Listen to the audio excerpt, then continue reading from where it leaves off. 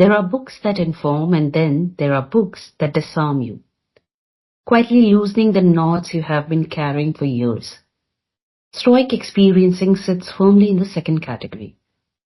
It does not invite or arrive with the posture of an expert talking at you. It arrives like a companion walking beside you, pointing out the subtle ways we lose ourselves and the surprising ways we find our way back. What you are listening to or holding is not a textbook, not a doctrine, and certainly not a manual for fixing your life. It is an invitation, an opening, a mirror, or maybe a nudge.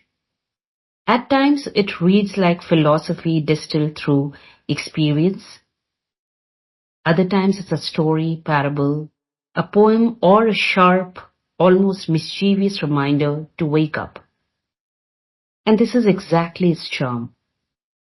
The ideas here stretch across wide territories: Stoicism, meditation, developmental psychology, myth, Tantra, travel, consciousness, and sexuality, and the unending puzzles of relationships. None of these themes appear as heavy theory. They appear as lived insight, honest, playful, sometimes provocative, and always anchored in the desire to empower the reader rather than overwhelm them. What this book offers is a way of seeing, a way of feeling into life with more courage, sensitivity, curiosity, and responsibility. A way of recognizing that the path of love, whether in relationship or within oneself, is not separate from the path of personal transformation. They are the same road, walked at different depths. If you take this book one chapter at a time, you will enjoy it. If you take it as a whole, you will understand it. Some parts may challenge you, some may soothe you, some may stay with you long after the reading is done. But if you meet these pages with sincerity, you will find something precious. A quiet but steady push towards clarity, towards beauty, towards the larger than life waiting within you. My wish for you is that this book becomes a companion on your own path, one that encourages you not simply to read, but to experience.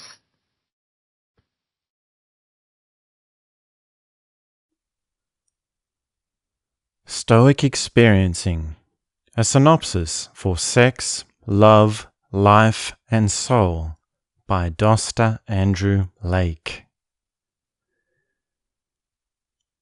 Chapter 1. Stoic Experiencing Explained. Neo-Stoicism Reprised. When you hear the great stories of old, of Seneca, Marcus Aurelius, and Socrates, there are many realizations to learn. These realizations are important and absolutely true in their wisdom, but will always remain secondary to the state of higher awareness they are trying to pertain to. A higher state of being is available to you. It is a way of feeling, a way of being and loving that is bigger than everything else you have ever experienced and felt. It brings a new quality to the way you love, live, and grow into your soul. It is a way of having the life you are living. It becomes a presence within your every moment, no matter where you are, no matter what is happening. There are many that have lived with Stoic Experiencing before, and yet in each instance it is completely unique. You will find your own path, and you will reach the summit that all paths lead to.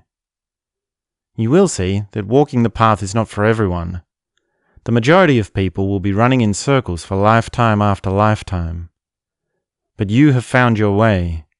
The beauty that will come to you for walking the path will be far greater than anything you could have ever imagined. It will also take from you far more than you have ever had. Stoic Experiencing is the path of love. It is the path of personal transformation. It is a courageous commitment to living on a deeper level with intelligence and relentless devotion. There will always be inequities of the selfish and a tyranny of evil. The truth of Stoic experiencing must become your North Star, your navigation away from all that is corrupt.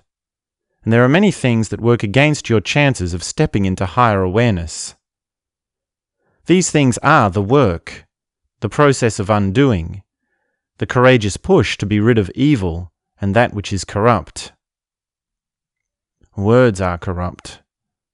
Words are so often used for evil, as instruments of those who are cunning. But even from those with the best of intentions, words have a way of creating misunderstandings. Words create complexity, and higher awareness always lives in simplicity.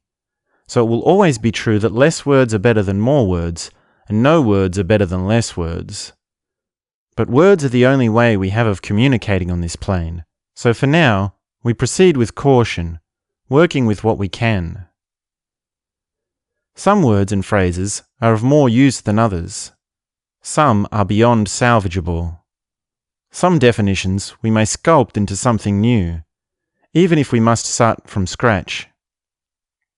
A portion of our time in this narrative will be spent dismantling words and forces of thought that have come to be absolutely corrupt. Once dismantled, we may begin to build something new. The word Stoicism has been weakened by the philosophers. The phrase Neo-Stoicism has been corrupted by the Christians. Therefore, we work with the phrase Stoic Experiencing as our partially blank canvas on which to mould an artwork. What words are signifying towards will always be of far more importance than the words themselves.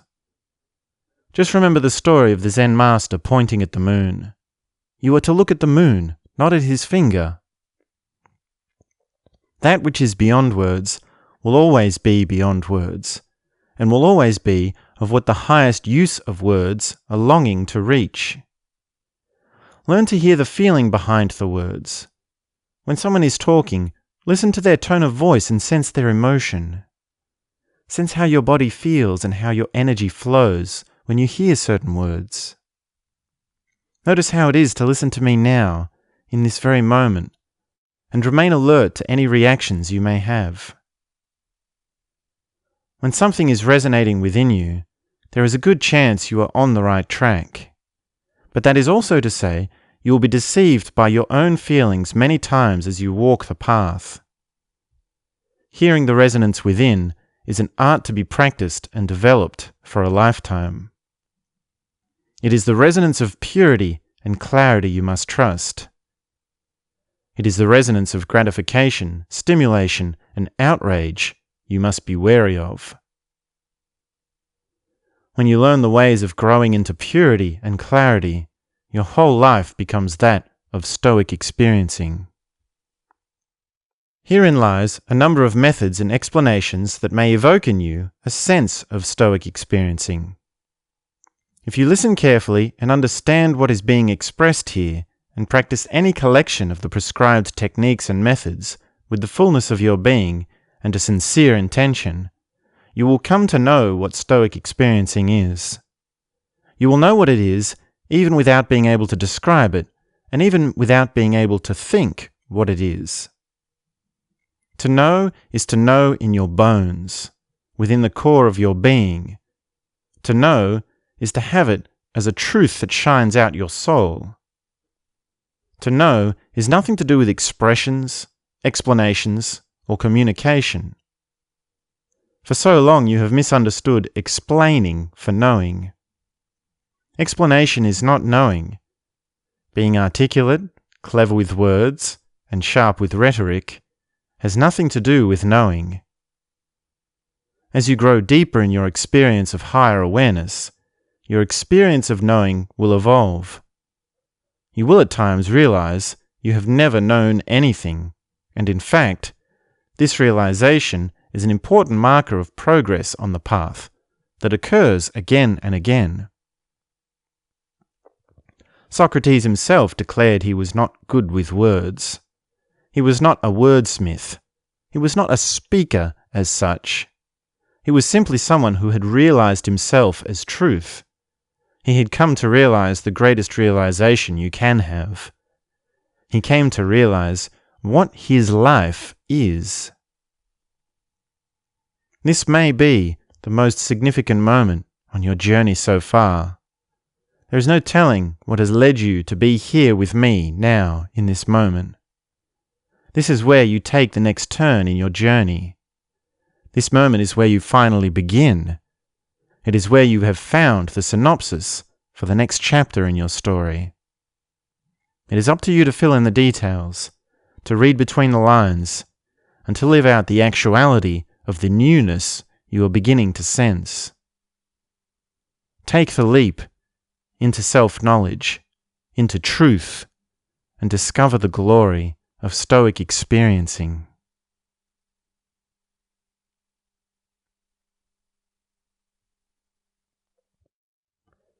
Chapter 2. The first step on the path. The first step on the path is the most significant step. The first step is the one that most people, a gargantuan majority, never take. The first step on the path always comes with the same realization, a realization that is accompanied by so much significance it can bring you to your knees. The realization is this: you need to change. That is the first step on the path, realizing you need to change. It is no small realization, because you see the change you need to make stems into every part of your life. The way you work has been wrong. Your sense of direction has been wrong. Your attitude to every little thing in your life, your relationships, your habits, your way of thinking and speaking, your sense of what you want, it has all been heading in completely the wrong direction. Your attitude towards the big things in your life has also been misguided. Your sense of the existential, your sense of mortality, your connection with the divine, it has all been completely wrong. You can sense this kind of wrongness when your perspective is telling you that everything is meaningless, life is pointless, and nothing feels zesty anymore. You see how wrong you have been when you realize that your life cannot continue the way it has been going. You see that if things are to continue the way they are, something significant is going to break. The first step on the path is preceded by a breaking point. Upon realizing that your whole life has been wrong, you have your first moment to face the music. You experience your first moment of truth. It is at this point you first begin to ask sincere questions, although it may be a long time before you can hear any answers. You will seek change and wisdom in many places, and it is perfectly good to do so. But ultimately, it is you that must find yourself. It is you that realizes it's time to take the first step. No one else can do it for you, and no one is going to find you and save you.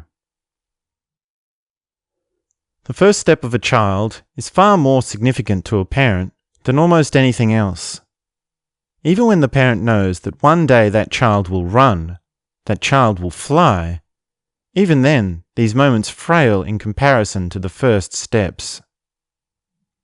The first step of a child is even more significant than their first words. A child makes all sorts of sounds with their mouth. They say all sorts of things. Words are always something of the mind, and will always be something of the mind. But walking is that of the path, and the path is always a way towards transformation. A child who speaks will grow and go on to say all sorts of things, but a child who can walk will go on to become and be all sorts of things. The weight of the first step is so heavy, people will do almost anything to avoid it. They go around and around in circles for years on end. Most people don't even know what the first step is. They don't even know that it is available to them. Even when someone comes and says, "You need to change," you do not listen. You blame and deflect. even when the person saying this is your most trusted lover. Because of the pain and significance of the first step, it is best to go into it with support and understanding. Here are 5 textbook realizations that may occur with taking the first step. 1. Once you take the first step, everything changes. It is every little thing about yourself and your entire understanding of all that was, all that is, and all that ever will be. 2. Once you take the first step, there is no going back to your old life. Things will never be the same again. 3. Once you take the first step, you will be living completely in a state of trust. 4. Once you take the first step, you will both at once be alone for the first time and able to connect and relate to other people in an authentic way for the first time. 5. Once you take the first step, you will start to sense how far you have to go. Many people do not take the first step because there are a few things, just little things, they don't want to change. Even when the vast majority of things they do, say, and feel are things they would gladly do away with, they still cling to their way of living for the few small things they are familiar with. Many people do not take the first step because they think their life is something they will want to return to later on. These people have no idea of the glory and beauty that could be in store for them. These people have no idea how absurdly stupid it would be to trade their old life for the new life they may come to attain. Those who have walked the path of transformation have never wanted to go back. Many people do not take the first step because they cannot live in a state of trust. They are disconnected from mystery. Their entire life is coloured by a background noise of mistrust. Mistrust seeps into every moment of thinking and feeling, every conversation, every flick of the wrist. Mistrust is a pervasive poison. It is the central force that keeps a person closed and unable to sense anything of mystery or the unknown. Many people do not take the first step because they are afraid to be alone, never realizing that to be alone is to know your own authentic self. It is only when you are your authentic self that someone can know the real you. It is only possible to have a real connection with someone when you know yourself. Otherwise, all your relationships are fake and shallow at best. At worst, they are cancerous. Many people do not take the first step because they are afraid to admit how lost they are. They are afraid to see how long the road is, how far they have to go. When you take the first step, you will realize that you were far more lost than you could ever admit to yourself. It is no surprise you put it off for so long. But the longer you put it off, the harder it is to take that step, which is why so many never do.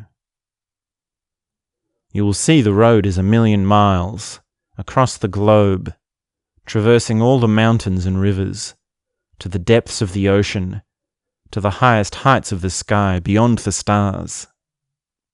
And there is another realization you will have when you see how far the road will go, which is to see that you need to practice every day, over and over again. You must practice with dedication and persistence, with trusting it will get better later on, even when it is hard in the moment. You must practice even when you cannot know what will come of it.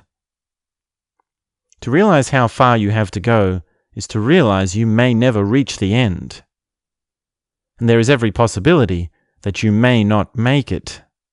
There is every possibility that the end is not part of your story. Even death cannot be trusted to be an end. It is only an unknown. But this unknown, and any other unknown, must not prevent you from taking the first step.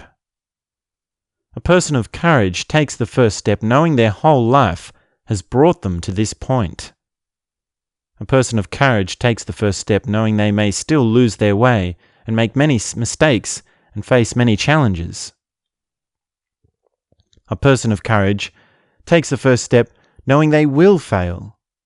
They know there will be pain, there will be darkness.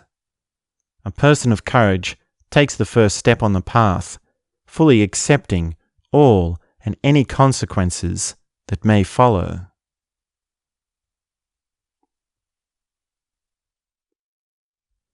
Chapter 3: The King's Cup.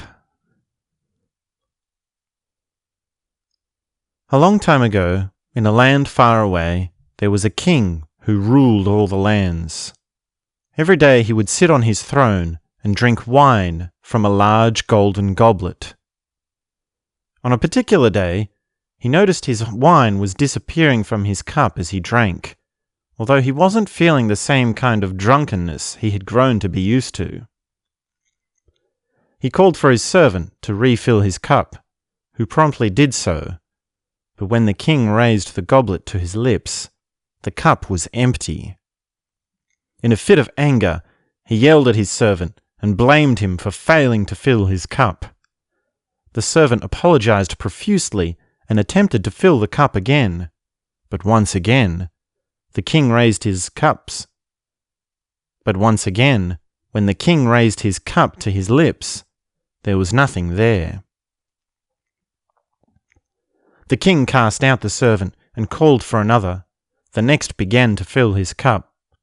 But as he poured, the king's goblet remained empty. Both the king and the servant could not believe what they were seeing. The wine was flowing out of the bottle, but just as it reached the bottom of the cup, it disappeared.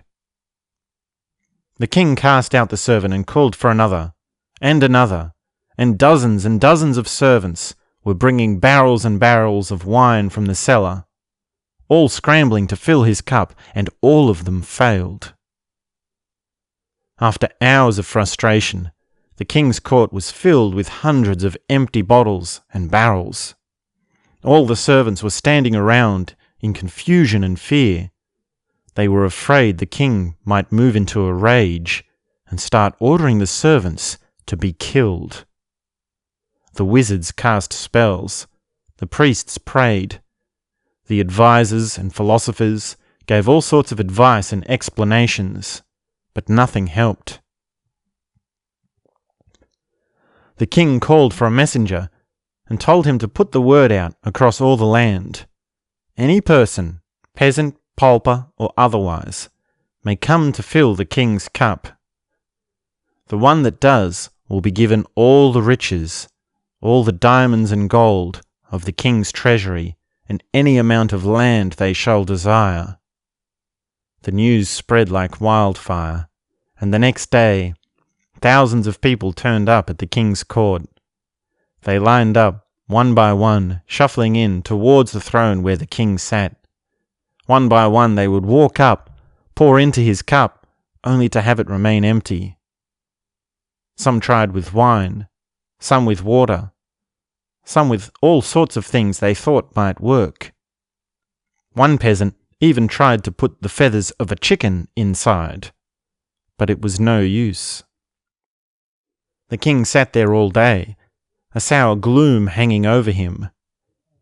Long into the night, people continued to line up, and everyone failed to fill the king's cup. By the time the sun had begun to rise, the people had stopped coming. No one had been able to fill the king's cup. He crawled into his sleeping chambers, defeated and worn. As he closed his eyes and fell to sleep, the last thought on his mind was whether or not it was worth living at all. When the king woke, his castle was empty. Everyone had deserted him, afraid of what he might do, having failed to fill his cup. He wondered what more he could do. He wondered who else he could try. He would give anything for just one goblet of wine. He would have given all his riches, all of the land and all of his royalty. He would have gone to live as a peasant for the rest of his days, if it just meant he could taste the sweet taste again. For days the king's castle remained empty, and he wandered around wallowing in defeat. He had wondered if he could find new servants, new advisors and the like. But he realized no one would want to be around him when they all knew he had a cup that was empty and unable to be filled. As the weeks passed, he began to wonder if his castle would remain empty for the rest of his days. Then one day, as he strolled through his garden, he noticed a forest nymph sitting in one of the trees. As he looked up at her, she giggled and laughed at him. "Why are you laughing at me?" he asked. "Why are you sad?" she responds. The king was perplexed. He wasn't used to having someone talk back to him, and she had hit a nerve because he had been wondering how obvious his misery would have been to anyone that may have seen the look in his eyes. "You look thirsty," said the nymph with a giggle, having no idea about the king's struggle to fill his cup. Without a moment's hesitation, she jumped down out of the tree, swung her drinking bottle from around her shoulder, and raised it up to him. "Hold out your cup. Drink," she said. "It won't work," said the king. "I have tried everything." "Don't try, just accept," said the nymph. The king looked at her as she smiled, an undeniable glow in her eyes. He raised his cup, and she poured some water. He raised it to his lips and drank. He felt the cool wetness touch his lips and slide across his tongue and around inside his mouth. The water flowed as he drank, down his throat and deep into his body. A rush of vitality swept over him. A tear fell from his eye. The king could drink again. He looked at the forest nymph in disbelief. "Do you realize what you have done?" he asked. She giggled and twinkled, and with a quick hop, skip, and a step, she disappeared into the forest. The next day, the king returned to the same spot at the same time, bringing his goblet with him, hoping to find the forest nymph again. He waited for hours, and just as he was beginning to think she had been an apparition, she appeared again. She said hello and filled his cup. He drank with unending gratitude. He was dumbfounded by the depth of the giving she provided for him, a giving she gave without wanting anything in return. They sat together and spoke for a little, the king showing immense interest in who she was and where she had come from. Over the next days and weeks, they regularly met in the garden, the king always going to have his cup filled and to hear more about who and what she was. She told stories from across the lands. She shared insights into the nature of food and sleep. She spoke of adventures, relationships, music, animals, and the dancing of the rain and the wind in its many forms. She spoke with a deep reverence for all that is natural. She expressed great playfulness for the simple pleasures in life. After a few months, people started to return to the castle. The king began to build his court again, with advisors, wizards, servants, and even a court jester. Many times, the king asked the forest nymph to come and join him in his castle. He said he would give her anything she desires. But she always refused. She insisted her way was the way of the forest, and it was very important that no one found out about her.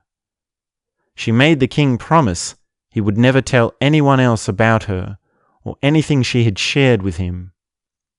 After all the nymph had done for him, he had no choice but to adhere. After a few years, the king's life had taken a new direction. He could drink again. He could welcome people into his court. He could hear stories from others and learn what others had to say about life. He could take someone into his heart and see their uniqueness without trying to buy their services or force his will upon them. He made time for relaxation, music, smelling the flowers of the garden, savouring the taste of food and all the many things he had rediscovered since meeting the Forrest Nymph. He went to visit her every now and then. She had become his beacon of clarity, his true north of rejuvenation.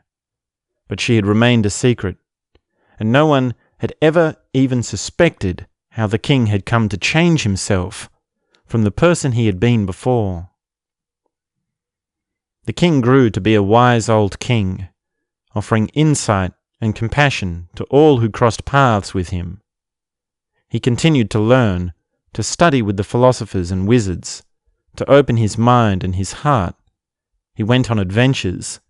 He could hear from the people, the peasants and farmers. He continued to grow in understanding and experience of all that life has to offer. And as he drank with a hearty grin, a bellowing belly of satisfaction, for the king now had a goblet that was not only full, but overflowing with milk and honey.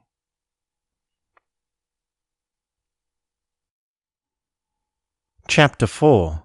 4 Places of Man. Cultivating Environment. There are 4 core environments a man must cultivate for himself. Each one is of equal importance and serves to expand different components of his soul. One is an environment where he can work and create, a kind of sanctuary that is fertile for productivity and artistic experimentation. One is an environment where he is known, where people cheer with joy to see him arrive. One is an environment where he is unknown, where he can be someone new, a beginner. And another is an environment where he can be invisible, to be nothing. In his place of work and creativity, he must have raw materials available, maintain a degree of isolation during his working hours, only allowing people to visit him who are completely supportive and understanding of his work. He must be organized, but not without a chaos in harmony, allowing objects to have their own presence, autonomy, and sovereignty. He must ruthlessly cut out all distractions. In his place where he is known, he must cultivate relationships. He must share the truth of his authentic being, telling stories and ideas of his own personal experience. He must listen carefully to others, creating deeper bonds, guiding conversations into deeper significance, while avoiding frivolous and blabbering ways of talking. In this place where he is known, he must regularly laugh and inspire others to laugh, all the while maintaining a mutual respect between all. In his place where he is unknown, he must learn new activities and meet people who know nothing about him. It is his chance to be a beginner, to be without the weight of reputation, to be humble in all he has not experienced. He may follow things aimlessly, allowing explorative curiosity. He must open to different ways of living and new experiences.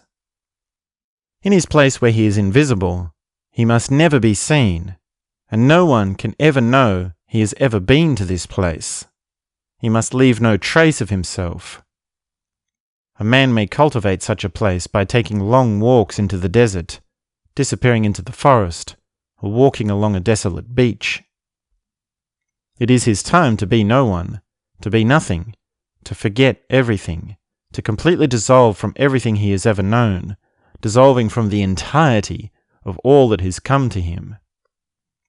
If a man has become so famous as to be recognized everywhere he goes, he has failed as a man. If it has become impossible for him to have a place where he is unknown and a place where he can be invisible, he has gravely miscalculated his life path, and the quality of his consciousness is near impossible to salvage. Even with all the unending love and admiration of the people around him, he will remain alone, as his suffering is ubiquitous and indescribable even to himself. His surface appearance will remain glorified, while his inner consciousness has become rotten. A man must take great caution to see his 4 core environments don't become tainted.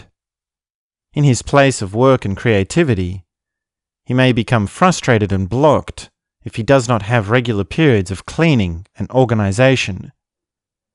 He must on occasions throw out everything that is old to make way for the new. In his place where he is known, he may find that his relationships become fake and parasitic if he fails to express and know his authentic self. In his place where he is known, he may find that his relationships become fake and parasitic if he fails to know and express his authentic self. He will find people have no respect or interest in his life if he is not living up to his highest vision of himself. In his place where he is unknown, he will be seen as an eccentric, the crazy person, the outsider, and many awkward interactions will occur. If he does not regularly practice being a beginner, his ability to be a beginner will become closed to him, thus hardening his identity and making further growth impossible. In his place where he is invisible, he runs the risk of going too far into the nebula of the cosmos, wanting never to return, losing his grounding and centering. If he does not remain in touch with his core, he may become stuck in his state of invisibility and lose his humanness permanently. There are a number of ways the path of life can encourage and conflict with a man's 4 core environments. Fatherhood is antithetical to a man's world of work and creativity and his world of invisibility, but greatly beneficial to the world where he is known and to where he can encounter ever-renewing challenges that will bring him new understandings of himself. For this reason, a man may be in conflict within himself when it comes to the phenomena of fatherhood. For a man to resolve this conflict, he must become a master of balancing his 4 core environments. He must allow them to remain independent and self-contained from one another, putting more energy into that which is weak and relocating resources from that which is strong. He must allow a harmony in how each of these environments are weighted within his life. He must see clearly that which is in contradiction to his own development and that which is unchangeable. If a woman is not supportive of even just one of his 4 core environments, he must cut ties with this woman immediately. A man must know when his place is under conflict and when it is being encouraged. In his place of work and creativity, he will be conflicted by distractions, lack of direction, procrastination, and laziness. He will want to indulge himself and feel cozy, putting off the actualization of his ideas and creative flair. In his place of work and creativity, he will be encouraged by experimentation, passion, and creativity. He will enjoy trying new ideas and problem solving. He will become more in touch with his soul as he works. In his place where he is known, he will be conflicted by phony relationships, of people taking advantage of his status, of people wanting to be around him simply because of his fame and success. In his place where he is known, he will be encouraged by meaningful conversations that take an honest and courageous turn towards truth. When truth and authentic expression are present, many moments will be fruitful, and many conversations will have moments of inspiration. In his place where he is unknown, he will be conflicted by people who judge him for being incompetent. He will face ridicule and scrutiny. He will fail to do the most basic of tasks and appear to be a fool, someone clumsy. In his place where he is unknown, he will be encouraged by new experiences. He will become open-minded and open-hearted. He enjoys trying new challenges and learning new skills. In his place where he is invisible, he will be conflicted by the pressure from society to amount to something, to actualize something in the world, to make his mark and to have significance. The gravity of his humanness will weigh on his back and may lead him to feel a bitterness for being misunderstood. In his place where he is invisible, he will be encouraged by existential gratification, feelings of expansive awareness, realizations of higher forms of reality and of being much bigger than everything else he has known himself to be. Conscious geographical orchestration is critical for a man to cultivate his 4 core environments. His place of work and creativity must be separate to where he sleeps and lives, although many times he may wish to sleep and live in his place of work for periods of intensity and submersive involvement in a project. This place is the recording studio of the musician, the laboratory of the scientist, the cabin in the woods with a typewriter for the author. His place where he is known must be a place of celebration and relaxation. It must be separate to where he works and creates. There must be easy access of food and drink, and everyone who is present may be given any comfort they may wish to indulge. This place may be the holiday resort, the local cafe, or the nightclub. It is somewhere social and public that allows for open celebration. His place where he is unknown must be far enough away from his normal circle of friends that there is not too much of an overlap between social circles. There must be a majority of people who do not know any of the people he is connected to outside of this place. This place may be a side job he works in an industry in which he has no experience. It may be a community event or gathering, such as sports or athletic events. In his place where he is invisible, there must be no other structures or buildings around. It must be a place that is difficult to reach, with no obvious path. There must be no trace of man and his machines. It must be a place of complete isolation. He must leave no trace. He is to be nothing. This place may be a walk through the bush, a hidden cave, a spot by a creek or a river. It is becoming harder to find places in the world that have remained untouched by humans.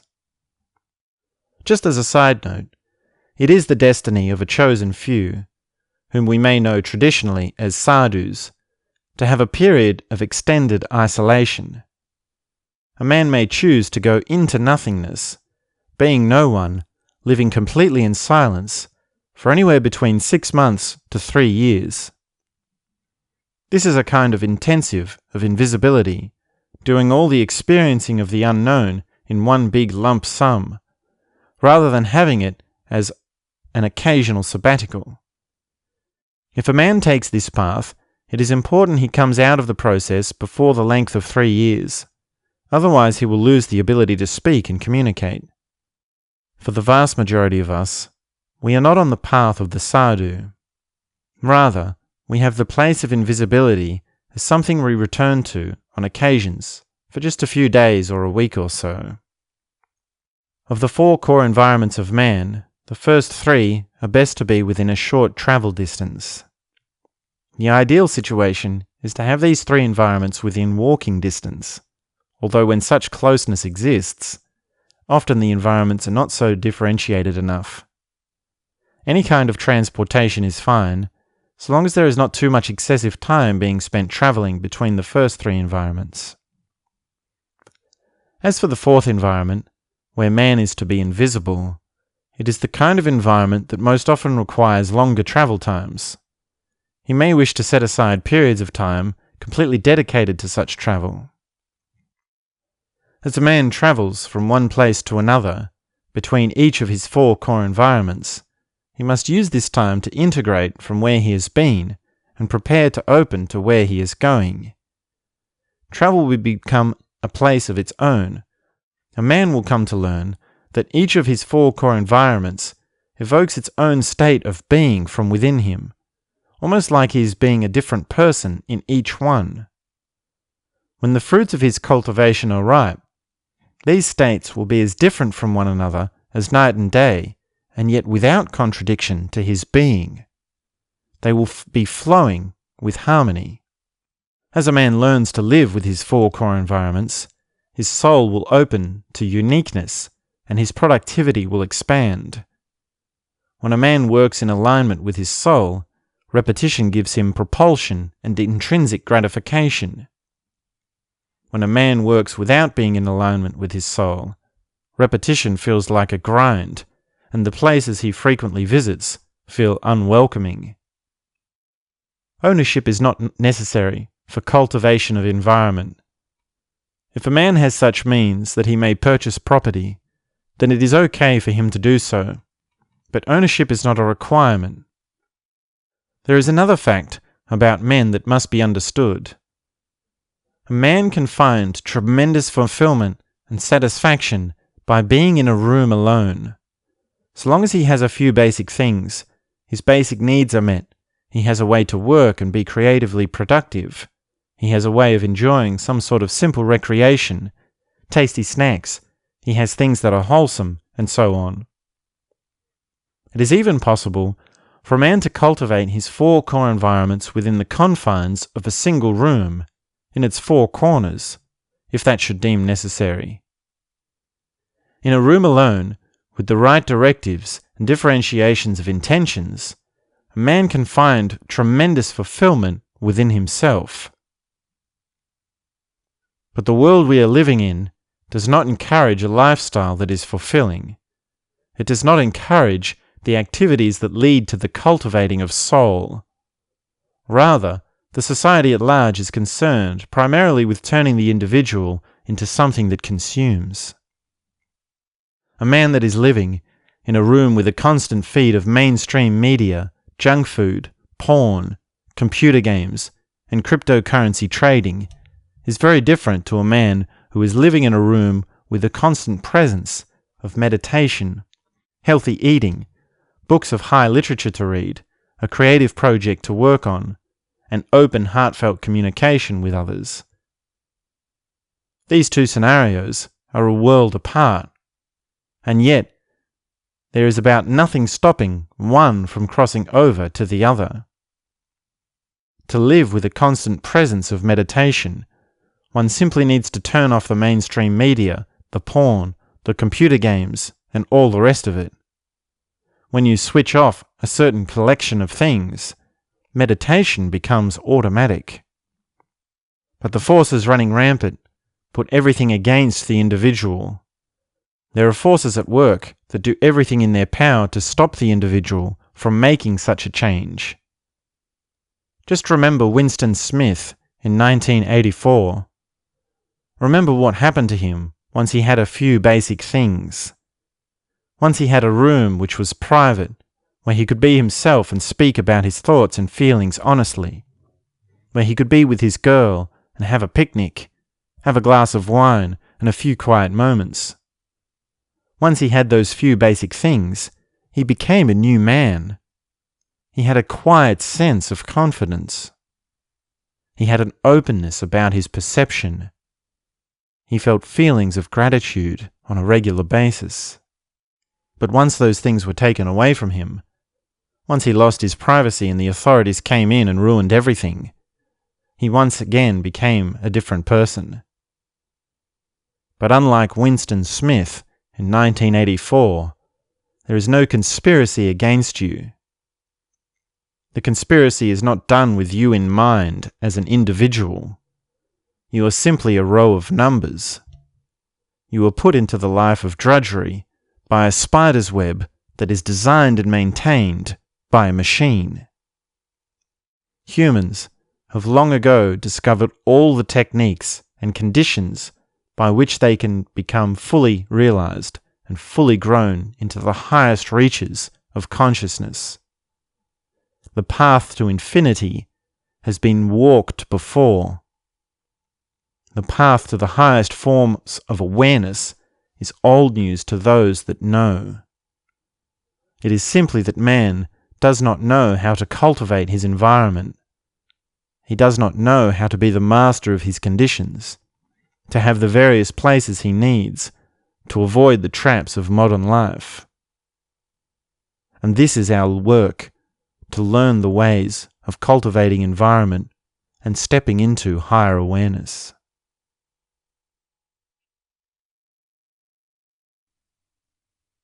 Chapter 5. The Significance of 1408 by Stephen King. There was once a great author, Mike Enslin, who specialized in writing reviews of haunted hotels. He would travel the country, checking in and staying at the various spooky places, writing articles, writing books, describing his experiences and giving ratings over how scary the place was. One time, when he was at a book signing event, one of his fans came up to him and asked about one of these stories. They asked him if it was real, if the character in the book was based on him, if it was personal. It is a common question we all ask ourselves of stories. How much of this is personal? How much of this is real? But Enslin insisted it was just a story. The character was not based on his own life, and it had nothing to do with anything more than a fantasy world he had created. The fan asked him why it felt so real, and if he believed in the supernatural. But Enslin simply said, "No, it's all just stories." And here's the first insight we must take note of. Mike Enslin is a man who spends his life following the supernatural, looking for spooky places, thinking about and writing about these stories of ghosts and spirits, and yet he does not believe. Part of him must have either known that spirit is real, or at the very least, part of him must have wished and hoped for spirit to be real. He must have been in some kind of denial. Just imagine, almost every hotel he goes to, he ends up saying, "No, there's nothing here, not a single ghost to be found." He must have had a very strong muscle of skepticism for him to suppress his hidden desire for the spirit world to be real. It says everything about him that he told himself so undoubtedly that the spirit world is not real. That is, at least until he heard about room 1408. He went to meet the hotel manager, who insisted he was not allowed to enter room 1408, or to have anything to do with it. Of course, this created an intense interest in Enslin. Anytime you deny something, it creates interest. The two go hand in hand. It is a perfect echo of the denial and interest that Enslin had within himself, playing out in this new opportunity to stay in room 1408. People say love is just a game, but then when the right person comes along, they fall in head over heels. People say the preacher has no purpose in modern society. But then when a friend dies, they search for someone to help find the right words to say. Mike Enslin would say that ghosts don't exist, but then, when he heard about room 1408, he insisted to see it for himself. The hotel manager explained to Enslin that many people had died in that room. People had died terrible deaths in all sorts of ways. There had been multiple suicides, multiple murders, and a whole host of deaths of natural causes.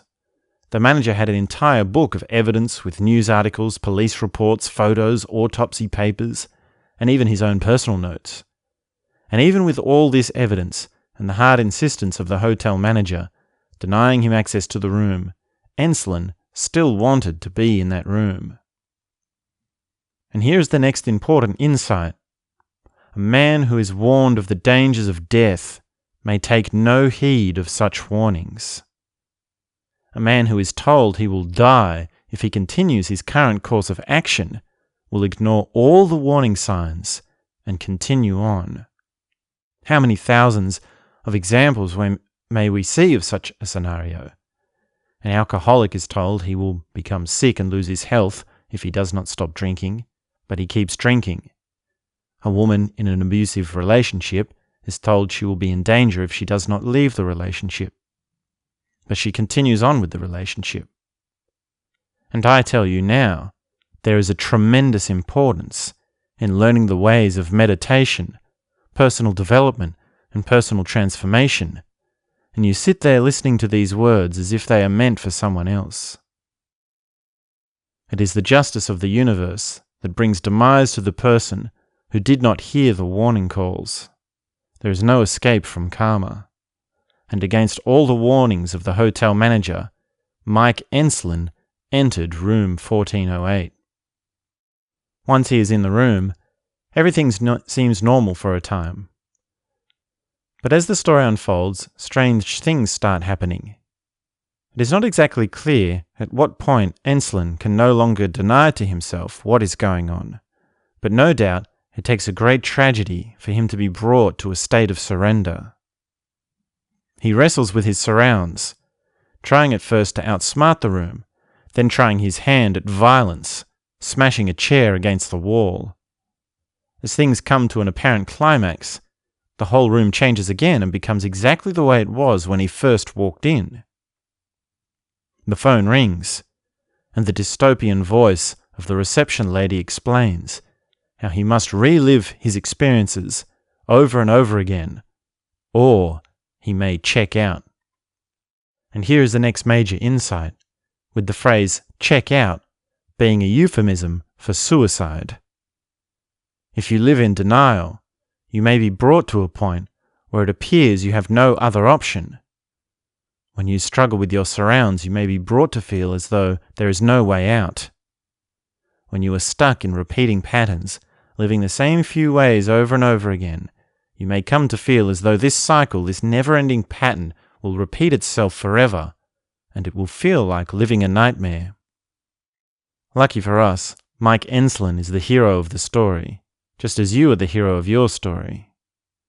He chose to continue on and find his way into new depths of his being. He wants to continue on. He wants to find a way out.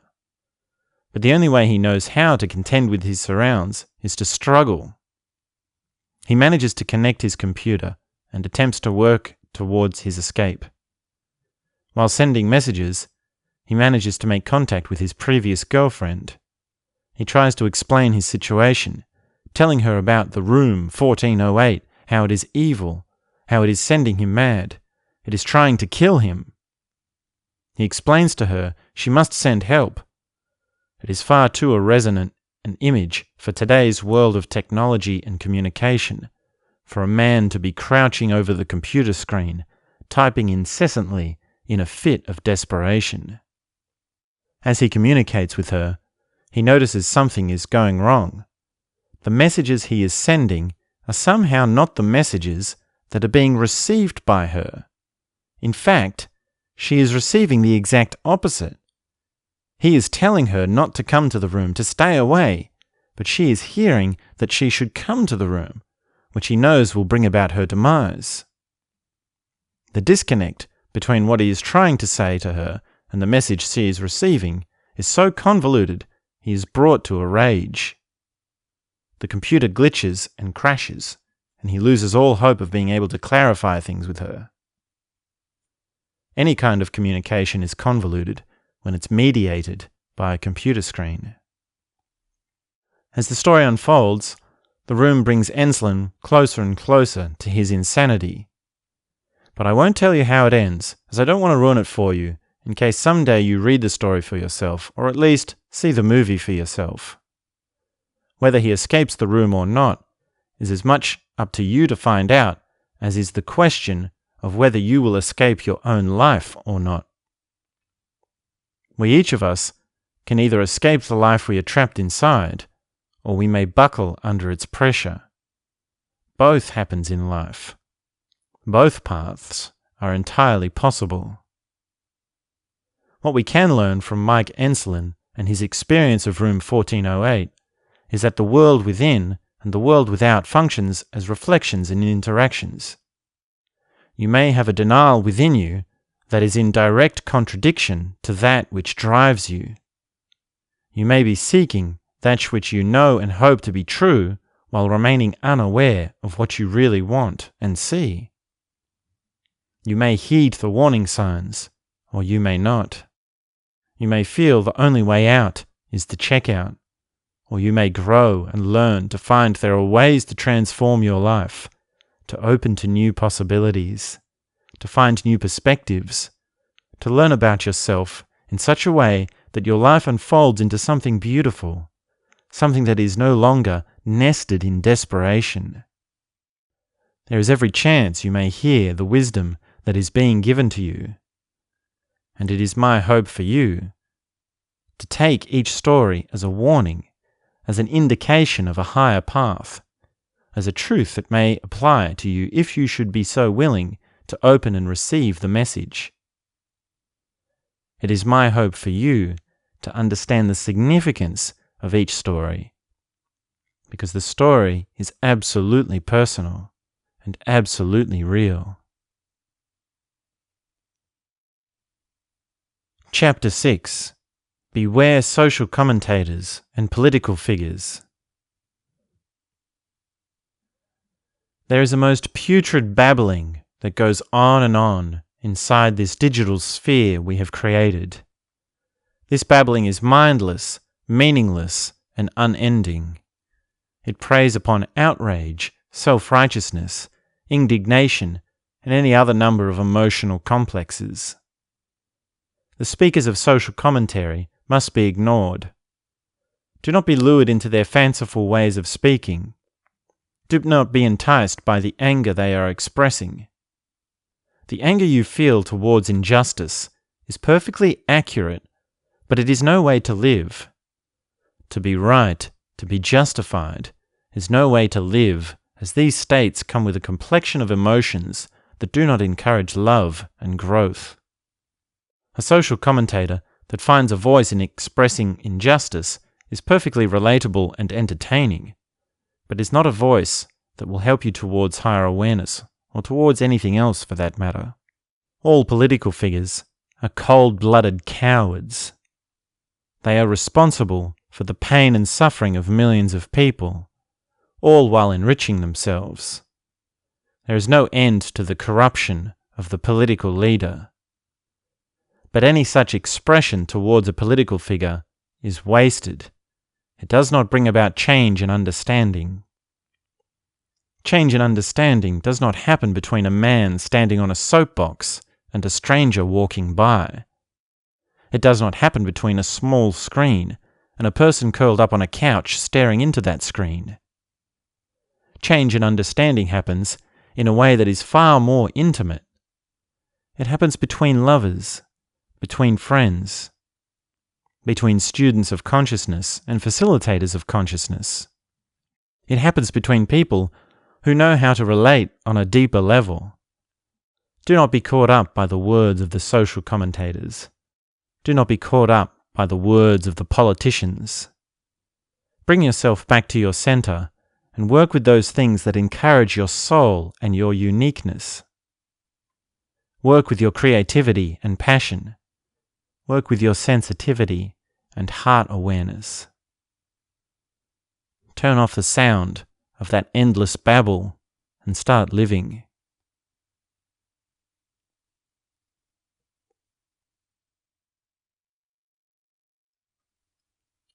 Chapter 7. On Sleep Deprivation, Dreaming, and Work. At various times in your life, you must work non-stop, with the entirety of your intensity, with the full passion of your being, until you are brought into such a state of exhausted delirium that your body collapses. You must make an art of giving yourself cozy rest. Rest can be a time of active dreamscape experiencing and active imagination. Rest can be a time for encountering the eternal silence. Rest, when experienced as pure rest, brings your nervous system back to its ground base, a kind of home, giving you the feeling of being at peace within yourself and the world. You must learn to be consciously aware during your dreaming states. You must also learn to bring your dreaming states, as in modes of thinking and imagination, into your daily waking state. At first, you will become more lucid during your times of dreaming at night. Then the daily waking state will be like a dream, which is how it had been all along, with things never quite really being exactly how they seem. Then later on, you will start to become more able to have the nighttime dreaming experiences while working with your regular modes of thinking. These are three distinct phenomena: the dreaming state at night becoming more real, the normal daily waking state being more like a dream, and the dreaming state as it appears at night appearing during normal daily waking state. As these three occurrences happen regularly, a fourth component of experience will develop within you. This fourth component is the thing that can see each of these occurrences as distinct and related to each other unto themselves. This fourth component we may call higher awareness. There are a number of sleeping patterns to experiment with, which will help to put you in touch with the various effects of sleeping and dreaming states. Sleeping once every 24 hours, sleeping twice every 24 hours, once for 4/5 the total length of sleep, and once for 1/5 the total length of sleep. This structure is also known as 2 days in 1. Sleeping once every 24 hours with ever earlier start times in the morning. Sleeping once every 24 hours with the total length of time becoming ever slightly shorter. Waking briefly in the middle of the night for a short burst of heightened activity for no longer than 15 minutes, then returning immediately to sleep. For one night per week, sleeping for only 1 hour without a change to the length of sleep on any other given days of the week. Being nocturnal, and jet lag in its many forms. Also remember, sleeping cycles fall into rounds, even sets of 90 minutes, so each structure must be organized as required to facilitate these cycles. Each of these structures of sleep take their own time to become familiar to you. They will all have their own effect and will appear at different times throughout your life, depending on circumstances and your current directive. For Stoic experiencing, you must be able to function, work, and remain alert with higher awareness no matter what kind of sleeping pattern you have been experiencing. You will never complain about not having enough sleep because you will have experienced all amounts of sleep from all different combinations with a whole array of effects. You will never complain about sleepiness or tiredness, as you will know that whatever state you are in, higher awareness is always available to you. A master of higher awareness understands these things about tiredness and sleep deprivation. 1. You always have a choice with your behavior. 2. You always have the ability to focus and concentrate. 3. You always have the chance to rest when you need to rest. 4. You always have the ability to detach from unpleasant feelings, even while remaining aware of the feelings. And 5. You are always able to live with serenity, sensitivity, and awareness, regardless of the feelings or tiredness or otherwise. When you are sensitive to the ways of the stars and planets, you will notice you sleep far less during a full moon than you would otherwise. There is no need to fight against this. If you know it is a full moon, stay up late and wake up early, allowing your mind to become busy. If you are having trouble sleeping at night, go for a walk outside. Begin walking at a brisk pace, slightly faster than your normal pace of walking. It might be you even begin with a light run. Then, after a few minutes at this pace, continue by walking slightly slower. Then, after a few more minutes, walk slower still, each time becoming slower and slower with an ever smaller change in pace. Continue to progress your walking until it is very slow and heavy. Coordinate the slowing of the walking pace with the lowering of your heart rate and breath. When the walking becomes extremely slow, walk as if you are heavy with weights. This kind of walk will send the message to your nervous system that you are tired and it's time to rest. Another solution to sleeping problems is simply to accept how you are with sleep. If you are not sleepy, do not be sleepy. If you do not need rest, do not rest. You will also learn to rest your body without needing sleep. If your body is horizontal and you are fully relaxed, that is enough. Alcohol can cause all sorts of sleeping problems. If this is happening to you, you must stop drinking. When you go to sleep at night, it is important to remove all sources of light. The deeper the darkness, the better. And there are many other factors you will learn to coordinate to make your sleep even deeper and even more cozy. Your experience of sleep and dreaming will evolve as your consciousness does, just as your experience of work will also evolve. Everything you bring into a new understanding affects everything else. This project of personal transformation remains systemic.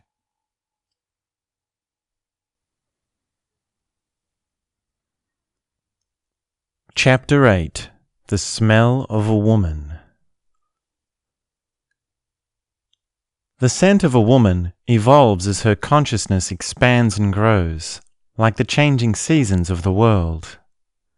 In her years of spring, her scent will have a sweetness like that of flowers and fruits, particularly fruits of the smaller kind like blueberries, strawberries, cherries and mulberries. She will be drawn to experiences of exploration and creativity, like painting, dancing, and finding recognizable shapes in the clouds, pareidolia. She will walk amongst the forest singing to birds, talking to the trees and gathering herbs for her cooking or tea. Her fragrance will bring nutrients to all around her, facilitating healing and new transformations towards otherwise unattainable realms of consciousness. The elements of her years of spring will be of earth and water. In her years of summer, her scent will turn tropical, continuing to have a fruity sweetness, but more like that of the larger fruits, like watermelon, mango, pineapple, and coconut. She will be drawn to pleasures of the body and the senses, radiating a passionate energy outwards from her being. She will explore many different sizes and shape of banana, often speaking openly and in great detail about her experiences with her friends. Her fragrance will bring a heightened energy and feeling of spicy pulsation to all around her, inspiring sensuality and passion. Those who encounter her fragrance will buy her gifts and provide her with a myriad of material resources. Diamonds are a girl's best friend. The primary elements of her years of summer will be of fire and air. In her years of autumn, her scent will turn towards a new texture, more like that of cinnamon, lavender, vanilla, and melting butter on freshly baked croissants. She will be drawn to the countryside and walking along large open grass fields as she opens to a childlike way of seeing the world. She will spend hours reading old books in the library, cooking her own original recipes in the kitchen, and stitching new clothes for herself from fabric she carefully chooses for her designs, which she develops to complement the movement and shape of her body. Her fragrance will bring a deep nostalgia to all around her, rekindling long-term memories that have laid dormant for many years.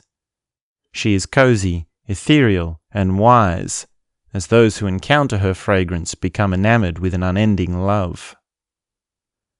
The primary elements of her years of autumn will be of earth and ether. In her years of winter, her scent will turn towards a new texture, more like that of charcoal, maple syrup, pure white sand, and the smell of fresh morning dew amongst the trees in the fog. She will be drawn to the mountains, as mountains are the longing of the earth to meet the heavens. She will reflect on her past experiences, having traversed the full spectrum of human consciousness from earth to heavens. She will cook the roots of the lotus flower with herbs and oils to develop her own grounding and further resolve. If she is practiced in the arts of magic and energy, she will begin to teach and share her wisdom with those who are ready to learn.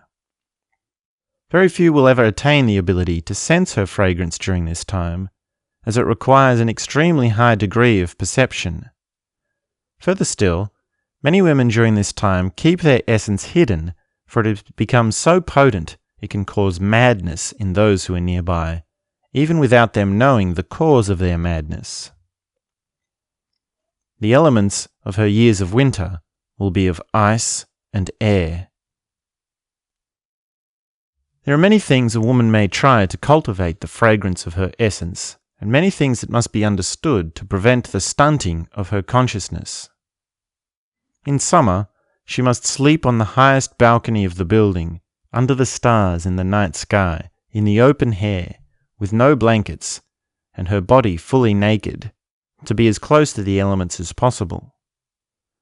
In winter, she must sleep on the lowest floor of the building, with thick covering, with a warm fire nearby, to ground herself and bring a new resolve for the next time there is a change of seasons. In autumn, she must regularly swim in natural fresh water, washing herself under a waterfall, and she must do so completely naked. She must never use synthetic chemicals for washing her hair or skin, instead learning the ways of Ayurveda and holistic practices. Many chemicals that are used for cleaning have destructive properties. A woman's essence is like cultivating a flower garden. It must be all natural, and therefore chemicals can only be a temporary mask at best. At worst, they may permanently stunt the growth of her consciousness.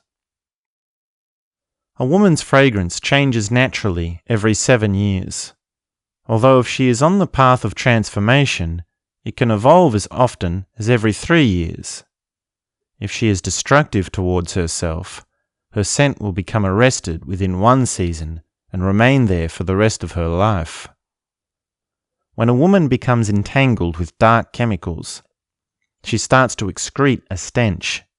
She will sweat and reek, giving off a disgusting odor that is repulsive to all around her. If a woman has come to such a situation with her life, she must undergo an intensive of detoxifying her body. This may involve prolonged periods of fasting and sun exposure. A woman may use perfume to accentuate either the fragrance she is living or the fragrance she is about to evolve into. However, more commonly, a woman uses perfume to mask the fact that she has not developed her own natural fragrance. A man may come to realize the fragrance of a woman, when radiating from her natural essence, is an aroma to kill for, and even to die for. If it could be bottled as a perfume, it would be worth more than the elixir of life. For a man to know that such beauty exists, and yet to be without it, can drive him to an insanity of obsession, causing him to be forever agitated in his arms and legs. His daily actions become a scavenging fever. His mind becomes confused with flashes of colour, as his thoughts become more and more disjointed. His actions are driven by desperation, as he struggles to have even a moment of peace. For a man to know that such beauty exists and yet to be without it is the ultimate torture.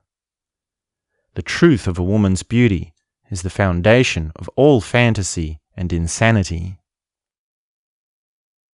For a man to encounter a woman's natural fragrance, when it is radiating from her pure essence, is for a man to know the final beauty. For him to encounter it and taste it, if only momentarily, it is enough. Once a man has known true beauty, he is ready to die. For a man to know that beauty exists, and to know that he has experienced it for himself, is enough for him to live with an absolute resolve of gratitude. He stands firm in the face of adversity. His mind remains calm and clear when chaos swirls around him. His actions are direct and filled with natural spontaneity. For a man to have experienced beauty is the ultimate expression of love and soul. The truth of a woman's beauty is the foundation of all peace and understanding. For a woman to develop her own natural fragrance, no direct technique is required. She is simply required to walk the path and do those things that allow for cultivation. Her natural fragrance is a flowering that comes from stepping into personal transformation willingly. It is a flowering that follows healing and growth. It is a happening that one may only trust in, without any insistence, without any expectation. When a woman lives with higher awareness, the birth of her own natural fragrance is simply a matter of time. Chapter 9. Dissolve every complex. A complex is a collection within you that is hidden because of its subtlety. A complex is made of parts that are connected and dependent upon each other, but appear at first as isolated parts. A complex may appear in your mind as a collection of thoughts, as if you are having multiple ideas at once. At first, you may see a complex as an idea or belief. As you grow in awareness, you will see that a complex is a tangle of multiple things, many of which are beyond thought and intangible to you. As you progress even further, you will be able to see a complex as illusory and yet all the while very much present. Your experience of what a complex is will evolve, and in fact, it must evolve for you to be able to dissolve a complex. A complex is difficult to sense because it is absolutely intimate to you. It is connected to your identity, your understanding, and your past experiences. A complex is difficult to sense because its core components have seemingly always been with you. The origins and growth of a complex is hidden to you. A complex is difficult to sense because the mechanisms that protect and maintain it are within you. There is self-deception, pride, self-confirmation bias, fear, close-heartedness, and thousands of other things that are constantly working to protect and maintain the complexes that make up your experience of life. A complex is difficult to sense because it means the unraveling of who you are and what reality is. Furthermore, anything that protects a complex is a complex itself. Freud was right when he defined the inferiority complex and the ego, but his shortcoming was that he did not go far enough. There are complexes within complexes within complexes. As your understanding evolves, your understanding of what your mind is will change and develop, thus revealing to you how far-reaching the components of a complex can be. You will come to understand how a complex can change and adapt to protect itself from new understandings. You will experience a complex in more and more intricate ways. A complex is always becoming bigger and always adapting to remain hidden. A complex always becomes more complex before it dissolves. You will come to understand that your experience of a complex will always be new. Whatever your understanding is, you must dissolve every complex. All that is needed to dissolve a complex is for you to become aware of it. As soon as you see a complex clearly for what it is, in all its tangles and intricacies, it will dissolve. With practice, you'll be able to know exactly how it feels to experience dissolving, and that will remain the same for every complex you find. You must learn to direct your awareness. You must learn to pierce things within you with a sharp awareness, which is related to concentration, but not exactly the same. If you develop your concentration to a certain degree, you will be able to pierce a complex to dissolve it. If you are not yet living in higher awareness, you may find it difficult to dissolve a complex through awareness alone. In that case, experiment with brute force dissolving techniques. These techniques may include dance and moving the body in an unfamiliar way, pelvic shaking and kundalini movement, chanting and voice vibration exercises, gibberish and face scrunching exercises, and perhaps the most forcing of techniques, forced laughter. With brute force dissolving techniques, you develop new synaptic firings in the brain, thus laying the foundation for experiences of higher awareness, which will in turn lead to the ability to dissolve a complex by directing your awareness towards it. There are complexes within your mind and body that have been building up over tens of thousands of years. For thousands of generations, the human body and nervous system has amassed deep-rooted complexes and patterns. A man may perhaps always be able to recognize the shape of a beautiful woman in a matter of seconds. The primary complex is the complex of suffering. It is your primary directive to eradicate all the suffering within you. It is the absolute complex because it is the most intimate to you and the most foundational. Suffering is all of mind, and yet appearing to be anywhere the mind is not.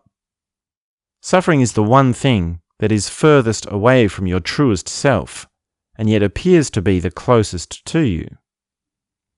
Suffering is the ultimate illusion, the most adaptable defense, the most twisted of mechanisms. But as you practice dissolving smaller complexes, you will come to see that suffering is a complex just the same as any other, which is that it can be dissolved in exactly the same way as any other. To see this from another side, and to allay any of the mustiness that may be lingering on the word suffering thanks to the Buddhists, we may use the phrase unconscious foreboding as a cousin of the primary complex. Many people live with not so much a suffering as an unconscious foreboding, a kind of background noise in the mind, an unshakable but all too often deceptively deniable feeling that things are not going well. This is the subtle suffering you must be rid of. Whatever the quality of the negativity, as brought about by whatever the circumstances, you must move out of it and into positivity. However, the unconscious foreboding is maintained, by whatever methods of denial or distraction, it must be overcome. The unconscious foreboding is a complex nonetheless, and everything that arises within you must be transformed, which is why you must dissolve every complex. It is your work to dissolve every complex, to develop your higher awareness, and to live every day, every moment, with freshness and vitality. Chapter 10. Chapters of Life. The Return of Saturn. When you turn the age of 28 years old, Saturn will be at its same position as to when you came to this planet. There is no need to believe or even trust in anything of the stars, other than to use them as an excuse for your own way through life. Therefore, when you turn the age of 28 years old, everything must change. Indeed, everything will change whether you know it or not, so it is best to embrace it. If you are a person of higher intelligence, you will naturally be wanting life chapters to evolve and change. You will be meeting different people, traveling to different countries, finding new perspectives, and so on. By the age of 28, this searching will come to a new depth, as before you were looking for frivolous experiences that gratify peripheral notions. Now you will be searching for something much larger than yourself, something that penetrates to your center. In order to live up to this searching, you must make a conscious step to venture out into a new world of opportunities. It requires leaving everything you have done before behind. It requires a leap of faith. Often this looks like leaving your job and going to travel the world, although, as we will discuss in a moment, the nature of traveling the world has a number of vastly different intentions to it. Most usually, hobbies and habits peter out gradually. You never truly know when the last time you will do something is. You never know when the last time you will pick up your daughter and raise her over your shoulders as she grows gradually. You will simply find yourself many years later remembering how you used to do so. But when you take a hard leap into a new chapter of life, you let go of everything at once. It is a piece of massive action that takes the courage of a hero. It is a step you may take at any age, after any amount of self-reflection. When you travel the world, you may even meet an old man traveling. It seems absurd. You are young, having just finished school, and you are traveling the world. He is an old man, having lived many lives, having his own family and all. And yet, he is traveling the world in the same way you are, in the same place, even staying in exactly the same dormitory as you. How can a man so different and so much older be in the same place as you? It is a more common experience than you might suspect. A man in his 40s or even 50s is at the party, surrounded by flashing lights, loud music. Many young people are dancing around him as they burn up their youth. Sometimes this man even becomes the center of the party, putting on his own music, hosting his own events, becoming a kind of king of the youth. He has an open shirt, all sorts of hippie bracelets and necklaces on, many girlfriends, attending many parties late into the night. But what is he doing? What on earth is driving him to act like he is in his early 20s again? It is simply a stage of life. Many people reach this stage. He has lived by the rules of others, and he has had enough. He is starting to live for himself. But by this time, it is too late. His perspective has become hardened. You could never teach him something, or tell him a story of your own that would make an impact upon him. The conversations you have with him are always one-sided.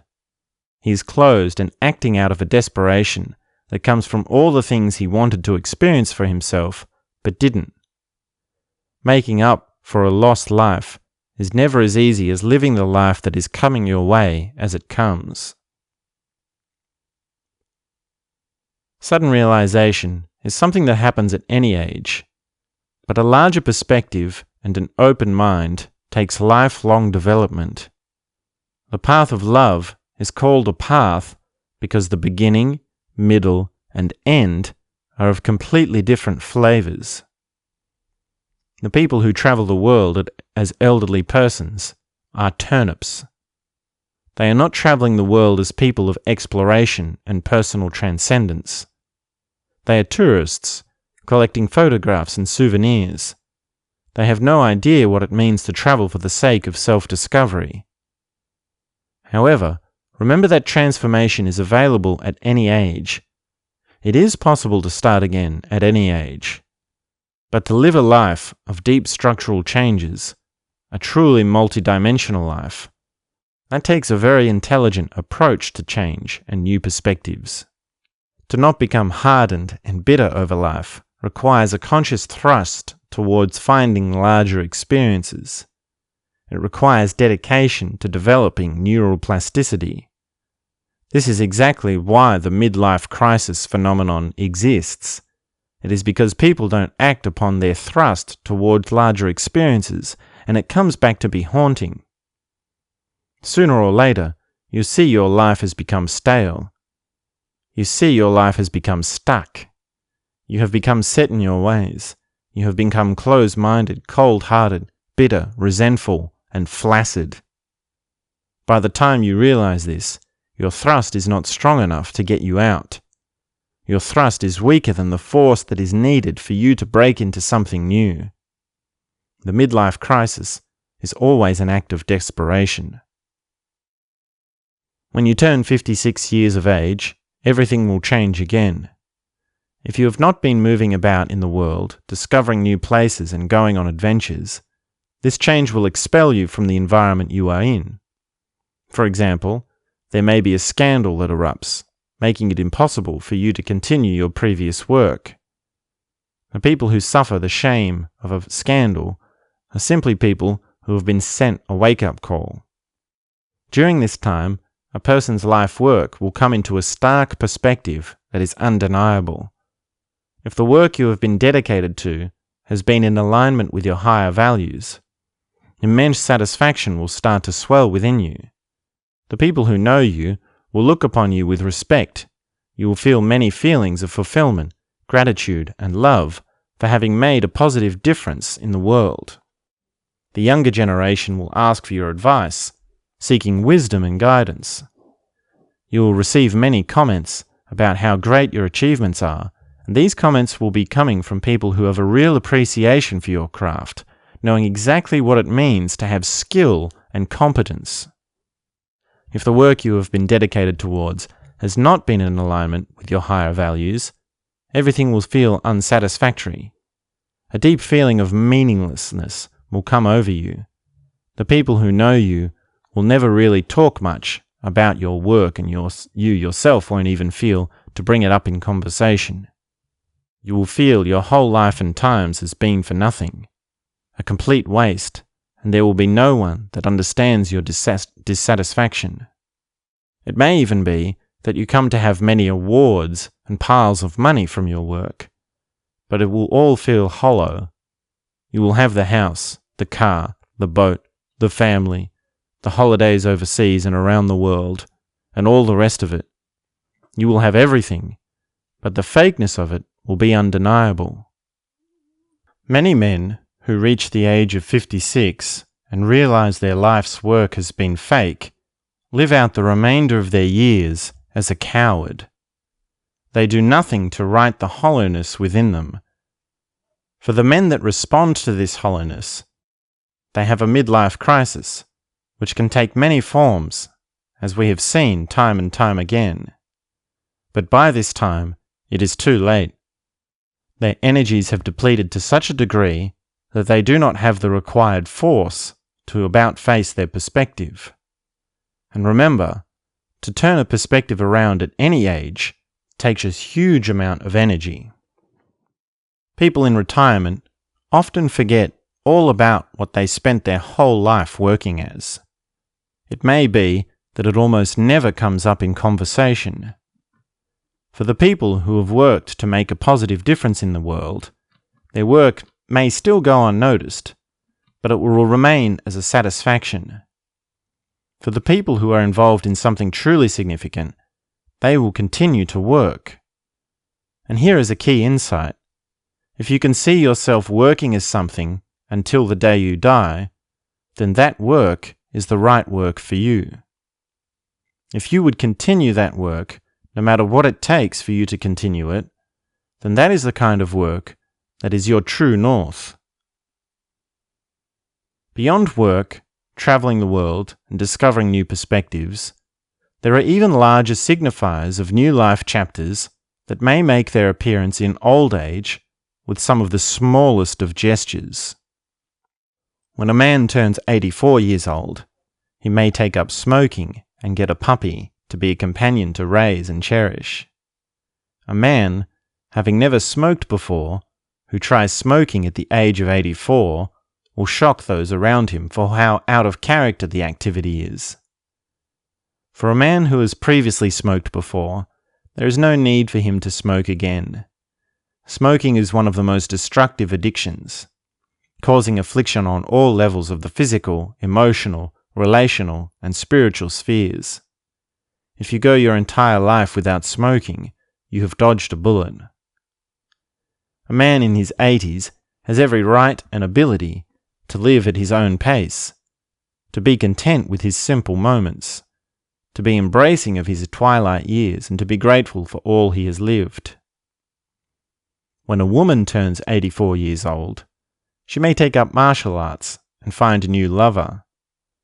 The absurdity of an 84-year-old woman taking up a fighting sport is an irony that serves every kind of insight that is possible to be revealed from action. Who is it that the little old lady is going to fight?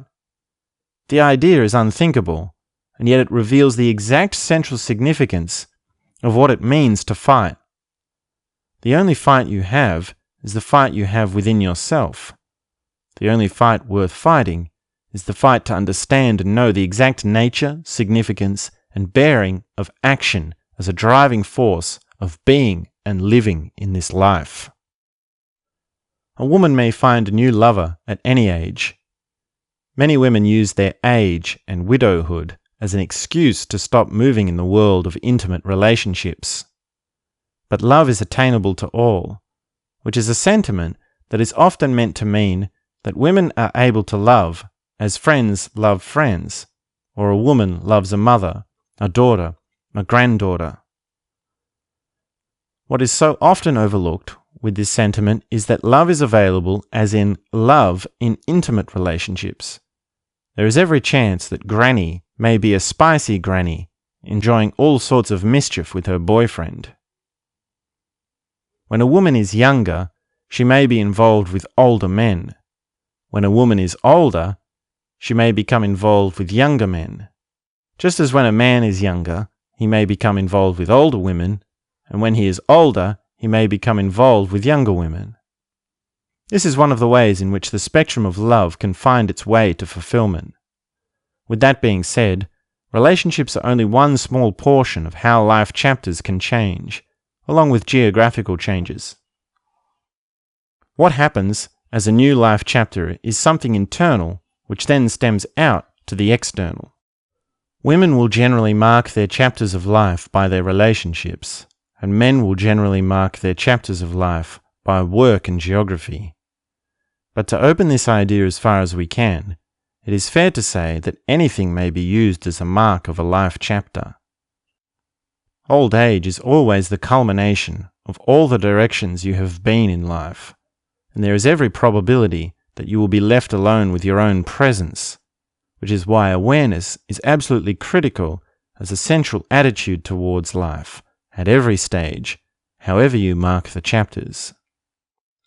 The return of Saturn is a reminder of the fact that your internal world unfolds in shifting stages.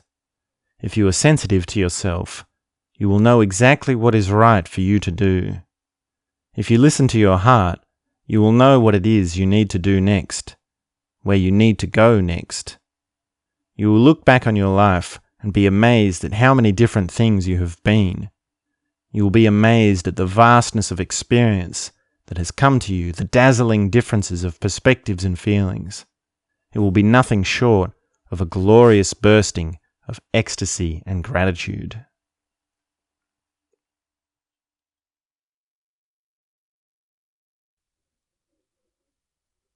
Chapter 11. Suffer Fools Gladly. Reprised. You will encounter fools. You will encounter idiots. You will encounter people of a stupidity that is counterproductive, divisive, and cancerous. It has been said to suffer fools gladly, and this sentiment still holds true. You will work with people who are less competent than you. You will talk with imbeciles. You will encounter maniacs that are impatient and impossible to reason with. You will have people come to you with frustrations and stress and all sorts of problems. You must not let these moments lead you to thinking that everyone is a fool. In fact, as you learn the ways of the path, you will come to meet only people of higher awareness, which is a contradiction that will only make sense after many years of walking the path. You must learn to be within yourself, with peace and understanding, at all times, no matter who it is you are encountering. You must learn to know the clear truth of you, the absolute of what is you, and distinguish these things from what is someone else. When two people meet, there is every possibility that confusion may arise over what belongs to who. Feelings get portrayed and projected, hidden agendas and intentions get cast out. One ascribes all sorts of things to another. You must remain true to what is within you. Always remain with a perfectly clear distinction of what is projection, what is impression, and what is occurrence. Many tasks and activities involve an inherent amount of clumsiness. You will notice at times it is you that is being the fool. Herein lies the insight you must learn. Whenever you meet someone who causes a reaction within you, ask yourself if you have ever been like them. Have you ever acted the way they have? Have you ever felt the way they have? Have you ever been, as in a way of being, as they are being? If you are aware enough of the expanse of your experience, you will know there is no difference between you and the fool in the larger expanse of time, and every single difference between you and the fool in the immediate sense of time. It is not your place to correct or teach a fool. It is not your place to give insight or wisdom to a fool. It is not your place to bring revenge or justice to a fool. You are not to engage with a fool in any other way than to allow them to be how they are being, as to allow them to pass on from you and out of your life as soon as possible. Be as invisible to a fool as you can be. Give no reaction. Any engagement you give will be something the fool can feed on, leading only to more foolishness. Fools multiply foolishness, just as a master of awareness multiplies beauty. For a short time, you yourself may choose to live as a fool, as a behavioral archetype. But this is something entirely different to the fool I describe as the person you must suffer gladly. To be your own fool is to indulge in romance, to explore your ignorance as a way of coming into a new understanding, and to go about the world with a carefree flow. To be your own fool is to take a risk, to travel, to be unafraid to speak up even when it might be the wrong time to speak. To be your own fool is to play with yourself, to make fun and to indulge in comedy, telling jokes and blobbering about. You will see it is far more important for people to laugh than it is for you to uphold a reputation. This is entirely different to the fool I am talking about. The fools you will encounter are fools not because they have chosen to work with an archetype as a mode of consciousness for the purposes of experimentation. The fools you will encounter are simply stupid. The fools you encounter have always been that way and will always be that way. They cause nothing but problems. It is far easier to destroy something and create disharmony than to build something and cultivate beauty. What you are creating within yourself is of tremendous value and importance. It is something that must not be tainted. A fool may even bend their will towards the end of the world. If something catastrophic were ever to happen to this world, there is no doubt it would be from the hands of a fool, perhaps the greatest fool, which perhaps would be their motivation. A fool can gain some kind of impact by the way they ruin things. They gain something of significance by being the fool. They get all the attention and even admiration of the masses. But this kind of gain is no gain at all. It is a darkness reserved only for the worst form of being. A fool is a fool because they have never known otherwise. They have never known the powers of wisdom, understanding, and intelligence. A fool knows nothing of higher awareness. You must learn to suffer fools while remaining within yourself, within your peace, within your higher awareness. Do not dwell on any sense of superiority you may feel when encountering a fool. While it is true you are far above and beyond a fool, you must not let these moments build your sense of self. Suffer fools gladly, just as you enjoy to eat tasty food gladly. The moment comes and the moment goes. People come and people go. Suffer fools gladly, just as you understand as it could have been you in that position. Be grateful for who you are.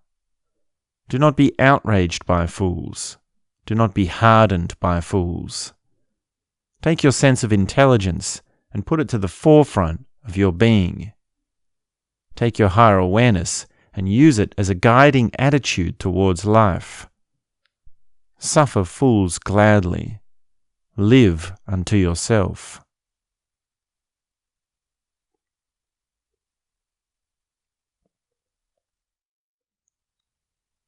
Chapter 12. Beware reproachments of meditation. You may hear someone say that meditation does not work. Beware taking any such words to heart, as these people know nothing of personal transformation. They know nothing of ecstasy and relaxation. They have never experienced pure bliss and deep resounding contentment.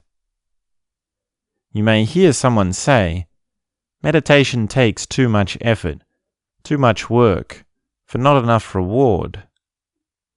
Beware taking any such words to heart, as these people do not understand the nature of effort, work, and reward. It may be that when you first begin to meditate, it is challenging, like so many things are when you first embark upon them. But as you practice, you will come to be bombarded by how much can be brought to you, simply by sitting down on a cushion and closing your eyes. Your entire ratio of effort to reward will be turned on its head through the process of meditation. You may hear someone say, meditation is just one thing of many, all of which are simply generic things for generic people. Beware taking any such words to heart, as these people know nothing of what it means to live a spicy life. They know nothing about how meaning unfolds and enfolds. These people know nothing of what it means to be your own original self. You may hear someone say, meditation is an old traditional religious affair. These people do not understand how meditation is born new and fresh in every moment, just as tradition, religion, and everything else for that matter is born new and fresh in each person who is living a life of awareness. People may want to cast meditation into dusty history books when meditation belongs at the most cutting edge of human consciousness. It is one thing to see someone misunderstand meditation when they themselves have not experienced it. That should be simple enough to recognize. But another side of this story is the people who appear to be involved in meditation, attending many retreats for years and years, and yet still seem to carry a shadow within them, an unconscious foreboding. Do not let these people be held as any sort of representation of the effects of long-term meditation practice. You have no idea of the defenses and misunderstandings they carry. To put this another way, beware of any time you look at someone who has been meditating for decades and see they are not happy. What is most likely is that they have remained in delusion, bypassing the central core of meditation itself, and thus should not be held as any sort of example, except perhaps as an example of how not to be. When you are walking the path, you will always be encountering bad examples. At any given moment, in any person, there may be any of the following complexes at play, including normalization, minimization, the proclaiming of dead ends, the proclaiming of uselessness, false humility, self-confirmation bias, and any other number of deceptions of the mind. What's important is for you to know the truth of meditation and to be dedicated to the process. You, with your higher awareness, will see how it does work. You will find how it is critical. And this is not even to say you will have many different approaches to explore, bringing you an openness that is far beyond the comprehension of those who are closed. Take extreme caution whenever anyone talks about meditation. Never tell yourself that because someone else has said it or done it, it is right or wrong for you. The truth is, meditation works. Meditation is critical. Meditation is the way. Anyone who has known the path has come to the same conclusion. We will discuss the many methods, techniques, and forms of meditation. We will discuss how it is that meditation works. And yes, there is an art to expressing the ways of meditation with vitality and passion. But the central understanding is that meditation is central. So make your commitment today to make meditation the central part of your learning, your growing, and your journeying into, through, and beyond this life.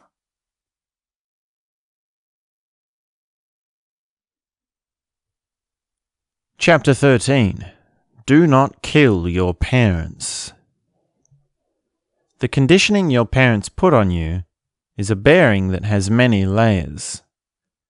Your mother may have a presence as a voice in the back of your mind, a voice that follows you in every moment, every day, making an appearance at the most inconspicuous of events. Your father may have a presence as a feeling of guilt, shame, discomfort, pride, confidence, confusion, indifference, determination, or any other number of emotions. Childhood conditioning affects behavior, personality development, identity development, relationship styles, apparent attachment styles, and internal dialogue, to name a few components that make up the growing up of you. The psychologists have made an ambition of analyzing how childhood affects people, and the debate of nurture and nature is a debate old enough to cause even the most exuberant of us to fall asleep in the armchair. Generally speaking, a mother's voice becomes a powerful force to compensate for the suppression of her message and personal expression, and a father's feeling of emotion becomes a powerful force to compensate for his emotional immaturity and lack of ability to feel. In other words, the child lives what the parent is unable to live. Although, to reiterate, these are only broad generalizations. The conditioning of the father and mother upon a child is like the skin of a snake. On a regular basis, depending on the season and chapter of life, a snake must shed its skin. For a person to live without undoing their childhood conditioning is akin to living a life encased entirely of dead skin. It is a life of quiet suffocation. People who live inside the conditioning and restrictions of others come to grow an immense disgust for the person that weighs over them. In less acute cases, it causes cancer. In the most acute cases, it creates a mass murderer. What matters is action, regardless of what the psychologists say about childhood conditioning, no matter how fancy their words are with their flamboyant nuances. The cold hard fact is, you have a conditioning and it is critical to come out of it. It is critical you know where you have come from. At one point in the process, you will see it all as your parents' fault. From this perspective, there will be an intuition to kill your parents. Something in you wants to remove that voice in your head and that feeling in your guts, and you think if it weren't for your parents, you wouldn't have these things within you. The logic is sound enough, but misunderstands the reality. Killing your parents won't remove the sound of the voice inside your head or the feeling inside your belly. What needs to happen is deconditioning as an energetic process. Something does need to be removed, but it is not the thing you first guess, and not in the way you might first imagine. It is perhaps one of the greatest tragedies that a person can spend an entire life holding resentment and blame towards their parents. Perhaps the only tragedy of its equal is the fact that parents are absolutely responsible for the pain and neglect they have caused. At another point in the process, you may see it all as your own fault. From this perspective, in the most acute cases, there will be an intuition towards suicide. That is not to say it is the only factor of the intuition towards suicide, but simply one of the common factors.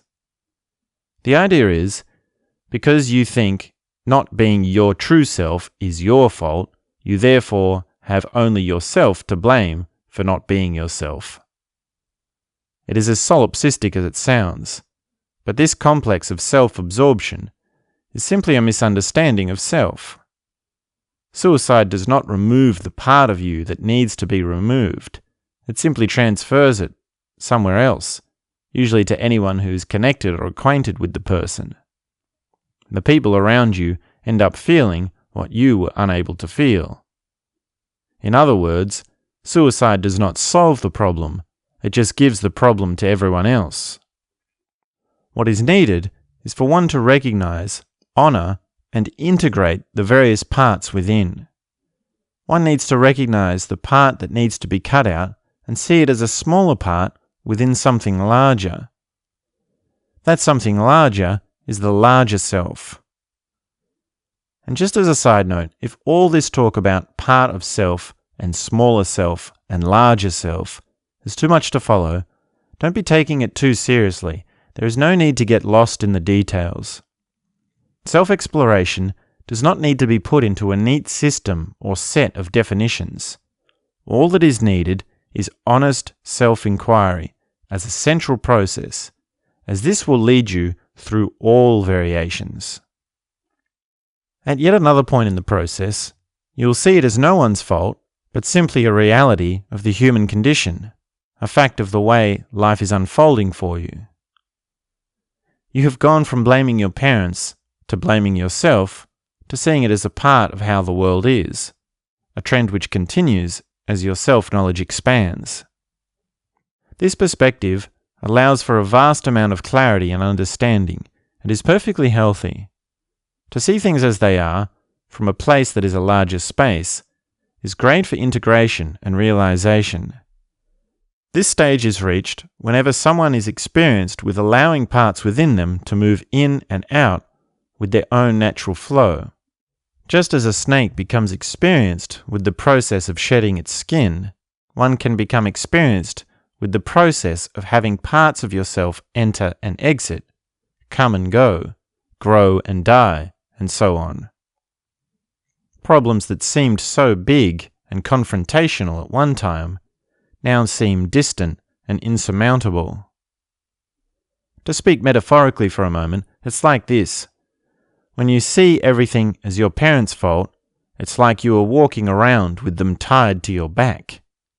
When you see everything as your fault, it's like you are walking around with your problems tied to your back. When you see things as no one's fault but simply a fact of life, it is more like you are an entire house, which may occasionally have your parents or even problems come to visit, staying in just one room, then moving on out. When this process has had time to flow and work its way, you become more in touch with your authentic essence, the thing that is beyond all conditioning. Beyond seeing it as your parents' fault, seeing it as your own fault, and beyond seeing it simply as a fact of the human condition, you will grow into something even higher still. This higher understanding emerges only when the conditioning is losing all its grip upon you and more of your authentic essence has been experienced. This will be like you not only see the house, but you may fly up and above the house and watch it fade into the distance, just like looking out the window of a plane as it flies over a city. There is a moment on the path when you have lived more in your authentic essence than you have ever lived under the conditioning of your parents, tribe, and society. This critical mass has nothing to do with the amount of time spent in each way of being. Do not be so crude as to think, because you have lived to a certain age before starting to come out of your conditioning, you must live a certain way for a certain length of time to tip the balance in the other direction. Remember, time does not work in a linear fashion when you are living on ever deeper levels of life. This means that what is important is significant experiences of yourself while living your authentic essence.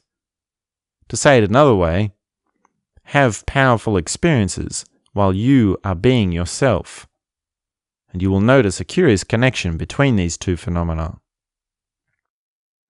There are numerous solutions and approaches to the complex of childhood conditioning. Firstly, there is the Primal Deconditioning Awareness Intensive, which is a set process specifically designed to facilitate the growing out of childhood conditioning. It works with embodying different perspectives, stepping into and out of those perspectives, amongst other techniques. Once you have participated in that process, you will have all the skills you need to shed your skin by your own efforts. It is a multidimensional process that works on many levels, including the levels of energy, emotion, relationships, identity development, and spirit. Secondly, any awareness method or meditation technique will sooner or later take you into parts work and deconditioning, although you may not be able to recognize or label it as such. To work with a meditation technique is to work with anything that occurs within your consciousness, which includes childhood conditioning and the development of identity. When that long-lost childhood memory comes back to you on day 6 of a 10-day meditation retreat, that is a part that is evolving within you, for example. To return to our previous metaphor, any meditation technique sooner or later makes you end up feeling more like an entire house that has guests coming and going, and less like a person with a bag of problems tied to their neck. Some methods work more directly with childhood conditioning, others less so, but all roads on the path to meditation lead to the same summit. For a direct route towards deconditioning, one may work with the contemplation on life events, either as a systematic process, progressing by age, environment, or by the use of a guided facilitator.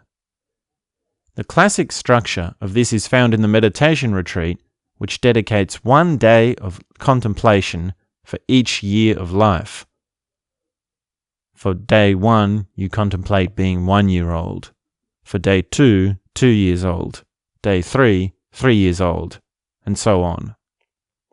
This is also a great example of how it is important to find the path sooner in life, rather than later. Thirdly, any deep and relentless journey into personal narrative will sooner or later reveal your true self to yourself. These are the techniques of journal writing, autobiography writing, testament writing, poetry, and stream of consciousness writing. If you sit down and write about your life, write about what happened, write about your feelings, thoughts, experiences, the people who were significant to you, and so on, sooner or later things will become clear to you. There will be millions of things that are fake, wrong, and downright false. You will have to go through all of the shadows and darkness, facing up to all that has been done wrong by you and to you. But if you keep digging, below all that is fake and dark, you will find the truth of who you are. It might take 100,000 words. It might take 1,000,000 words. You may need to write your autobiography as a multi-volume series. But sooner or later, the process will reveal your own depth to yourself. If you are doing this process correctly, you will be reliving each moment as you write, all the way down to your emotional core. You will cry when you were crying. You will laugh when you were laughing. You will love and hate and dream and see, just as you were when you were, as you write. It is the labor of coming out of your skin. It is no coincidence that deconditioning techniques are often referred to as the work. There are many more techniques and processes of deconditioning you may feel to discover on your journey, but the few I have mentioned here are more than enough to get you started.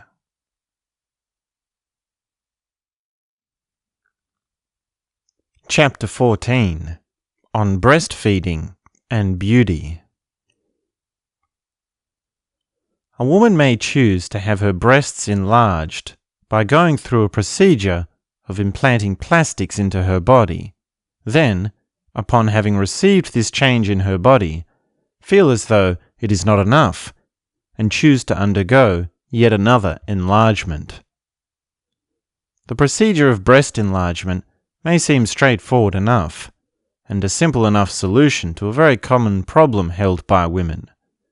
But it is a procedure which comes with great risk and all sorts of possible side effects, including long-term fatigue, brain fog, joint pain, autoimmune conditions, hair loss, infections, skin rashes, anxiety, mood swings, breathing difficulties, and digestion problems, just to name a few. There are all sorts of reactions a woman may have to getting her breasts enlarged, perhaps far more reactions than the kinds she will receive from others. But underneath these reactions, from the woman in question and those around her, there is the cold hard truth that breast implants do not solve the deeper problem.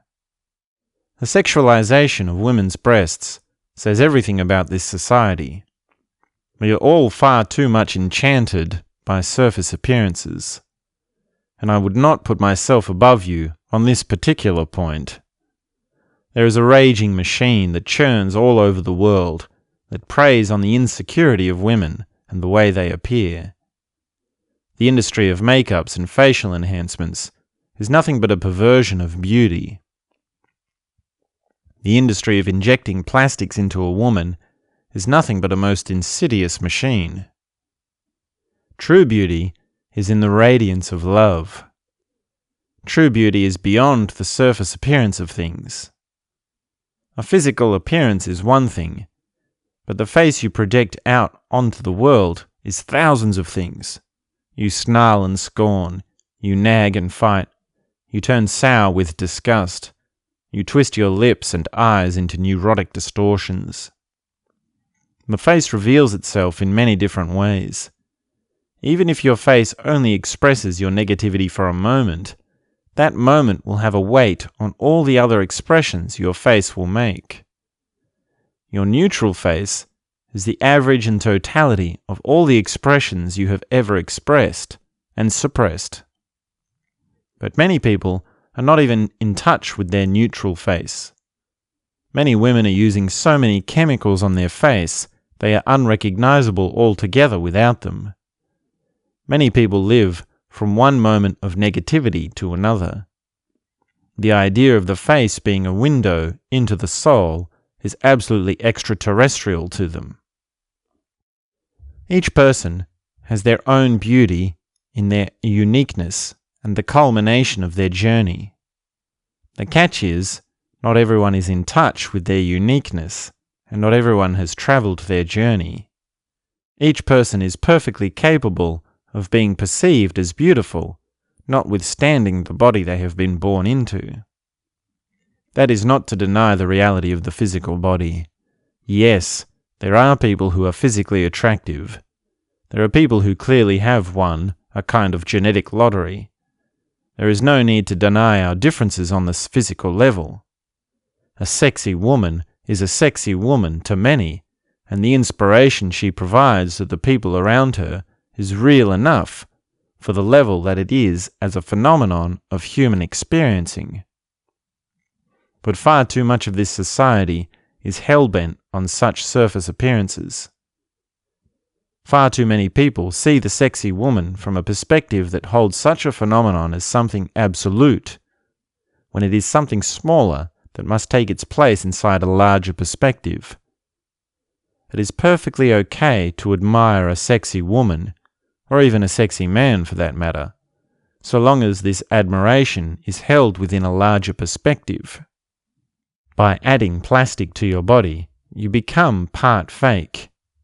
By covering your face in makeup, you wear a mask.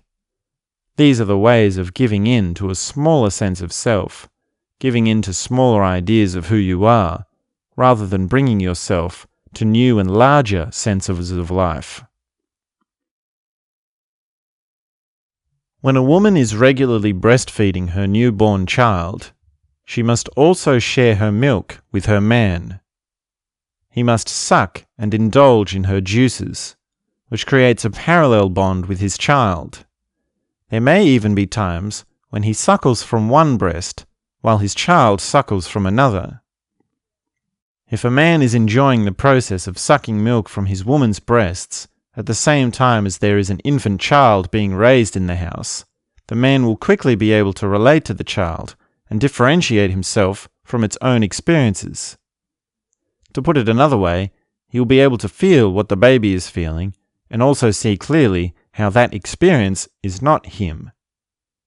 A man's process of healing and growing is greatly supported by his woman allowing to suck on her breasts.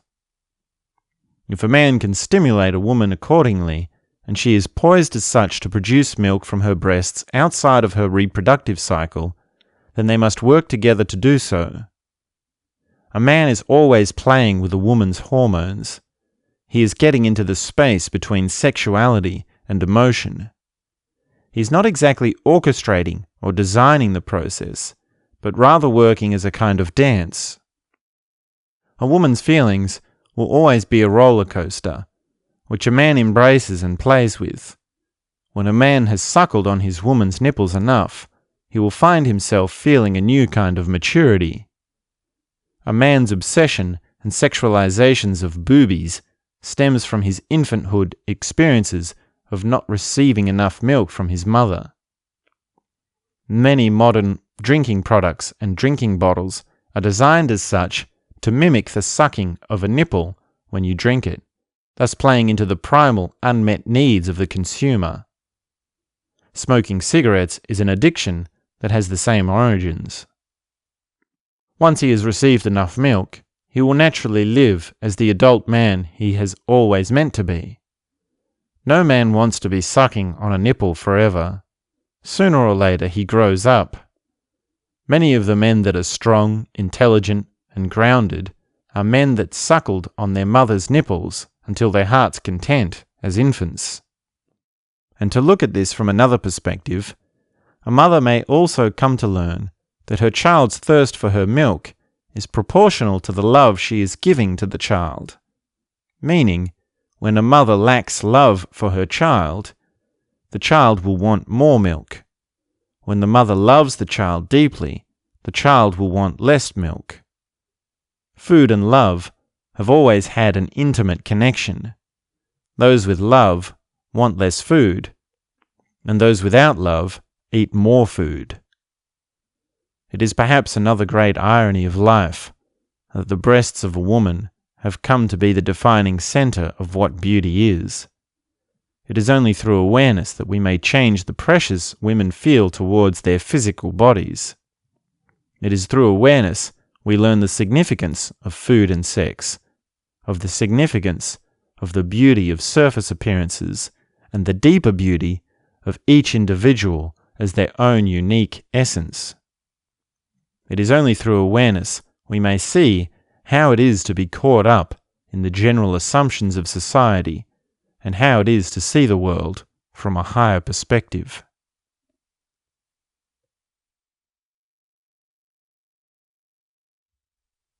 Chapter 15. Cognitive Ability Explained. In popular psychology, cognitive ability has come to mean something like the ability to be good with words. While clarity of mind and communication is important, you will need a much deeper and broader understanding of what cognitive ability is in order to reach a higher awareness. There is a cognitive ability that is beyond words. It cannot be expressed in descriptions or any sort of world-centric mind structures. For example, there is the dancer who does not describe their dance, the expert farmer that does not read or write books, the Zen master who does not talk or teach, the blind musician, the mute painter, or any other number of peoples that would clearly have higher structures of understanding and ability within them without having any need to describe that ability in words.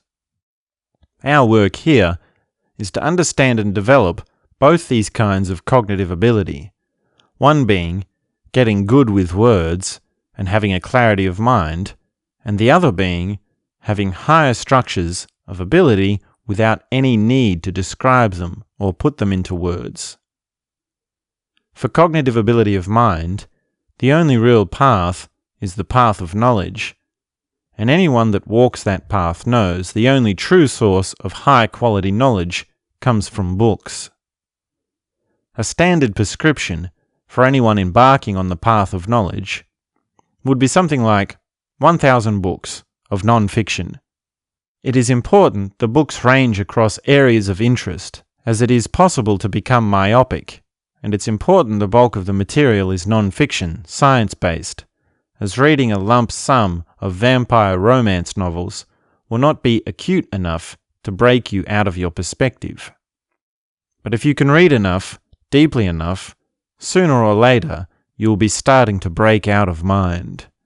You will be getting the urge to move into something beyond words. You will be wanting to take action. The trap that many mind-centric people fall into is that they stay in the world of words and psychology. They keep on reading without it pertaining to something deeper. If you are truly seeking, you will be drawn more and more to the books that encourage you into taking action beyond just filling your mind with more ideas.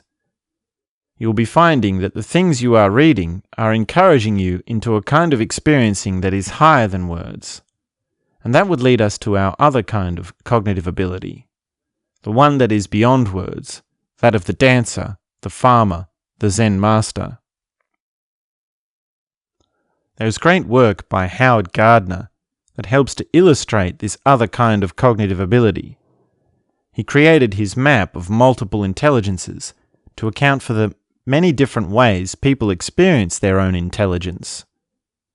In our more obtuse years, we would think someone is either not intelligent, medium intelligent, or highly intelligent, sitting somewhere on that continuum, often indicated by school participation and comparison to everyone else. But with Gardner's theory of multiple intelligences, it is not a single line, but many lines. For example, there is mathematical intelligence, musical intelligence, moral intelligence, existential intelligence, kinesthetic intelligence, and self-knowledge intelligence, to name a few. And as you think about it more, there are many kinds of intelligence we may consider, including even a meta-intelligence, or an intelligence of intelligence. So our understanding of intelligence has gone from just a single line to more like a series of lines that move through a 3D spectrum.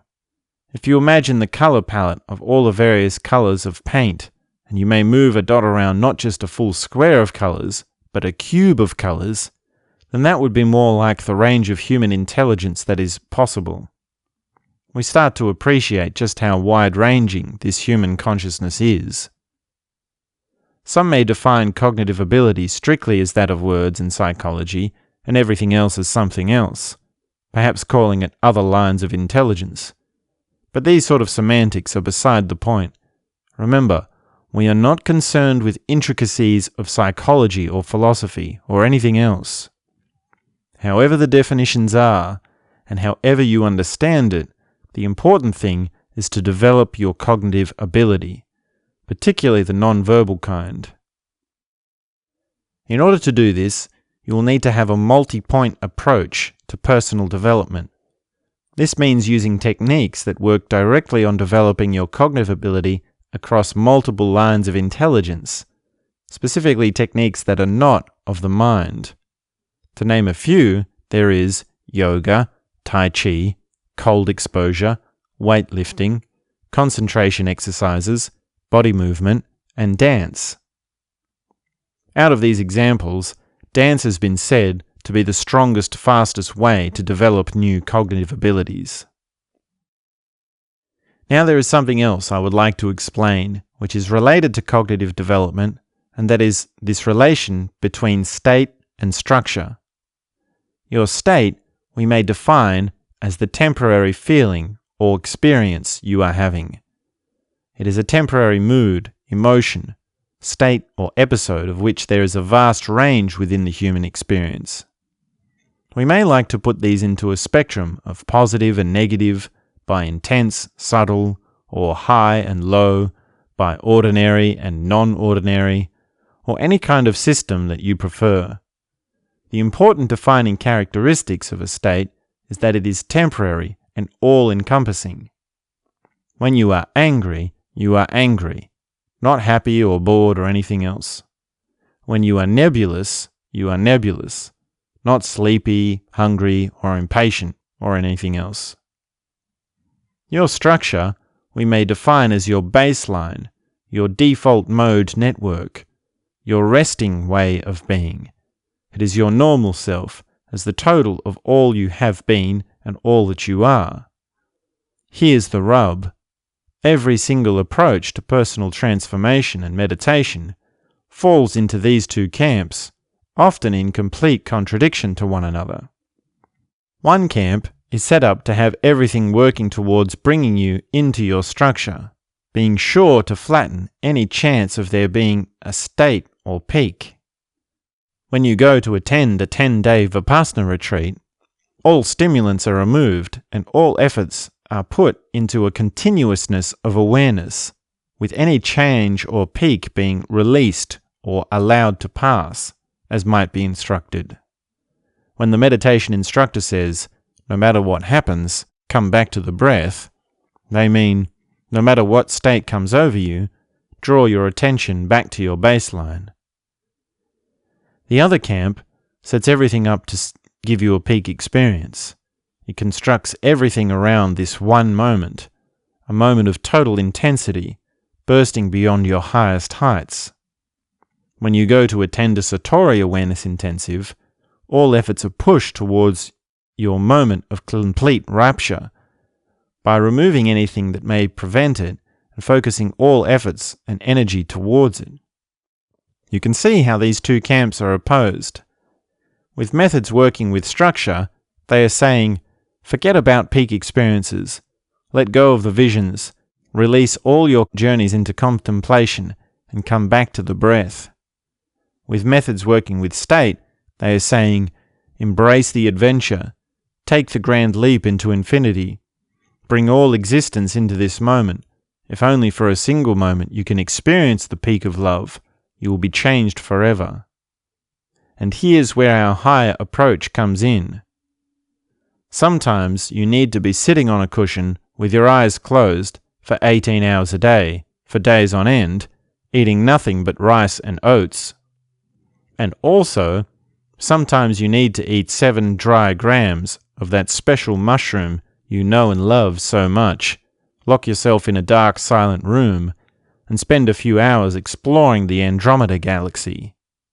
You need both baseline work and peak experience work. This approach of working with both state and structure is a fast-track way to propel your awareness along in leaps and bounds.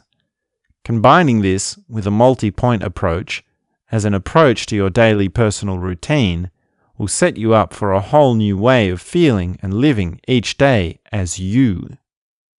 If you have just 30 minutes spare, and you fill it with 10 minutes of dancing, 10 minutes of silent sitting, and 10 minutes of reading a book, you will see magic happen. The psychologists so often use the phrase cognitive dissonance, and so rarely use the phrase cognitive harmony, because the vast majority of psychology has always had a focus on all the things that are based in words and structures of thought. We are still yet to see a comprehensive psychology that is based on all the many people who live above the mind, the people who have bucket loads of that other kind of cognitive ability, the people who live above labels and descriptions.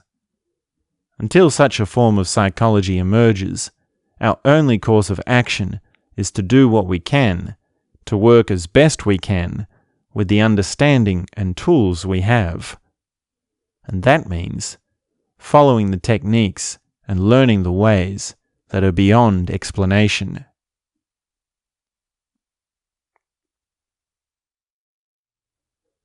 Chapter 16. Indicators of Progress.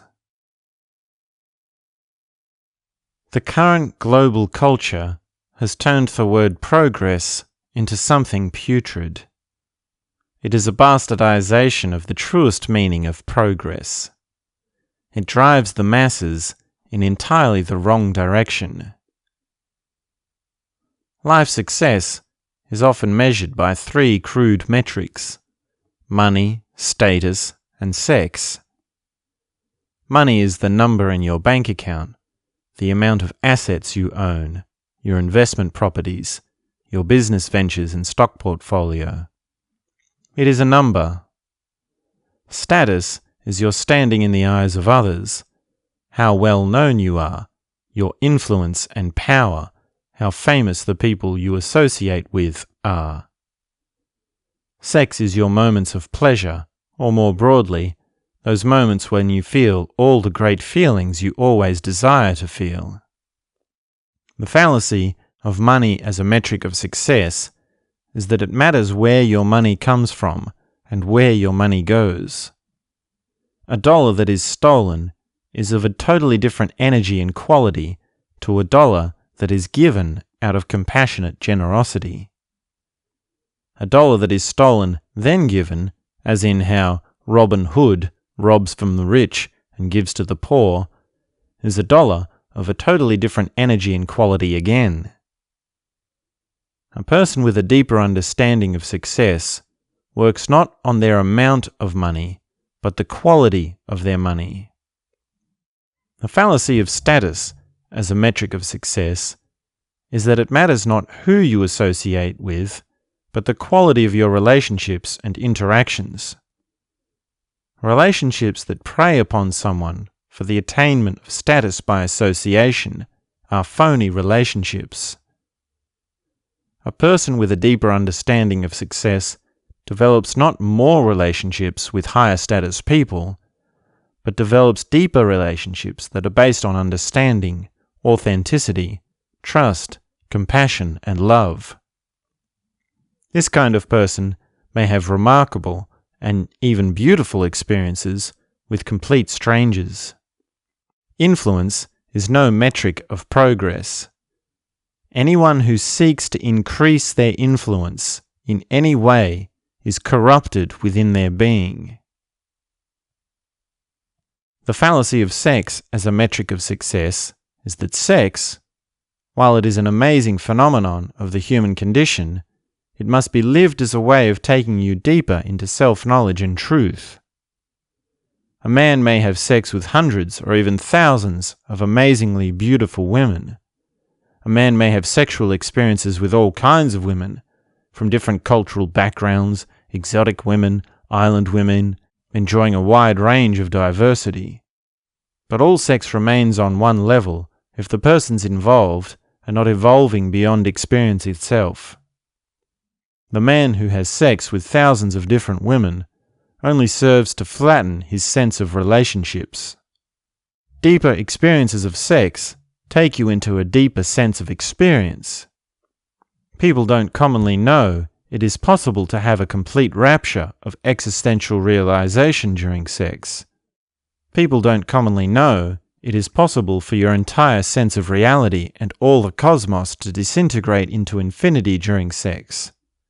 It is possible, during sex, to see your partner as an eternal, all-knowing, all-powerful celestial being, a being that is all-loving and all-understanding and giving of the highest glory, a cosmic orgasm that bursts into every fibre of your being.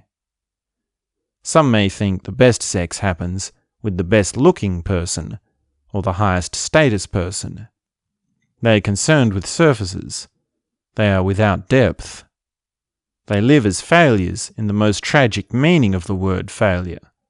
They have failed to realize and live so much more, all the while parading around in their inflated confidence. The only measure of deeper sexual experiences is that of how much deeper each new experience is as compared to the last. The only way to have ever deepening experiences, sexual or otherwise, is to know ever more deeper truths about yourself. Therefore, the only real measure of success is self-awareness. You may have all the money, status, and sex in the world, but if you don't have yourself, you have nothing. There are many indicators of progress that may be immediately recognized by those who live with higher awareness. For one, how relaxed and open a face is can be a truly revealing indicator. For another, how deeply one empathizes, how quickly one understands a new perspective, and how closely one relates to others can all be good indicators of success in a deeper meaning of the word. For another, how significant the words of another person are can be an indication of progress. When you are progressing, the things people say will sound more and more real, with more weight. When you are unconscious, you will have no interest in the things other people say. Another indicator is the question of how you have become different from yourself from who you were before. There is something to be said of your richness, with not only how much you have changed, but also in how deeply you are aware of how much you have changed. Most people do not progress. Most people have no idea what progress is. They are so far off even taking one step on the path of progress, they do not even know what the path is. The sort of things we are talking about here would go in one ear and out the other. Most people who think they are making progress are going in circles. By going in circles, you are deluding yourself. A simple and easy indication of progress is that of relaxation with the eyes and face. If you are becoming more relaxed in your eyes and eyebrows, you are progressing on the path. The philosophers and psychologists often have a frown to their eyebrows. There is a great clench in their face that is a symptom of their mind becoming rampant. A true master has completely let go of the mind altogether. How easily you can slip into a state of no mind, and for how long you can remain there, is another indicator of progress. Many people do not even know what it means to be in a state of no mind. There is a great majority of people who count money and business enterprise as their measure of progress. There is another great majority of people who count fame and the ability to inspire desire and admiration to be the measure of progress. Then there are perhaps a lesser class of people, and I mean lesser by amount than by quality, a class which is growing, who see meaningful connection and diversity of experience as a measure of progress. But even higher still are the people who put awareness and self-knowledge as the measure of their success. Their direction of focus is inwards, and the words success and progress remain so corrupted that it would not be right to use these words for such people. The people who live in higher awareness have something of tremendous value that cannot be understood by those with piles of money. In other words, all winners are losers, baby, and any loser will tell you that, which I know sounds rich coming from a loser. The thing about rich people is, they don't think about poor people. They are too busy working on making money, or working out which tropical island they are going to visit next. The fallacy of rich people is the same as us, the common peasants. You don't know what you don't know. You don't know what you are missing, and you can only ever know something as much as you can hear from someone else, and you can only hear from someone else as much as you know yourself. But rich people have so many more means to deluding themselves into thinking they don't need to know what they don't know. And perhaps never before or since, in all human history, has there ever been a stark example of the imbalance between the indicators of progress than when Alexander the Great met with Diogenes. There is much to be learned in contemplating what it means for the richest, most powerful man in the world to meet with a man who has nothing and to offer him anything he may so desire, and for that man who has nothing to want nothing other than for the richest, most powerful man in the world to move out of the way because he is blocking the sunlight.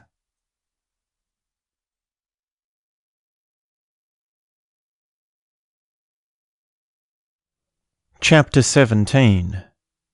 Child slavery must end now. Any man who uses his own child to promote his work is engaging in child slave labor. A man who parades a child in front of a crowd alongside his ideas, his promotions, his exponents of any sort, is a man who is engaged in child slave labor. Child slave labor is accepted and normalized simply because of the current cultural climate and our current times. Consider for a moment the common experience of people coming over to see baby photos of your child. What is the reaction of the child? Most often they are embarrassed. They are put into an uncomfortable feeling. Looking at baby photos is thrilling and heartwarming for parents, but for the child it is something that many times puts a negative experience on them. In this scenario, there is no grievous crime being committed. Perhaps it is even the case that the child would come to appreciate their parents sharing baby photos as an indication of how much they love them and how proud they are. But what is happening in this world today is far beyond this scenario. Imagine for a moment, instead of just a few people coming over to see baby photos of your child, it is millions and millions of people.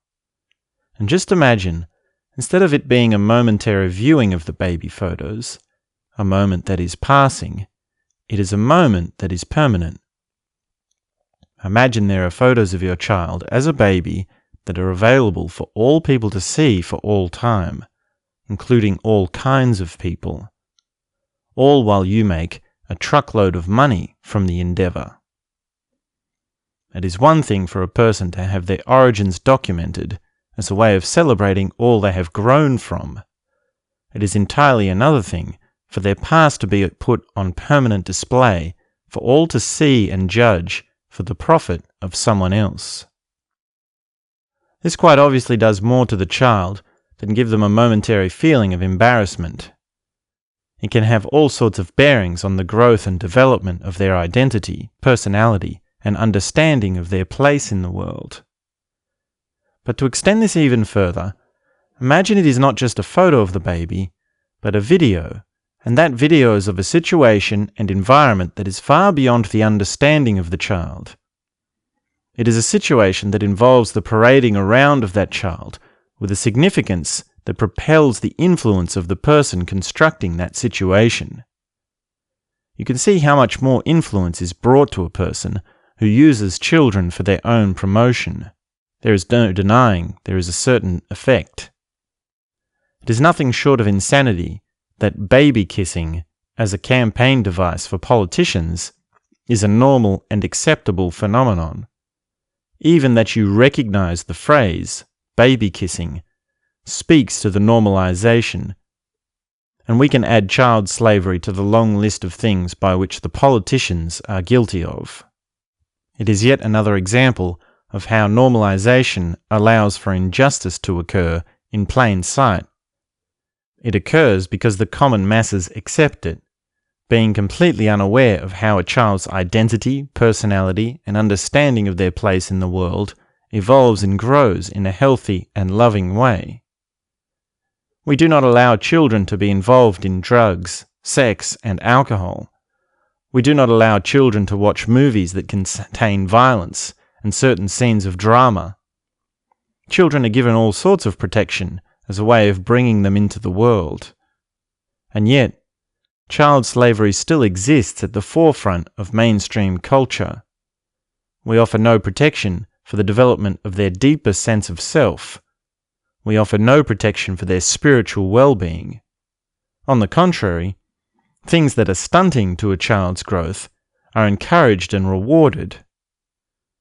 A child that is paid to act in an advertisement is a child that is told they are being given an opportunity.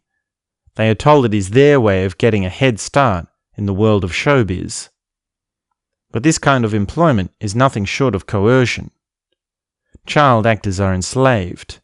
Children that are used for sales and marketing are enslaved. And any company that uses a child to promote their product is engaged in child slave labor, no matter the price. Anyone who uses a child for promotion or entertainment is no better than a person who uses a child as a slave. Of course, there are still places in the world where actual human slavery still occurs, or what, at this stage of the conversation, we might call the generally accepted definition of the word slavery. And we all agree on the horror of that situation. But for some reason, we cannot see how the slavery that happens right before our eyes is just as grievous.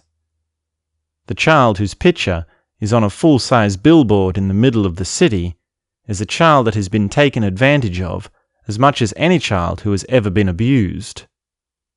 And there are many forms of abuse, the least of which is the abuse of the development of identity in a child.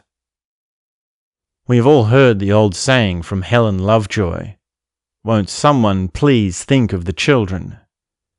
It is a phrase she said many times, a phrase that made her world famous, a phrase that makes her immediately recognizable.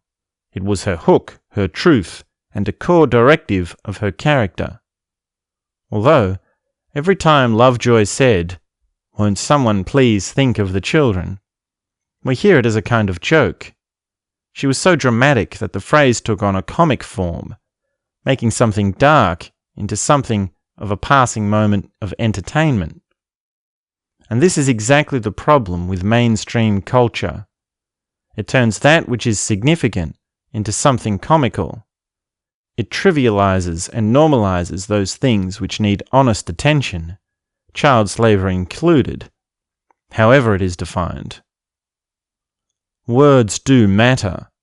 Expressions and phrases must be allowed to have a significance. We must be able to express discomfort with something that is happening in the world, and for that expression to be heard. And for the most egregious happenings of this world, we should not be required to make an argument, to bring forth a rationale. We must be free to declare that something is going terribly wrong, and it must be brought to an end. Child slavery must end now. Do not use children. Do not coerce children. Do not bring children into any kind of cause in any way. To do so is nothing short of child slavery, and child slavery must end now.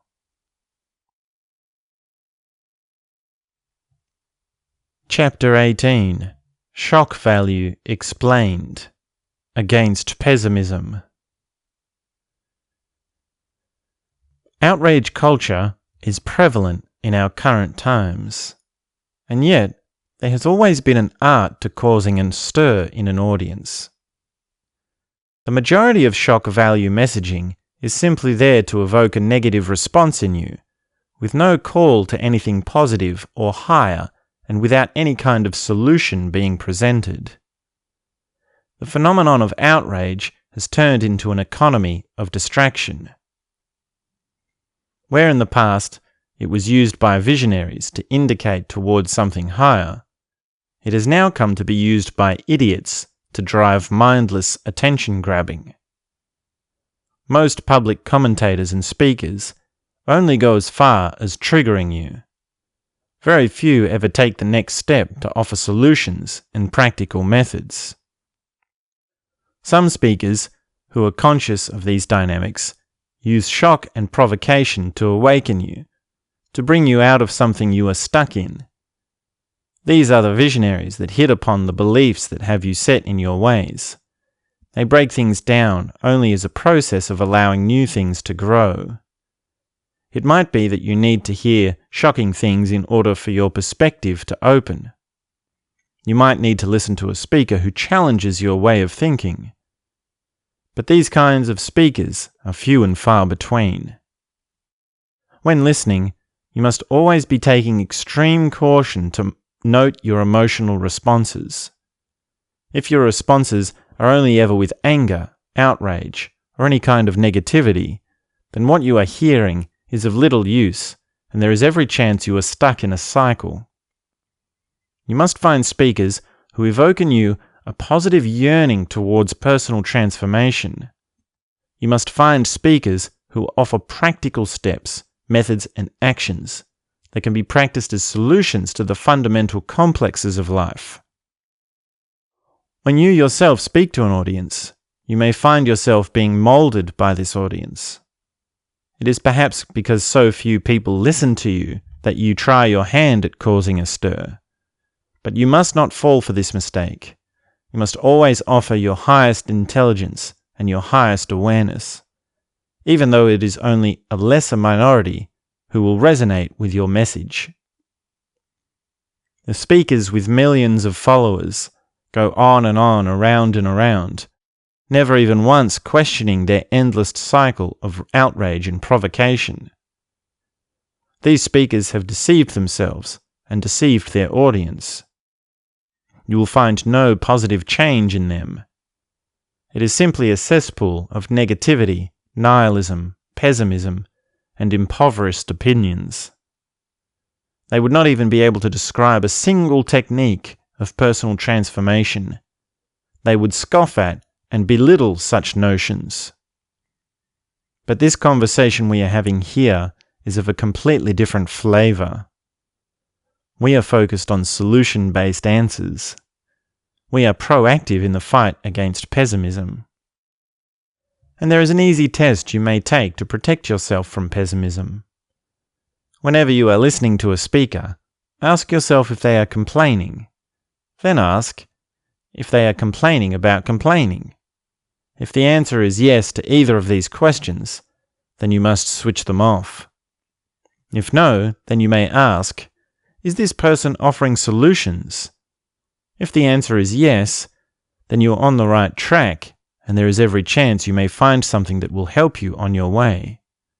If the answer is no, then what you are listening to is simply entertainment, and there is almost no chance it will bring you to where you want to be. A book about beauty will not sell itself to the masses like a book about how terrible the world is. And things will be this way until the world has been transformed into a new age. And the only way we can change the world is for you to change yourself. We must resist pessimism at all costs. We must even resist the temptation to turn pessimistic towards pessimism itself, which is a logical step the pessimists are unable to sense. The pessimists are not intellectually clever. They are intellectually lazy, and yet they are celebrated as brilliant. Because they are difficult to understand, they are praised as high philosophy. But they are no such thing, and high philosophy is no such endowment. And what do the pessimists have to say about the zest of life? Why are they even talking in such negative manners? There are thousands of far more important and far more interesting conversations to have. For example, how is it that music affects you? How did the music that you know and love come to be a part of your life? How is it that art affects you? Can you stand in front of a piece of art, a painting such as Ulysses and the Sirens by Herbert James Draper, and feel a shock run straight through your core? And what to say of stories, adventures, exploring psychedelic realms, sex, love, and soul, and who knows how many other things? A pessimist does not see the richness in knowing the difference between the smell of Berlin and the smell of New Delhi. A pessimist does not notice the bursting of colours of the graffiti on the side of the highway wall. A pessimist does not know the otherworldly experiences of lucid dreaming. We may kill pessimism and negativity with acceptance. Sometimes the way to kill pessimism is with some good old-fashioned slapping across the face. Metaphorically speaking, of course. Sometimes direct opposites work, as in killing with kindness. Sometimes a less symmetrical paradox is at play. But the best way to kill pessimism is simply to avoid it entirely. The pessimists go on talking their talk because of the hordes of people that are cheering them on. This is not our work. It has nothing to do with what we are creating here. We are only interested in solutions, in rising to the challenge, in bringing forth intelligence, love, awareness, and personal transformation, all of which are things the pessimists have no idea about. Turn off the voice that growls with victimhood and outrage. Turn off the voice that keeps you wallowing in pessimism. Take action. Learn methods of awareness and do the work you need to do to make your way along the path towards a higher way of being. Be a person of zest, a person of adventure, and living life with flair.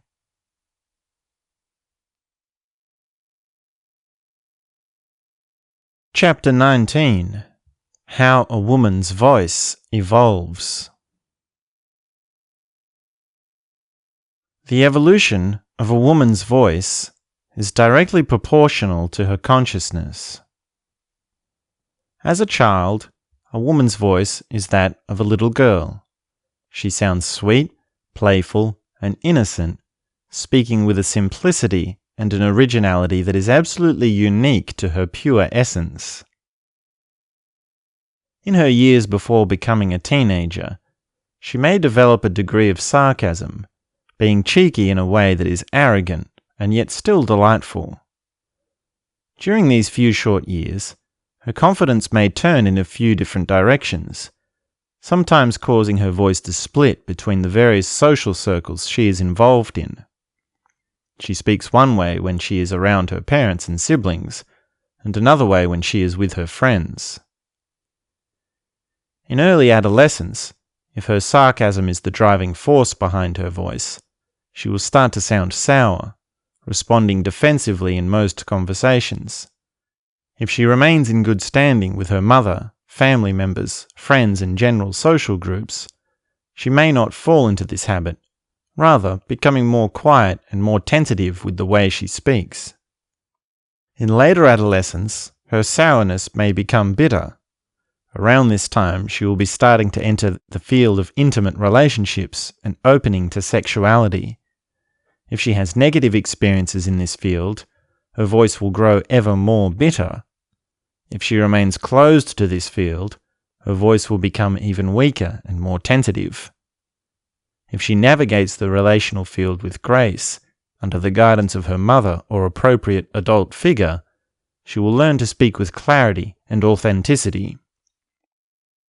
In her young adulthood years, she may become more serious, deepening her voice in an unconscious attempt to impress and appease those around her.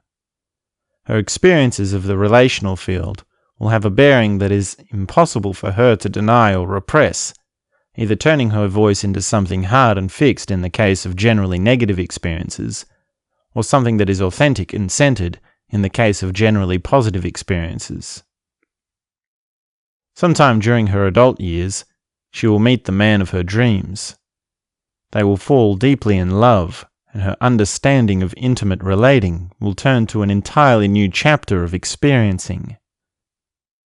During this time, her voice will revert to that which it was when she was a little girl. She will regularly play with baby talk when speaking with her partner, who may also engage in baby talk. She will enjoy renewed innocence and playfulness, often making up words and phrases and opening to humor and absurdity.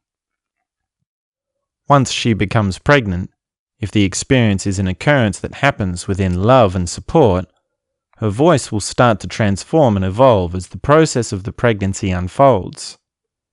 During her pregnancy, two things are critical for the well-being of the coming child. One is that the mother-to-be must never feel fear. She must never feel she is in danger, and she must never have a worry about the coming birthing experience or anything else that may come to bear on her day-to-day activities. This is why it is so important for a mother-to-be to be given any sort of care and luxury she may require. Another is that she must have moments of laughter on a regular basis. For an unborn baby, to experience her mother's laughter is to create a particular association for the baby between sound and movement. If there is no laughter, the child that is born will need to learn positive associations, for example, the father throwing the child up in the air and catching them again while yelling "woo." Laughter is also one of the defining ingredients of the quality of a woman's voice. During the birthing experience, there is every chance her voice will break. After giving birth to her first child, her voice will change into something new entirely. It may at first be unrecognizable to her family and friends. This is partly because of the physical process of giving birth, and partly because of the energetic movement. As her child learns to speak, she will find she has a new kind of voice that is reserved especially for her child. This is the motherly voice, which will be distinct from her other moments of talking.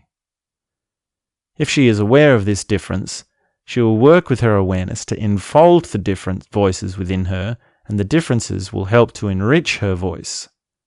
If she is unaware of this difference, the differences within her voice may become extreme and conflicting, leading to tensions and conflict in the family. This stage of voice development has an echo to her early years of when she was using different voices for her various social circles. The voice she uses with her children will evolve as her children do. As her child learns to talk, she will have to form middle words to support the child's mental development. These are words that sit somewhere between baby talk and adult talk, thus adding to the complexity of the various components of her voice. A mother who has realized the higher reaches of consciousness and awareness will have a voice of benevolence. A woman of benevolence will sing heavenly songs to her child. Singing is a critical component of a woman's voice, as it is both a doorway towards and an expression of divinity. A woman may sing to her child to help them fall asleep. What may be lesser known, a woman may sing to her child to wake them up.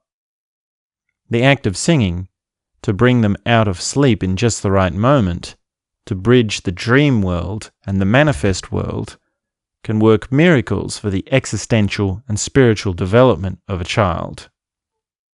As her child grows, she will find opportunities to review the moments she herself lived as a child. Her own inner child will relive its developmental years. If she is living with grace and higher awareness, every moment will become ripe with learning and integration. She will enfold her previous experiences, thus laying the foundation for further growth to occur within her being and in the coming years. There may be times during the growth of the child when the mother will say something that was said to her by her own mother when she was a child. This may catch her in a moment of shock. She may be surprised in all sorts of ways to hear herself saying to her own child what her mother said to her. It is in this moment the mother has the chance to enfold and integrate her experiences.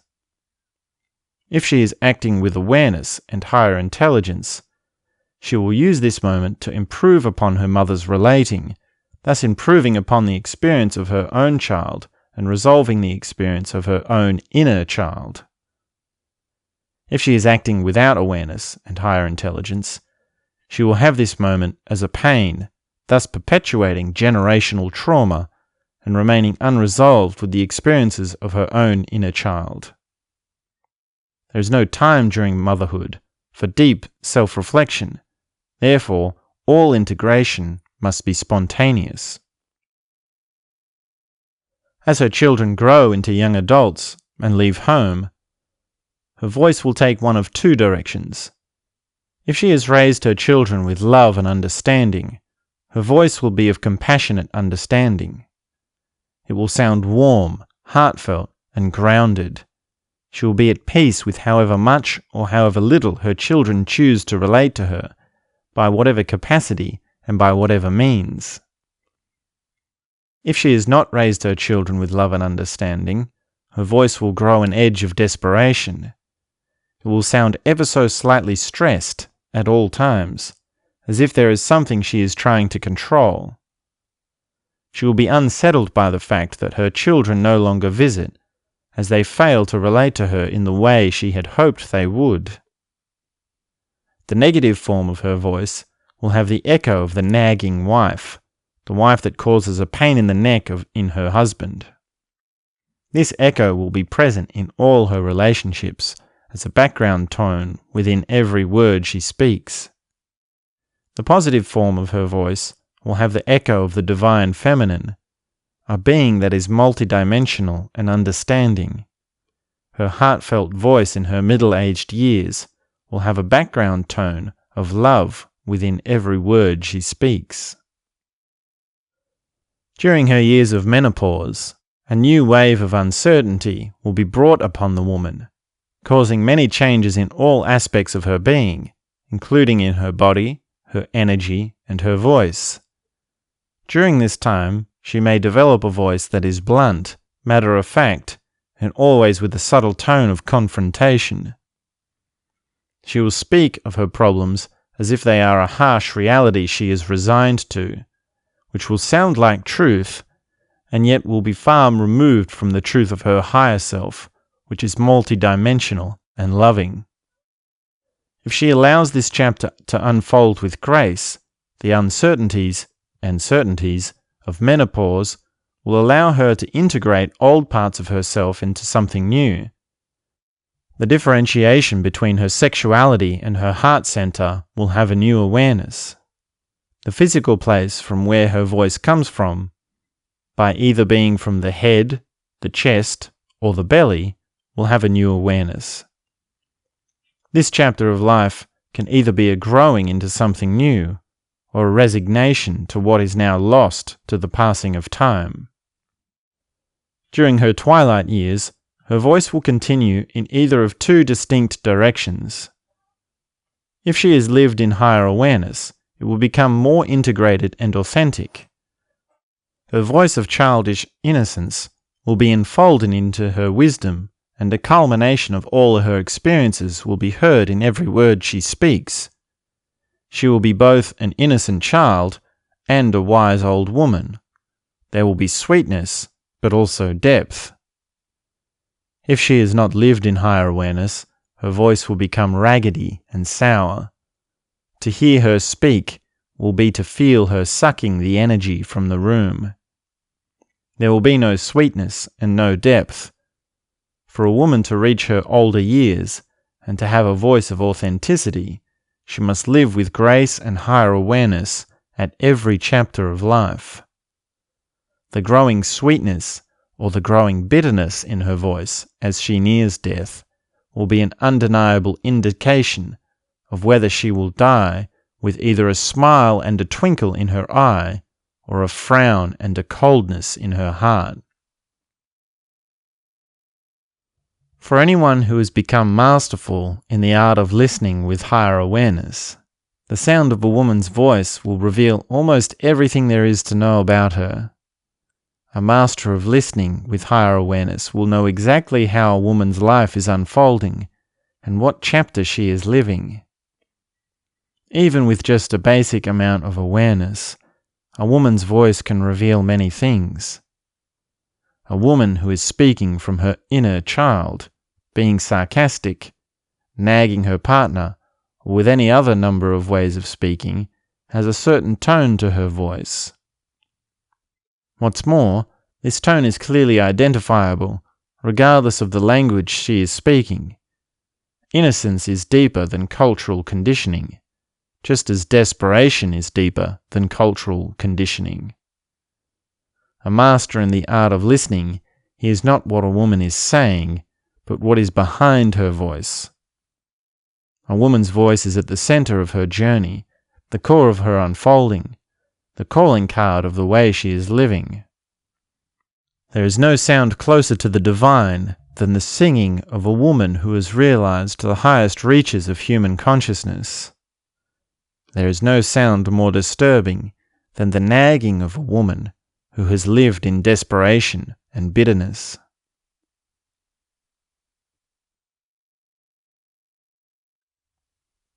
Chapter 20. Alcoholism. Beware any moment when alcohol is celebrated.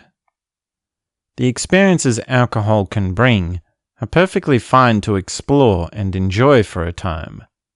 Socrates himself drank alcohol, but you must be aware of alcohol as a poison.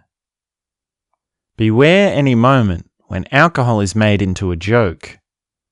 Beware when it is given as an answer to a problem. Alcohol temporarily removes a faculty, thus acting as a kind of social lubricant. If you have done the work, you will have already permanently removed this faculty, and everything else that needs to be removed. If you are being true to yourself, you will be open to the social sphere in a way that flows freely without the use of poison. You will be willing and perfectly able to move in and out of interactions with spontaneity, humor, and your ever-present higher awareness. alcohol temporarily numbs your feelings, thus bringing about a kind of relaxation. If you have done the work, you will have developed a way of feeling and relaxing that does not depend on a substance. As you develop your awareness, you will become more enticed to becoming drunk by natural means. If you go 36 hours without opening your eyes, remaining blindfolded, you will get an experience of the natural drunkenness that meditation brings. But even beyond temporary experiences, your natural state itself, the daily sober state, will start to have a kind of buzz to it. By the time you are starting to sense this natural drunkenness, you will already be feeling that alcohol is a poison that is not worth the pain. And I don't mean the pain of the hangover, I mean the pain of having the poison within you.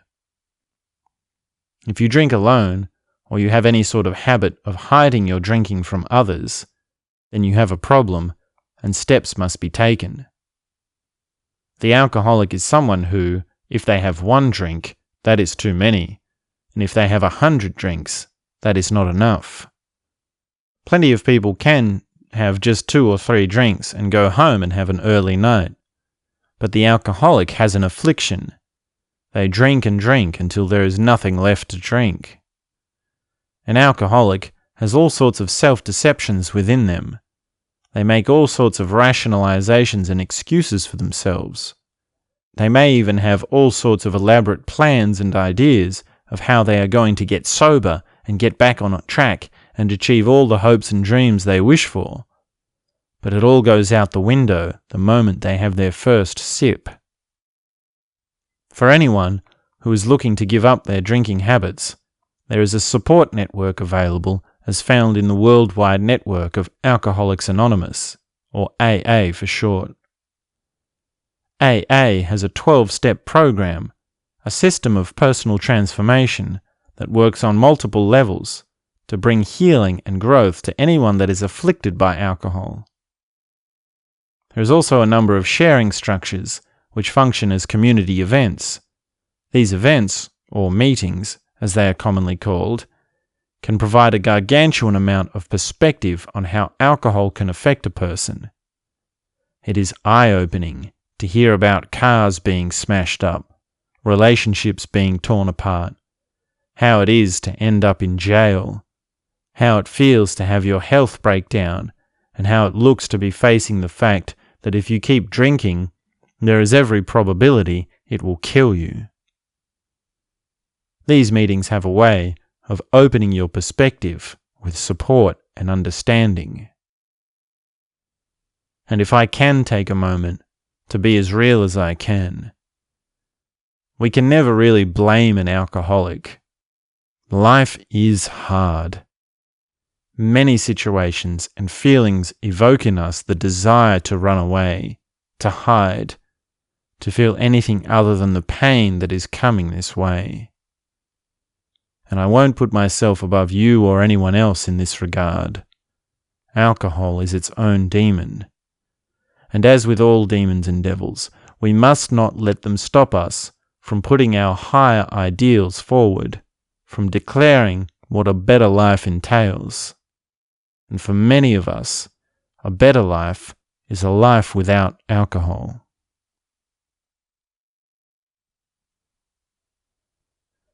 Chapter 21. Methods of Madness. Do not think of yourself as any kind of leader or power figure, for this is a method of madness. Do not forget your importance and the absolutely critical nature of your presence here on this planet, as this also is a method of madness. Do not think you have the answers, and do not be proud of your questions. Do not be so convinced your thoughts are so tangible. This attitude only leads to madness and insanity. Neurotic behavior is any behavior that is repeated. Neurotic thinking is any thinking that is repeated. Do not try to give up your dirty little habits, for this will lead to degradation. But also do not be resigned to the possibility of one day giving up your dirty little habits, for this will also lead to degradation. Do not have an explanation for yourself as to why other people are the way they are, for this will lead to disharmony and disconnect. Turn your efforts towards accepting others and taking them as a congruent pattern of energy flow. In other words, understand them on a deeper level. Perceive each person as a totally unique phenomenon. You will come to realize that many people live with a central idea, in a state of being arrested by some little thought, and you will see how this is madness. You will see how small their world is. You will see how they are stuck within a cycle, distracted by the shadows of their own thought. Do not make any attempt to speak logic to someone who is arrested by a central idea, for this is nothing more than buying into their madness. Do not stand on the side of the road, wearing old dirty rags, yelling gibberish at people as they pass by, for this is nothing short of madness, and there is nothing romantic about it. Instead, do your gibberish inside a temple or awareness-intensive structure while wearing clean robes and cozy socks. In this context, you may explore the many wonders gibberish has to offer. By going into gibberish consciously, with a clear intention of clarity and process, you may come to see exactly where madness and insanity begin.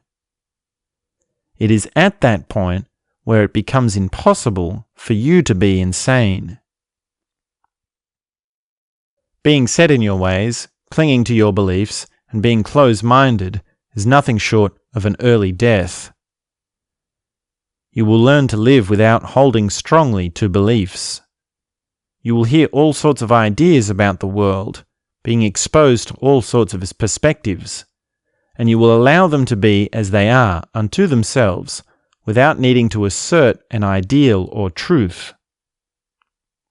When someone shares their perspective with you, do not offer a counterexample or counter-perspective. Living without clarity is akin to not having the life you are given. Living without a flow of being is akin to never knowing your own ability of vastness and multidimensional experiencing. Living without a connection to silence is akin to never knowing the sound or significance of music, as music is experienced in a person only to the depth of silence they have received. If you do not live up to your higher being, you will turn insane. If you do not live up to your higher being, methods of madness will have an appeal to you. They will appear to be solutions. When you engage in methods of madness, you do not have even the ability to see the cause of your suffering. If you engage with the digital sphere for any excessive amount of time, it will scramble your abilities of perception and blunten your awareness. Excessive screen time lulls your mind into patterns of chicken brain. Excessive information consumption will lead to madness. Following echo chambers, conspiracy theories, and groupthink will stunt your abilities of perception. If you engage in conspiracy theories, verbose explanations of philosophy, intricate political theories, scams of ideology, or any other such kinds of thought structures, your awareness will be stunted. People that propagate echo chambers are as much the victims of methods of madness as those who follow echo chambers. Do not engage with anyone who is involved in any sorts of methods of madness. You must find what is within you to find your own answers. You must cure your perfectionism, as perfectionism is a method of madness. One way to shift your experience of perfectionism is to see how what you do comes from within you. The perfectionist has some idea that is outside of them. The perfectionist is trying to live up to some image or standard that is of the mind, and the mind is always of the external. It is something always separate to the core. you must cure your hunger for drama and spectacle. To do this, you must grow an appetite for beauty and subtlety. Work with your abilities of perception and develop silence and stillness. Putting numbers to things, labeling things, and measuring things is a method of madness when taken to an extreme. The scientific method is perfectly sane and worthwhile, but like so many things, when taken to an extreme, it is neurotic. In many ways, this whole world has gone mad. I don't need to give you examples. You have seen it all before. In many ways, there is no way around having at least some degree of madness. The problem is with not knowing how you are mad. Some people have learned to turn their madness into something positive, although we may deliberate over whether or not we would still call that madness. Madness, like anger, is something you may explore. You may find the edge, but you will notice immediately this approach is a far cry from those who are mad and do not know it. To approach madness with the explicit intention of learning about yourself and discovering the truth of who you are is a world apart to living a life in denial. The only way to come out of the madness of this world is for you to know yourself.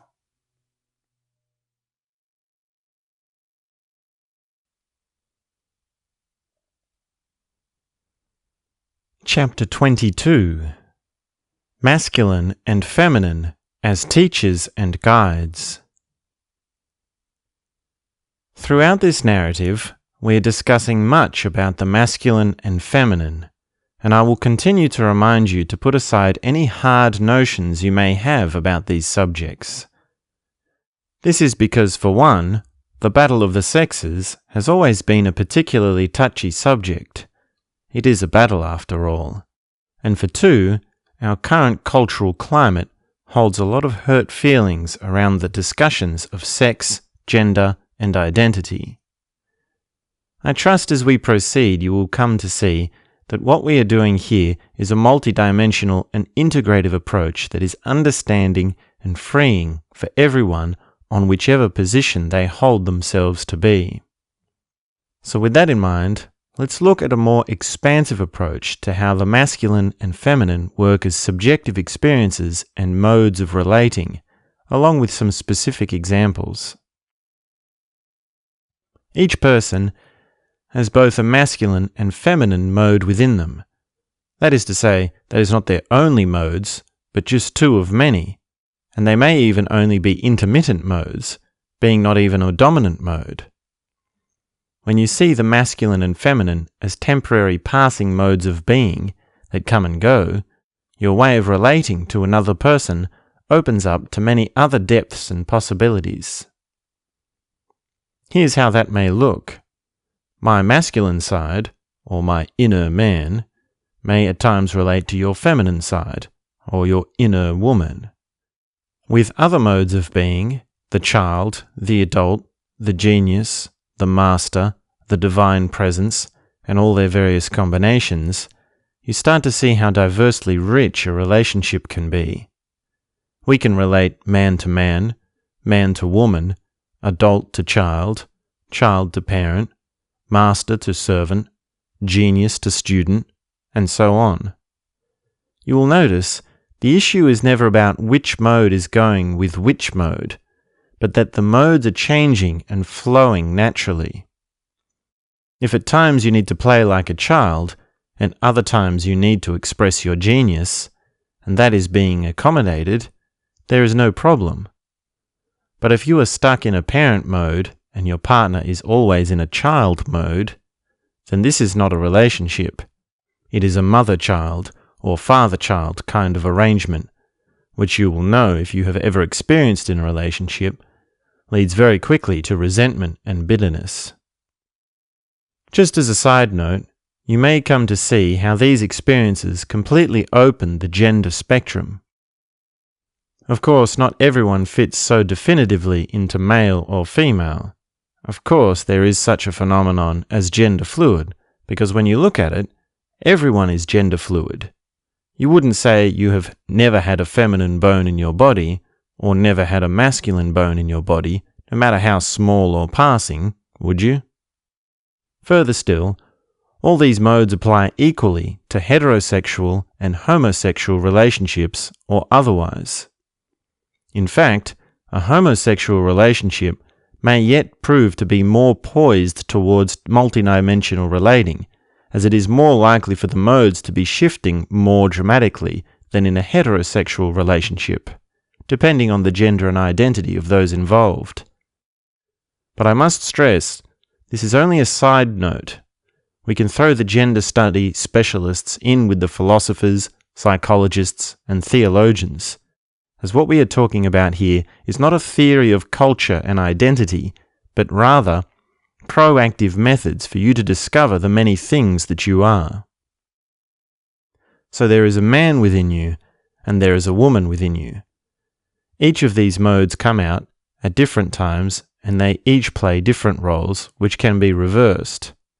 And this I'd like to apply to everything we are discussing here. Any role that is described for a man or a woman, or otherwise, may apply to either a man or a woman. In other words, the roles are always reversible. We will discuss more about the inner man and inner woman in the chapter Split Brain Techniques, where you will see exactly how to put yourself into each of these modes.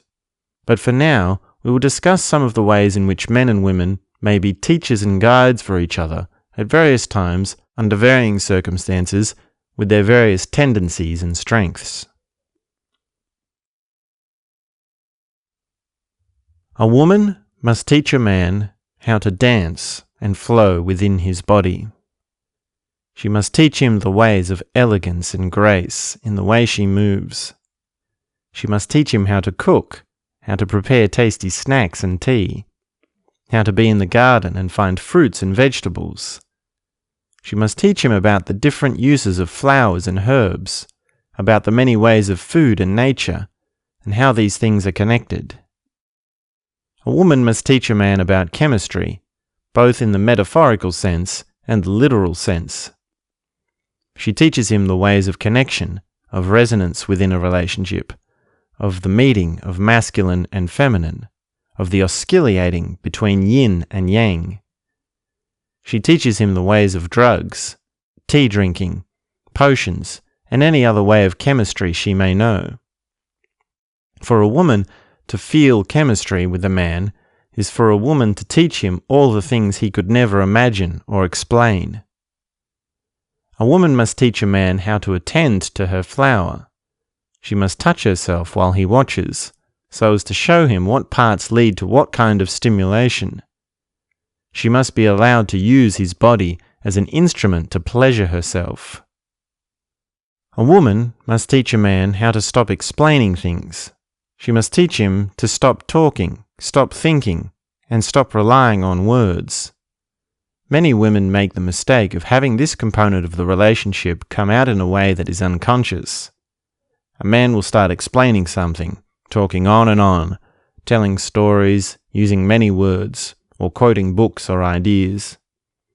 Her reaction is to belittle him, to put him down, causing the most terrible embarrassment, and she is perfectly right in doing so, as a man that talks to a woman too much sometimes needs to be put in his place. But a woman of higher intelligence and awareness understands this dynamic and proceeds with grace. She teaches him to not talk so much without putting him down. She teaches him to stop relying on words as a mode of communication, and she does so without making him feel dumb.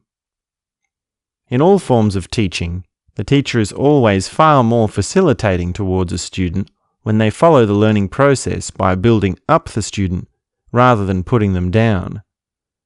This is exactly the same for when a woman teaches a man how to stop explaining things. A woman must teach a man the ways of communication that are beyond words. She must teach him how to hear what is implied by words. She must teach him how to communicate with eye contact, with small silent gestures, with non-verbal sounds, with body language and ways of breathing. There is an entire world of communication beyond words that a man must learn. A woman must teach a man how to play games. This includes kids' games and mind games. For a woman to return to innocence is for her to teach her man the importance of being non-serious. Playfulness is her craft. She has a natural talent for connecting with the inner child. Oftentimes, a woman is put down when she is desiring to do childish things with her man. This is a misunderstanding of her deeper intentions. It is a calling to go back to something pure, to review a long-lost feeling of life, to bring about a freshness of daily experience. A woman will only have the inclination to make this endeavor with a man she deeply trusts. A man often looks forward with ambition in order to feel something. A woman looks back with an urging for innocence to feel something. This is why a woman must teach a man how to play kids' games. It is her return to something new by removing what has come to be present. If children come to be part of the connection between a man and a woman, they will easily find new explorations of playing kids' games. A woman may start up mind games of the most twisted kind in order to confuse and infuriate her man. If things are pathological in the relationship, the mind games a woman will pull on her man will be nothing but destructive. She has every ability to play mind games on him that will bring about his demise, completely destroying his sense of self and sense of worth, and she will do this without even knowing what she is doing. But if things are working in a positive way in the relationship, and there is love and understanding, her mind games become something else entirely. In the loving relationship, a woman who plays mind games is a continuous delight to her man. He will be continuously amazed by her creativity, beauty, and light. He will see her as absolutely unique, as a source of never-ending joy. The only thing more amazing to a man who has a woman playing with him is the moment that game continues, when he was so sure it was all over. A woman must teach a man without being a teacher. It is not the place of a woman to act as something above a man, just as it is not the place of a man to act as something above a woman. Rather, she must teach by implication and demonstration. She must live the lessons she wants to convey, which in all instances is a matter of her living in her higher awareness and her truest self. A woman teaches a man by giving him the opportunity to learn for himself. A woman must teach a man the ways of the divine. She must show him the divine feminine and invite his divine masculine. In order to do this, she must have extreme experiences of spirit and existential realization. She must be in touch with the fleetingness and preciousness of life. She must live the embodiment of her divine essence. There is a common misunderstanding between men and women, which is that a woman requires a man to treat her as an angel. A woman demands to be treated like an angel only when she is not in touch with her divine essence, which is exactly backwards to the way things are when higher awareness is present. A woman inspires a man to treat her like an angel when she is embodying her divine essence without any dependence on a man. To be demanding and to be inspiring are as two different things as two things can be. Men also make the same mistake, but from the other side. They treat a woman like an angel, idolizing her, bringing her gifts, exalting her to the highest throne, creating all sorts of fantasies around her, all because this is what they long to see. They so often do this without even once checking if the woman is worthy of such things, and most of the time she is not. While it is true that every woman is an angel, it is a fact of human consciousness that very few women have realized and embodied their divine self. Perhaps many of the actions a woman takes is an expression of her inability to live up to her divine self. for example, the entire cosmetic industry. But any woman who knows how to teach, or rather inspire a man, is a woman that has done away with all that is fake and frivolous. A woman who lives in her divine essence is a teacher to all and an inspiration to all, but very few women have made that journey. It is perhaps a perfect irony that the phrase strong, independent woman has come to mean a woman who is acting with masculine qualities, when the truest meaning of the phrase strong, independent woman is a woman who is embodying her divine self and living as an angel with all the positive forms of living that femininity has to offer. A woman is to find her own version of femininity that is right and beautiful for her, just as a man is to find his own version of masculinity that is right and beautiful for him. It is with the flourishing of masculinity that a man will be a positive participant of life and the larger society. When he is embodying his masculinity, a man may take every step to share his being with his woman, but must always do so with higher awareness and presence. A man must teach a woman without explaining or using the voice of a teacher. He must be playful with the things he is hoping for her to arrive at. He must avoid using long words, long stories, long explanations, as these are the ways of the mind, and a woman does not learn by the mind, but by the body, heart, and soul. When a man is sensitive to a woman, his ways of teaching are subliminal. She may at times suspect she is part of some kind of elaborate plot, which is not far from the truth. A man must admit his desire to orchestrate, even knowing that any happenstance is always far more a matter of coincidence than of intention or planning. A man must teach a woman about male sexuality, telling her about his experiences and struggles.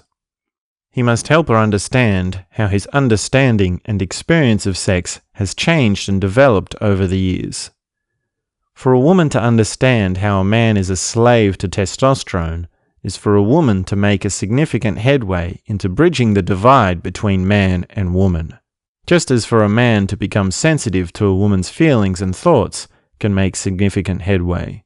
While it remains a man's responsibility to integrate his sexuality and understand all the many forms of energy he experiences, a woman can work wonders in supporting a man by understanding how his creature behaves.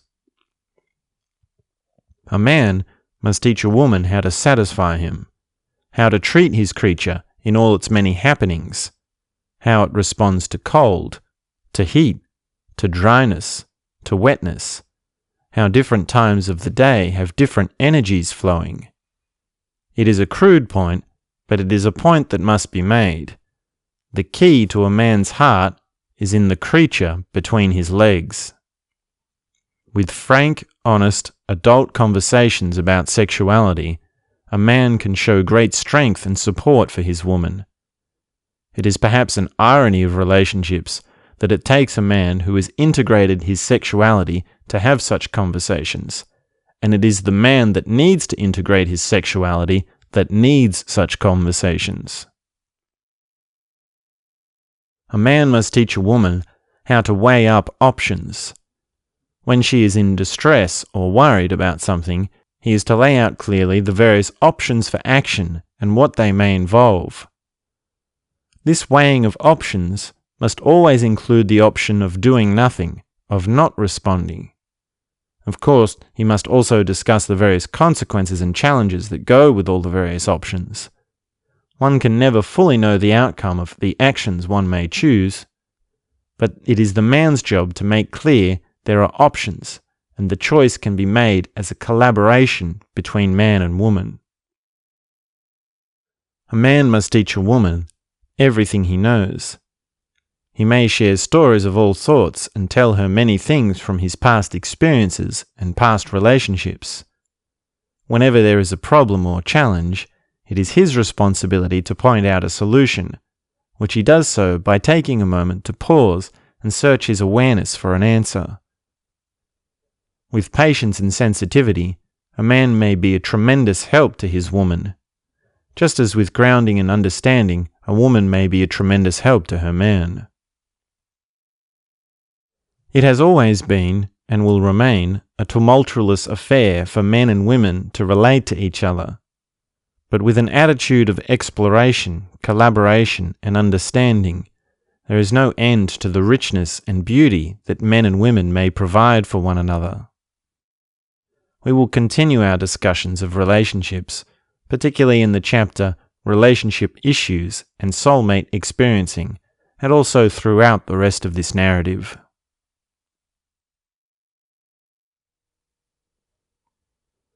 Chapter 23. Gossip and Trauma Bonding Explained. Women often gossip, talking behind each other's backs. This serves as cold-hearted backstabbing, a kind of reactionary behavior entwined with jealousy and malevolence. However, gossip can be a constructive activity, a kind of singing of songs amongst birds, but only when done with understanding and compassion. Women may share their stories of trauma, talking about their pains. This can serve as a game of one-upmanship, or of trying to invoke sympathy, of encouraging victimhood. However, when done with awareness and loving support, trauma sharing can be a powerful process of transformation and connection. A story may help to illustrate this discussion. A group of women were sitting around talking about their past experiences.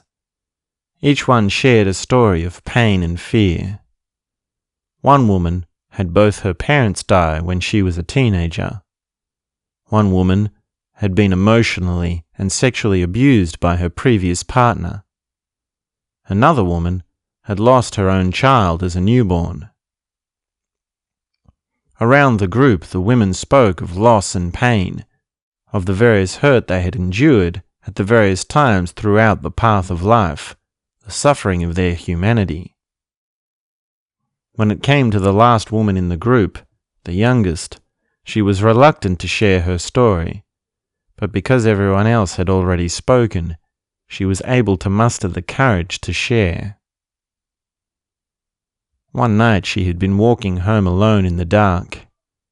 A man had started to follow her, so she tried to avoid him.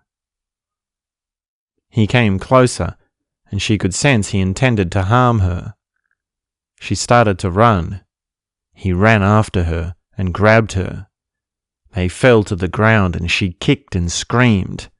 He was much larger and stronger than her, and as they wrestled, she knew what he was going to do. The look of lust burned in his eyes. He was going to rape her. She kicked and screamed, trying to escape, but the man was overpowering. By chance there was a large stone nearby. She reached out and grabbed it in the last moment. With all her fighting spirit, she smashed the man across the head with the stone. She smashed him again, blood spurting out everywhere. One last time she swung the stone into his face, crushing his skull. The man died. His body fell to the ground. There was a moment of silence around the group of women. They could all feel the pain and hurt from this story that the girl had shared. They could only imagine what she had been feeling in the moments from when she had killed him to the time the authorities and help had arrived, and in the intervening weeks and months following an investigation that found her to be acting in self-defense. They could only imagine how terrifying the entire ordeal could have been. After a few more moments of silence, the oldest woman in the group, a motherly figure to many, asked the young woman, "Have you ever been back to the place where this happened?" "No, I have not. It is a dangerous country," she said. As she answered, she knew it was her destiny to one day return to that place. "Have you ever prayed to this man, speaking to his spirit, asking for a connection. "No, I have not," she answered. And as she answered, she realized she needed to speak with this man, but didn't know how to find the right words. Have you ever listened to this man, wherever he may be now, listening to hear how his understanding may be? "No, I have not," she answered. And as she answered, she realized she needed to hear from this man, but needed guidance on how to hear his voice, to listen to the winds that carry his soul. Part of her even suspected that by now, from wherever he was, he could see that what he had done was wrong. "When you are ready," said the older woman, "when the time is right, I will take you back there, to this very spot where it happened. With your trust, I will guide you into a new understanding of this experience. Together we will find the right words for you to say to this man, and with the right support, you will be able to hear his voice and sense his presence. You and this man share a connection now. He is forever in your soul, and your connection with him will evolve and grow as you grow to a new understanding." The woman looked at the older woman and around all the other women in the group. She knew the older woman was right. She knew she needed support, and she could see, with the right understanding, healing was possible. It was in this moment that she realized her healing journey had begun.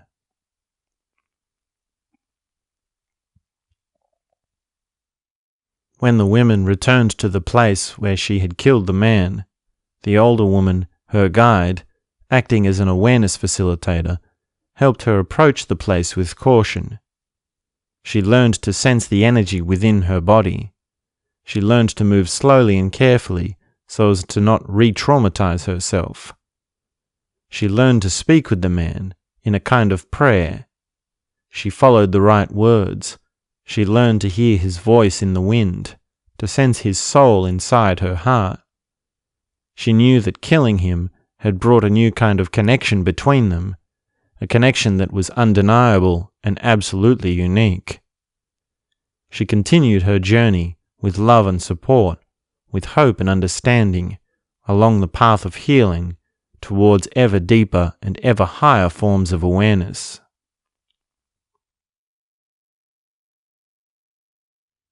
Gossip and trauma sharing is connected because there is always something in the fact that someone might gossip about your trauma or even become jealous of your trauma. The complex of the tortured soul is one that many women play to impress each other and also to impress the men they may wish to attract. When gossip is combined with alcohol and drug use, it is more likely to lead to jealousy and mistrust. It is more likely to land on the ears of people who are unconscious and asleep, and therefore unfolding as a process of waste, which in turn leads to resentment and bitterness, rather than healing and understanding. When gossip is happening with men around, there is a limit women put on themselves, as women gossip far more intensely when there are only other women present. When trauma sharing is happening with men around, and there is a full trust between everyone, as such that everyone may speak freely, women will find tremendous depths of healing. It can be an explosive experience for a woman to share her story with men present, when the story involves abuse from the hands of a man.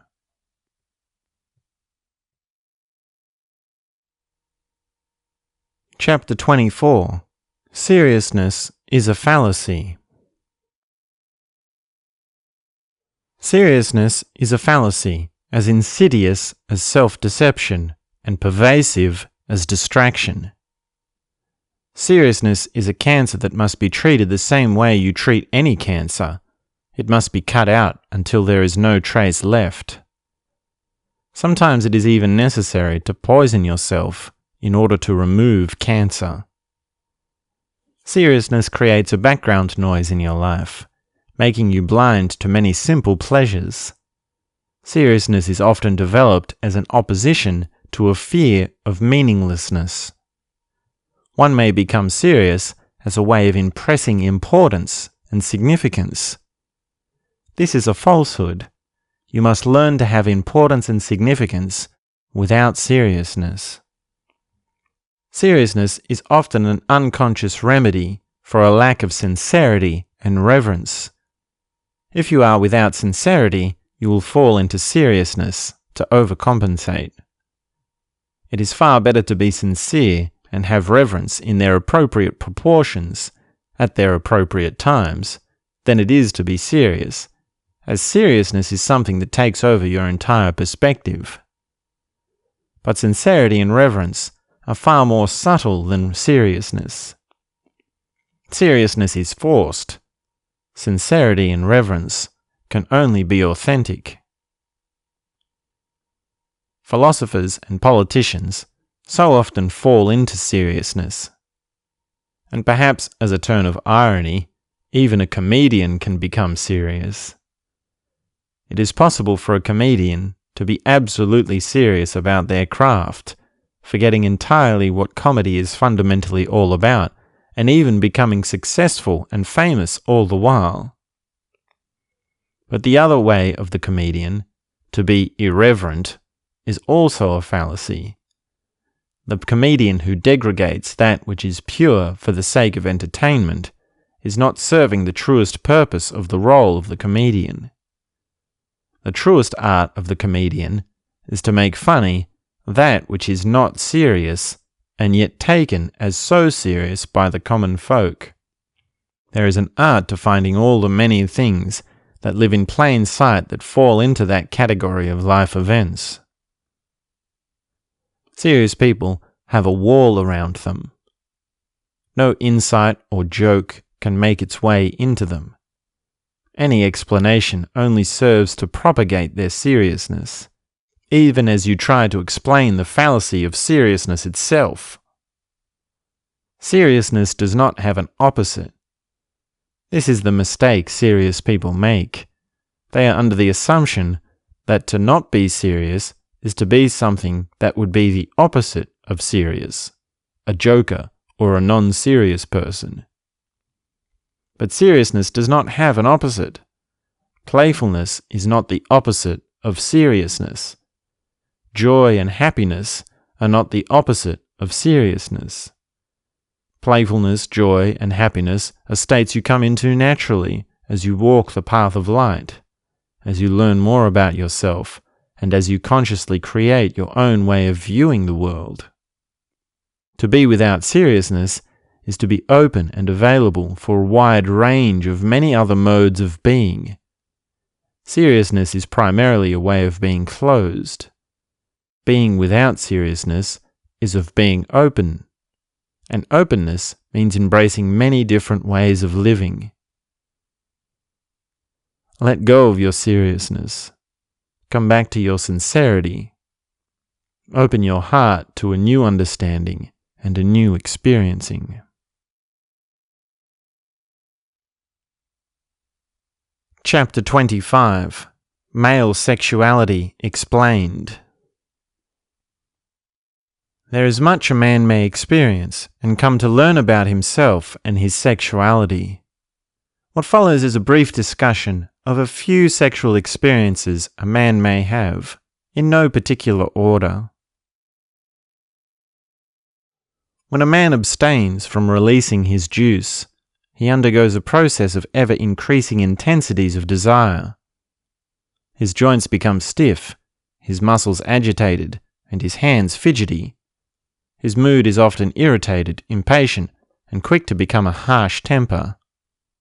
As weeks pass without him releasing his juice, his energy spreads deep into his dreamscape experiencing until a release occurs as he is sleeping and dreaming over his fantasies, nocturnal emissions. After this dream-induced release, he may feel a new intensity of desire forcing its way through his body over the following days. This may only last a few days before a plateau is reached, and his energy becomes dormant. Then the process will repeat, of ever-increasing desire, release during dreamscape experiencing, then a dormant period.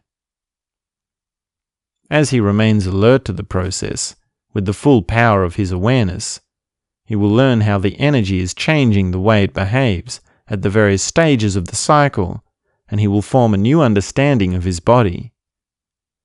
It is absolutely critical during this time that the man maintains his practice of daily meditation and qigong. A man must never feed his mind with crude images. A man must never be dazzled by the images of pornography. A man's sexuality evolves as he becomes more experienced. It may be that he must find a particular partner before he is comfortable to express and explore the fullness of his energy.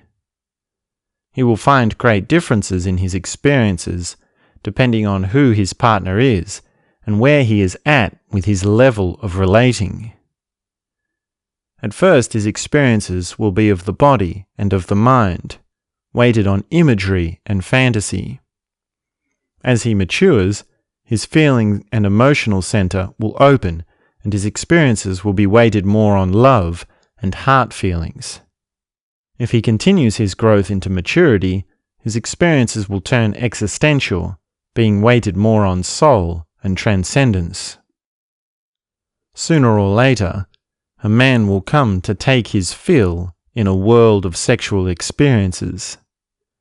He will discover that sexual exploration is a wild, wonderful, and gloriously delightful affair.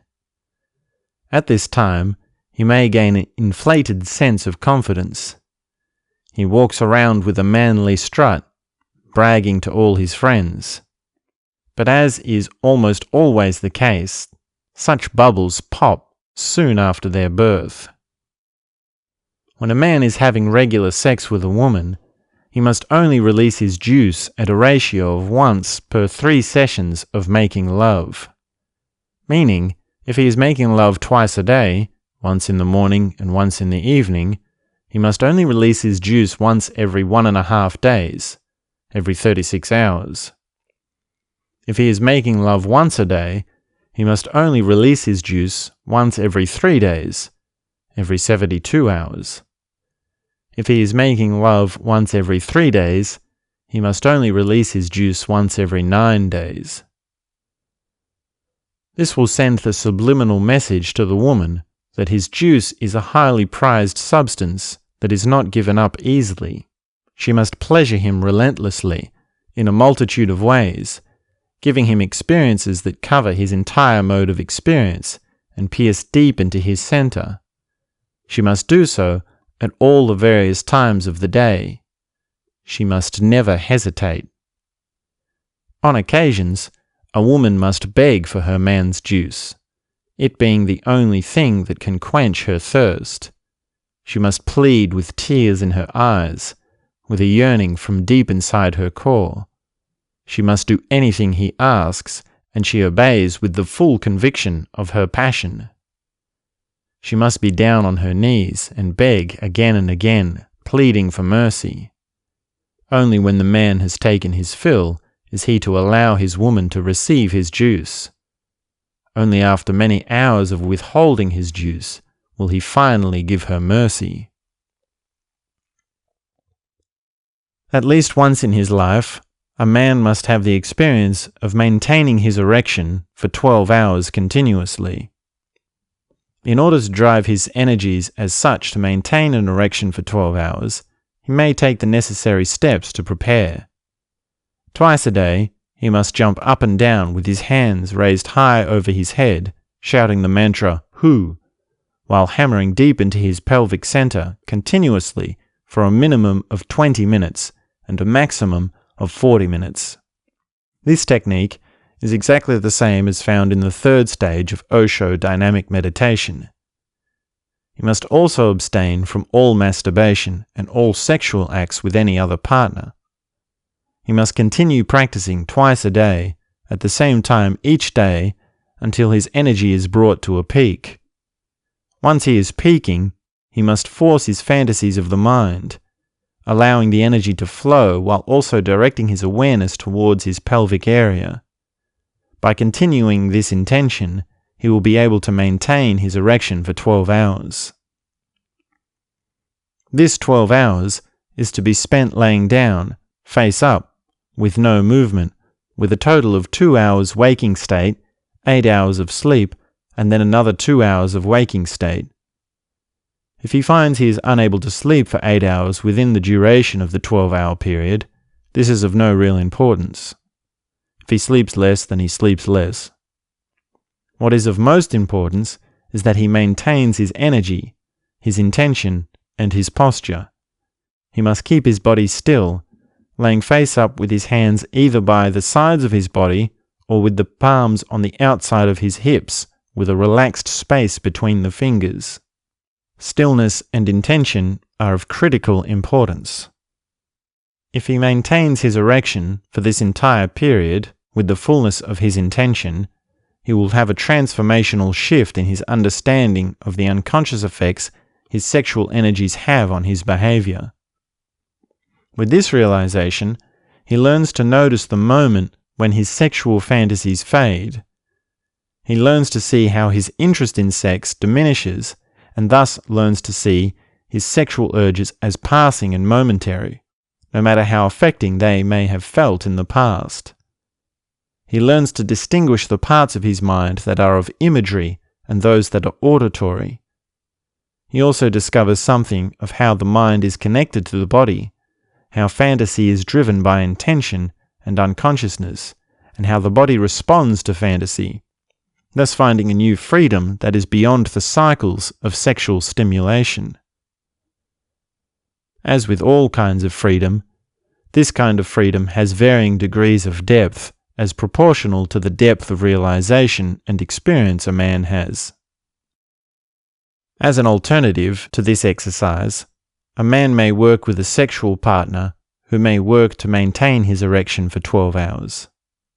It is important that during this process there is no release of his juice. There are whole varieties of prolonged sexual connection techniques that may help with this exploration.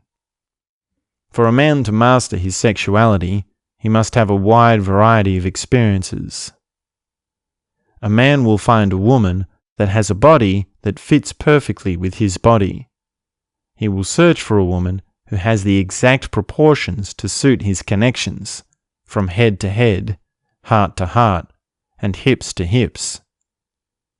Because of the opening and orgasmic nature of the human body, there will be many women who can satisfy him.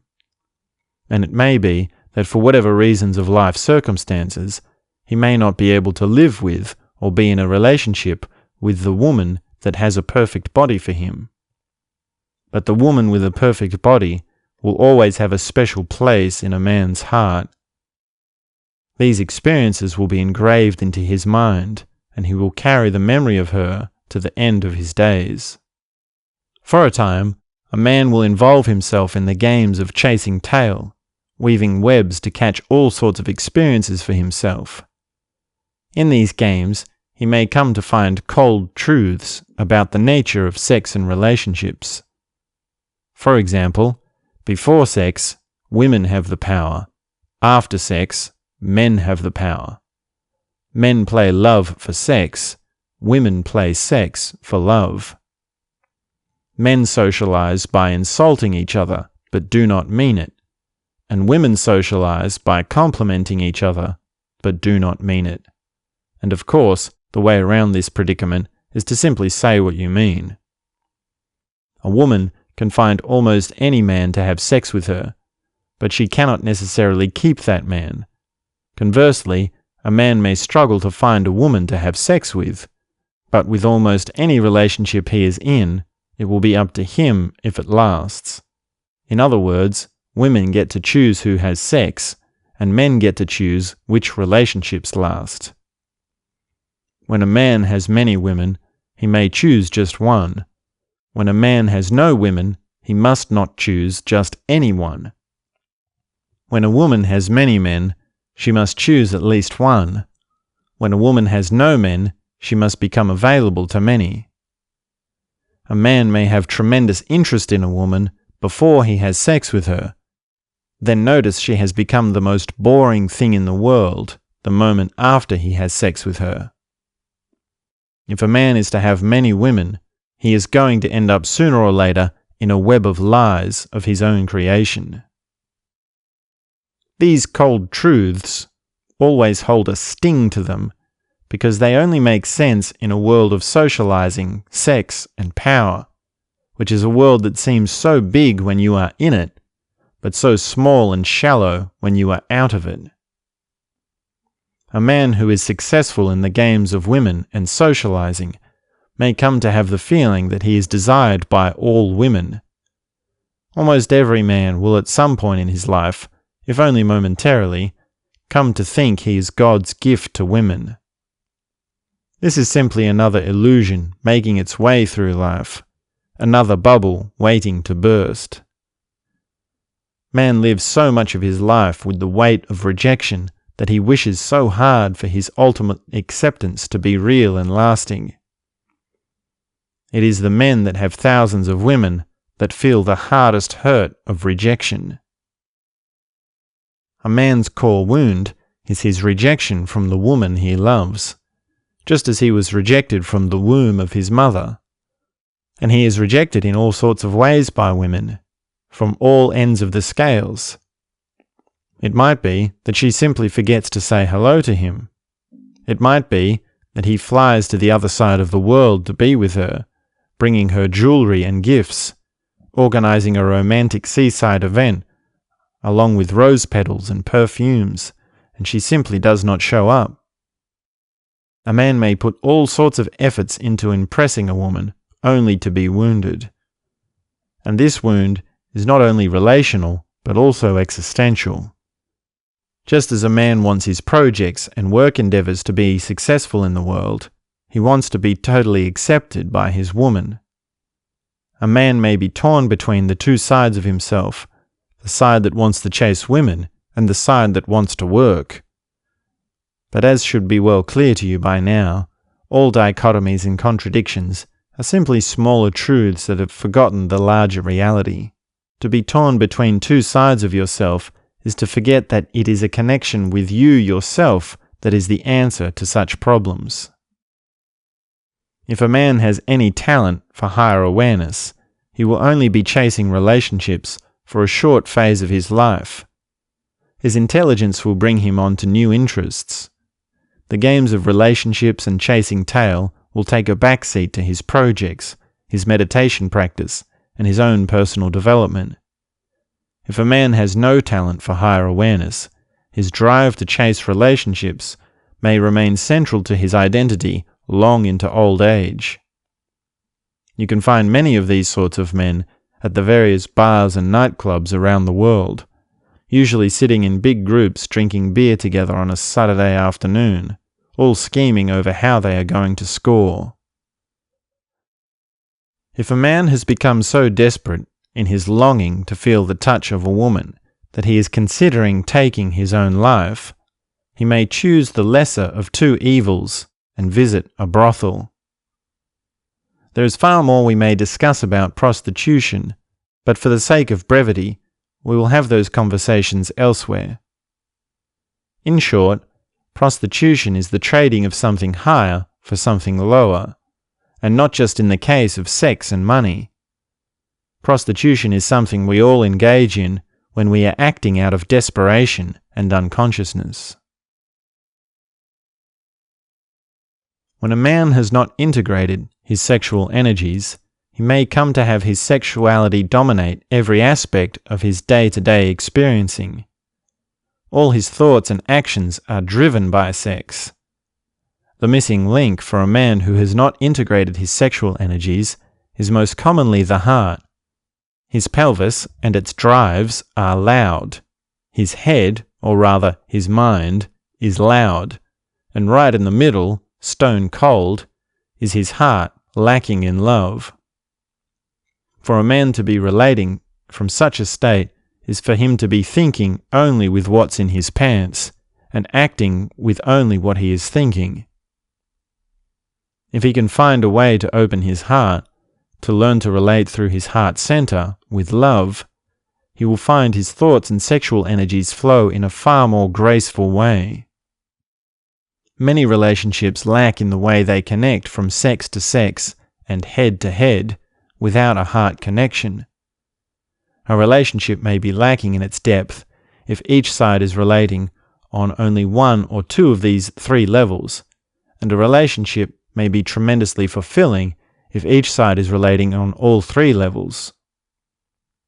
Beyond sex, love, and mind, there is soul, which is the part of you that can see the differences between sex, love, and mind, and speak about such things with clarity and insight. Soul appears in a relationship where all the centers are functioning in their fruitful ways, and there are yet higher states that provide additional experiences of relating, many of which are not even possible to describe, as they are beyond mind, they are beyond words. A man may enjoy to abstain from sexual activities and retain his juice in order to feel full and turn his energy into other directions. He may eat walnuts to help grow his supply. When he is full, he feels bursting with vitality and motivation, working from early in the morning to late into the night with a great passion and dedication to his endeavors. His moments of peaking do not have the sting of frustration, but rather the thrill of knowing his state is natural, enlightening, and part of his intended strategy towards creating his own experience of the day. In every moment, there is a bounce in his step. He laughs at himself, tells jokes to himself. He moans with adoration when he looks at the full moon in the night sky. His day is a never-ending string of interests and moments of play.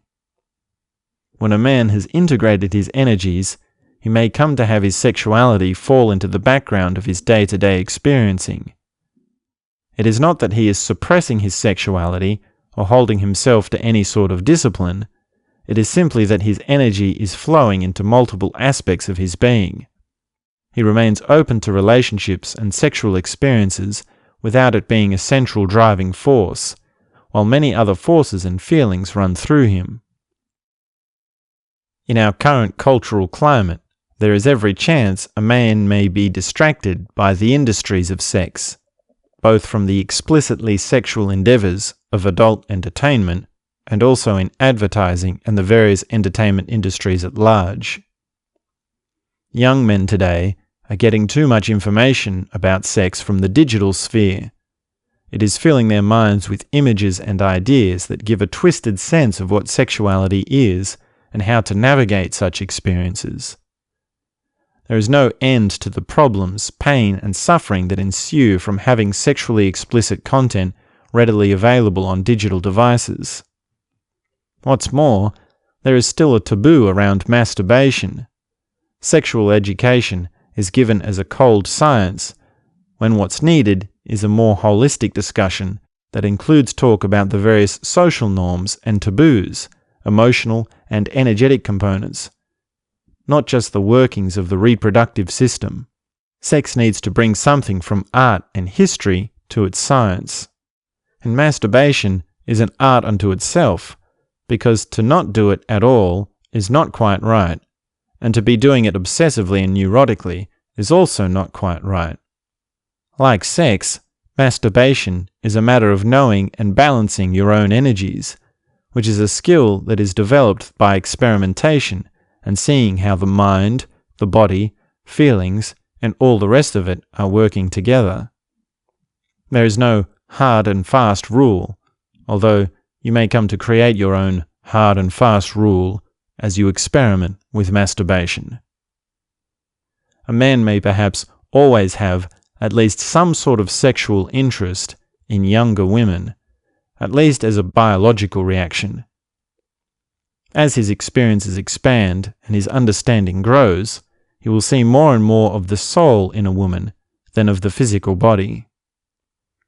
A man will come to notice his deepest sexual experiences are not necessarily with the hottest woman he has had sex with, but rather it is with the woman he knows best, who knows him best, whose personality and soul he admires.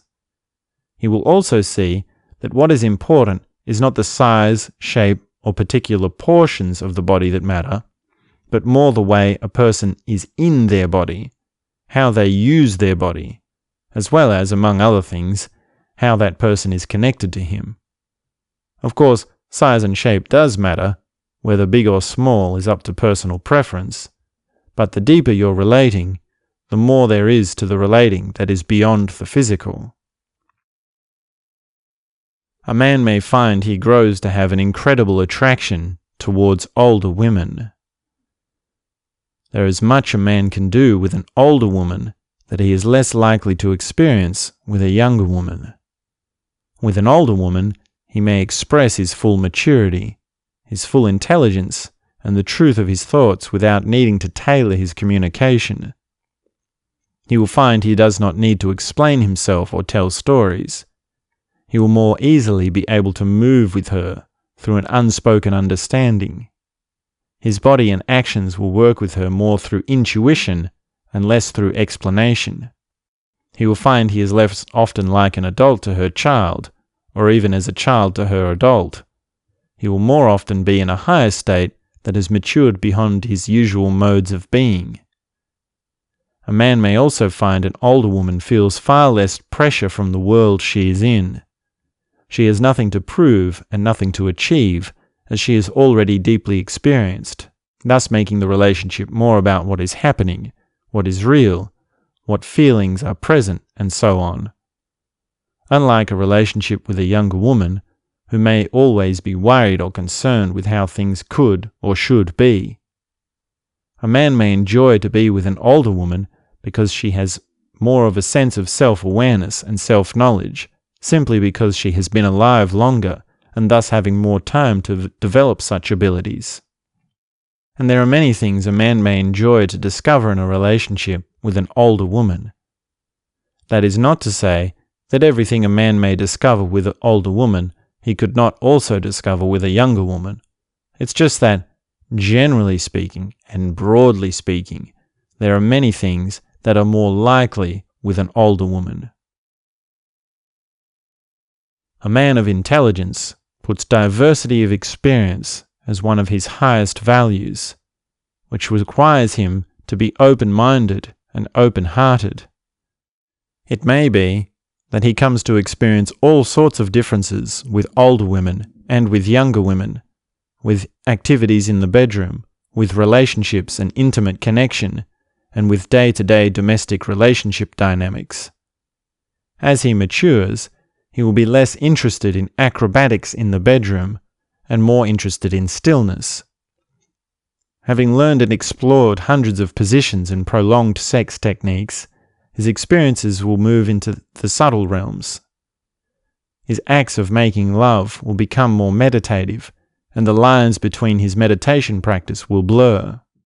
Just as we have been saying all along, and as we will no doubtably say again before the narrative is over, all roads lead to meditation and higher awareness, and that includes the roads that take you through relationships, authentic relating, intimacy, and sex.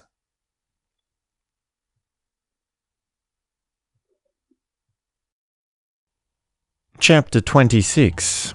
Levels of Life.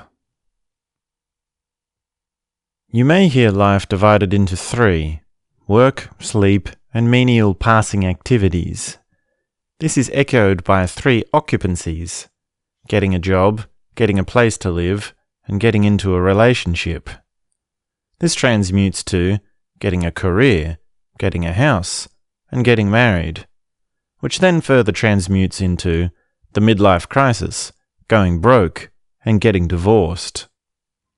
If kids are involved, it can be very messy. Some ways of slicing up life are more commonly known and accepted. Some we are discussing here may be new to you. When we look at the trio of sleep, work, and the miscellaneous, by all first appearances this looks like a logical dissection. But if we are slicing life in 3s, we may look at it another way. For example, you spend 1/3 of your time thinking, 1/3 of your time feeling, and 1/3 of your time in a state of distraction. By a measure of how subjective an experience of life is, these 3 levels would appear to be far more accurate and consequential than the first. Further still, if one was to look even closer at the levels of life, there would be many clear examples of how either of these levels don't even come close to describing how things are. Just notice that some events of life have far more significance than others. There are moments that are fleeting, passing, forgetting, and insurmountable. There are moments that change everything, shift perspective, that bear a tremendous weight of significance, both positive and negative. When facing life, there are 2 pairs of levels to be aware of, all of which fit in with the previously mentioned ways of looking at life. One pair is of the things that happen to you and the things that you do as a cause. The other pair is of the things that are positive and the things that are negative. There are things that happen to you that you enjoy and things that happen to you that you would really rather not have experienced. There are outside circumstances making an impression upon you. Then there are things that you do under your own efforts that lead to positive things, and things that you do under your own efforts that lead to negative things. In short, there is good and bad, external and internal. At this stage of the discussion, the creeping question of free will may come knocking at the door. Let me say this once only, and once and for all. Any debate about free will is a debate for philosophers, and those philosophers are no better than a dog chasing its tail. What really matters is your own subjective experience. If you inquire into yourself, you will discover the significance of free will and all of its many dynamics, including your sense of motivation, propulsion, recoil, mystery, acceptance, desire, disengagement, and many other paradoxes and phenomena of subjective experiencing.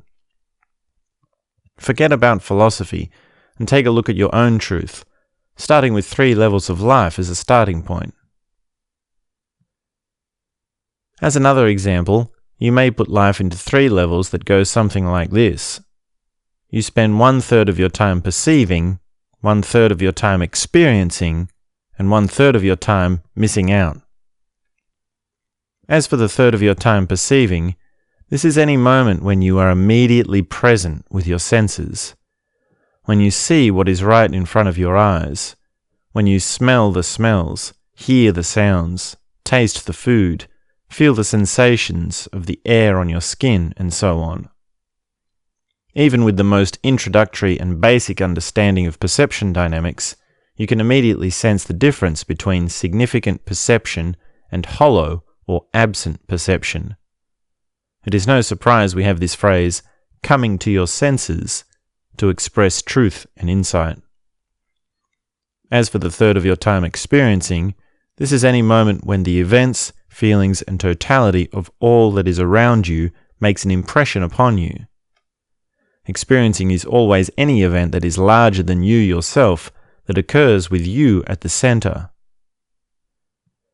As for the third of your time missing out, this, some may argue, is where most people spend most of their time. It is the time when you don't see what is right in front of your eyes, when you don't hear the voice that is speaking to you, when you don't taste the food that is between your teeth. It is the phenomenon of getting without having. Your life is happening to you, around you, but you are not having it as a living phenomenon in any significant way. There must be thousands of labels we can give to such a life: disconnection, detachment, unconsciousness, unawareness, ignorance, denial, disengagement, distraction, for example. The positive approach to sleeping, working, and miscellaneous things as an understanding of the 3 levels of life is to sleep well, find meaningful and fulfilling work, and to learn to participate in the little miscellaneous moments with joy and gratitude. The positive approach to thinking, feeling, and distraction as an understanding of 3 levels of life is to think less, using only thought sparingly, feel deeper feelings across a wider range of feelings, and cut out as much distraction as possible. The positive approach to things that are happening to you, things that you do, things that are positive and things that are negative, as an understanding of the levels of life, is to change the things you can change towards the positive and away from the negative, and accept the things you can't change. Of course, we all remember the old adage, change what you can, accept what you can't, and live with the wisdom to know the difference. The positive approach to perceiving, experiencing, and missing out as an understanding of the three levels of life is, become centered in perceiving, making perception the central part of immediate experiencing, to experience deeper experiences across a wider range and diversity of experiences, and to cut out as much missing out as possible by taking a general stance towards active participation. Out of these levels of life, you may choose to work with any that suits your liking. You may even go on to create your own levels from your own understanding. You will notice there is any number of ways you may like to dissect life, each way providing its own insight. But beyond any level of life, there is awareness. It is awareness that drives and navigates all levels. It is awareness that is the supreme way of sensing. It is what allows you to move into the positive approach to any understanding of life. It is the positive approach that is driven by and leads to a larger awareness. Anyone who practices techniques of perception dynamics grows into higher awareness. Anyone who feels experiences more deeply across a wider range and diversity grows into higher awareness. Anyone who thinks less, cuts out distractions, and minimizes those moments of missing out grows into higher awareness. Notice how it is to realize these different parts of your life. Notice how it feels to sense what is resonating with you. It is your ability to sense these levels that puts you into higher awareness. Go beyond the levels and step into higher awareness now.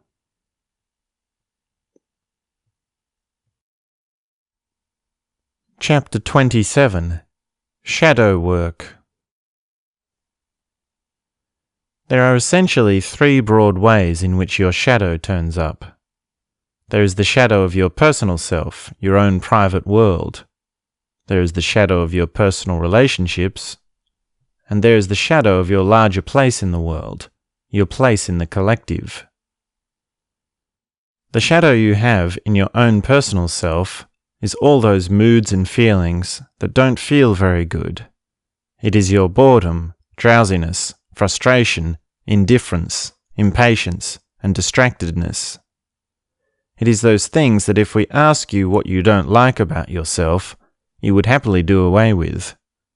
It requires only for you to see things through your own perspective. The shadow of your personal relationships is all the things people around you would say about you. This is when you are being obnoxious, boring, arrogant, obtuse, ignorant, and offensive. It is those things that if we ask other people what they don't like about you, and they were honest, they would be able to tell you. It requires you to see things through the perspective of someone else. The shadow of your larger place in the world is your standing in your community and society at large. It is those things that if we ask all the people that don't know you personally what is not so good about you, they may be able to tell you, so much as they have heard of you. It is your greed, selfishness, pride, influence, hypocrisy, and general unconsciousness. It requires you to see things through the perspective of the community and society and beyond. Shadow work is taking an honest look at your darker side on all levels and bringing those things into the light. It is taking a moral inventory of your life, taking a courageous step towards being good and living a good life. We embark on this endeavor because there is a tremendous amount of energy that goes into denying and suppressing the dark side. This use of energy is what limits your higher potential, your higher ability, your capacity to feel love and ecstasy every day. We contend with the dark side to free up resources of energy and awareness that can be turned towards efforts of growth. Shadow work has always been primarily an effort of personal transformation, never of philosophy or theories of morality. The morality of human consciousness need only be divided by a single line, the line between good and evil, which Alexander Solzhenitsyn so eloquently pointed out is a line that runs through every human heart. There are those who are concerned with doing good and with being a good person, and those who are concerned with evil and doing evil. The only difference is on where the line is drawn, because of course, so often them whom we might cast as evil are doing so under their own guise of doing good. It is possible for a mass murderer to stand trial and to be found guilty beyond any sense of doubt, with all the supporting evidence, and yet still to remain in denial and insist their doings were only for the good of the world. It is possible for a politician to amass vast amounts of influence and power and still remain in denial of their own greed and malevolence. There is always a line between good and evil in such people. They would just draw that line in far different a place to you and I. And here is the beauty of shadow work. You draw your own line between good and evil on ever deeper levels, thus progressively growing into higher and higher forms of consciousness. And let me say this as directly as I can. Any discussions we are having here are not intended as an analysis or understanding of those who commit the most terrible evils of the world. There is no need to understand such people. Let them rot. What is intended here is for you to sharpen your directive and allow your own process of shadow work to transform your awareness into something higher. As you work on transforming parts of your shadow, more of your experiencing becomes that of the light. You have feelings of bliss more often, more of the buzzing of natural ecstasy, more positive experiences in relationships and work. In short, you open to love. When working with shadow work, there are two main approaches. One is relational, the other is with state training. When working on the relational level, it may look something like this. You sit down with a person that knows you and ask them about all the things that are wrong with you. Depending on the life you have lived, you may find it is a very long list of wrongs, and you have your work cut out for you. The longer the list, the less likely you are to face it, which is how some people come to be so terribly forsaken. But if you are not so far gone, and you are honest enough with yourself, you need not even go that far. You may sit down with someone and tell them yourself about all the things that are wrong with you yourself. It takes a radical honesty from both sides and goes against the social norms of many cultures, as broadly speaking, when interacting with someone, the socially acceptable thing is only ever to say nice things about other people. When working with state training, it may look something like this. With a trained facilitator in a dedicated space, ideally with other fellow participants who are also working with the same intention, you consciously go into your shadow side. Often the doorway is through just one emotion. Anger, for example. Depending on the structure, you would generally start with an inquiry and expression of what makes you angry. You would describe the situations in your life when you have been angry, the things you have said and done. As the inquiry progresses, you will move into body awareness, describing what sensations and physiological responses you notice. You may notice your jaw and fists are clenching. Your breathing quickens and deepens. You start to feel hot and sweaty. You feel the burning bubble inside your chest. You feel a tingling in your legs. From here, you have the chance to go into your anger, you embody it in real time. But this time, with a little ingredient that makes all the difference: awareness. Our unawareness of the emotions we feel is all too often because they come and go too suddenly, such as in the case of anger, or they come and go too gradually, as in the case of sadness. By going into anger, or any emotion, with awareness, you remind yourself at various points throughout the process to take note of exactly what is going on. You see yourself in more detail. You see your anger with more clarity. This you can do on your own accord if you have developed a strong enough faculty of awareness to do so. If you cannot do it on your own, you may work with the assistance of a facilitator. All the facilitator is going to do is allow you to get angry, even helping with their own tricks and methods to bring you into the experience.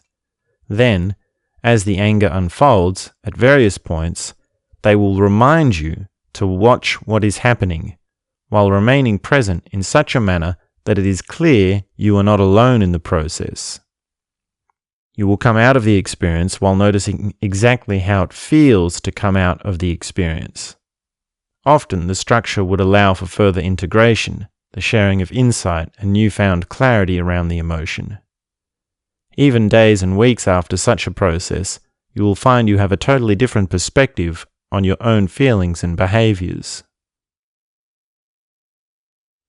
Shadow work is something that can be done alone in your room by yourself, just as sitting on a pillow with your eyes closed can be. But for faster and deeper results, it is better to work in a group with a trained facilitator. There are many workshops, group therapies, and methods of shadow work you may involve yourself in. It is part of your journey to work out what is right for you, who is right for you, and when is the right time for you to be involved in such things.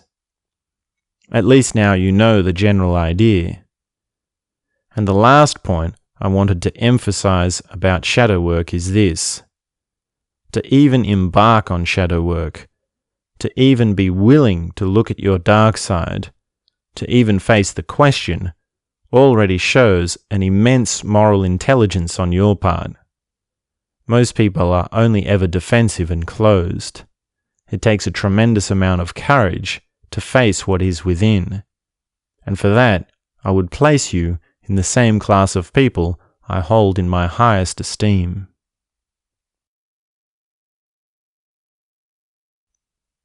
Chapter 28. Acquiring Silence and Stillness, Men and Women. A man must always know his next immediate step. He must be acutely aware of his actions and constantly working towards sharpening his direction. For a man to take direct action, he must have an immense sense of silence and stillness. For silence, he must first learn to hear the space between his thoughts. If he is not experiencing space between his thoughts, he is not yet ready to begin his learning of the art of silence, and must take the appropriate steps towards being ready to begin. Silence, after all, is not going without speaking. It is being silent in your core, without thoughts, without all the noise that is you. For stillness, he must learn to be in a sitting position with absolute stillness for prolonged periods. He may then learn to practice stillness while the body is in other positions. Further still, he may experiment with archetypal posing as a way of heightening his sense of stillness. He must distinguish between being frozen out of fear and being still as an intention of self-control, which he forces over himself. In both of these kinds of stillness, he must learn to relax. For silence, he must practice speaking with higher and deeper meaning, with less words. He must regularly go for extended periods of time without speaking. There are many times when there is no immediate action a man can take. Perhaps he is waiting on an external outcome. Perhaps he is not in the right place. Perhaps he is depending on the actions of other people. In these moments, he must be ruthlessly strict with himself to not take action, as this will lead him to degrade the quality of his action. Instead, he must continue to develop his stillness, to take the time to do nothing, being nothing, and feeling nothing other than the feeling which is directly present to him in that moment. As the depth of his silence and stillness increases, these moments will become more frequent and more potent. He will form a baseline of silence and stillness, which is interjected with moments of action. A man of power takes far less action to far greater effect than a man living in disempowerment. It is a tremendous wisdom for a man to remember that taking no action is far better than taking the wrong action. A man living in disempowerment may chase his tail for years. He may squander and piddle his life away, going from one frivolous activity to another. It is entirely possible for a man to waste his entire life. It is entirely possible for a man to never even hear of the power of silence and stillness. When a man first learns of the importance of silence and stillness, he may start to move slowly.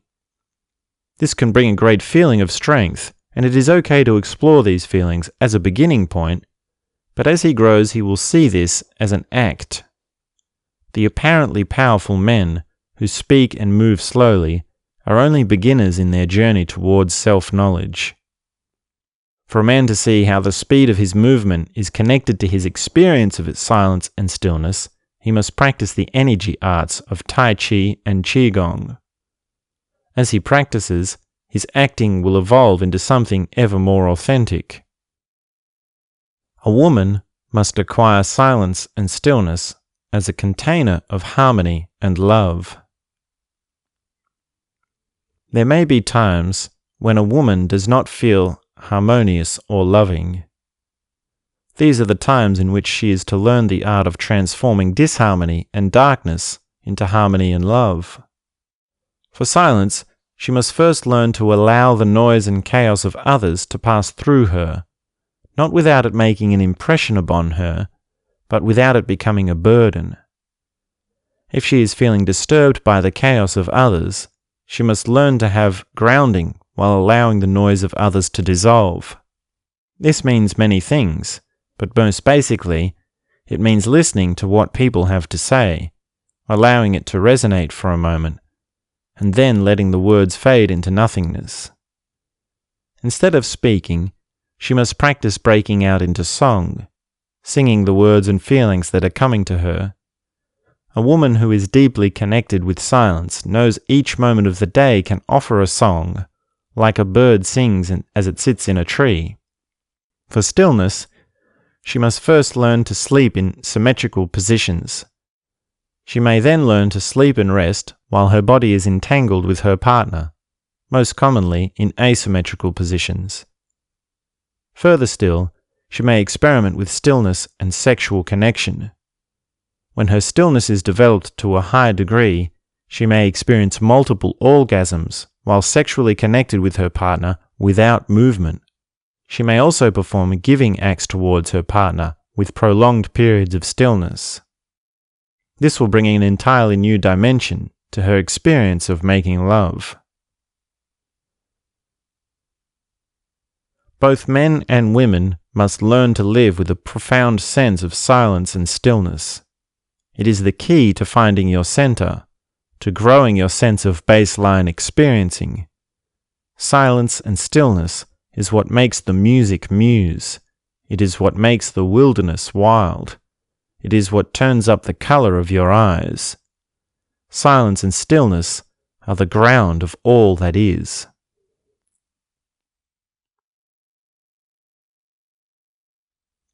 Chapter 29. A Message to Apex Women. Power and Intimacy. The apex woman that sells her body as a form of adult entertainment and makes extravagant successes from such endeavors gravely misunderstands two fundamental things about her being: power and intimacy. The apex woman has a glass ceiling to the depth of intimacy and power she can experience. It is a glass ceiling that is hidden to her because of the veneer of success the adult entertainment industry provides to her.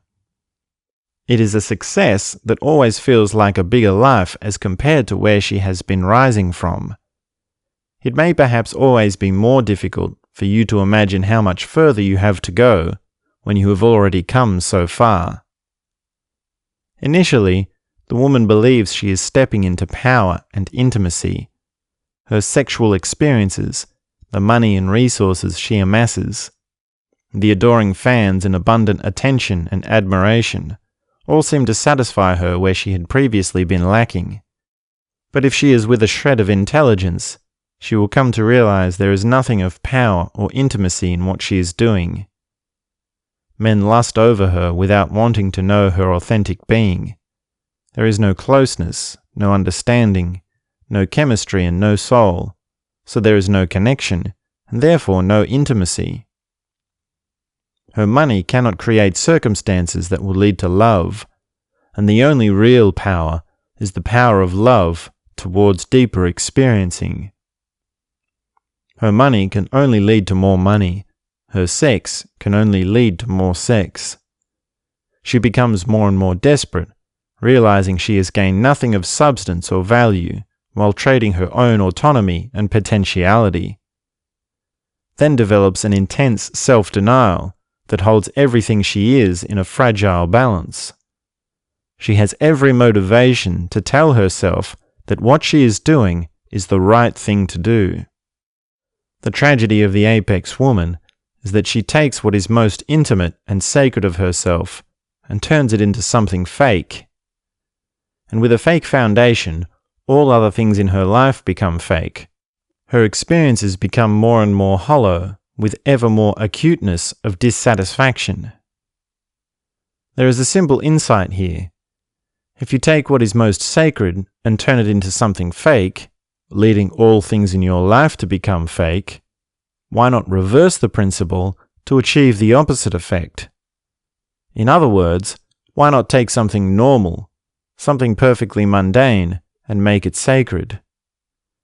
Can you take a simple activity, something as simple as drinking a cup of tea, and approach it with reverence? Can you open your heart to the sensations, nourishment, and delicacy of the experience? Can you allow the experience of drinking a cup of tea to be an experience that is worthy of all your awareness and being? Can you take a simple activity, something as basic as smelling a flower, and allow it to be a moment of pure beauty? Smelling a flower is a subtle affair, and yet there is every possibility that the moment in which you smell a flower, you can be transformed to your core. And what to say of having the ability to allow the smelling of a flower to transform you to your core? How much more transformative will your other activities then become?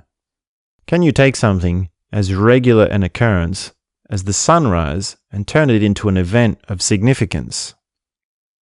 Watching the sunrise is an activity that requires many hours of patience and attentive dedication. Ask yourself right now, honestly answer this question. How many times in your life have you watched the sunrise? And I don't mean that you have seen the sunrise. I mean watched the sunrise, from total darkness to total blooming.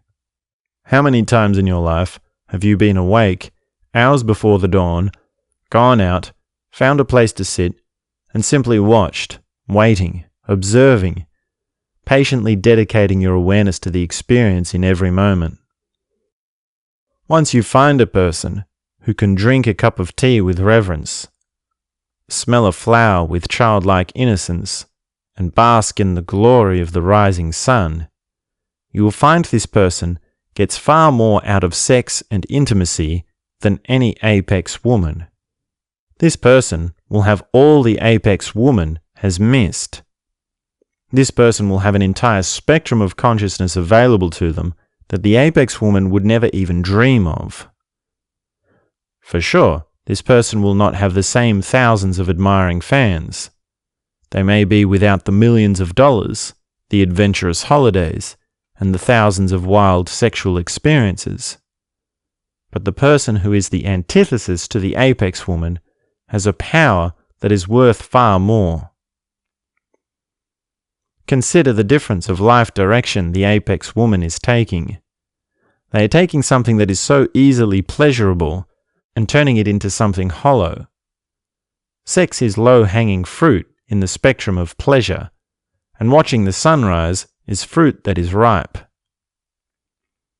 When an apex woman is performing as an adult entertainer, she has every incentive to distract herself and be disengaged.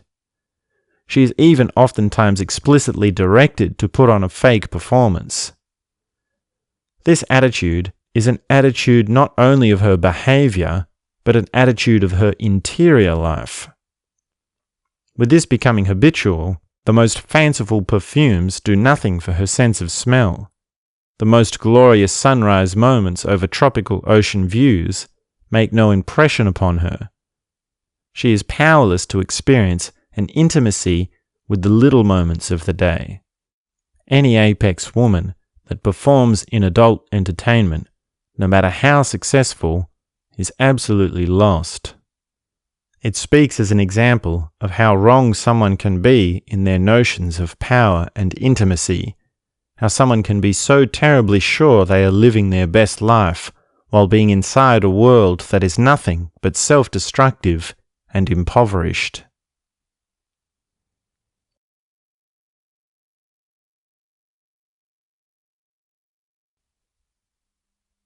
Chapter 30. The Healing Journey. There are a number of distinct chapters to the healing journey. You will find yourself at each of these stages at various times throughout your life. Stage 1. Despair. When you are in despair, change is not possible. You are arrested in a state of negativity, completely shrouded in darkness. You have no sense of hope, no sense of learning, and no ability to work. There are no words that anyone can say to you that you can hear as a guiding light. Despair is the rock bottom that is without any hope at all. And from every way you look out onto the world from a perspective of despair, there is no indication that things will ever get better, and no chance that hope will ever be born again. Stage 2. Hope. When you have a sense of hope, things may still be going terribly for you. Any sort of challenge or pain may be present, but you know there is a way out. You know blue skies may come again. You are able to hear just a whisper of how things might someday be better with luck and chance. Hope, as they say, is perfectly useful for those who are hopeless. Stage 3. Learning. When you come out of your rock bottom, for at least a short way, you realized you must learn more to find your way out. You must find a new way, find help, find support, find what it is you need to do to get back on track. From this perspective, you are far more willing to take advice and try anything that may prove to be of use. Stage 4. Work. When your central drive on the healing journey is to work, things are moving in a completely different way. You have enough information, you know the right direction, and you have learned at least enough to get started. Now it is up to you to take the right steps. You have seen enough to know what works. You have found enough to know that if you keep doing what you are doing, you will get to where you need to be. You are focused, dedicated, sincere, and willing to collaborate. You have a strong sense of responsibility and autonomy.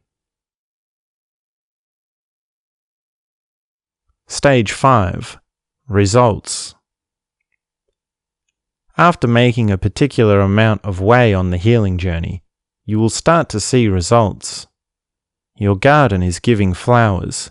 Your trees are bearing fruits. You feel great about yourself, the decisions you have made and the things you have worked on. You can see how certain habits and techniques lead to good feelings and general well-being. You find a new confidence in knowing there is a clear path out of despair and hopelessness. Stage 6. The Quest. If you are to take the healing journey to new heights, you are to move into the quest. You see the results you have achieved are not enough. It is not enough for you to read the same old books, listening to the same old teachers, doing the same old exercises and yoga posing. You realize you must move out of your world, across to distant lands to find all the things that are beyond your imagination. You know there is a wide world to discover out there, and all sorts of things you don't know about. But you are not without knowledge, so you are aware there are many traps and distractions. The quest is an open seeking for anything that may bring healing and deeper understanding. Stage 7. Having. When you have reached the stage of having on your healing journey, life will turn to a completely new quality again. Your central concern will no longer be of getting, seeking, doing, or even growing or changing. Your central concern will be with feeling the feelings and experiences you are having.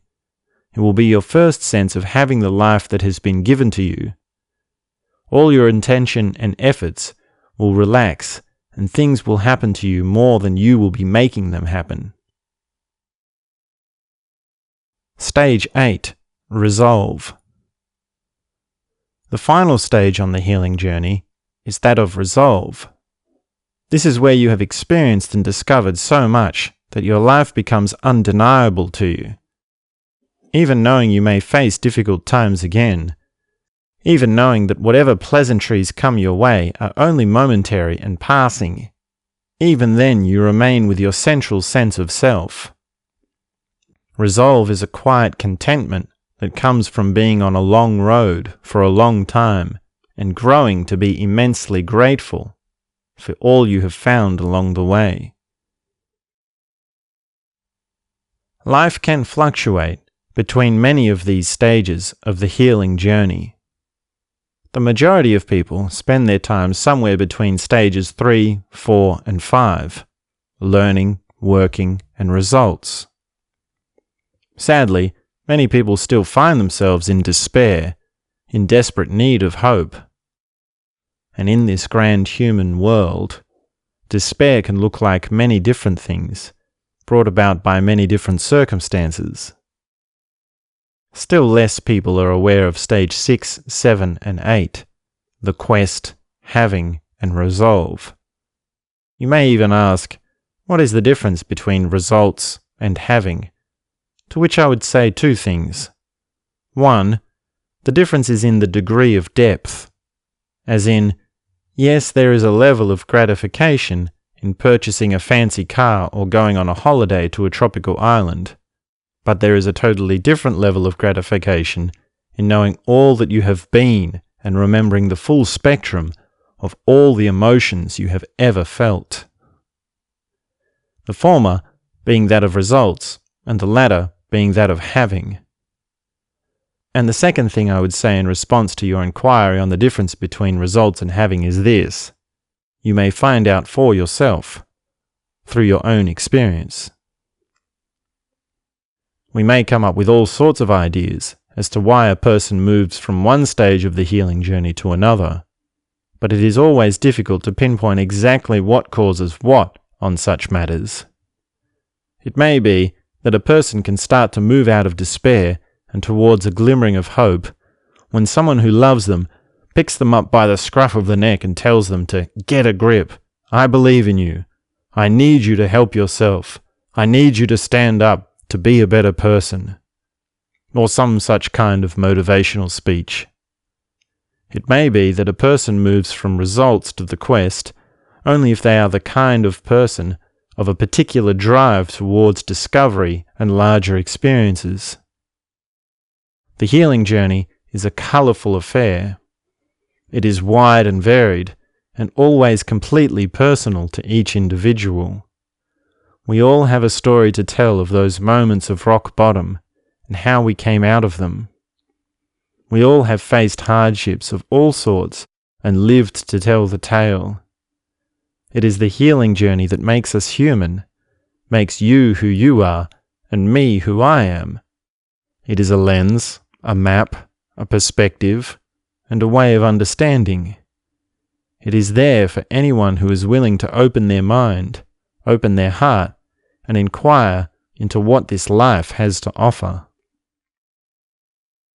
Students of Zen Buddhism will find many similarities between these 8 stages of the healing journey and the 10 oxen pitches, with the 10 oxen pitches focusing more on the later stages of the healing journey.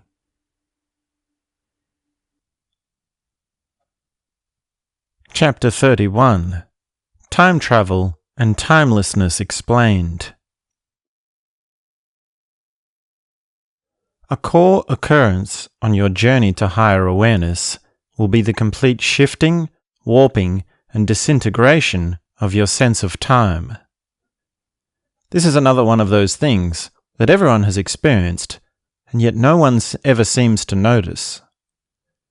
It may be that the experience of time travel, like we see it in the movies, as in, you get in a time machine, travel to a different place in time, get out and start walking around and interacting with the environment and people and so on, then to get back into the time machine and return to your original time, is a real enough experience. I suspect it's an experience that is related to the alien abduction phenomenon, astral projecting, outer-body experiencing, Santa Claus, psychedelic realm experiencing, and so on. Which is to say, they are real and true in the same way that the events described in Terence McKenna's book, True Hallucinations, are real and true. But in all, these sort of experiences are outliers. While peak experiences and moments of tremendous realization are perfectly beautiful and worthwhile to have on rare occasions, it is far more practical to approach this component of awareness through steady methods. Consider this for a moment. You have a sense of time. Notice immediately that it is a sense, like seeing or hearing. You sense time in a way that is perfectly real and understandable, and yet tricky to define exactly if you are forced to put it into words. If I ask you how long a second is, you may start to imagine the ticking of a clock ticking by. If I ask you how long an hour is, you know it's longer than a second, but not as long as a day. If I ask you if it's late or early, you might say that it depends on what I mean, or what is going on for you at that moment. In other words, late and early are relative and contextual.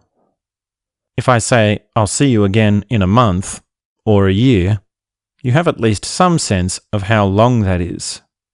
But if we take this to its furthest degree, and I ask if you can sense how old this universe is, or how big eternity is, then you can try to sense it, but you know you cannot fully sense it. Although, even in the trying to sense eternity, you do manage to get at least some sense of it. Your sense of time is also connected with all the ways in which you notice the passing of time. In the looking at the clock, the date on the calendar, the remembering of that appointment or event you must be at. Time is a web that is held in place by cultural constructs. You will also on rare occasions notice the larger passing of time. When you return to a place you used to live many years ago to see how things have changed, to see an old friend you haven't seen since school to notice how they have all grown up. Perhaps the most curious noticing of the passing of time is the way your face looks in the mirror. It is something you may notice every day, with it never being too much different from one day to the next, and yet you may look into the mirror one day and wonder how you got to be so old. My teeth have holes in them and will be falling out soon enough. My hair has turned grey and my eyes have wrinkles all around them. There is very much a reality of the physical body becoming old and twidgety. But the solution is not to inject plastic into the face. The solution is to deepen your sense of timelessness. It is to move closer towards and to have more frequent experiences of the you that is in touch with eternity. And the way you develop your sense of timelessness is to spend time noticing the presence of eternity. Just as a musician learns to play rhythm in time by playing along with a metronome, a person who is timeless learns to be timeless by listening to eternity. And here is the key to eternity. Silence and emptiness is one in the same as eternity. The deeper your sense of silence, the closer you are to eternity. If you attend a meditation retreat, you will get a strong experience of what it's like to listen to silence. The length of an hour and a day will warp. It will take practice and dedication. It will require you to follow the structures and techniques of meditation. But if you allow it to happen, a new depth of silence will come to you. With enough experience, something of the immediate and the eternal will turn full circle, like a switch that turns on a light bulb. With that switch, your immediate present, the single second on the clock ticking by, and the large, unending eternity as you have always sensed, will swap. A moment will become eternal, and eternity will become a moment. But this will be only one of many shifts in abilities of sensing you may come to experience.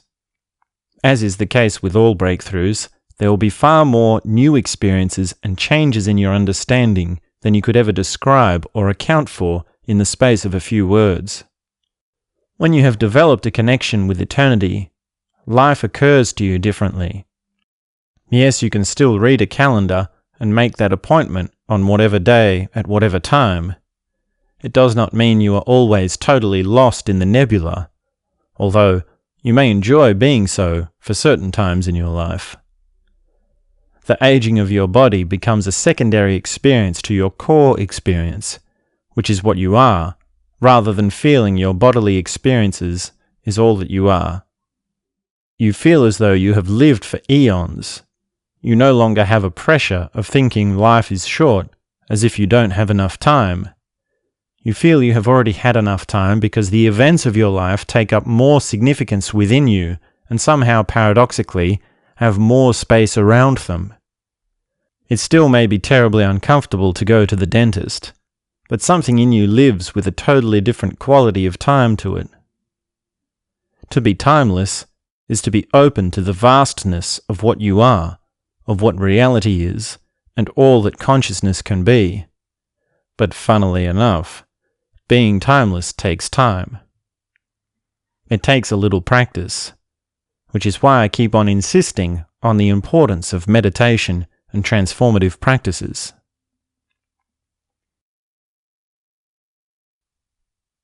Chapter 32. The Concert Pianist. There was once a great concert pianist. He had been a child prodigy, playing in piano competitions and Eisteddfods, always being held in high esteem and receiving many awards. He studied music at the most prestigious universities and became world-renowned, performing sold-out shows at all the high-class concert halls, from New York to Tokyo and Paris, performing all of the concertos with world-class orchestras. He was invited to Buckingham Palace in London to perform for the Queen, which he did. But during his stay, the most curious turn of events would come to change the course of his life. After his performance for the Queen, he was approached by one of her advisors. "You may be perhaps one of the best concert pianists in the world, but I know of someone you could learn a thing or two from," he said. The pianist was taken aback.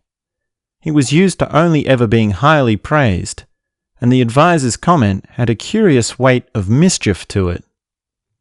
He asked the advisor what he meant, and he spoke of a master who lived down in the far east corner of the palace gardens. The advisor told the concert pianist he may go and speak with him to discover what he may yet still have to learn. So he set out of the palace, across to a cosy little cottage in the far east corner of the gardens. Upon arriving, he knocked at the door and called out, "Hello? Anybody home?" He heard a voice come from within. "Come in." The pianist opened the door and took a few steps in, looking around to survey the interior of the cottage. He saw an armchair by the fireplace, bookshelves, a desk with flowers, scrolls of parchment, and an ink feather pen.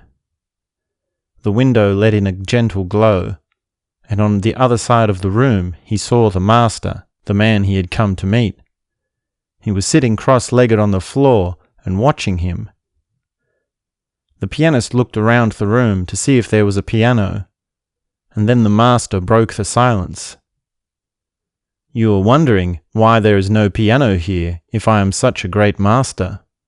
The pianist twisted his eyebrows, and the master responded to his expression.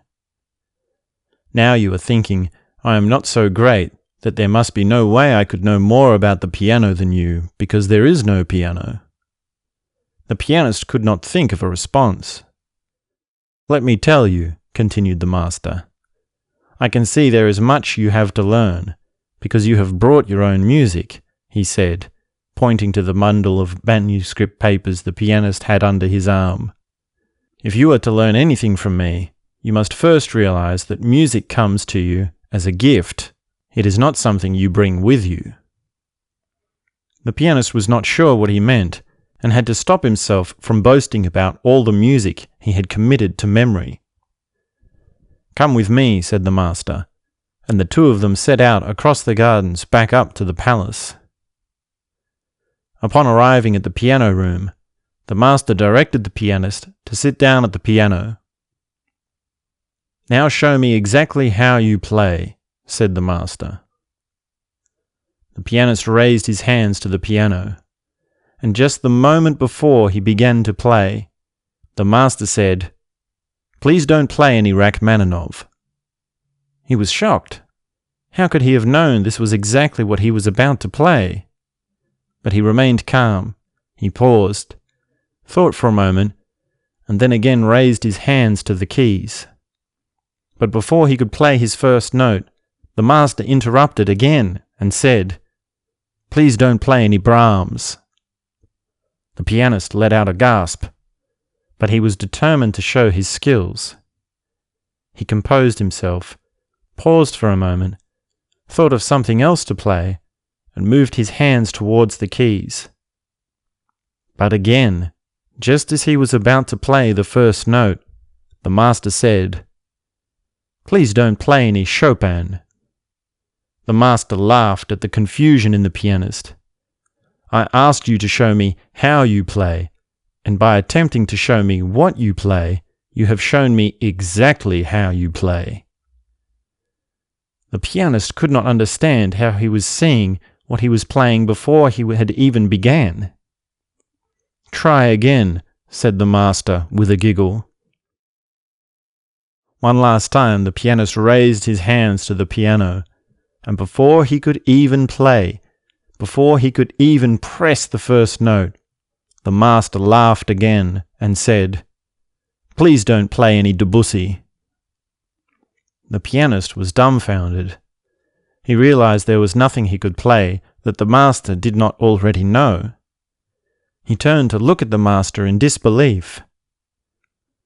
"Now you are wondering if I know the ways of Schoenberg," he said to the pianist. "Yes, my dear friend, I even know of Schoenberg and the dark arts, and so much more of all the things that are only serving to be a distraction to you. The pianist finally mustered up a response. Either you know how to read my mind, or you have a greater and deeper knowledge that gives you such abilities, he said to the master. The master laughed and said, Your abilities of music are amateur at best, clearly needing much to learn about yourself. This was almost too much for the concert pianist to hear, but after having his mind read so effortlessly by the master, he could not offer a response. Come with me, said the master, and the pianist followed him on through the palace, up through winding passages and around corridors. He followed him upwards and out onto the roof of the palace, where the master walked over to the far east corner overlooking the gardens. He stood up on the ledge, right on the corner, and the pianist thought he might jump off. But the master turned around to call to him, Come up here, stand next to me. The pianist was terrified. The master was right on the ledge. Falling would most certainly result in death. But the master called again, Come up here and stand next to me. The pianist was trembling all over. He crawled to the edge, clinging to the side by the master's feet. The master yelled out a firm command. Now show me everything you know about music. Do it now. The pianist was shocked. He was terrified he might fall off the ledge and die. And this master is asking him to make music without a piano, without anything but his poor little self, quivering on the edge of the building? He must be mad. The master was perfectly comfortable and relaxed, even as the pianist clung to his feet. He turned down towards the pianist and whispered, When you know music, a single note will hold the key to every symphony that has ever been played. And in one swift turn, the master took a deep breath in, faced out to the gardens, and let out one long bellowing note from his voice. The garden stirred with animals. The wind howled. Birds flew up and fluttered around him. Squirrels danced in the trees. Butterflies scattered all over the flowers. It was a symphony of nature. After this first meeting, the pianist came to be a student of the master, remaining to live with him in the cottage and learning his ways of awareness. The pianist came to learn the master had once been a great opera singer, performing in many concert halls around the world. But during a travelling expedition, the ship he had been sailing on had become shipwrecked and sank on an island that was inhabited by indigenous peoples. He had been the only survivor, and he learned to live with the natives in order to survive. He learnt their ways of magic, shamanism, and plant medicine. He learned their ways of dreaming times and meditation. It was over 10 years the master had been stranded on that island. By the time he was rescued, he was a different person. It was those years that had turned him from the man who he was into the master he had become. The Queen had come to hear of his story and decided to keep the master as an ambassador to the indigenous people, also allowing him to work in the gardens of the palace, which the pianist also learned and helped with during his time with the master. Every day the pianist and the master spoke together, learning from one another. The master often sharing techniques of awareness and wisdom from his understanding of the world. They spoke of war and modern history. They spoke of Greek philosophy. They spoke of Lao Tzu, Zarathustra, and Chuang-Tzu, and the many perspectives of the Oriental traditions. They spoke of colonialism, of the plunder the British had taken from the world, much of which was still here in the palace. Even by living on the graces of the Queen, the master had much to say about the hurt and darkness of the British Empire. They spoke of Kabir, Krishna, Shakti, and Shiva, and many characters from the Hindu tradition. The master taught him the ways of meditation and relaxation. The pianist learned how to slow his breath to a depth of once in and out every 90 seconds. He learned to sit in full lotus for long hours without moving. He learned the ways of lucid dreaming and shamanistic sleeping practices. The master even had his own secret corner in the palace garden, where on special occasions, in the right season, he would share mushrooms with the pianist. For years the pianist learned from the master, until one day they were strolling through the palace together. The master turned to him and asked, "What is this?" as he pointed to an object nearby. It was the piano, the same piano the pianist had played on his first day in the palace. He turned to it and paused for a moment. He looked at it with curiosity. After a few more moments of silence, he turned to the master and said, "I don't know what it is." It was in that moment the master knew he had nothing more to teach him. They parted ways. The pianist went on to perform again, joining all the same orchestras he used to perform with. But this time, his whole approach to music was different. Every night he performed without even knowing what he was performing. He was simply a witness to the experience. He would not even look at the show notes. He would simply sit down at the piano, and somehow the right forms of music would come to him. All he had to do was take one look at the conductor of the orchestra, just one look as he raised his hands, and the pianist would see exactly what was coming. Only the musicians who worked closely with him knew of his spontaneity. Everyone else assumed he had spent years memorizing the music beforehand. He continued to perform around the world and would often return to Buckingham Palace. Everyone always thought his trips to the palace were to perform for the Queen as just another stop on his continuous tour. But the concert pianist was really there to meet his old master, to commune with his presence, to take in the wisdom he had so often enjoyed during their time living together.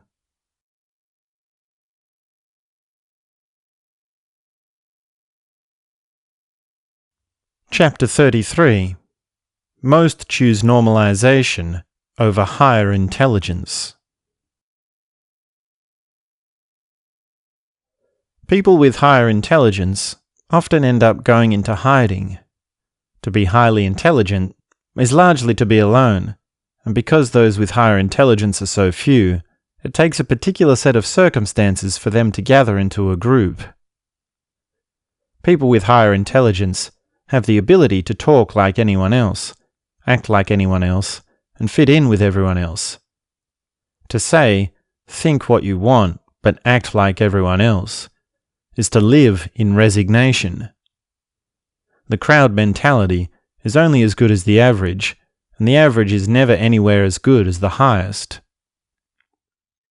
Those of higher intelligence walk a fine line between living in hiding and forgetting their deeper abilities, which is why it is critical for people of higher intelligence to meet and share together in community.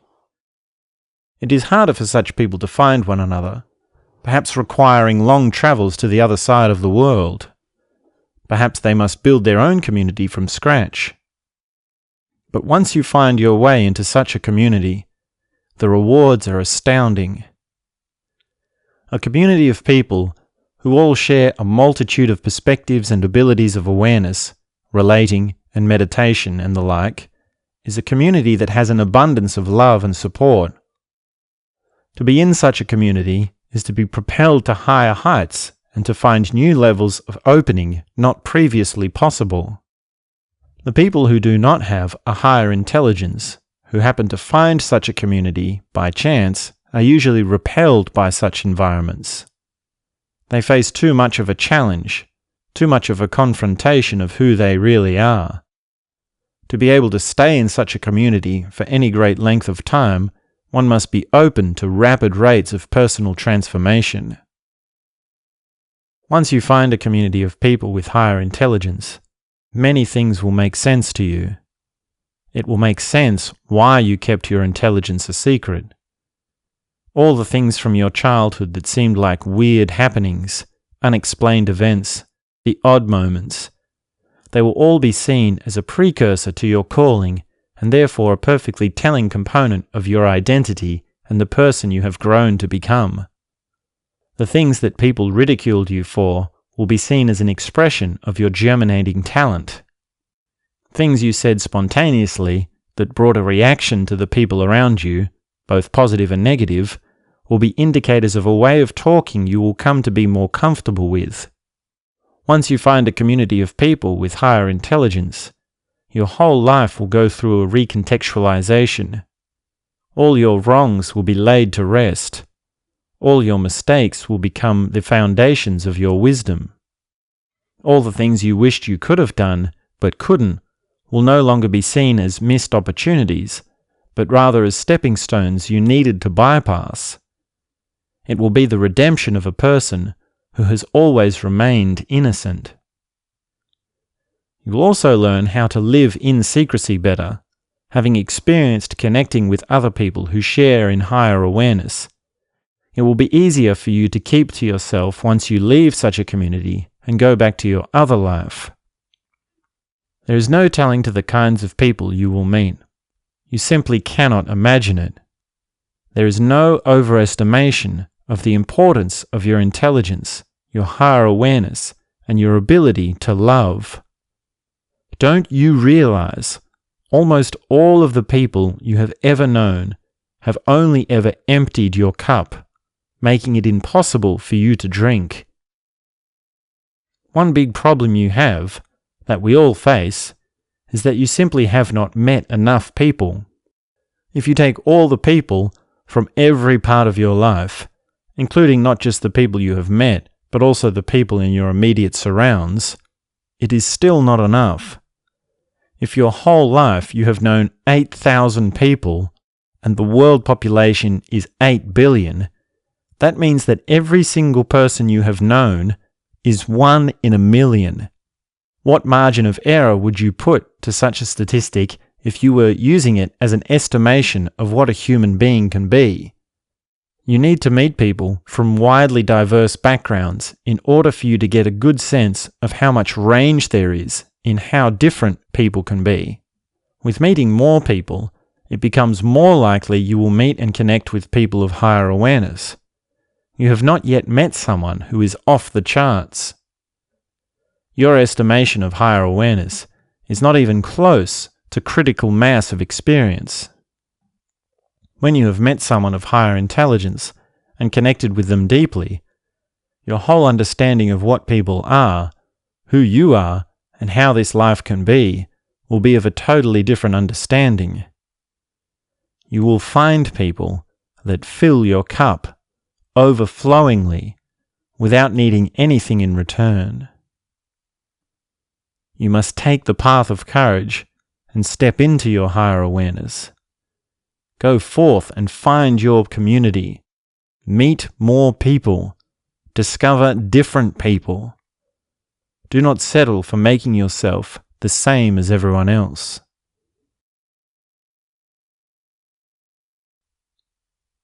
Chapter 34. Question Tennis. Question tennis is both a formal awareness technique that can be used within an awareness intensive or body awareness workshop, and also a notion that may be used as a kind of invisible theatre or social lubricant. Perhaps first allow me to describe a basic structure for question tennis, and then we may discuss the more general implications and textbook occurrences that may be found. Question tennis is played in pairs, with participants sitting in chairs facing one another. There are multiple rounds, and the facilitator is to announce the instructions before each round. If you do not have a dedicated facilitator, one of the participants may take the role of the facilitator while also participating. Round 1. While maintaining eye contact, participants take turns asking questions, one each, back and forth, and continuing for the entire round. Any question may be asked. A short pause or a long pause may occur between each question.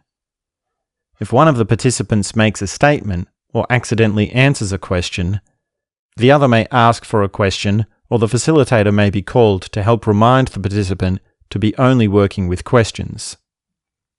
This round is best done for 10 to 15 minutes. Round 2. One participant is to ask questions, and the other participant is to give answers.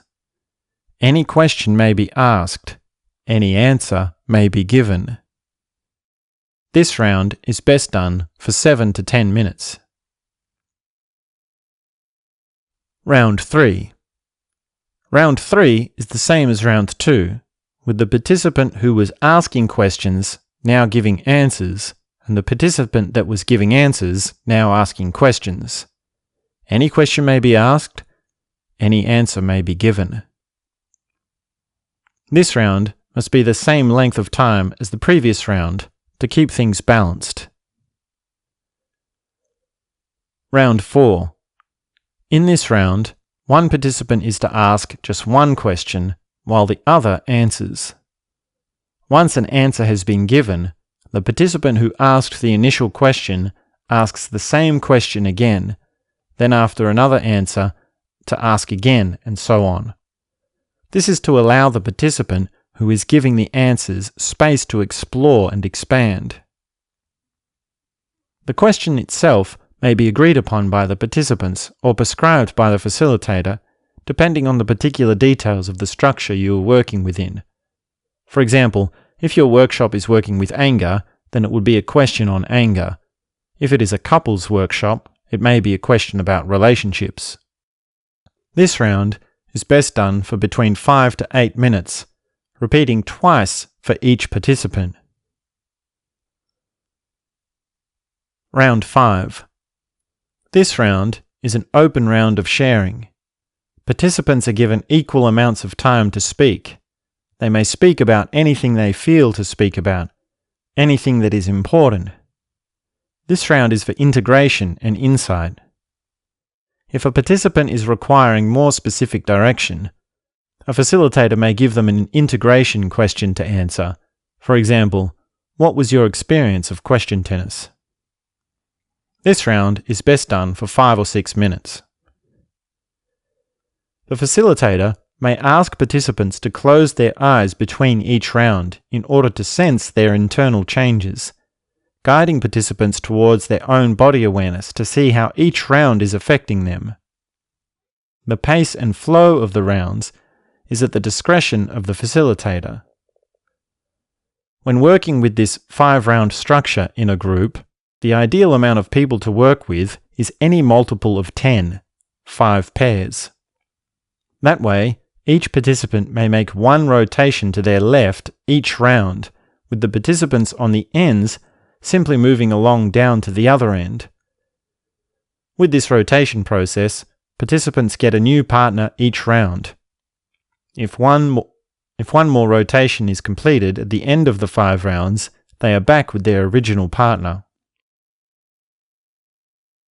There are many other variations or formats of question tennis that may be explored for returning participants. For example, there is 3-way question tennis, which is where 2 participants sit facing one another while a third watches one from one side, whom we might call the observer. This setup may have rounds that include feedback from the observer, providing insights into things they can see happening in the participant they are facing. For another example, there is 5-way question tennis, where 2 pairs of participants are facing one another, with a 5th sitting and facing all 4, whom we may call the director seat.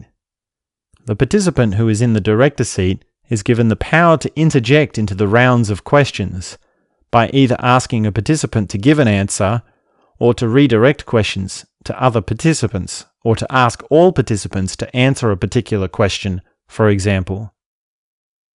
Essentially, the role of the participant in the director's seat is to watch and listen for the good questions. As with standard question tennis, 3-way and 5-way question tennis may work as a rotation process, so all participants have the chance to play with all the different positions and roles.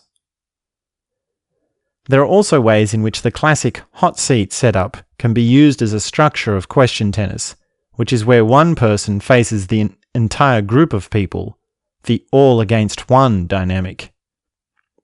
This has many variations and can work wonders for anyone courageous enough to sit in the hot seat, and let me tell you, they don't call it the hot seat for no reason.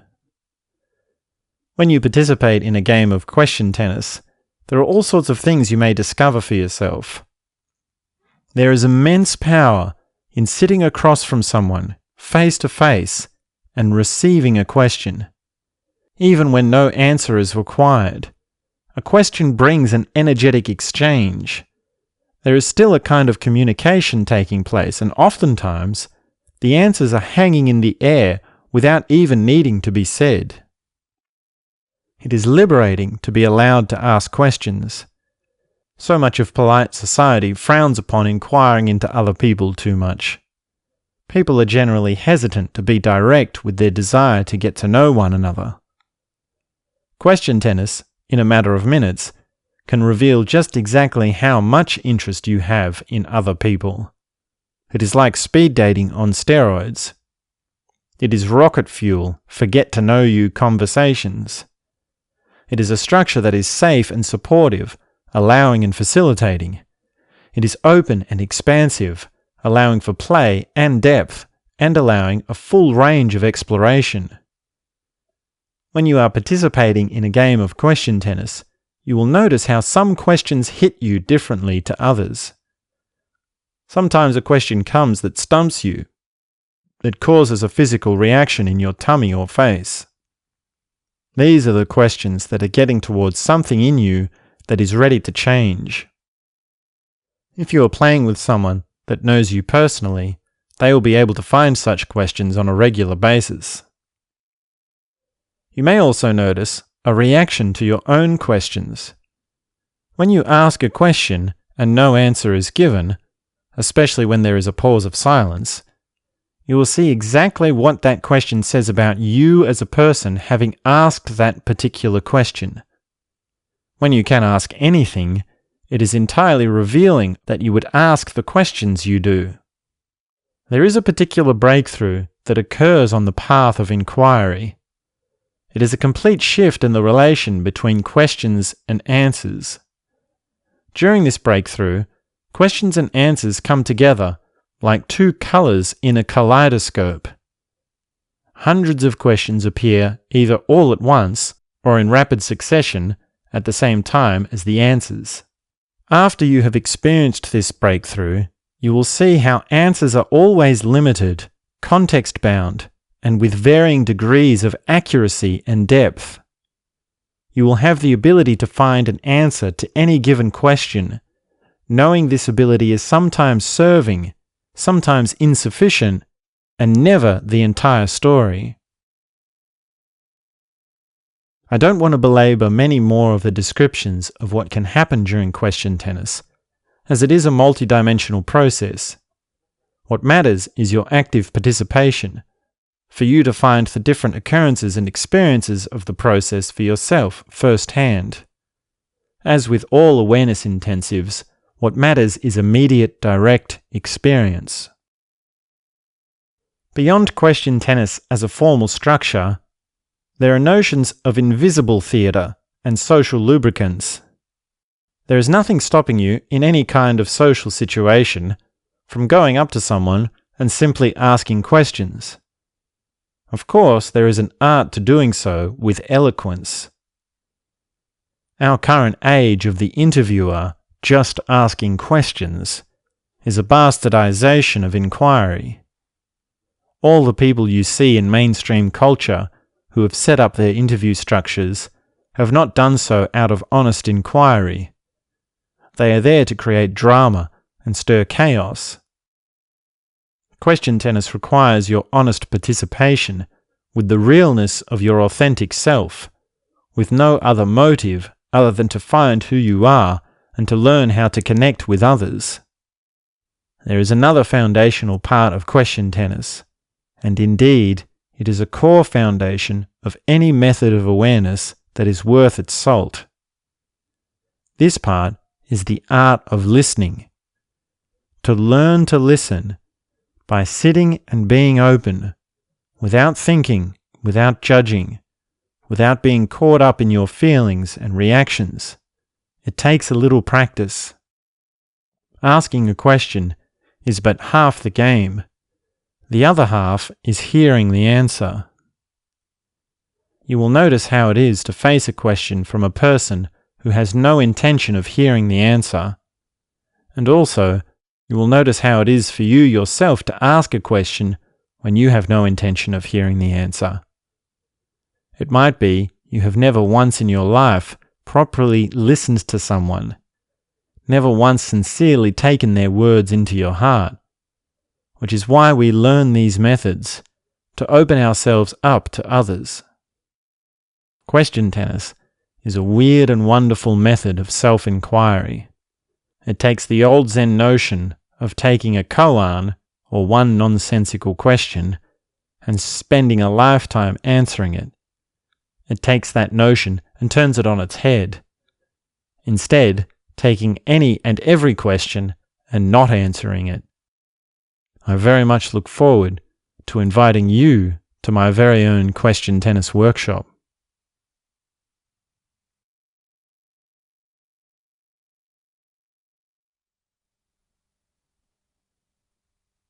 Chapter 35 on Food, Eating, Bodybuilding, and Smell.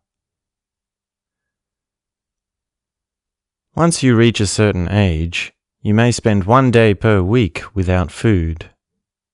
In the initial phases of experimentation, you may take extremes, working with longer periods of fasting, and also at times working with gluttony.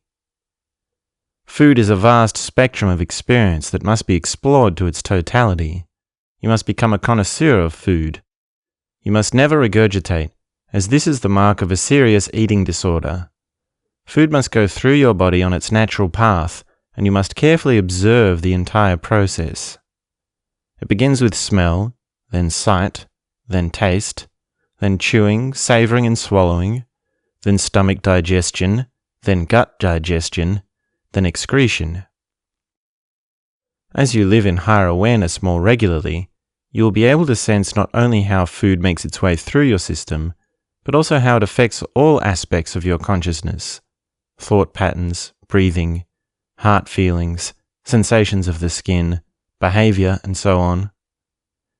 By bringing awareness to these aspects of yourself, you will come to know what food is right for you and by what amount. Eat the food that is right for you, and do not eat what is not right for you. This is very simple, and yet absolutely critical, and so often misunderstood or made into something terribly complicated. So let me say it again.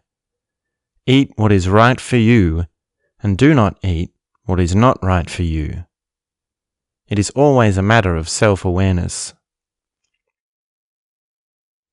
Obesity is a substitute for sex, and an approach to emotional padding. Anorexia is a substitute for emptiness, and an approach to emotional avoidance. The solution to both obesity and anorexia is the same, which is to know the natural shape your body wants to be in. If you spend time sensing the shape your body wants to be in, you will naturally lose mass or gain mass accordingly. If you are overweight and you can sense how you are overweight, your feeling will guide you to lose weight. If you are underweight and you can sense how you are underweight, your feeling will guide you to gain weight. The key is awareness of your feelings, which means you know how it feels to be in your body. You will see how your feelings are connected and how your eating habits and behaviors are connected. If you sense what your body is trying to avoid, you will see its reactions are perfectly logical. But logical is not natural. You must sense how your shape and movement wants to be. From there you will clearly know when a food or process is helping you grow towards your natural body or degrading your body. Have your first meal of the day as late in the morning as possible. Have your last meal of the day as early in the afternoon as possible.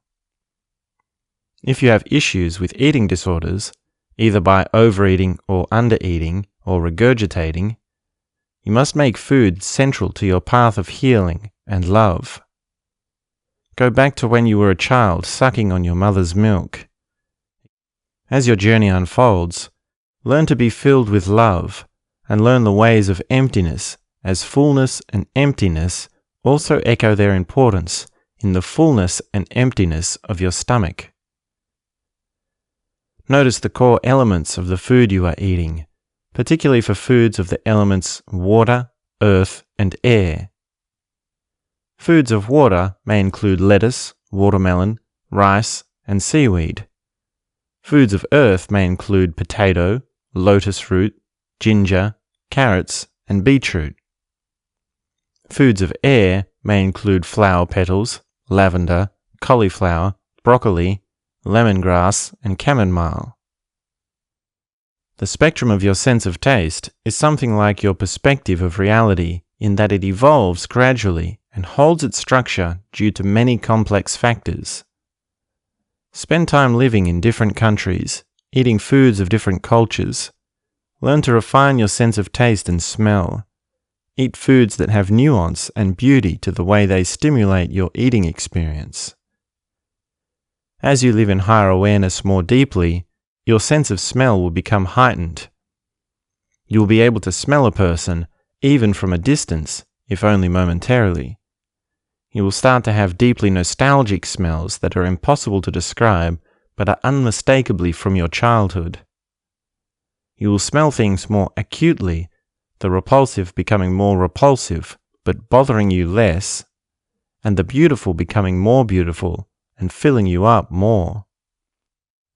One key to fixing eating habits is to connect with the sense of smell. The sense of smell is the most discriminated against of all the senses.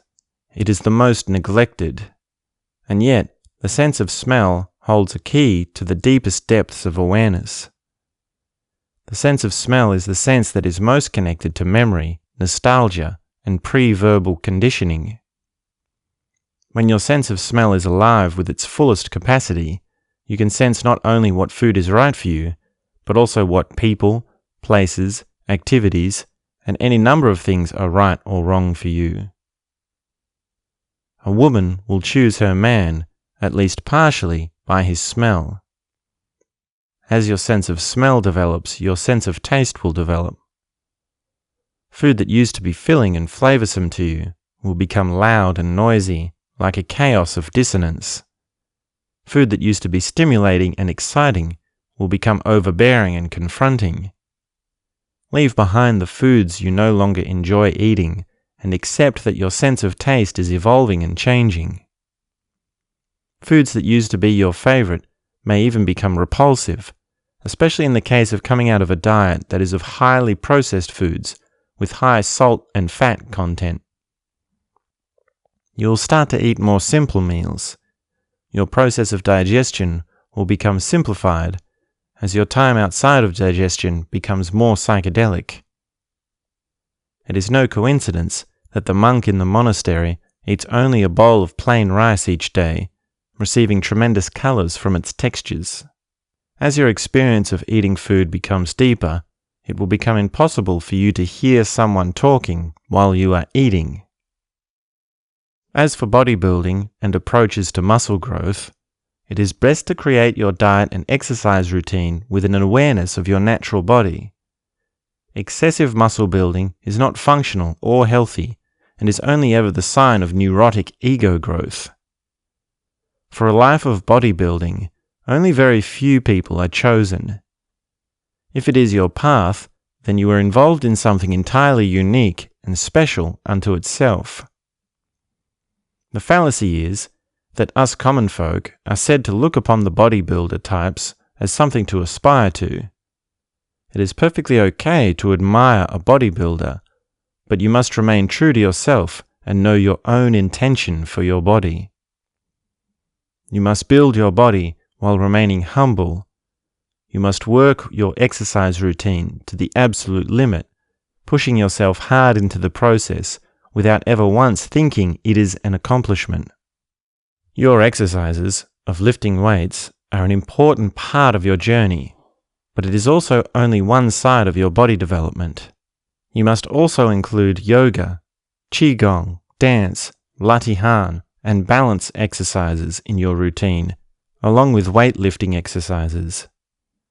Like many things, it is better to spend less time with more intensity than it is to spend more time in a way that is half-hearted. Therefore, lift weights to the extreme, with consistency.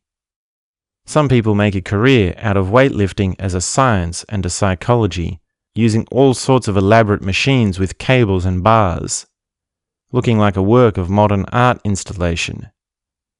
It does not need to be so complicated. If you lift weights, you will get stronger. If you don't, then you won't. Any discussion beyond that is simply semantics. Concern yourself with simplicity and results. Strength and agility in your body will echo as strength and agility in many other parts of your life. If you are weak, the thing you need is strength. If you are weak, the key to your strength and agility is in your food and exercise routine. Maybe you need specialized help with an eating disorder. So find specialized help, which is outside the scope of this narrative. Maybe you need discipline, so be disciplined. Commit yourself to your routine. Commit to it with your life. Tell yourself, I will live up to my commitment no matter what. Maybe you need compassion and understanding. So find compassion and understanding. It is available. But whatever it is you need, only you can know if you are drawn to it. And the only way you can know what you are drawn to is to sense it for yourself. Enjoy the spices of life. Discover the various flavors that life has to offer. Build your body and grow into your body. This human experience is a vast expanse to be enjoyed.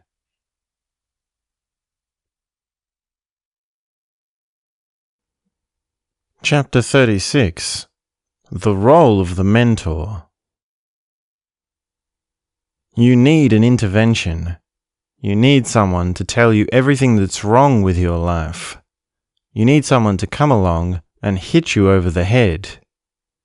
The hour is far too late for gentle reminders. These times have brought you to a most disconcerting complacency.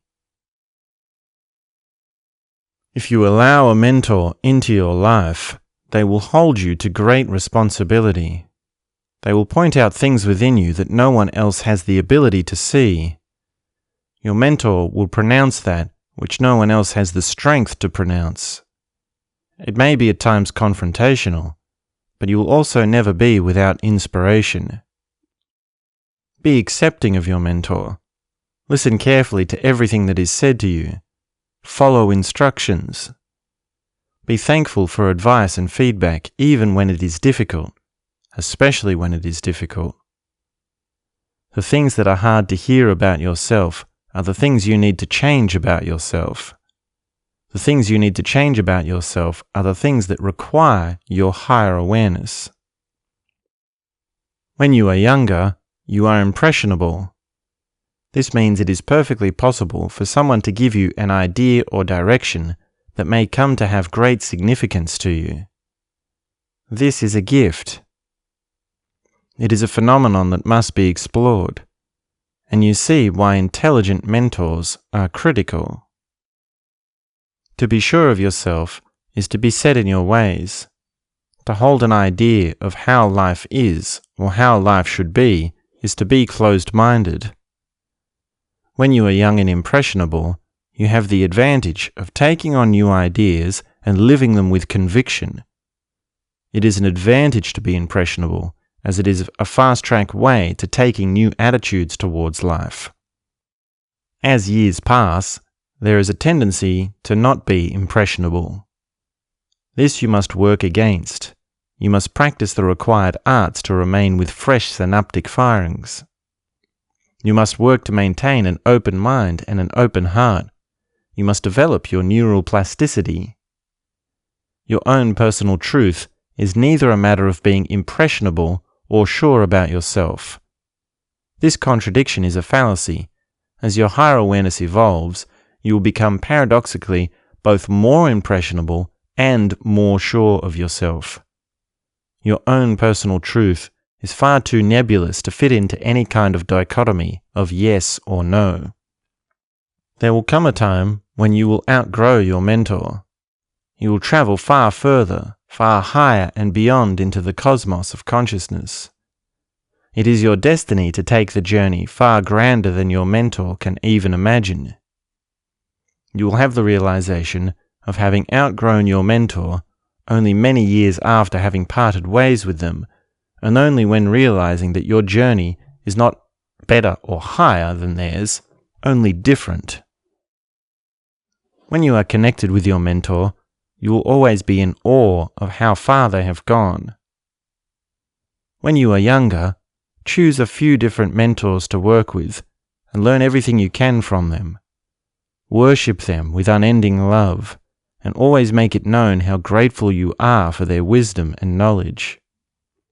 As the years pass, move on from your mentors, but not to new mentors, rather to something else entirely. There is a critical mass of experience you must reach in order to have an unending awareness of your personal truth. This critical mass of experience includes working with a mentor as well as working without a mentor. You must experience all in its own time. There may be moments when your mentor displays something less than insightful. Your mentor may even have moments of clumsiness. This should not be taken as an invitation to put yourself above your mentor. Understand, your mentor is only human, which will remain an absurd realization to you for many years, because for so long you will see your mentor as something far beyond anything you can imagine. If your mentor has a lapse of judgment or a moment of clumsiness, it is perfectly okay to point this out, but you must do so without a strong conviction, in a spirit of discussion and learning, as there is always more at work under the surface appearance of things. Sometimes a mentor falls into the role without even knowing it. This is perfectly understandable and even common. The role is most often not stated explicitly. As people come and go throughout your life, you will come to see that everyone has been a kind of mentor, a kind of teacher, whenever it was that you were ready to have a teacher, and even when you were not ready to have a teacher. If you are the kind of person who is not able to accept another person as a mentor, then you are truly lost. Many people are in this state. It is perfectly obvious to see how closed these people are when observing their responses to the things people say to them. When someone gives them advice, they respond with aggression. When someone tells them something they need to hear, an honest assessment of who they are and what they are doing, they respond with defense and agitation. When someone says something that may be of use to their own understanding, they explain it away, downplay its significance, and offer a counter-argument. They are always thinking people are out to get them, taking things as an insult even when someone cares for them, loving them, wanting so much to be their friend, wanting so much for them to come out of their misery. Even then, this person only sees an enemy. If you are able to accept another person as a mentor, you are already without too many defenses, and you are blessed. If you are hesitant to accept someone as a mentor, your chances for opening to learning may remain slim. You may be adverse to the idea of having a mentor for perfectly justified reasons. You may think that no one is above anyone else, and yes, in one way of looking at things that is true, but in another way there is a vast spectrum of human consciousness, and you will receive many wonders to understand the differences between where you are at right now and the furthest reaches. It is more practical to work with a person, as we might call them a mentor, than it is to be alone and figuring things out for yourself. The word mentor has been given a bad name by people who have been put in that role and failed to live up to their promises. But this sully is no different to all the other words that have been sullied, and all words have been sullied. Forget any idea you may have about the word mentor, and simply take it as something new and fresh. A mentor is someone you listen to, someone whose words you can take to heart.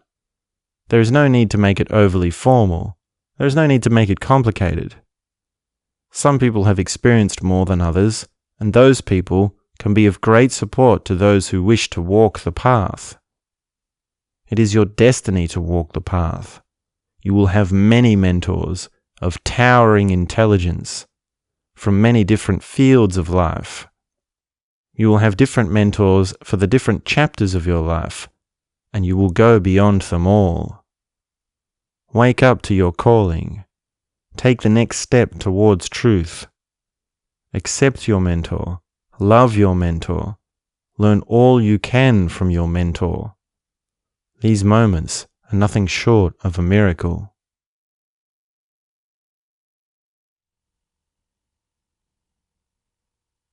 Chapter 37. The Forrest Nymph. There was once a forest nymph who lived in a cabin in the woods, having long ago left her tribe. This cabin was part of a monastery which travelling monks would sometimes come to visit. Occasionally she would join them for meditation, as she was also practiced in the ways of awareness and self-inquiry, although most of her days she was alone. Each day she would walk amongst the trees, talking to animals, singing to birds and tasting any wild berries she may find. She swam naked in a pool under a waterfall. She baked sweet potatoes in the fireplace and made jam. She would breathe deeply with the wind, embracing the air as a source of renewed vitality. When a storm would come, she would dance naked in the rain, laughing and crying at the thunder and lightning. When it was sunny, she would sunbake, drinking the sun rays as they toasted her dark olive skin. She regularly practiced art as a therapy and often experimented with different processes. While wearing a blindfold, she made an artwork of her father. She then did an artwork of her mother, continuing to work with a blindfold on, always choosing the colors from her large collection of crayons and pigments. When she removed the blindfold, she could see a kind of resonance in each picture. The picture of her father had cool colors that complemented each other. The picture of her mother had dancing colors that contrasted with each other. In both these pictures, there was a harmony, a kind of resonance that expressed something of truth. She continued with her art, and every piece she created had its own kind of uniqueness and its own force of healing. One afternoon, she was sitting on her front porch, singing with her ukulele. As she sang, butterflies came up out of the garden to flutter around her. She smiled at their company, singing on and on as her vibrations filled the air with love. But then the butterflies became startled and flew away. She stopped singing to look around. A young man was peeking out from behind a tree. But this was no wandering monk. He was a stranger from a distant tribe. She invited him in, and they shared tea and stories. The young man said he had seen her before, wandering the forest, and he had always hoped to find her again, even though he knew their meeting was forbidden, because he was from a different tribe.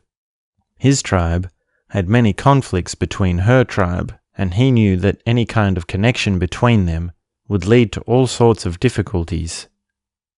but he could see she was not so concerned with such things, having long ago learnt to live life on her own terms, only returning to her tribe on rare occasions.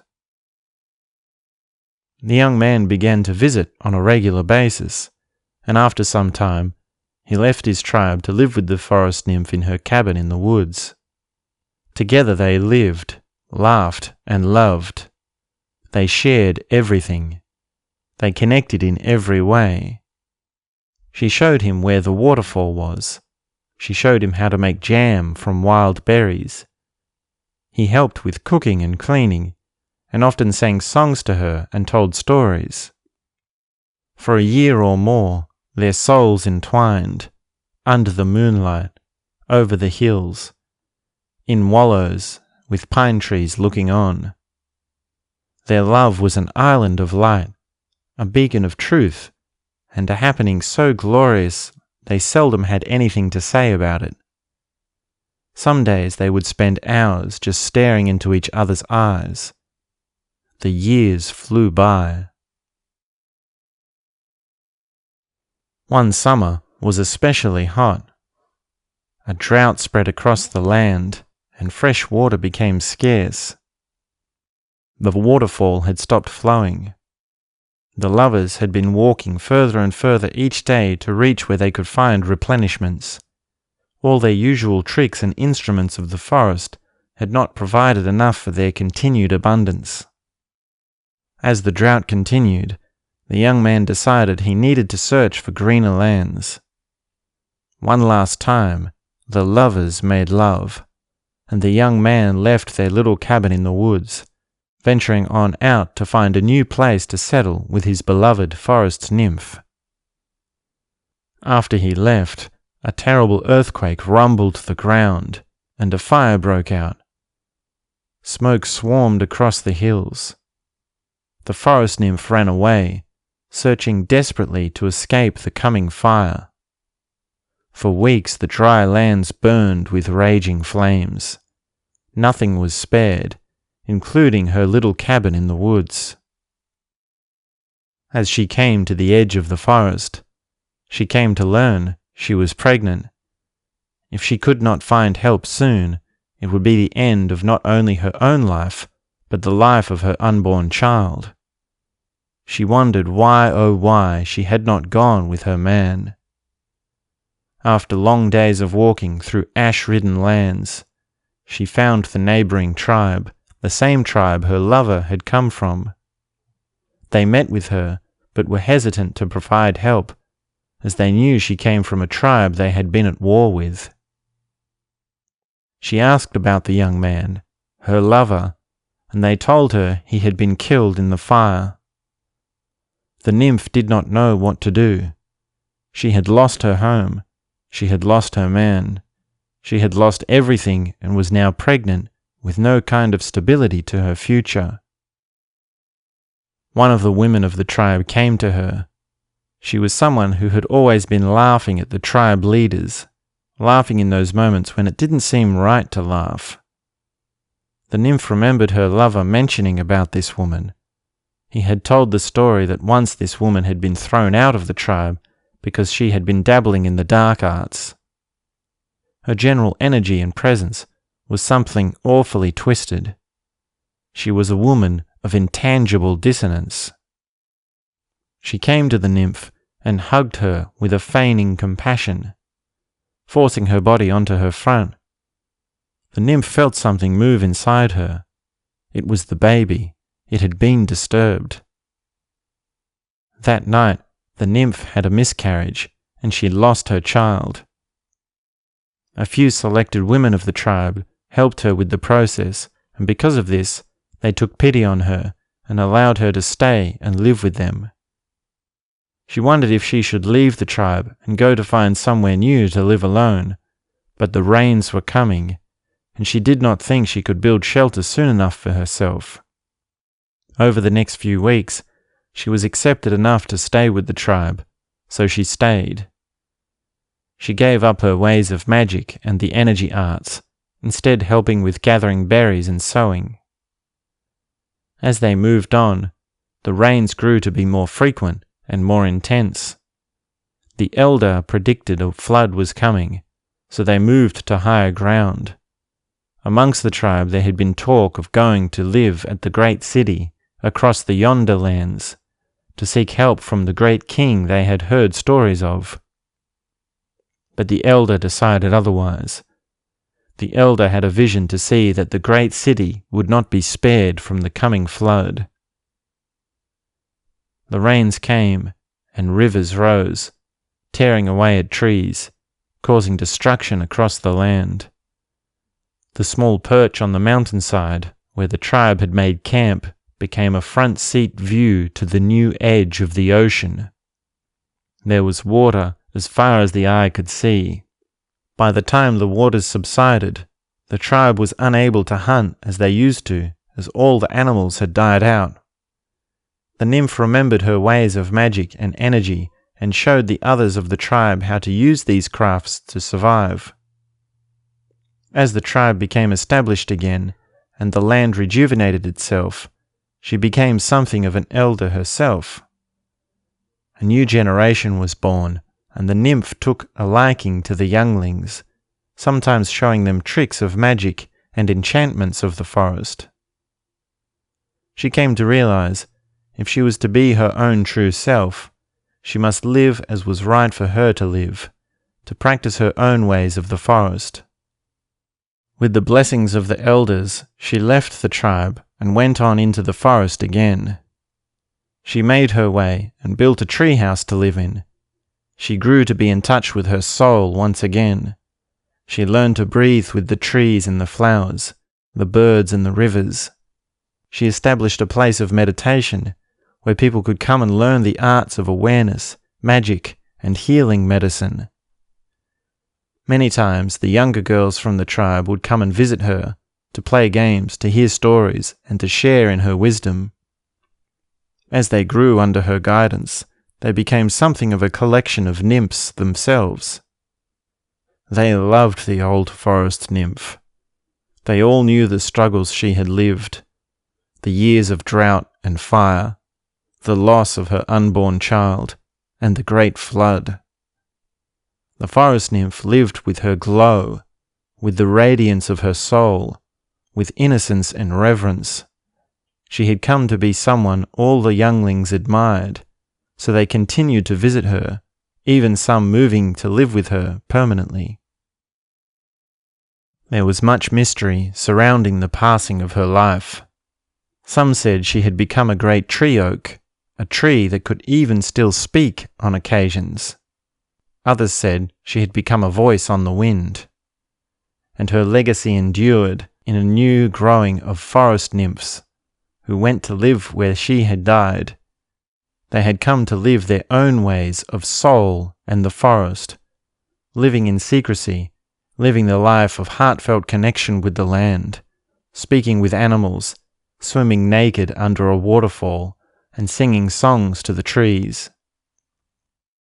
For many more years to come, rumours sprang out from the enchanted forest, a forest that some said, if one was brave enough to venture into, they may come upon a circle of young girls, the forest nymphs, the mystical creatures, giggling with innocence, singing to birds, and dancing with delight.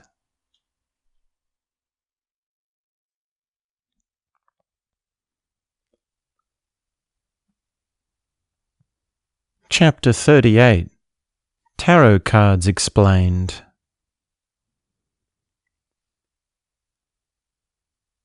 The carnival is in town. A child is making their way through, seeing dancers and performers, trying tricks and games, going on rides.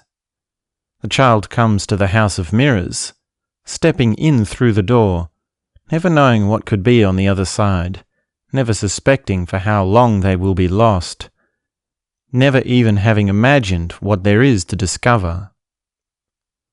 As the child walks in, they are met with many different mirrors.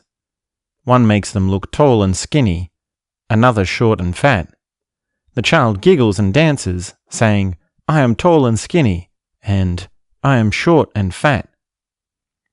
The child starts to wobble and bobble in front of a wonky mirror, giggling again. They freeze where they are seeing a wall of thousands of mirrors, shards that break the reflection of the child into pieces. The child walks on, through the maze, meeting many kinds of mirrors, saying to themselves, "Hello, I am me, who are you?" all the while laughing. In one corner, the child finds the perfect place where the mirrors are aligned just right to create an infinite, ever-receding reflection of themselves. The child gazes deep into the mirror, trying to count the rows, deeper and deeper, trying to find how many copies there are, only to get lost in the infinite depth.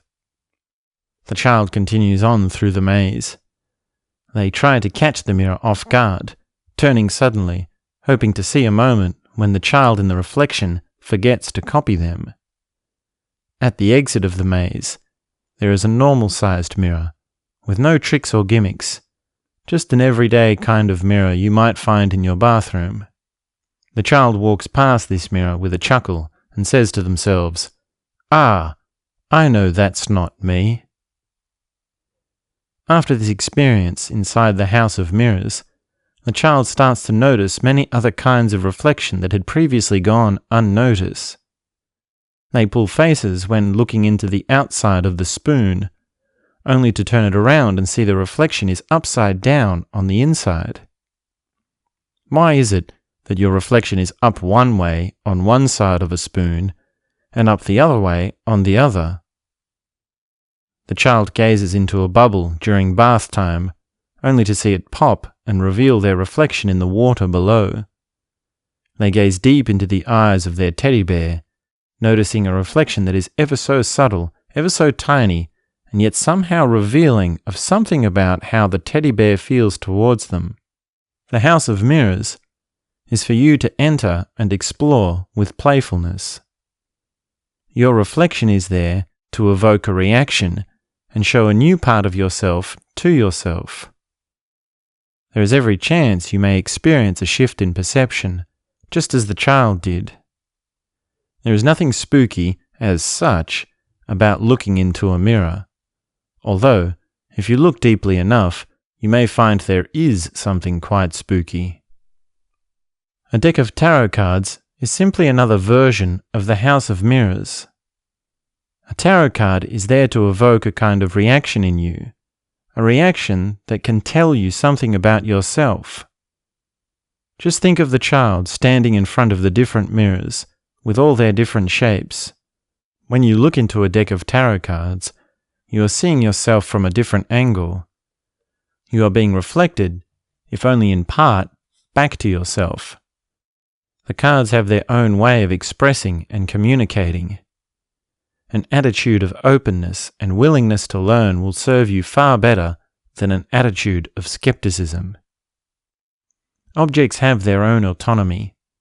Certain objects will make their way into your life. It may be a book, a piece of jewelry or clothing, something someone gives you as a token. Objects have their way of finding their way if you allow them. Sometimes an object will have a way of becoming lost, and later on being found again.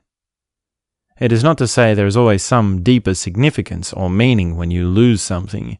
It is also true that some things become lost simply because you lost them. But if you are sensitive to the objects you use, particularly with the objects that are used for soul, you will find they are making their own way. A deck of tarot cards is no different.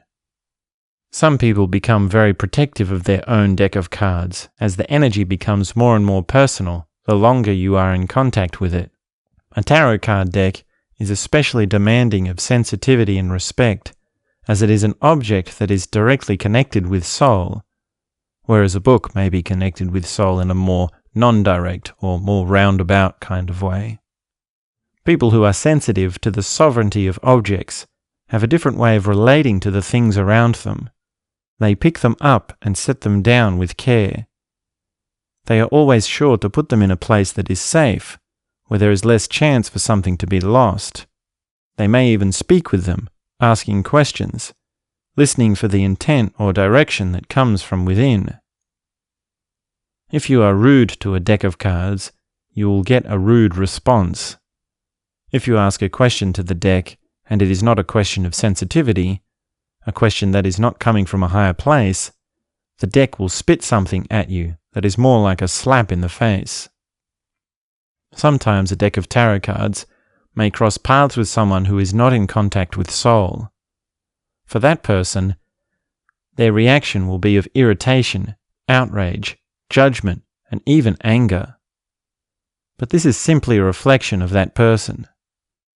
Sometimes it is best to have a communal set of tarot cards for a community to share in an open connection.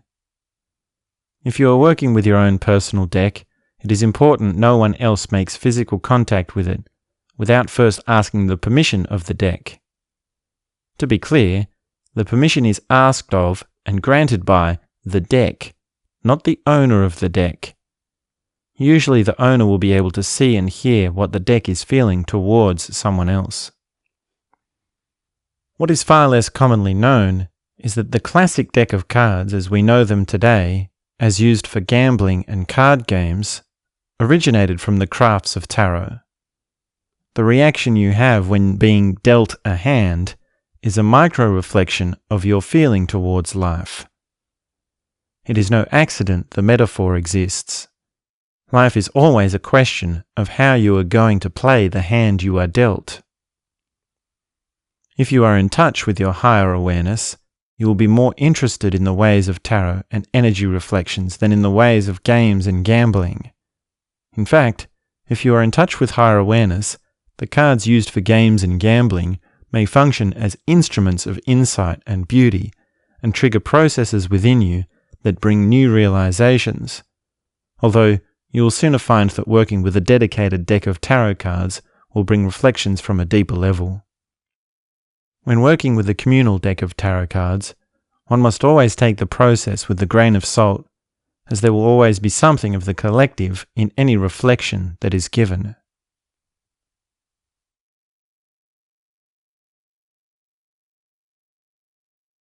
There was once a deck of tarot cards that sat on an office desk inside a meditation resort.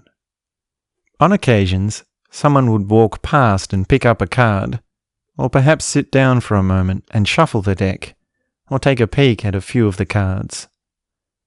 Many people used this deck, as guests of the resort came and went, and workers in the office were also regularly coming and going. A man who was working in a nearby office made a habit of picking up a card from the deck every so often. On his first go, he got the card Creativity, which seemed to resonate with how he was feeling and the things that were happening in his life at that time. On his second go, on a completely different day, having been absolutely sure he had shuffled the deck after using it, he got the card Creativity again. Later that week, he was at the cafeteria speaking with his girlfriend, telling her about the coincidence of getting the same card twice. She responds, "The same thing happened to me.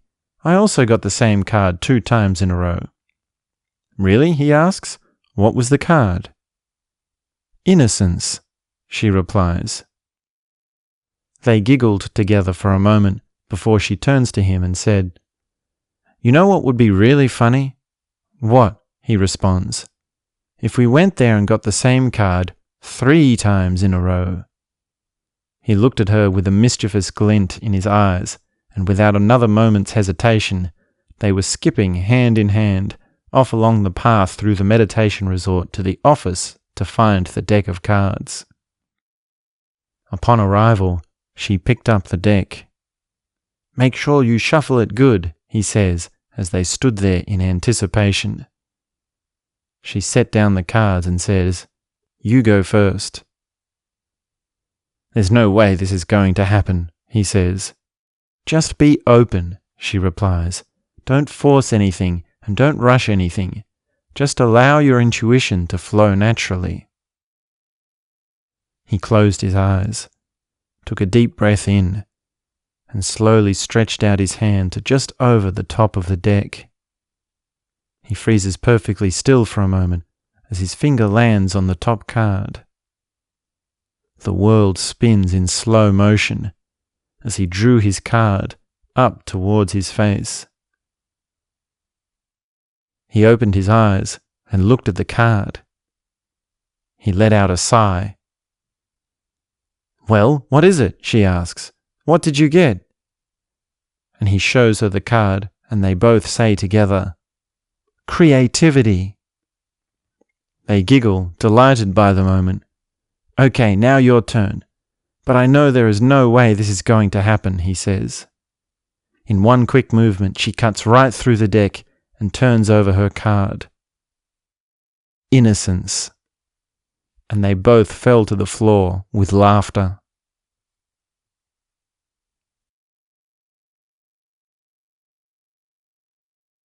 Chapter 39. Relationship Issues and Soulmate Experiencing. When a man and a woman come together, they are on the same side. When a man and a woman are together, there is nothing they can't face. They can face cancer. They can face death. They can even face the end of the world. If they are on the same side, there is nothing that can stop them from reaching the highest forms of human consciousness, and even beyond. When a man and a woman oppose each other, there is no end to their problems. It may be the woman is opposing the man. It may be the man is opposing the woman. But either way, there is no end to their problems, and these sorts of relationship problems leave the most bitter taste in the guts. It is a sickness that can linger for a lifetime. It is a sickness that runs worse than resentment, worse than jealousy, even worse than betrayal and heartbreak. It takes two people to build a relationship, but only one person to ruin it. The problems between a man and a woman are legion because of their potentiality. The higher the potential, the greater number of chances of things going wrong. When a woman opposes a man, she will nag, causing a terrible pain in the neck and the back of the head. A woman can make everything appear to be the man's fault. She can make everything his problem. Everything that is wrong is on his side. When a man opposes a woman, he will become absent and disengaged. Even when he is in the same room as her, he will be unable to hear the sound of her voice. He will block her out as if she no longer exists. He will deny her reality to himself, which is even worse than if he were to leave. As it was said by Maggie the cat, living alone is not as bad as living with the one you love, when the one you love doesn't love you in return. If a man or a woman is becoming violent within a relationship, then the relationship must end immediately. Violence is not the answer. We have come far too long along in this great evolution of human consciousness for violence to be part of our story anymore. Violence must never happen again. But between man and woman, there will always be a tension, as women are from Venus and men are from Mars. This tension may express itself in many positive ways. In fact, the tension between man and woman is the source of juice in the relationship. If the tension is harnessed with the correct methods and techniques, it is a power that leads to beauty. If the tension is left unchecked, without any means of harnessing or directing it, it is a force that leads to bitterness. Couples must learn the following skills within their relationship in order to maintain their awareness and engagement with problems in conflict. They must learn to have strong opinions that are opposing and yet still hold respect for each other's sovereignty. They must learn to notice when they are seeing their partner as someone unintelligent and remember that all moments of unconsciousness are momentary and defined by passing circumstances. They must learn to hold a tension between them when there is no solution, while trusting that a solution and a resolve will present itself later on. They must learn to not hide changes in their relationship, but to continuously review them, as this will be a marker of growth. They must learn to listen with the heart, to put aside the mind, to remain open and loving, even when it is not easy to do so, even when there is pain and frustration. When couples fight, the woman may get the idea to start throwing things at her man. These are things from the kitchen, a plate, a mug, something that when thrown, shatters and smashes with an incredible sound. You will notice, when she throws these things, she hesitates just for a split second. In that split second, she is seeing if her man is able to see it coming, so that when she throws it, he is able to duck down out of the way and remain unharmed. She is creating drama for the sake of expression. There is no end to the drama and difficulties when man and woman are opposing each other. But when a man and a woman are on the same side, there is any number of ways they may help each other. For example, a man may feel a woman's breasts, noticing the consistency and shapes of the insides, checking lumps and bumps, checking for any changes that may occur, noticing anything that may be a symptom of something more serious. A woman may look at a man's skin, checking places he cannot see or easily notice for himself, looking for spots and blemishes that may be a symptom of something more serious. If a man and a woman have come to oppose each other, it is because they have forgotten their larger mountains. Just consider the larger problems you have. Consider how much bigger everything is compared to your own little bubble that is your personal relationship. How are you going to eradicate all your pain and suffering? How are you going to realize yourself as God and infinity? How are you going to burst with ecstasy, glory, and brilliance throughout the day? How are you going to remain in higher awareness and love even when your patience is being tested? These mountains, when realized as absolutely critical to climb, bring all relationship problems into perspective. When you face the larger mountains with your partner, when you are on the same side, it becomes impossible for those little inconveniences to become a problem of biblical proportions. The storm in a teacup phenomenon has no place within a relationship where both sides are aware of the largeness of life and all the universe. And with those few things being said about relationship issues in mind, I wanted to discuss some things about soulmate experiencing and conscious relating, which is very much all about what it's like for couples to be on the same side. The soulmate complex of the romantic is often seen as viewing the world with rose-colored glasses to those who have not experienced such feelings. To those who experience the romantic soulmate phenomenon firsthand, it appears as true love, the highest of energetic frequencies and the most outstanding of beauties. The experience the romantic is having is well worthwhile, and if these things come to you, you must never second-guess yourself. Instead, go on into it head first and allow yourself to fall head over heels. It is a gift to have such experiences, no matter how hard and hurtful it is, when the castles in the clouds come crashing down.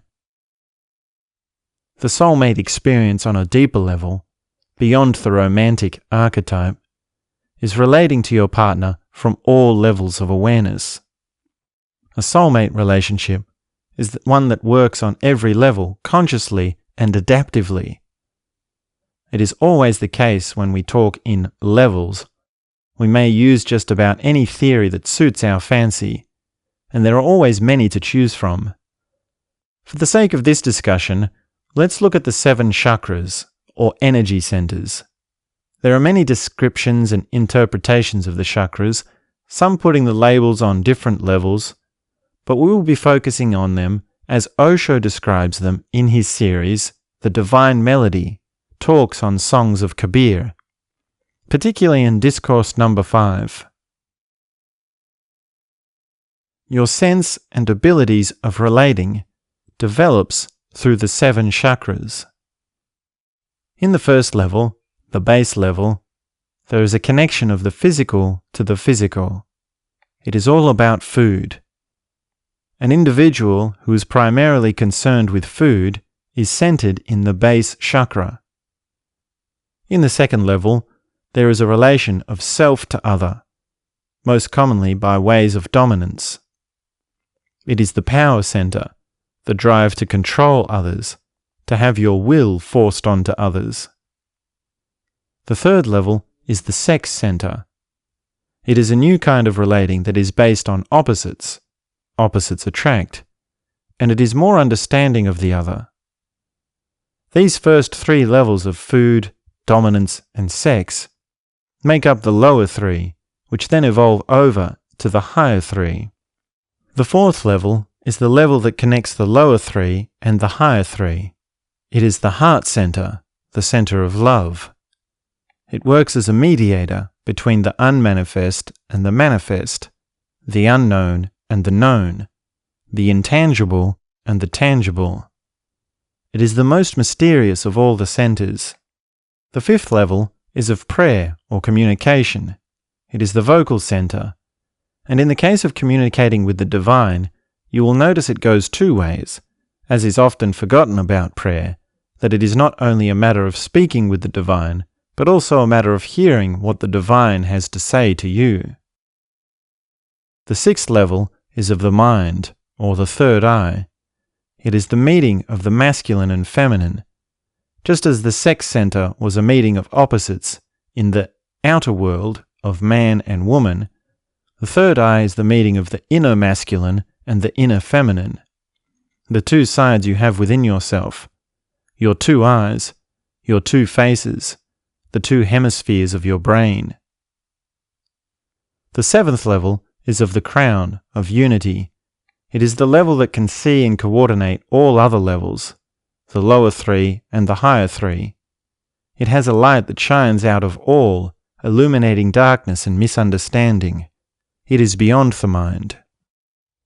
And with these 7 levels of relating, you'll be able to see a vast difference between conscious relating and unconscious relating. When there is good food involved in a relationship and all physical needs are being met, there is every chance of a harmonious relationship. If there is a lack of food and there are physical challenges, it makes harmonious relating less likely. When you are forceful with your dominance over others, you will only want power over others. You will want them to bend to your will, for them to do as you say, to feel as you feel, to be at your mercy. But in a conscious relationship, there is no need for such dominance, because the connection has its own impact. Your sense of power over the other is satisfied because your words have significance. The things you say affect your partner, just as what they say affects you. You feel what they feel, and they feel as you feel. It is a connection that is very much based on power, but in a totally different way to the people who relate with power as dominance. When you are relating on the level of sex, you will notice if it is the only level of connection there is. In an unconscious relationship, there is every chance the only reason it is happening is because of sex. Many relationships work only because there is sex.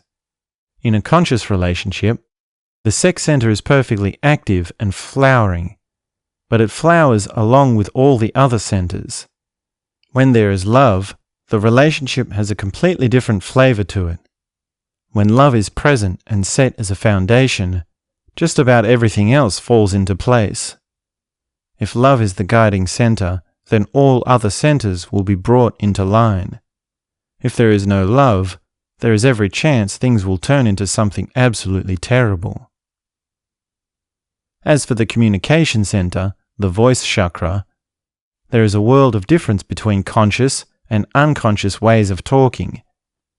In an unconscious relationship, communication is harsh, convoluted, bitter, complicated, difficult, and hurtful.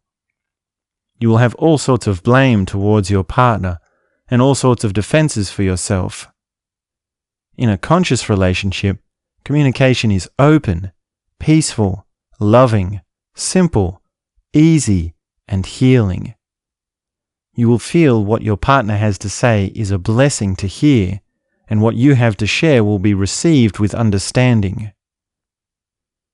On the level of the third eye, the mind center, the truth of your inner harmony or inner dissonance will be on display. In an unconscious relationship, your thoughts will torture you, causing all sorts of confusions and stress. You will think outlandish things that have nothing to do with reality, which will lead to all sorts of relationship problems. In a conscious relationship, your thoughts will take a back seat. You will experience silence in your mind, experiences of no mind, on a regular basis. And on the few occasions when you do think, your thoughts will not have any importance upon the relationship. As for the crown chakra, in an unconscious relationship, you will find this center is not active.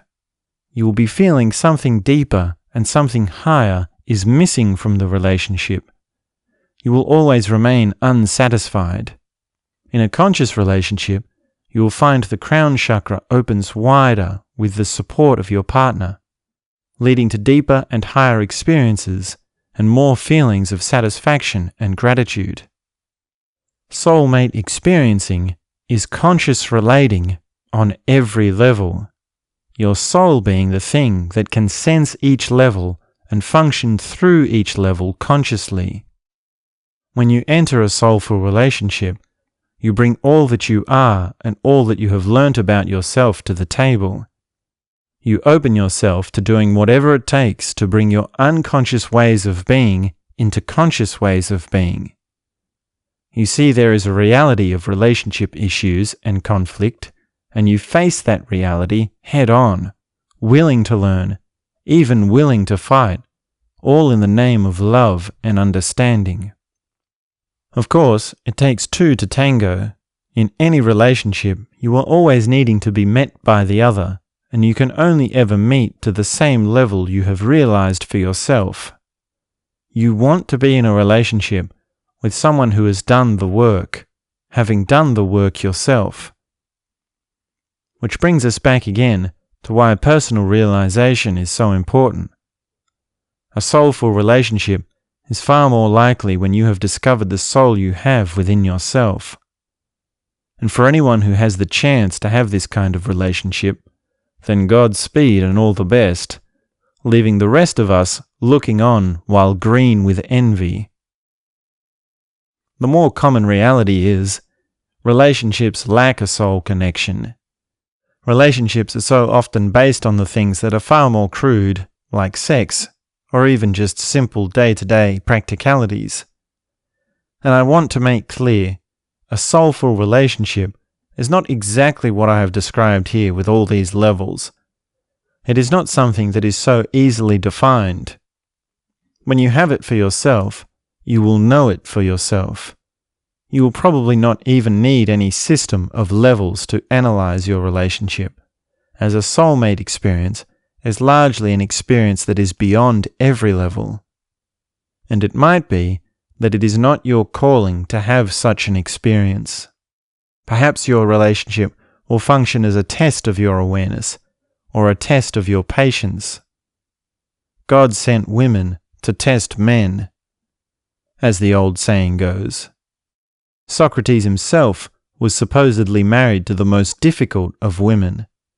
His friends often asked him how he could put up with her nagging and fighting, her inability to be reasoned with. She was by all accounts emotionally and psychologically abusive towards him, remaining stubborn and confrontational throughout her years.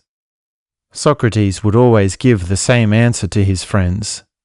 The horse wrangler who has the greatest skill and mastery must train himself with the wildest of horses. One day there had been a particularly terrible argument between Socrates and his wife. Of course, his reasoning was watertight. His wisdom and insight was as much unsurpassed then as it is now. And of course, her bitterness was as bitter as any wife has ever been towards a husband. She nagged and nagged, yelling and spitting, and he simply gave her the truth, calling out her behavior in his usual way of being calm, strong, and grounded.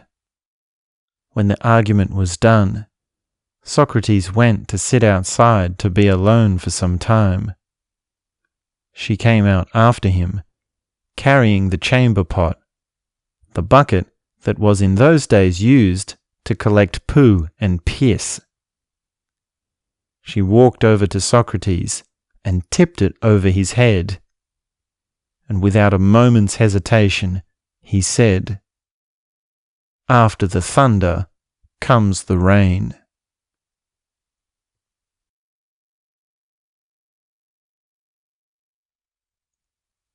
Chapter 40. The Most Beautiful Man. There was once a painter who specialized in portraits and was highly skilled. He was employed by royalty and so had plenty of supplies, allowing him to paint to his heart's content. He embarked on a work that would come to be the defining work of his life. He set out to paint the most beautiful and the most ugly person, a pair of portraits that would express the full spectrum of human consciousness.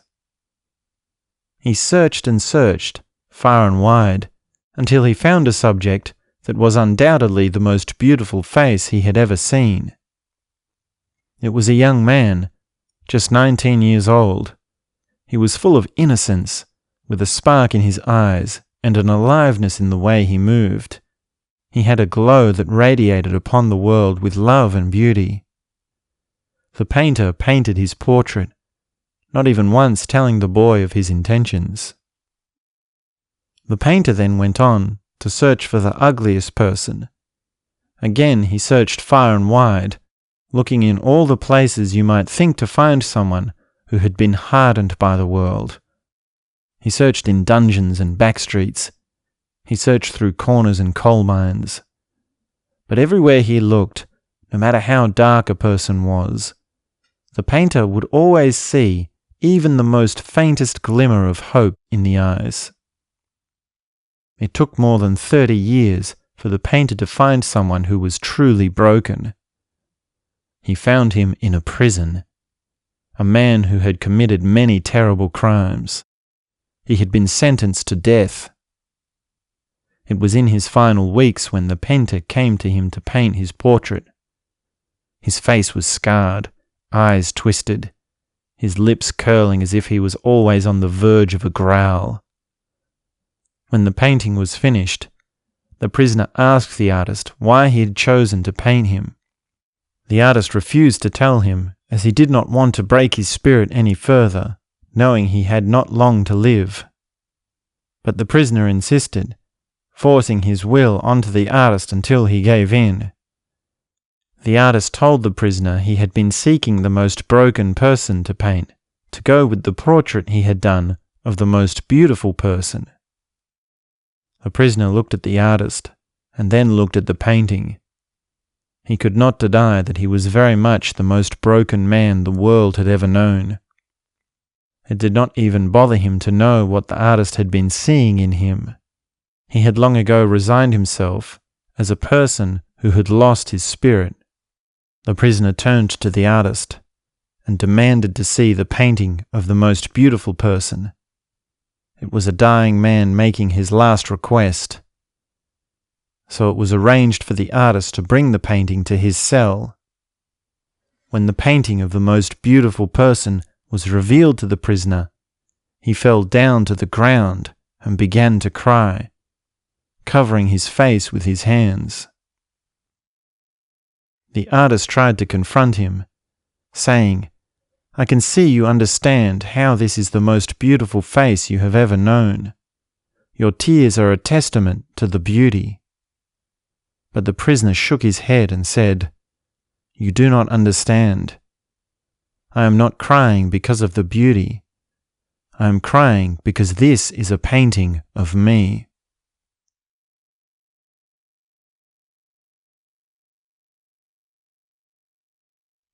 The world can take you into many dark directions. It is all the while perfectly possible for you to lose your way. The young man who had been filled with innocence had been beaten. He had taken the slippery slope that took him from one ever so slightly darker moment to another. He had become unrecognizable. If you give in to pain and suffering, it will only lead to more pain and suffering. From there you will make the wrong decisions, find your way into more difficult situations, and things will come to you that work against you. There is every possibility that you may turn against the world, and when that happens, the whole world will be against you. There is every chance that your sense of self-denial may be a spiral of your own undoing. When you lose your way, everything goes wrong. Even your moments of pleasure will be tainted. Even the moments when you can muster half a smile, even when you laugh, there will be something of bitterness inside you.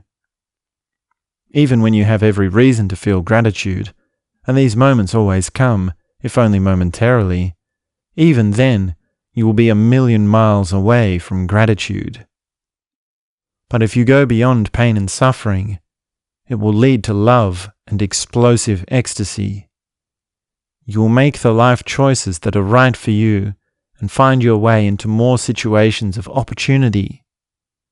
Things will work in a kind of flow. There is every possibility you will find the whole world is on your side, and when this happens, nothing can stop your journey towards love and higher awareness. When you find the way, everything works naturally. Even your moments of pain have a kind of peace to them. Even in the moments when things are difficult, you will have a sweetness within you. Even when you have every reason to be angry at the situation, and these moments will come, but even then you will be feeling gratitude. Do not let the world turn your beauty into ugliness. Do not give in to pain and suffering. Do not compromise yourself and settle for living a life of darkness. If you are falling into brokenness and self-denial, know there is a way out. To find the way is to make a way. Find the path and walk the path. This world and everything you could be depends upon it.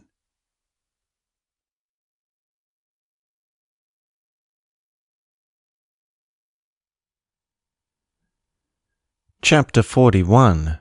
Perception Dynamics and Eye Contact Dynamics. When it comes to perception techniques, there is only so much I can describe and explain within the format in which we find ourselves here. It would be much better if you and I could meet in person and I could just show you the techniques. But until that day comes, I don't mind describing a few things just to entice your appetite. Some notes on leaf gazing and perception dynamics. Leaf gazing, which is a cousin of candle gazing, is one of the most direct and effective paths I have found into perception expansion. Your exploration may look something like this. Sitting in a garden, in a comfortable chair, find a leaf to focus your sight upon. It is best if you find one that is slightly above the center of your field of vision, so you are looking directly forward and slightly upwards. To warm up with some centering exercises, experiment with moving your head to the left and to the right, upwards and downwards, while keeping your eyes fixed upon the leaf. You will notice certain strains in your eye sockets, face, neck, and even on down to your back and pelvis. As you move, gradually slow the pace of movement to help deepen your centering. Next, you may wish to explore the area of the leaf. You may trace the outline, notice its spots and textures, how the light falls upon it. Notice how it blows in the wind and how it is for your eyes to follow it as it does so. if your perception is lacking to a certain degree of sharpness, you will find that looking at the leaf causes spasms in the eyes.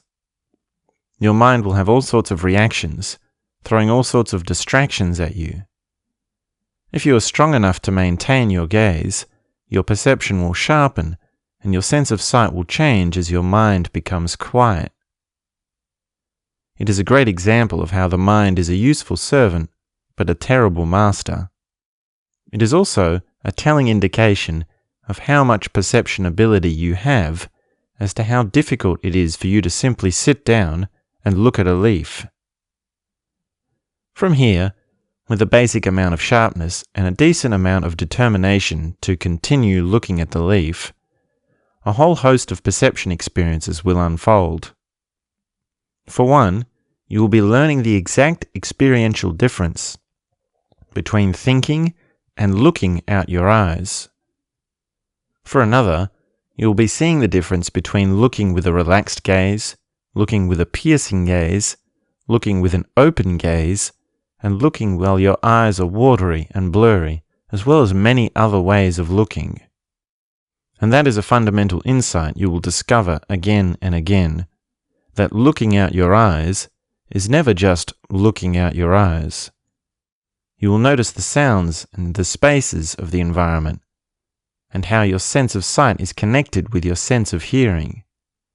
You will notice the difference between looking out your eyes and sensing the feelings in your body, which can be quite spooky when you sense the feeling in your eyes. If you continue deeper into the exercise, you will have a series of breakthroughs and shifts that change your experience of perception to something new entirely. The area within your field of vision that is in focus will start to expand. You will see light and dark as polar opposites that you can focus on individually. You will see movement and stillness as polar opposites. You will notice that you can look around your field of vision at the different things you can see while keeping your eyes pointed straight forwards at the leaf. In other words, you will have a difference between seeing and where your eyes are looking. When this series of breakthroughs and shifts in perception have happened, there is every chance you will reach a new depth. At this point, your depth of vision will collapse, and everything that was out of focus will come into focus. It's quite abstract to imagine, but when this happens, every leaf in the garden, and indeed everything in your field of vision, all at once looks as though it is all at the same distance to you, and it is all in sharp focus. You will also experience a collapse of your sense of direction in your vision. To describe this in another way, it's like, up until now, you have been experiencing your vision as if there is you with your head pointing your eyes outwards, as if they were windows looking out onto the world. Now, with this new breakthrough, it's as if the whole world is simply there and you are everywhere. It is the dissolution of self through perception. It takes quite a bit of practice to experience the collapse of depth of field with both eyes open at once. There is a shortcut to this experience where you may gaze at the leaf with just one eye to create a similar kind of effect. As with all breakthroughs, a breakthrough in perception can lead to all sorts of insights, realizations, and new ways of experiencing. If you reach the depths I have described here, you will never be the same again in the way you look out your eyes. Perception is one of the doorways to higher awareness. It is always there to be explored, hiding in plain sight, and I'm not sure if that is a pun or not. Aldous Huxley almost had it right when he named his book The Doors of Perception. A more accurate title may have been Perceptions Are the Doors, but that title doesn't have quite the same ring to it. A few notes on eye contact dynamics.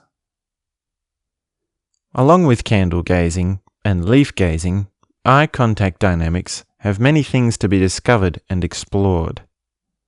It is best to practice with a Tantra partner or intimate partner, as it can be quite invasive. You will notice there is a difference between looking into one of your partner's eyes as to looking into the other. Conversely, you will notice you look out one of your eyes more than the other. You may come to learn which of your eyes is more dominant. You can also experiment with having different distances between you and your partner as you eye gaze. Closer distances bring more alertness, as is a natural reaction to your perceptions when something enters your personal space. But too close, and you will turn cross-eyed, which has its own dynamics. You may also find a distance that is just right for your left eye to look into your partner's right eye, and your right eye to look into your partner's left eye. This is a kind of gazing that is centralized as such that you are seeing both sides of them at once, an experience that has many metaphorical implications. Eye contact from a further distance has its own flavor again, especially if there are other people in the room.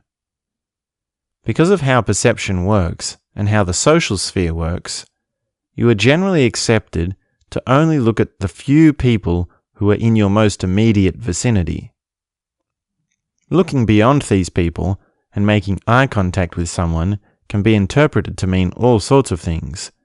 Perhaps most commonly, it is seen as a sign of aggression, particularly in the case of making eye contact with someone you are not acquainted with. But if you can make eye contact with your intimate partner from across the room, a curious little game can start up. It is a game of trading messages back and forth without words. It is the communicating of secrets, of telepathy, of unspoken in-jokes and silent compliments. The colloquial term for such games is eye sex, and it can be an incredible delight. But like so many things we are discussing here, eye contact dynamics cannot be put into a system or textbook series of descriptions of what to expect. It is far better for you to go ahead and explore these things for yourself.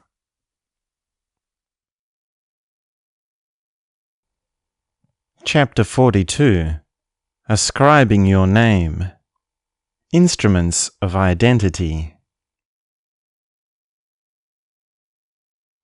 The instruments of your identity will drive you to greed. The instruments of your identity will smother your understanding of others, leading you to act without regard for the well-being of others, and thus denigrating the quality of your consciousness. The instruments of your identity will bring repetitive thoughts and actions that whirl around and around in the back of your mind for years on end. Your identity will bring you to live in quiet desperation. You will defend a false reputation. You will squirm with irritation and anxiety any time you come face to face with another person. The instruments of your identity will be the barriers to your every chance to grow and become a being of love. Beware in the moment you assert your name. Anything you ascribe your name to becomes an instrument of identity. Your name may be ascribed in many ways. The first way, and the way in which you must become acutely aware of, is in the way of writing. You may write your name on a document or piece of paper. You may write your name on a building or monument. Any time you write your name, be sure to make a special note of what is happening inside your mind in that exact moment. You must be with your sharpest sense of alertness to see how the writing of your name is connected to your identity and general sense of self. Beware of grandiosity arising within you, as this is nothing short of an affliction parading as pleasure. The graffiti artist has known the afflictions of identity as far as they go.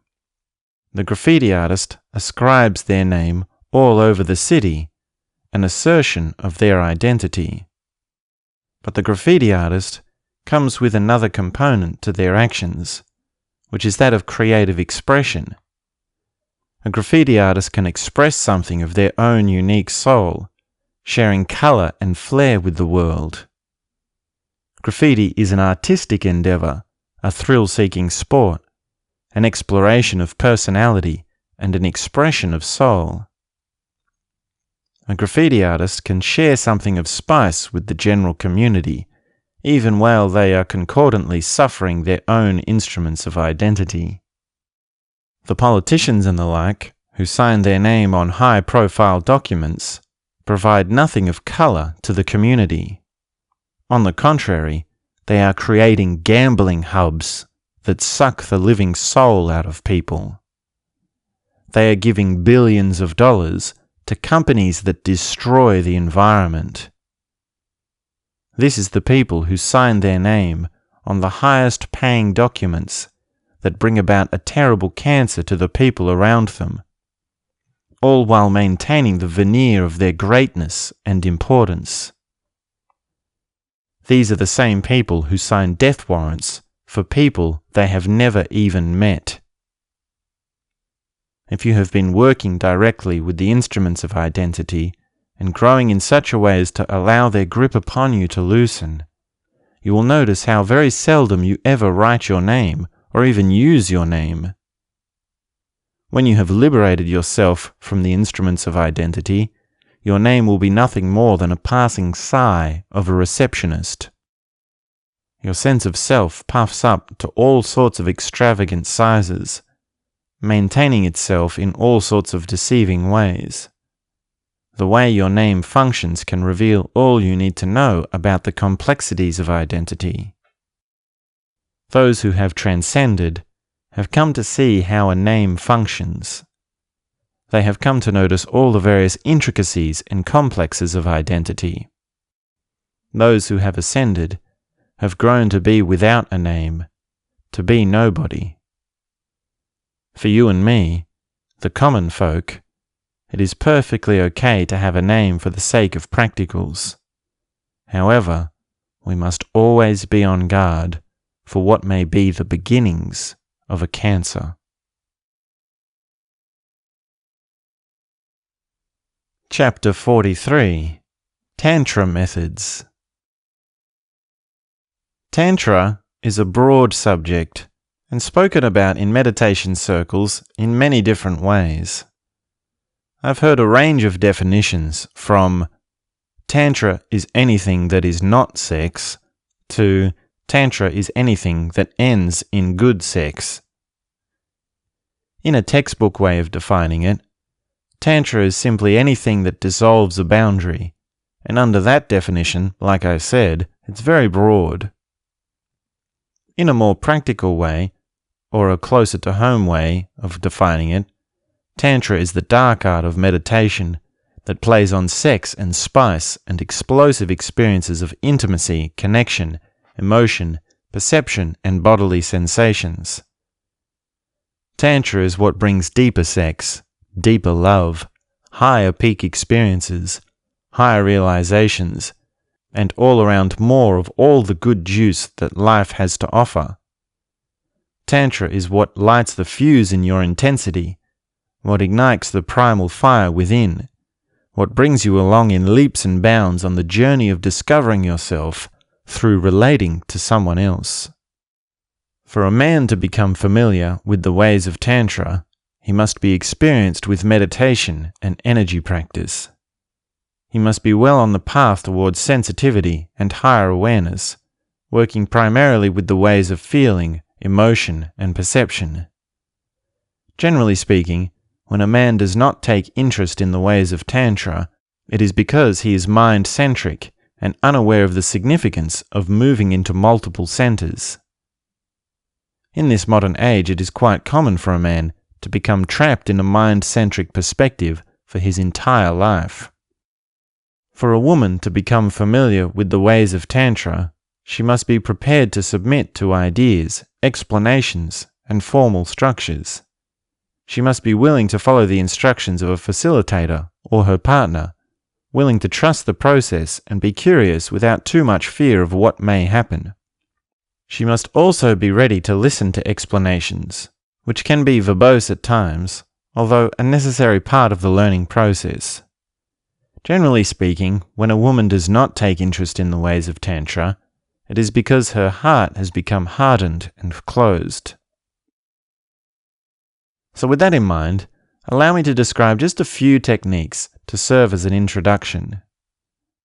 The following is a technique we may call proximity awareness, which is a method of awareness which is usually used to sense the size, shape, distance, and location of objects, emotions, memories, and such.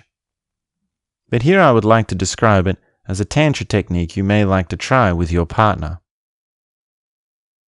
It may look something like this. You and your partner stand at opposite ends of the room, facing each other, fully naked. You then take one step closer, pausing to look at each other and sense how you feel in your body. You then take another step, another pause, and so on as you get closer and closer. Once you are close enough to have your bodies pressing against each other, you make love for a few minutes. And you can be as free as you want with this, but do not take it to the bed. Then, after just a few minutes, you take a step back, facing each other. Pause to look at your partner and sense yourself, then take another step back, and so on and so forth until you are back at opposite sides of the room, facing each other. Repeat this process for a minimum of 3 times, and you can experiment with making the intervals of lovemaking longer and the steps slower. Normally, when an ABC kind of lovemaking is happening, you and your partner come together, make love, and then go apart. With this technique, your sense of desire is being manipulated and turned into a new awareness. And in my experience, it makes things absolutely wild. It is also great to end this technique together, where you can take the lovemaking to the bed.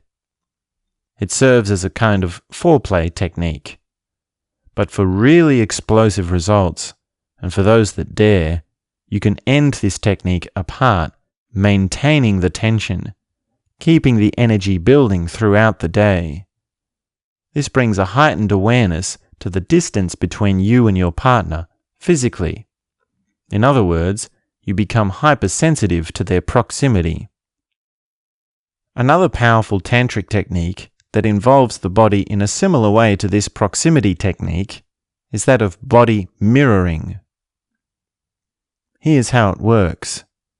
You each stand facing opposite each other. Then one of you takes the lead with moving around, any way they feel to, while the other copies or mirrors what the other is doing. It is best to move slowly and in such a way that it is easy to follow. Then you both freeze, and the person that was leading becomes the follower, and the person that was following becomes the leader. Once again, one is moving in any way they feel, while the other follows or copies. This can open up the body in many ways. Because how one person moves is quite different to any way another person could ever imagine. As you experiment with it, you can move into more and more unfamiliar positions, new angles with the joints and limbs.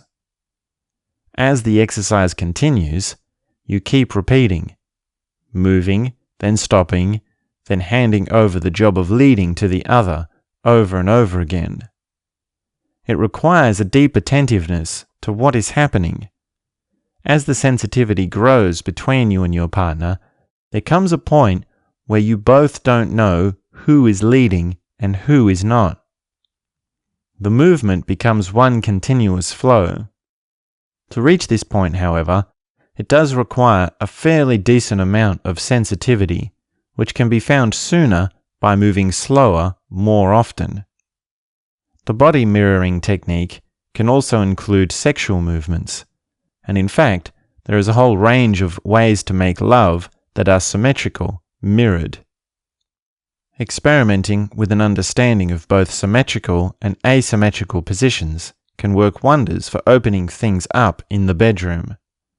Remember, a foundational component of cognitive development and neural plasticity is new positions and movements of the body.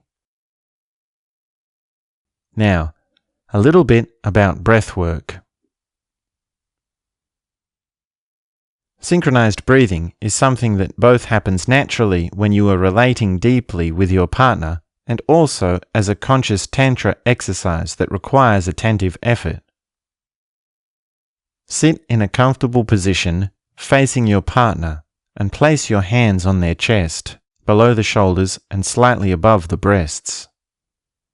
You can also gently touch your foreheads together if it is comfortable for you to do so. Sit quietly and sense your own breathing, then your partner's breathing. By sitting quietly and being receptive, you can slowly bring your breathing into alignment until you are both breathing in and out at the same time. You can also experiment with lengthening or deepening the breath, or having longer gaps in the spaces between breaths. Beyond the basic synchronized breathing, there is inverted synchronized breathing, which is where, when your partner is breathing out, you are breathing in, and when they are breathing in, you are breathing out. This will come in handy when you start working with certain yoga positions and tantric sex positions that require opposite movements between you and your partner. For example, doggy style can be turned into a cat-cow pose for the female, which is coordinated with inverted synchronized breathing and a pelvic thrust that is also coordinated to move in and out with the breath. A very deepening experience. And beyond inverted synchronized breathing is 4-part alternating breathing. This is where you only breathe in or out in the spaces between the breaths of your partner. It goes like this. You breathe in, then hold your breath, then your partner breathes in and holds their breath, then you breathe out and hold the out breath, then your partner breathes out, and so on, passing the breath to each other. This one is a little more advanced and requires some stronger abilities with 4-part breathing, and it helps to be experienced with breathing techniques in general. There are hundreds of various techniques in the world of breathwork, many of which can be translated into partner exercises, much the same as there are thousands of yoga positions that may be translated into sex positions. But for all we have discussed here, there is more than enough to get you started. And to point out just one last component of Tantra and relating that you will no doubt come to discover. When a pair of Tantra partners explore and practice together, a paradox is born, which becomes ever more apparent as they grow. On one side, they become more intimate, sharing moments that are ever closer to their innermost being. On the other side, they become more independent, more aware of each of themselves as unique and separate individuals. The paradox is that their apartness and togetherness both become heightened, which is a phenomenon that is a pillar of the path of any relationship that is living in higher awareness. It is a colorful world to be involved in Tantra, and any pair of beings that are involved in such endeavors are truly blessed. Chapter 44. Finite and Infinite Experiencing Explained. In order to understand the path of transformation from yet another perspective, it will help us to frame life as finite and infinite experiencing, which dovetails nicely with what we were discussing about being timeless. Your finite experiencing is little old you, your daily routine, where you live, the people you know, the general thoughts you have about yourself and life. It is your laundry and cooking habits, the appointment you must be at on Thursday, all you hope to achieve in the next few months and years, what you were like as a child, all the memories that are prominent to your mind. It is your personality, your temperament, and your mannerisms. It is everything and anything you can sense as having anything to do with you. Infinite experiencing is sensing the space that all of what is you sits within. It is the vastness of everything else that is not you. It is the grand epic eternity of this universe. And if you look at these two sides of your experience closely, you will see an apparent contradiction. For is it not also a part of you and your experience to have an experience of the universe? When you go into it deeply, these categorizations of experience are not so clearly definable. Things quite quickly become mystical. For a good majority of us, for a good majority of the time, we are caught up in the finite self. It is so easy to get lost in the little tasks and duties of daily life. The organizational sphere, or the sphere of daily administration, is a sphere that must clearly be kept inside its own container. It's not right to neglect your work.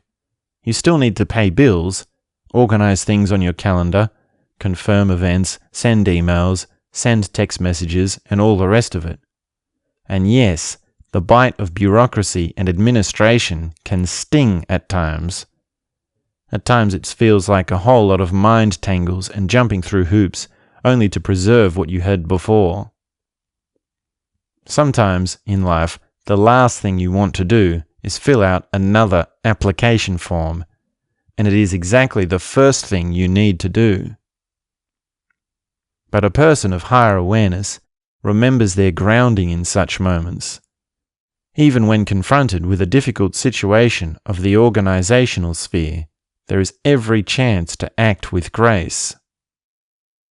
And there is far more chance you will act with grace in such moments if you have a strong connection with the infinite. Going into the infinite and developing your connection to such experiences is an absolutely incredible journey all of its own. When you have been deeply enough into that journey, you will find the infinite remains within you, even when you are paying your bills, even when you are filling out an application form, even when you are being just little old you, the finite you, because as you will have learned, the finite you is infinite.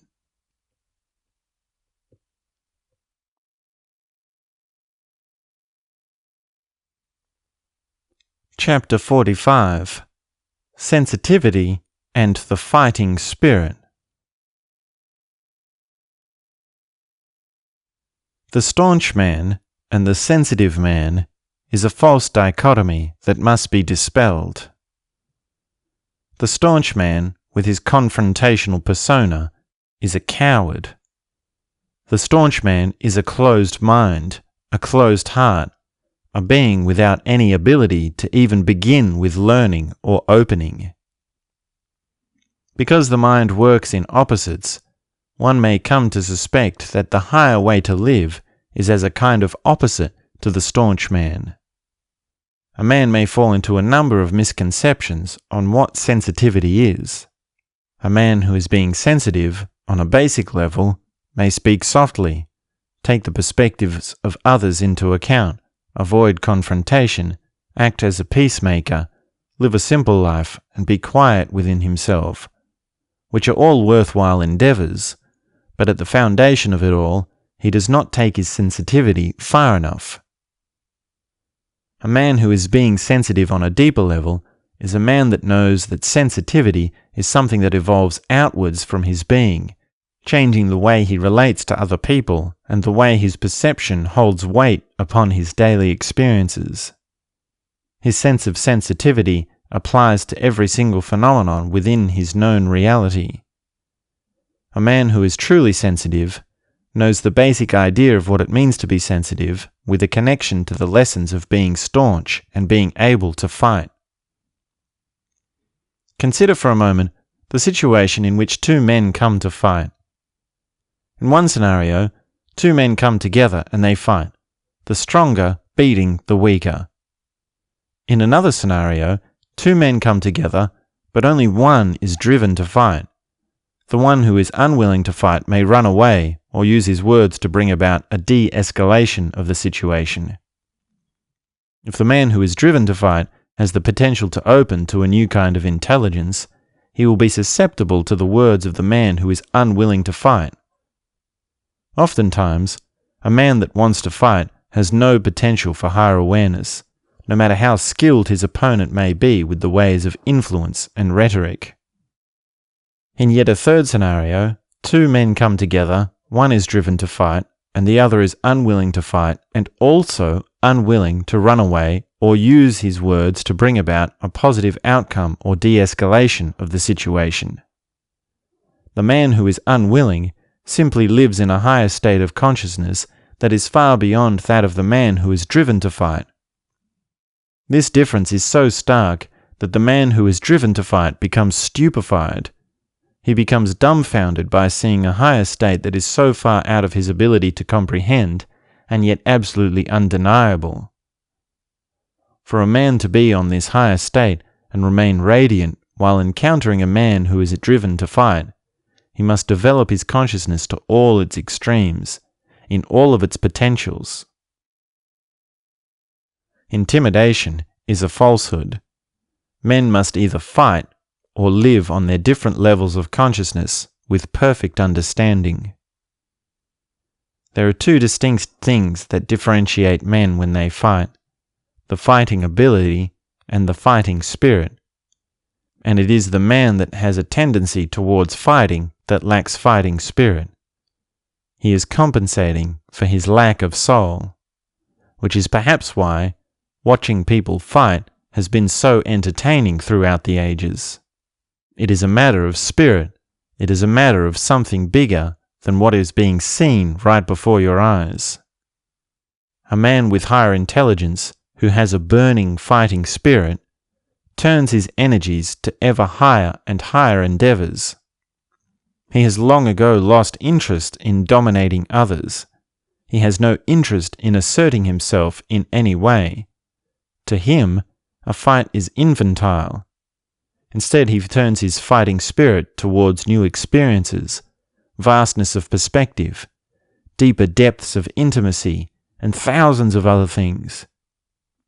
He looks soft to the meathead man, but the reality is he is burning with far more courage and fire than the meathead could ever know or comprehend.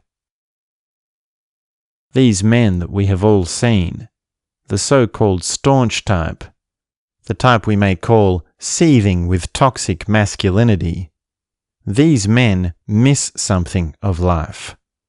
They miss the soul and beauty of life. They miss larger experiences while deluding themselves into thinking they are masters of the universe. It is your calling to be a person of sensitivity, to know what it means to sense things on a deeper level. It is your calling to let the raging fire of your fighting spirit to burn bright. A man of Stoic experiencing is a man who knows that staunch is weak and sensitivity is strength.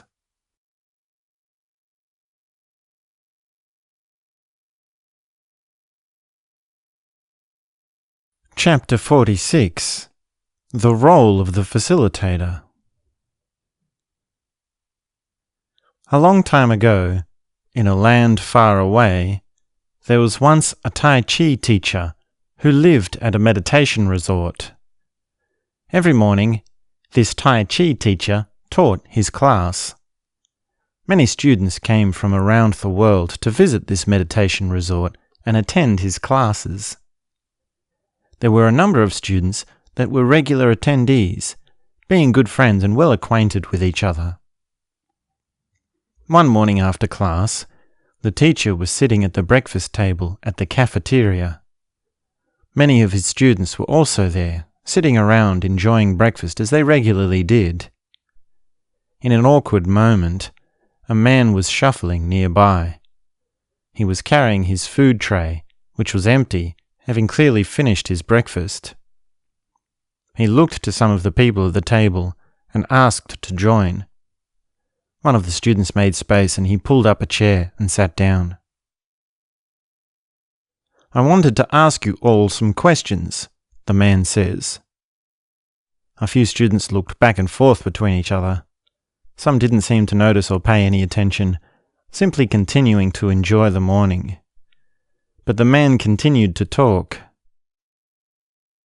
"Is enlightenment a gradual occurrence that happens step by step with dedication to meditation, or is it a peak experience that happens all at once and is permanent thereafter?"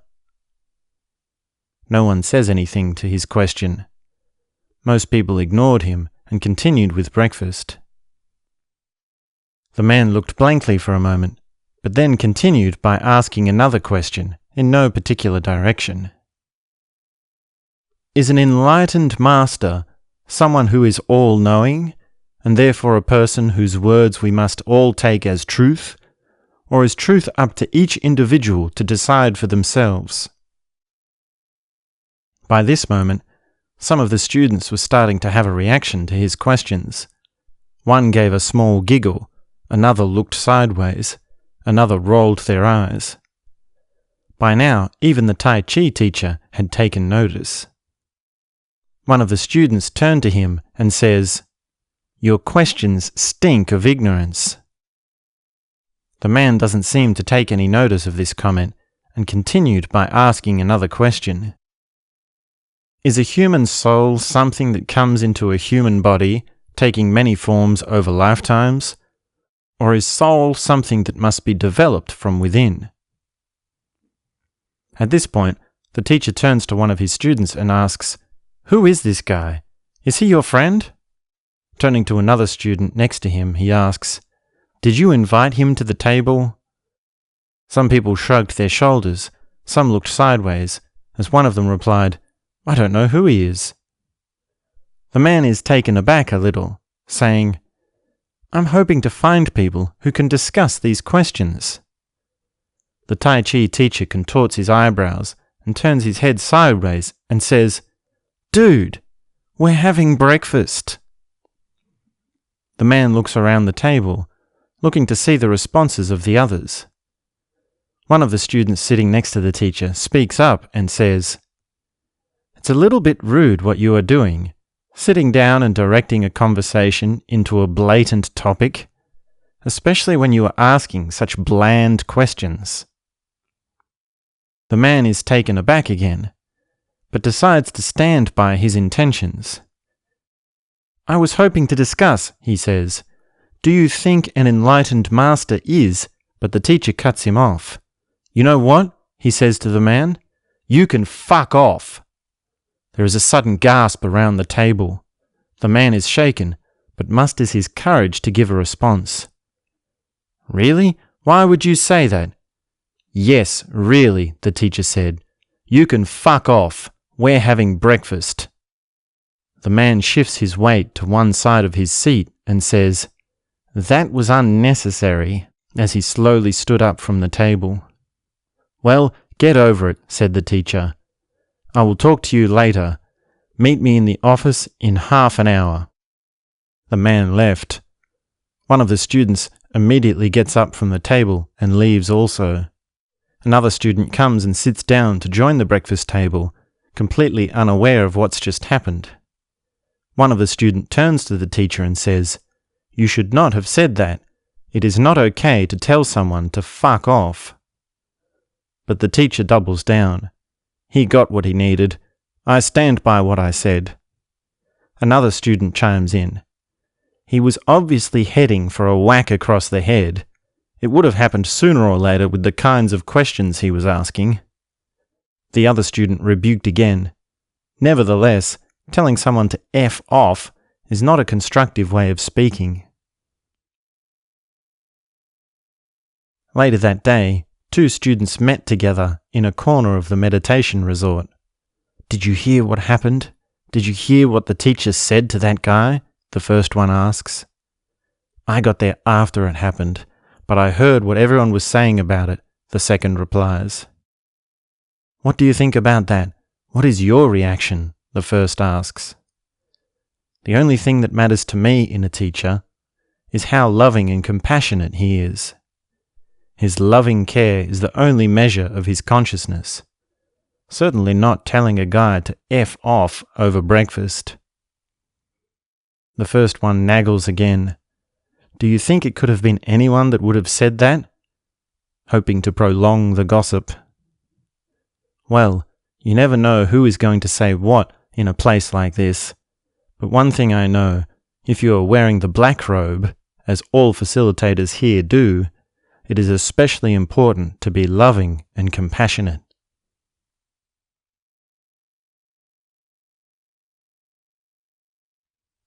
It is perfectly natural and happenstance that people look upon those who wear black robes differently.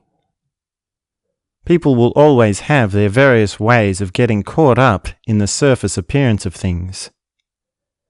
At least by putting a facilitator on a higher level, you are able to learn from them and work with them.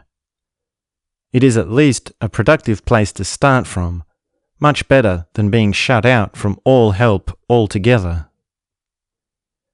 Some people may make the mistake of thinking the facilitator is putting themselves on a higher level. But any conscious facilitator knows we are all in our own multidimensionality and uniqueness. By the time you have come to be a facilitator yourself, you will see the strangeness of having people put you on a higher level. You will see clearly there are no levels.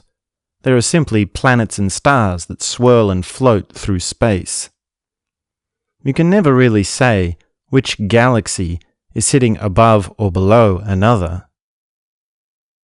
As a facilitator, you will see the multidimensional uniqueness of each individual, and also the folly of their tendency to put people into some sort of level or complex of understanding. There are many things a facilitator is not. They are not a psychologist, not a teacher, not a therapist, although many times it may feel as though they are working within a role that is therapeutic, which is perfectly okay for them to do occasionally. A facilitator is not a life coach or someone to offer advice, although they may provide feedback and insight at times. They are not there to give answers, however much you may want them to give you answers. It is not for anyone to give you an answer. It is for you to find the answers within yourself. A facilitator is not there to give you anything or to take anything from you. Quite simply, a facilitator is there to facilitate. They are there for holding space, allowing a field of non-judgment, allowing a field of open exploration. A facilitator is there to allow you to do the work, to process what you need, to be what you need to be, to feel what you need to feel. They provide a moment for you to do whatever it takes. One other side of the facilitator is that of the practical side, giving the directions of the structure or method you are working with. A facilitator gives the instructions of the exercise or method simply as a way of allowing the structure or method to be there as its own working device. Some are more elaborate than others. Some are more intricate and demanding than others. And there is an art to working a structure with grace. But essentially, it is a part of the role that is done for the sake of the practical. You need not have elaborate ideas and theories of what a facilitator is. Do not create stories and explanations around what the role of the facilitator is. The role is very simple, and it is perfectly natural for it to evolve as you evolve. The role of the facilitator is to be loving, to be real, to meet a fellow being as an authentic being. the role of the facilitator is to see how we are all in this together, and together we may make our way into a new understanding, to the deepest depths of connection, to the highest heights, out of the darkness and suffering, to truth, beauty, and beyond.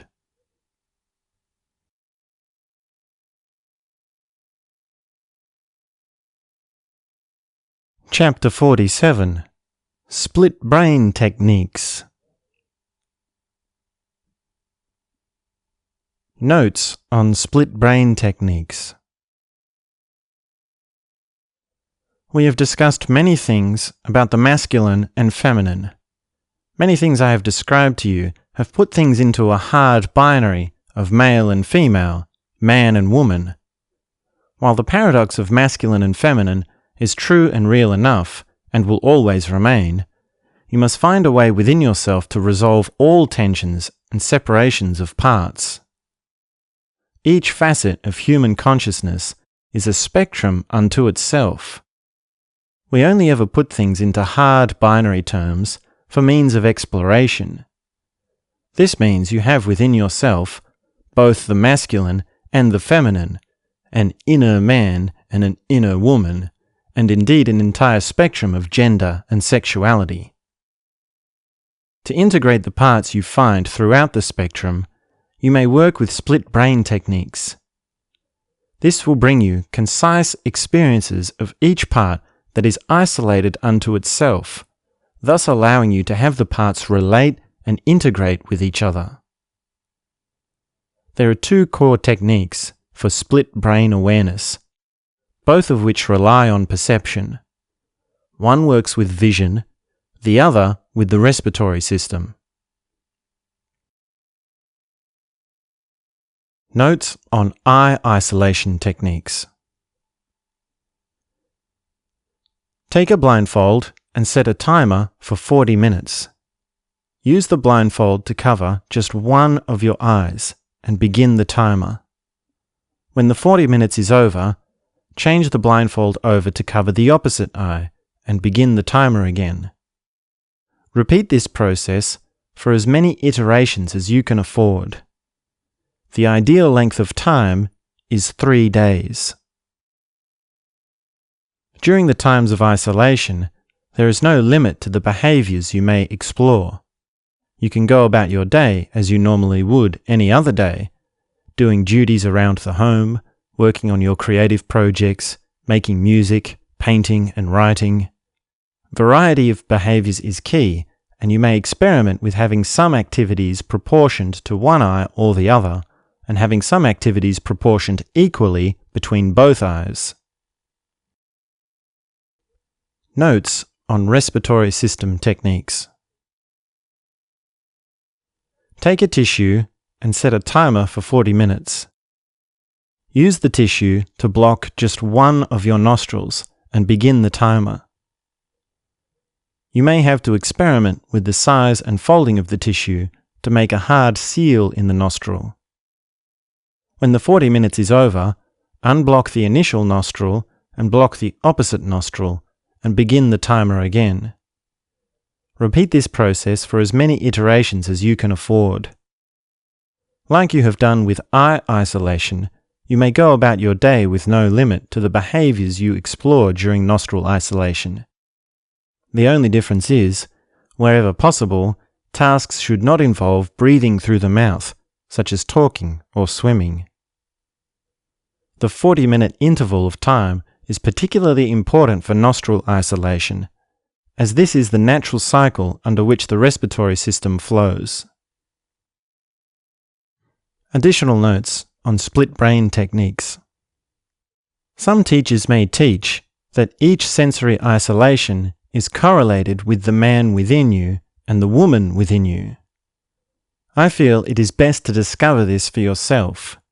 If you find yourself acting more masculine when one eye is covered, and more feminine when the other is covered, then perhaps there is a correlation. You might find when one eye is covered, you are concerned more with what people are thinking and doing.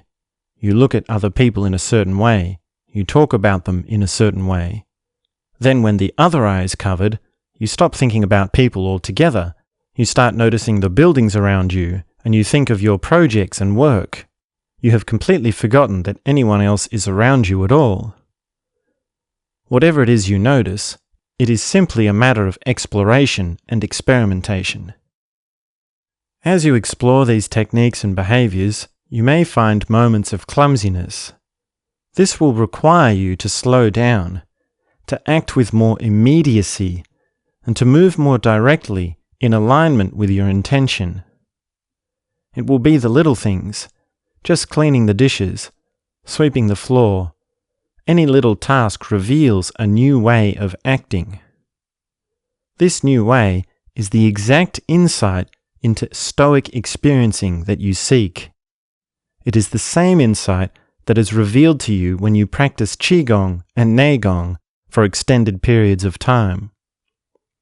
It is a way of acting that allows you to experience something bigger than the feeling you are having in the moment. If you are combining eye isolation and nostril isolation as two techniques at once, be sure to have the opposites crossed over of each. Meaning, if the left eye is covered, then the right nostril is blocked. If the right eye is covered, then the left nostril is blocked. When you come to the end of your sessions of split brain techniques, take a moment to come out of the process. This is best done in nature, where there are many trees and beautiful flowers around. Sit down quietly and slowly uncover your eye and unplug your nose. This is where you experience multidimensional perspective. An entirely new way of perceiving will become available to you. Notice how it feels to look through two eyes at once. Notice how it feels to breathe through two nostrils at once. This moment becomes deeper the more you practice split brain techniques. When you continue to work with these techniques, you will find that each side of you, the two sides within you, begin to relate to each other. They come together and make love. This is a new kind of harmony, a new way of generating love within yourself. It is a kind of love that does not project outwards onto other people and onto the world. It is a kind of love that does not need an object. It is pure. When you feel this love on a daily basis, your whole perspective of life will change. There will be more peace and gratitude, more openness and understanding. Your vices won't clench so hard, and those dark, dirty little habits will begin to fade. Harmony within requires each part of you to become its own independent part and also able to meet and connect with every other part.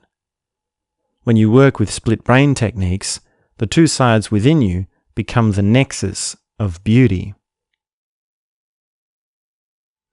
Notes on partner exercises. Split brain techniques may also be used as a Tantra exercise to explore with your partner. When doing so, always work in opposites. If your left eye is covered, then your partner's right eye is covered. That way you are meeting opposite sides to your partner. Any collection of behaviors and additional techniques may be explored with your partner during split brain techniques. To mention a few, there is eye-gazing dynamics, sharing, body mirroring, dancing, question tennis, and synchronized breathing dynamics. If you are exploring making love with split brain techniques, the recommended method is that of nostril isolation. You may also require covering the mouth with tape to keep the breathing focused. These techniques have a way of changing your style of relating to other people, not just with your Tantra partner, but also with friends and even complete strangers.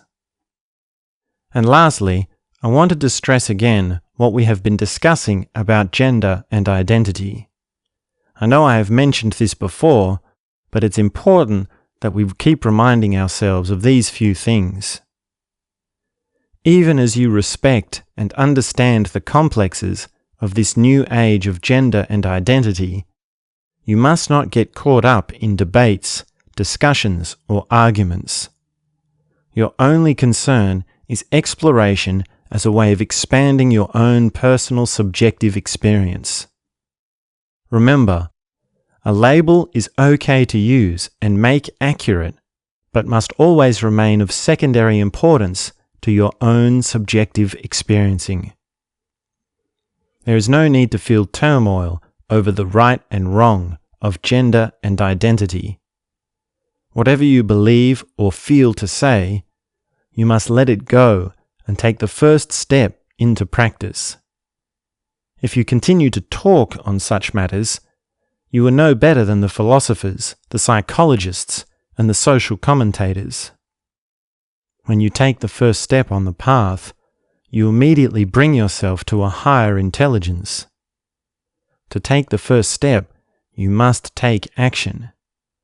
You must try these techniques and find their effect for yourself. The instructions have been made clear, so follow the instructions. Find your own experience of these formulas.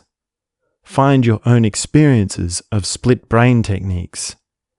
Find your own experience of the masculine and the feminine, the inner man and the inner woman, the yin and the yang, and find thousands of other things that are available to you within this human consciousness.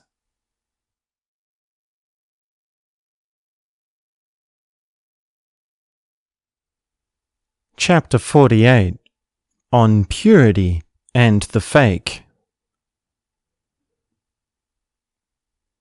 Cut out all that is fake. Cut out all that is shallow.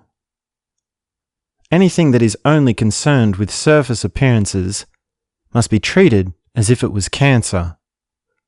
Cut out phony people, cut out fake friends, cut out any family member that has always and only ever failed you. Anything that is fake and distracting must be put in a place that is near impossible for you to access.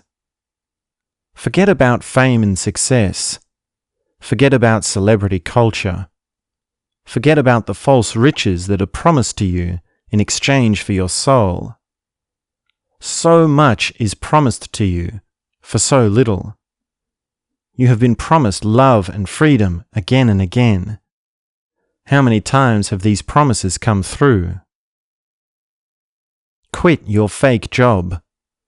Never speak to your fake boss ever again.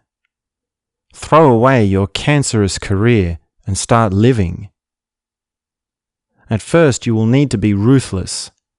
At first you will need to be a surgeon, as they cut out disease from the body. When someone expresses fake emotion, tell them they are fake.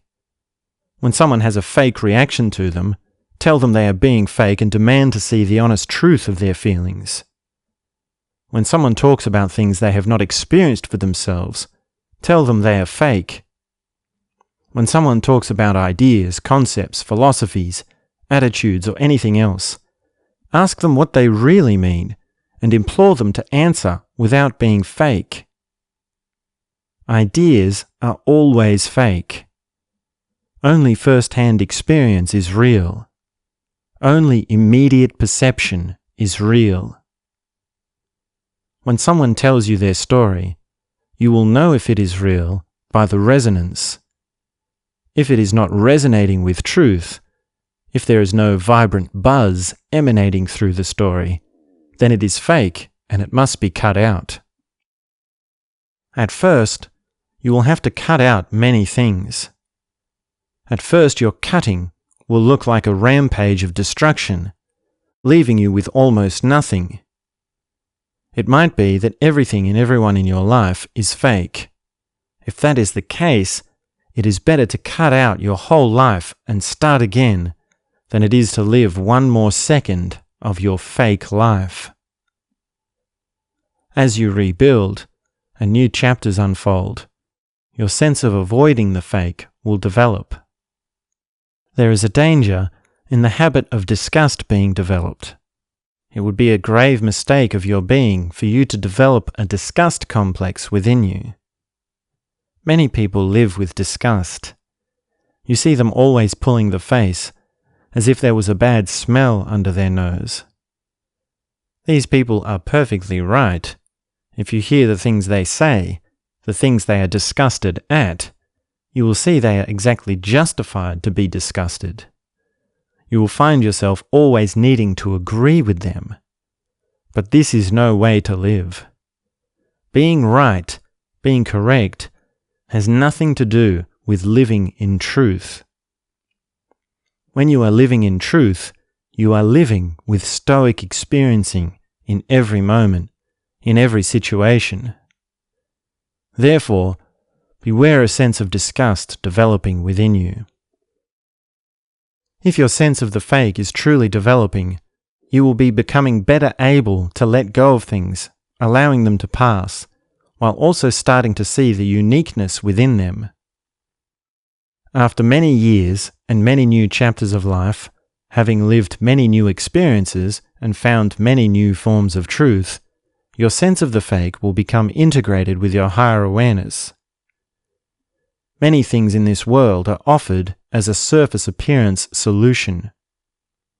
Most food is fake food. It brings momentary stimuli in the taste buds, but gives no lasting nutrition. Most images are fake. Even the images that are supposedly a direct representation of reality are mostly fake. They puff things up to give a stimulus in your sense of sight without nourishing your deeper sense of being. Most philosophers are fake. They talk in circles, around and around, getting nowhere, changing nothing. Most psychologists are fake. They rely on tricky words, complexes of mind, and half-hearted insights to cover up the fact that they do not know themselves. Words can give you a little kick, but lasting change requires real work. Most teachers are fake. They teach things they have not lived for themselves. They teach things that were told to them by other teachers. All politicians are fake. They are fake to their core, and they are corrupted absolutely. With your sensing ability, you will start to feel drawn towards pure ways of living. You will want to eat foods that bring pure feelings inside your body. It is not right to prescribe this diet or that diet, or to recommend this food or that food. What matters is your sense of feeling as a guiding direction. By cutting out what is fake, you will create a space for that which is pure to come into your life. Purity is not about healthy eating habits and healthy lifestyle, even though it is partly those things. Purity is more about your ability to trust your feelings as a sense of direction. When your sense of direction is calibrated, you will no longer need to cut out what is fake with such ruthlessness. You will simply avoid it because it will be of no interest to you. That which is fake will pass you by, with you giving it no more heedance than it deserves. When your sense of direction is calibrated, you will no longer need to hold yourself to that which is pure with any sort of discipline or self-control. Purity will come to you as you will be drawn to the experience. Cutting out all that is fake and taking steps towards that which is pure are two components of the same path. They work together, and their flavors evolve and change as you evolve and change. Cut out all that is fake. Indulge in that which is pure.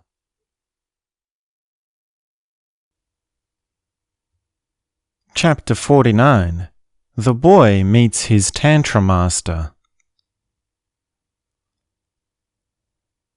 A young man became bent upon learning the ways of Tantra. He had heard Tantra masters are men of immense sexual power and awareness. These are the men who command the ways of women. The young man had many desires he wanted to fulfill, and he told himself his best way to be sure of an unending gratification was to become a Tantra master of his own. He travelled across the land, searching far and wide, until he came upon the monastery he had been told was home of the greatest Tantra masters. He walked up the stairs of the monastery, onto the landing, and clucked at the giant steel doors with their heavy knocking hammers. After a long wait, there was a harsh scraping sound as the door opened slightly and an old lady poked her head out. "I want to learn the ways of Tantra. Is this the place of the greatest Tantra teachers?" he asks. The doors opened a little further, and the old lady came out and stood before him. He could see she was very old and decrepit, but he could also sense her piercing gaze penetrating deep into his soul as she stared at him. "You want to learn the ways of Tantra?" she asked. "Yes," he replies. "Are you willing to do whatever it takes?" she asks. "Yes," he replies. He knew masters made their students carry buckets of water, chop wood, sweep floors, and do all sorts of hard work. He was ready to do whatever it takes to have power over women, to have the experience of indulging in his lust. "Then you must do whatever I say," she says. The young man stood there, assuring himself this is all he ever wanted, assuring himself that sexual power is the only power. "Are you willing to do whatever I say? Are you willing to do whatever I tell you to do?" the old lady asked. "Yes," said the young man. "Then you must make love to me right now," said the old lady.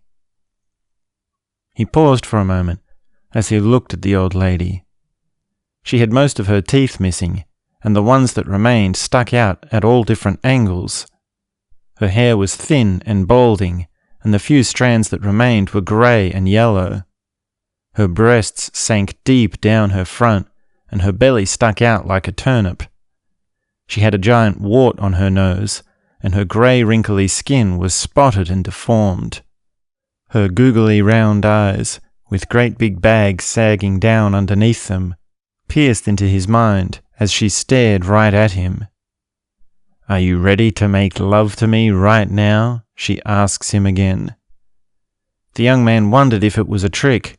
He wondered if he said yes, then the old lady might bring him into the monastery, only to be greeted with dozens of young, gorgeous women who were longing to pleasure him. But then he realized he must be committed no matter what. He must be true to his word. If he wanted to meet a Tantra master, he would have to do as this old lady says. So with all his courage, he replies, "Yes, I am ready." The old lady smiled and took him by the hand, leading him into the monastery. Some monks came and took his carry bag. There were other monks nearby and some old ladies in a corner who whispered and giggled as they passed. The old lady led him through the monastery, through rooms and corridors, upstairs and up higher and higher to a lofty tower room. That night they made love. The young man tried to distract himself from her old and decrepit body, but soon realized it was pointless. As the old lady took control, he allowed her to have her way. She pleasured him immensely, demonstrating many acrobatic ways. She knew all the right parts of his body and all the right ways to touch and taste him. She moved with such a natural intuition, he felt as though she could anticipate his every move, like she was reading his mind. The lovemaking continued on into the night like a grand symphony. This was his first lesson, for him to see the folly of his fantasies and the physical nature of his sexuality. In that first night alone, he learned more about sexuality than he had in his entire life. He learned that feeling is triggered by mastery of intuition, not by gratifying preconceived ideas. He learned how movement and stillness are connected, and each has their own time and place during the process of making love. The old lady explained to him that in Tantra, everything is equal, which means every body part is sexual, every experience is orgasmic, and every woman is desirable. Every day he worked hard physical labor in the monastery, carrying buckets of water, chopping wood, sweeping floors, and working almost to exhaustion. Every night he would sit with the old lady, taking instructions on Tantra, learning techniques, hearing the old stories, understanding the ways of love and sex. Many nights they would make love, and she would teach him the ways of energy and pleasure. He came to realize this old lady was not just any old lady. Although she went about the monastery in the same way as anyone else, wearing simple robes, eating only a bowl of rice each day, he came to realize this old lady was the very Tantra master he had been looking for. He got to know the other monks of the monastery, hearing their stories on how they had found their way to the path of Tantra. They spoke of their experience with the old lady, all having immense respect for her. Many monks wanted to be close to her, and some became jealous of the young man because of how much time he had with her. Whatever the monks were saying about him, it was true the master had taken a special fondness of him. Some said it was because he was from another country, having travelled so far. Some said it was because he had higher awareness, a higher talent for Tantra intelligence. Some said it was because she loved making love with his body. He was young and fit, with a lean, athletic build and smooth olive skin. His time at the monastery continued on. There were weeks when he would become fatigued with exhaustion, and yet still he continued working all day and practicing Tantra late into the nights with his master. The months turned into the changing of seasons. The seasons turned into years. Only occasionally did anyone come to join the monastery, and only occasionally did someone leave. As the years passed, the young man changed in thousands of ways, learning and practicing, opening and working, as life in the monastery became his whole perspective. He learned Yang-style Tai Chi with all the other monks. He sat in meditation for hours. He contended with koans and questions of the absurd. He lost all memory of who he was when he first arrived. He lost all memory of what his original intention was in coming to the monastery. As his sense of self dissolved, he lost his sense of desire, while all the time maintaining his higher energy and higher awareness. After over 10 years living at the monastery and learning Tantra with his master, he left. He began to travel again, trying to find all the old places he had been to before he had arrived at the monastery. But all those places had long changed and been forgotten, so he kept traveling. He left behind his life from the monastery, never sending back letters and never even thinking about his old master or anyone else he had been living with. He was living with such a presence, it was easy for him to forget all he had learned and experienced.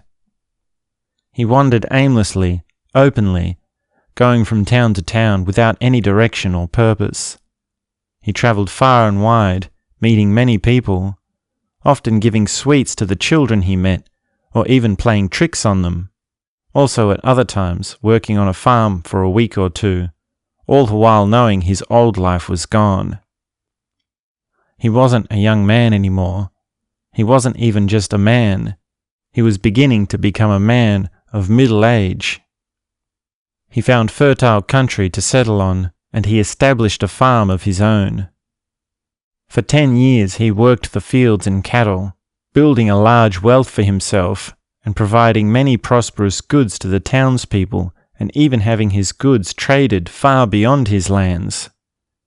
Many people were enriched by his work, and many people came to work with him. They were all amazed by his ability to work hard and long every day.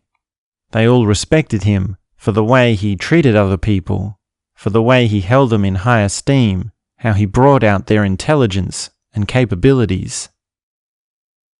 One day, a travelling carnival made its way into his land.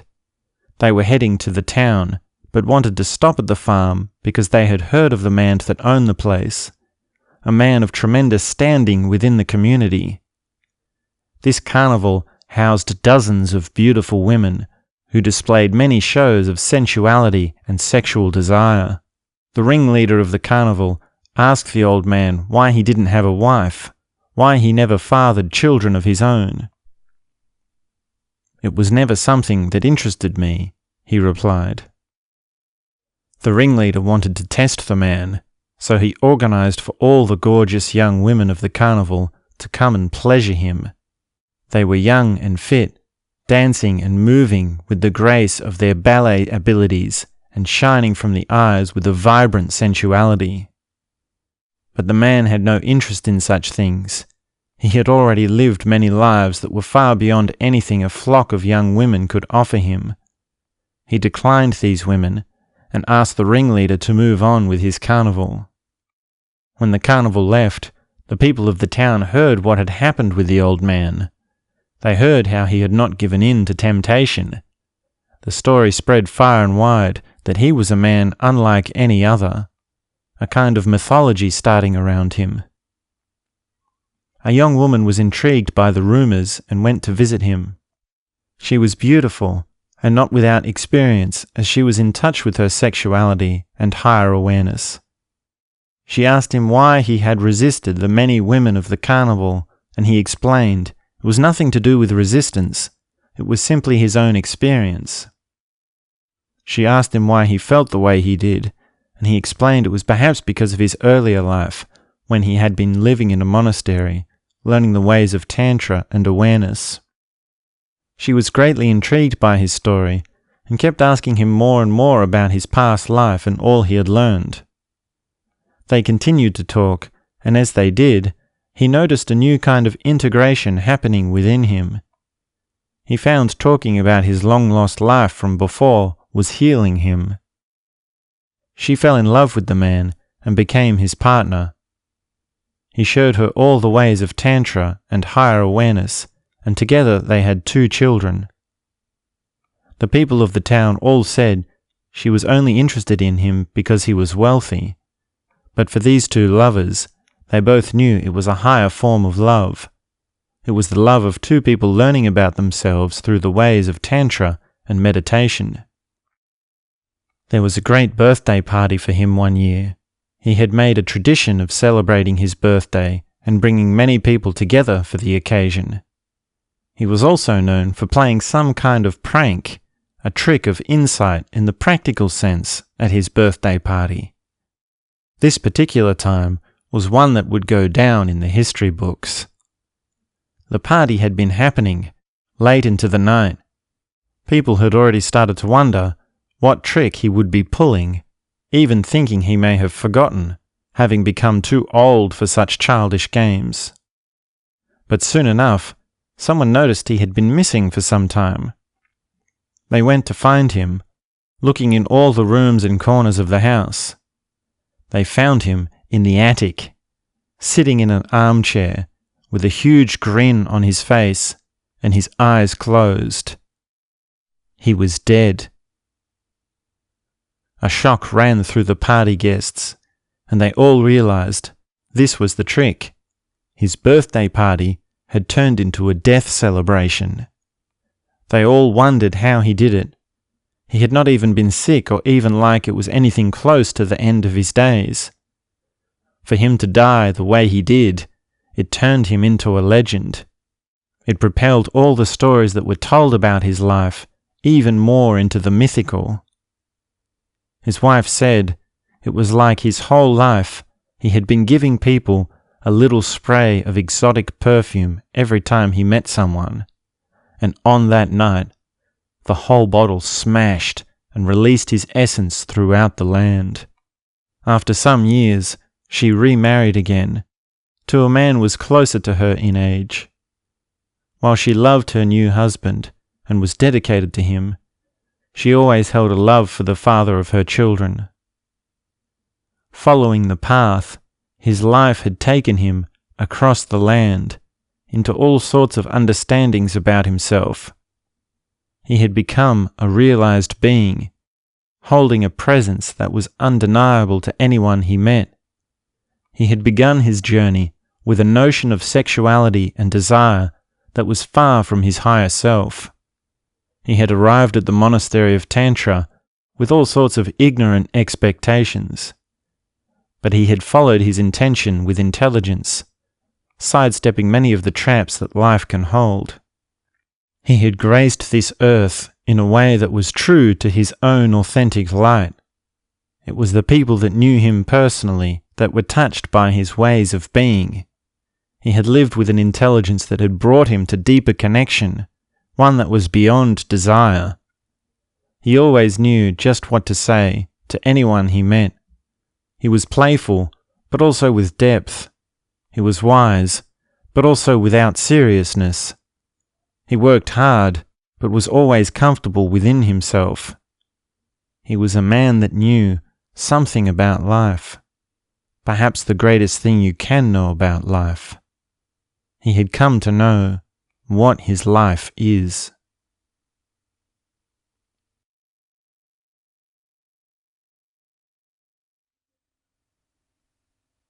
Chapter 50. Integral Theory by Ken Wilber. Integral theory, as pioneered by Ken Wilber, is a largely brainy affair, or we might say a large brain affair.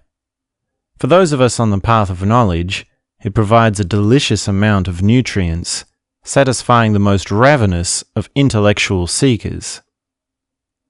Essentially, integral theory is a meta-theory, a theory of theories, a kind of indexing system that brings all the pieces of the puzzle together. You know a little bit about developmental psychology, a little bit about therapy, the scientific method, the world religions, meditation techniques, English literature, Eastern mysticism, and so on. Integral theory brings it all into a harmonious synthesis. It opens your perspective to such a degree that you see how every story and idea has its own place and way of contributing in a positive way.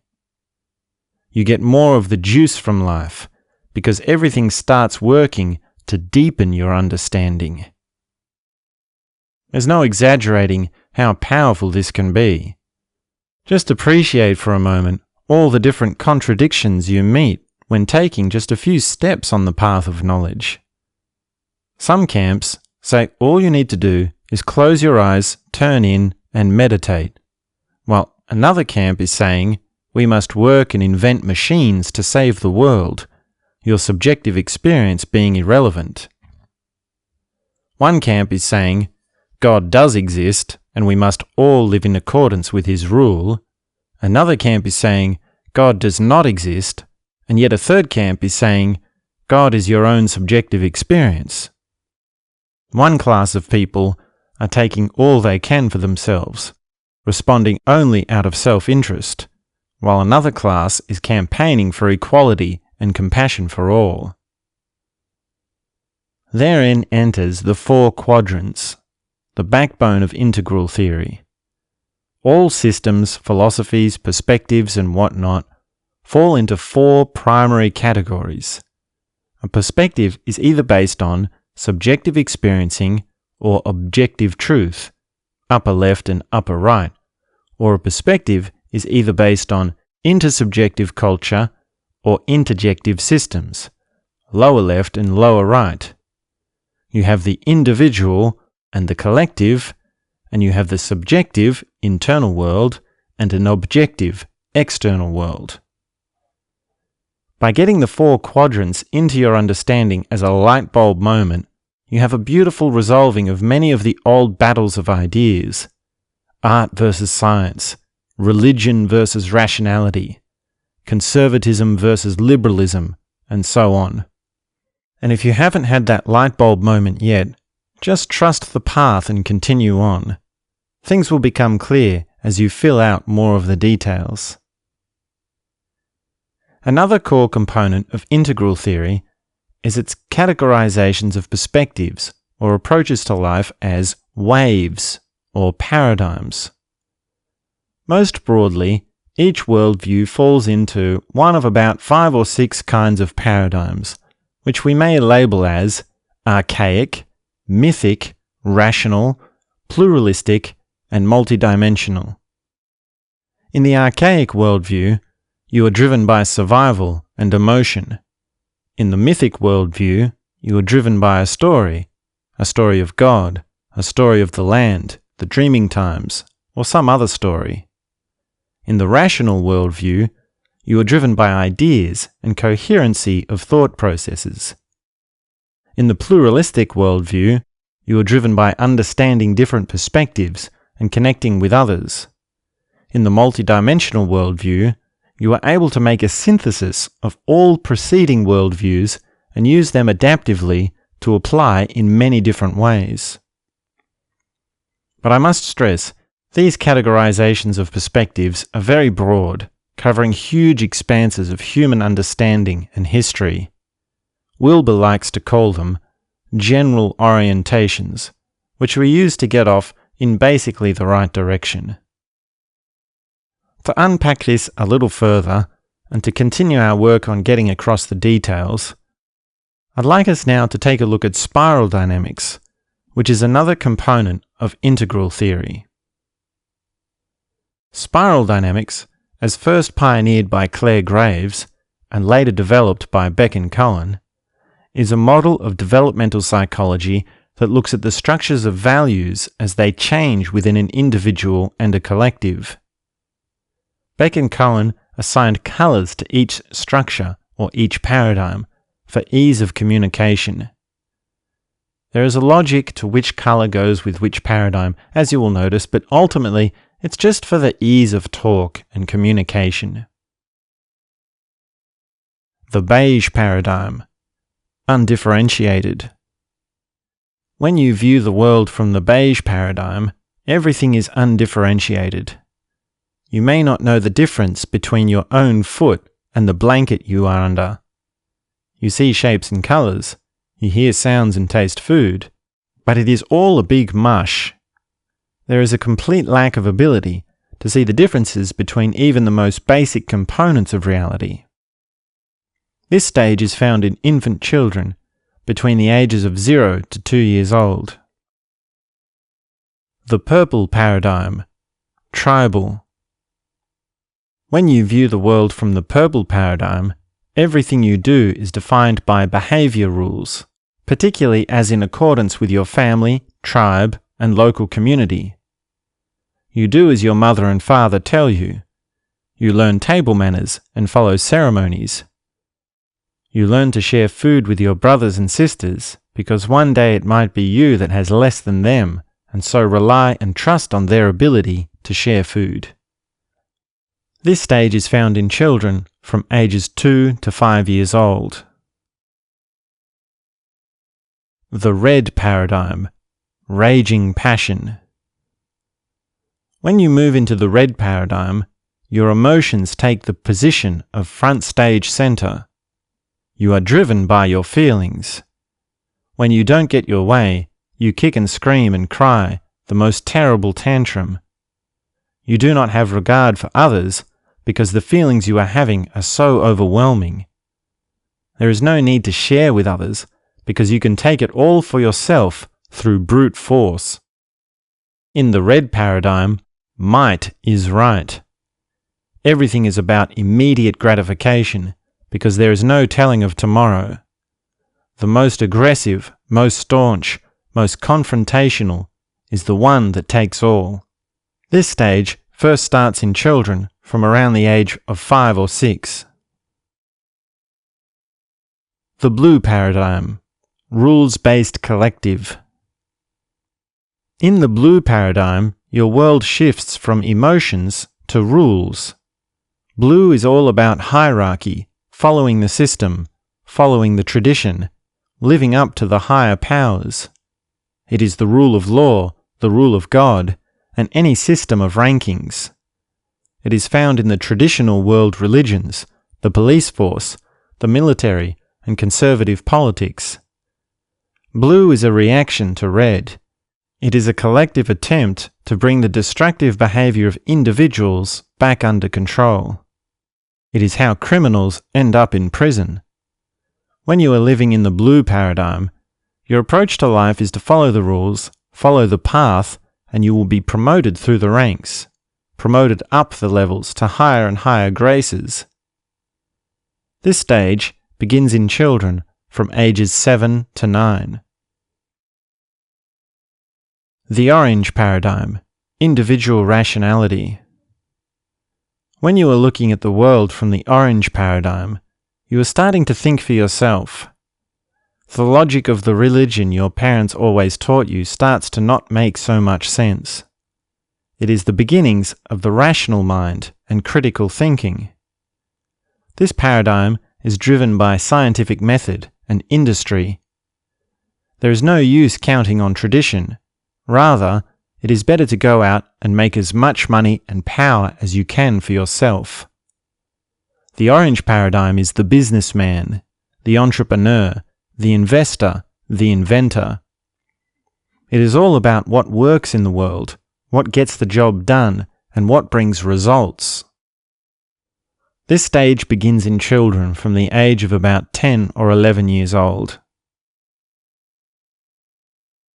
The green paradigm, multiculturalism and pluralism. The green paradigm grows out of the orange paradigm. You enter the green paradigm when you realize all the piles of money you have amassed for yourself have not brought you any friendship or love. It has not brought you anything that gratifies your higher values. The green paradigm is all about understanding others, compassion, equality, human rights, saving the planet, being sensitive and understanding, listening to what others have to say, and all the rest of it. It is the first paradigm that is able, at least haphazardly, to take the perspective of another. This stage begins in individuals around the age of 16 to 18 years old. From the green paradigm, an individual makes what Graves calls a monumental leap of understanding into second-tier consciousness. The first 5 stages of beige, purple, red, blue, orange, and green are categorized as first-tier consciousness because of a few things they share in common. Centrally, each of these paradigms believes they are right. They all feel, if only everyone else would grow into the way I see the world, everyone would understand everyone else and all reality. They all have some explanation about why everyone else is wrong and they themselves are right. The orange paradigm looks at red and sees emotional immaturity, looks at blue and sees delusions of belief, at green and sees heart-throbbing, tree-hugging hippies who need to get a job and do some real work. Just to give one example. With enough awareness and intelligence, an individual may make the leap from first-tier consciousness into second-tier consciousness. This may happen for any number of reasons. It may perhaps always be mysterious and never without at least some degree of environmental pressure and internal drive. But most basically, you see the emergence of second-tier consciousness when you acknowledge to yourself all the many shifts you have already been through and thus realize another shift is coming. You were so driven by emotion. Then you found God. You then grew out of all that and thought for yourself. You then learned to relate and connect with others. Each step an incredible bursting from the person you used to be to the person you were becoming. You begin to see not just what you have been, but what you may yet still come to be if things are to continue on changing as they have. The yellow paradigm, individual multidimensionality. The first stage of second-tier consciousness is the yellow paradigm. When you are operating from the yellow stage, your central focus is on learning. You gather information, methods, stories, ideas, and any kind of opening you can. You have a thirst for understanding things from multiple angles. Your highest value is direct personal experience, and you can talk about things without holding a strong defense. It is the first truly open-minded stage.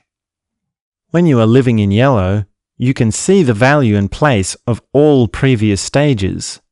You see that red is not just emotion gone wild, but it is the passion, drive, and fire of life.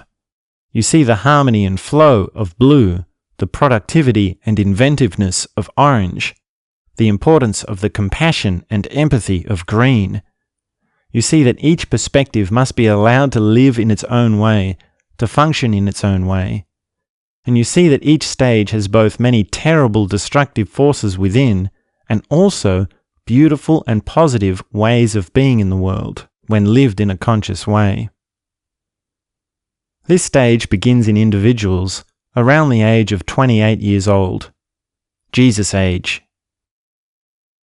The turquoise paradigm, collective embrace of multiple realities.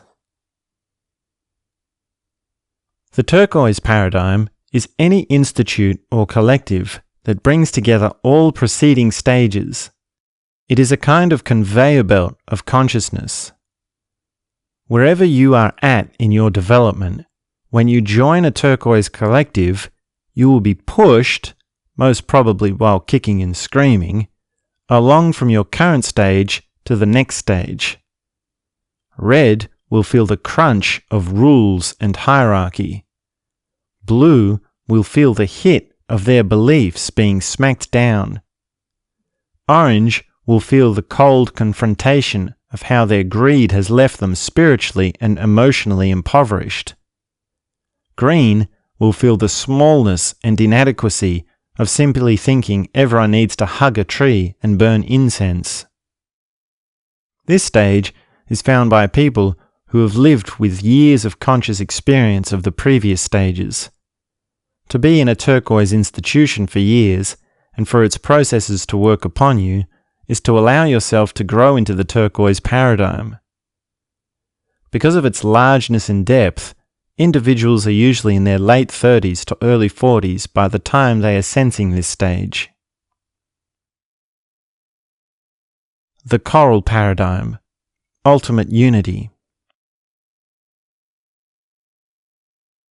After turquoise, the research of Graves and his contemporaries largely petered out, as there were very few examples of people who have lived in higher stages, at least at the time that initial research was being done.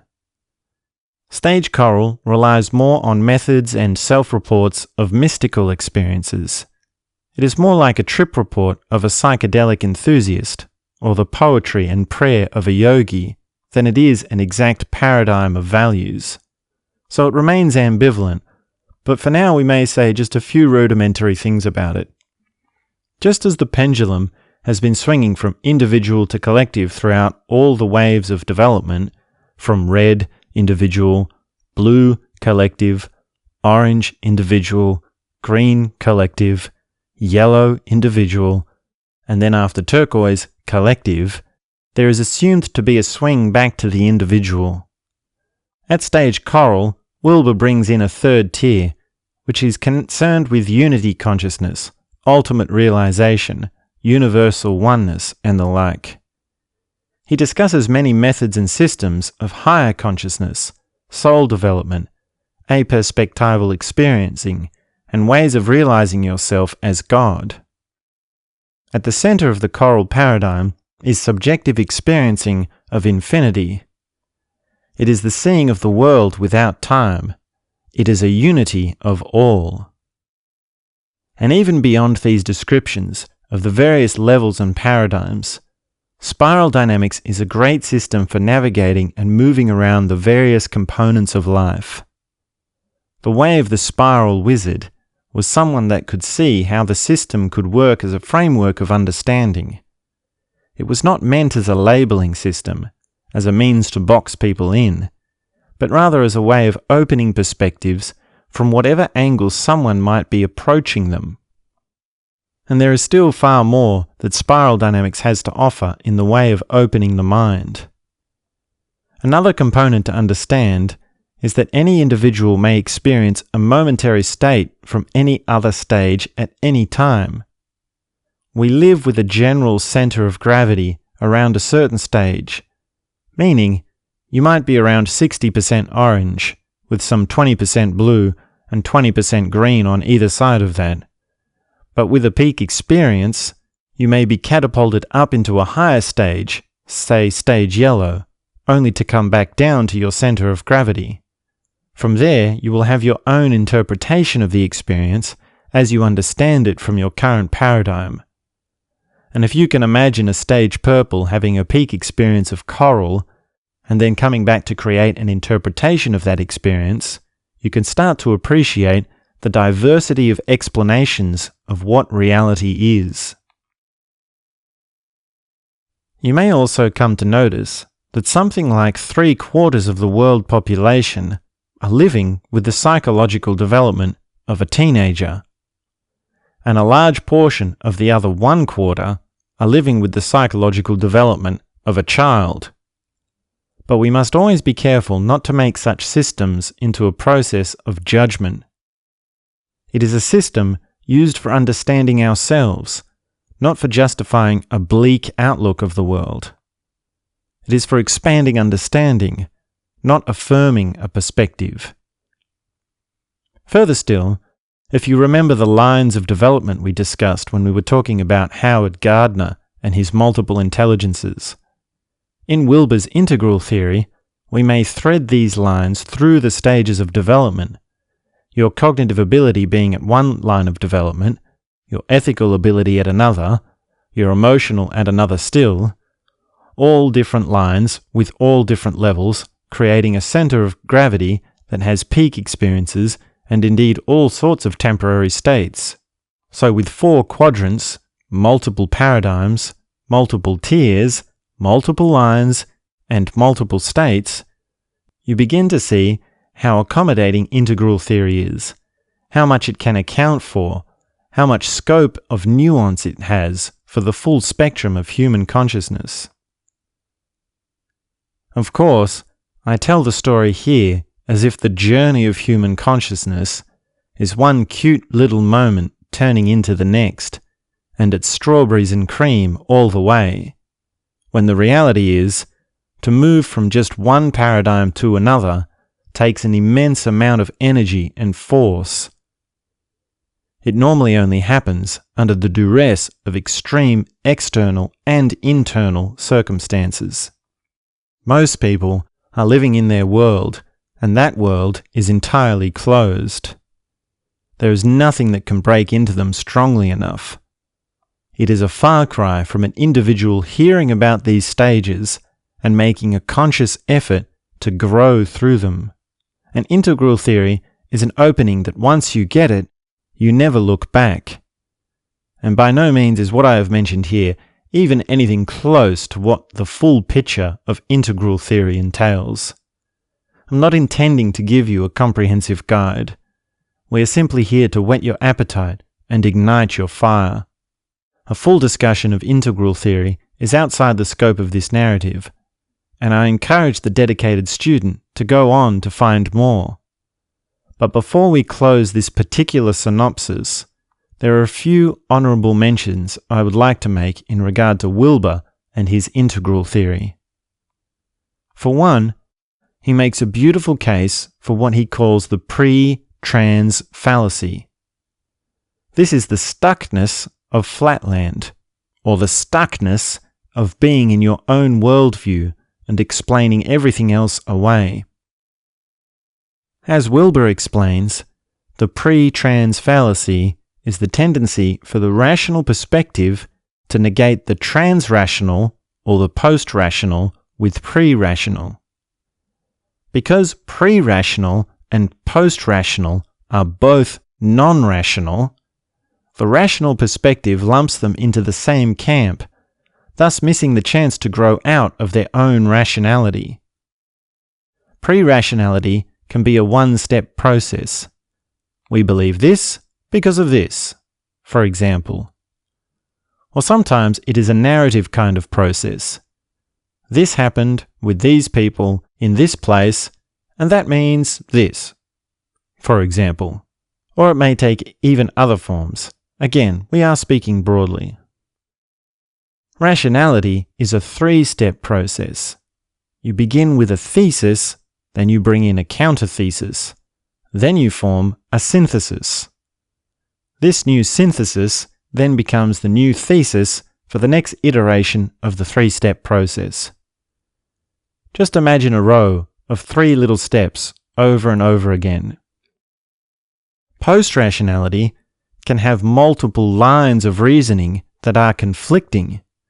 It can see that some evidence counts for different weight, for different significance and effects. You can prove anything you want to prove. It is like it has not one, but many rows of threes, leading to different results by different methods. The rationalists say evidence is evidence.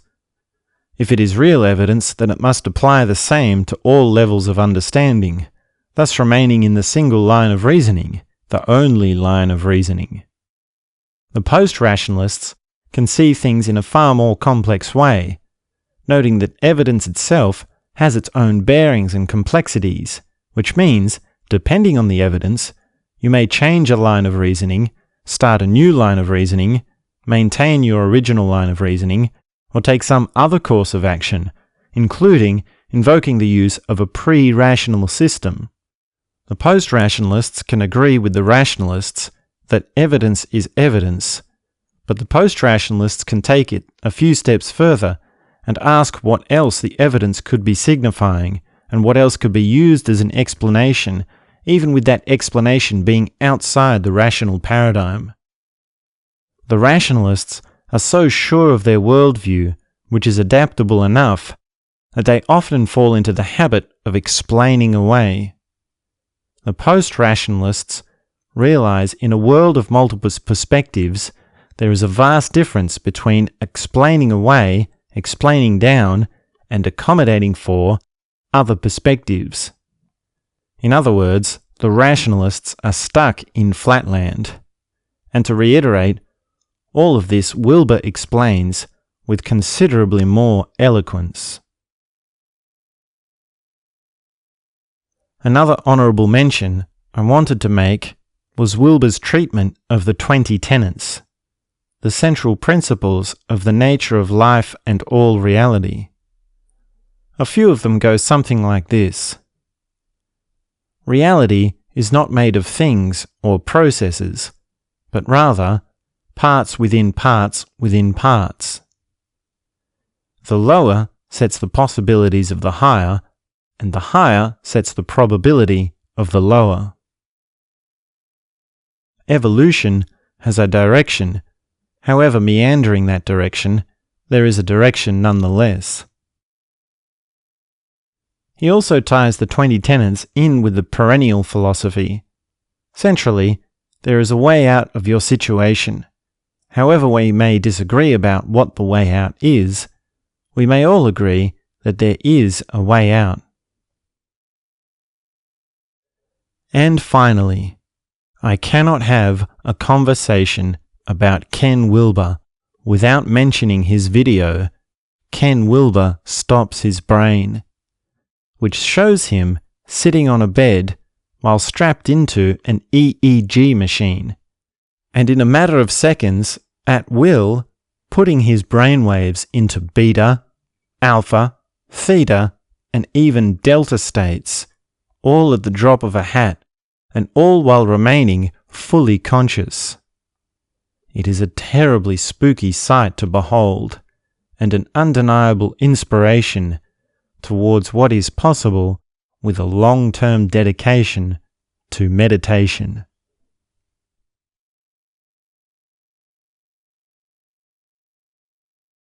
Chapter 51. On Pain.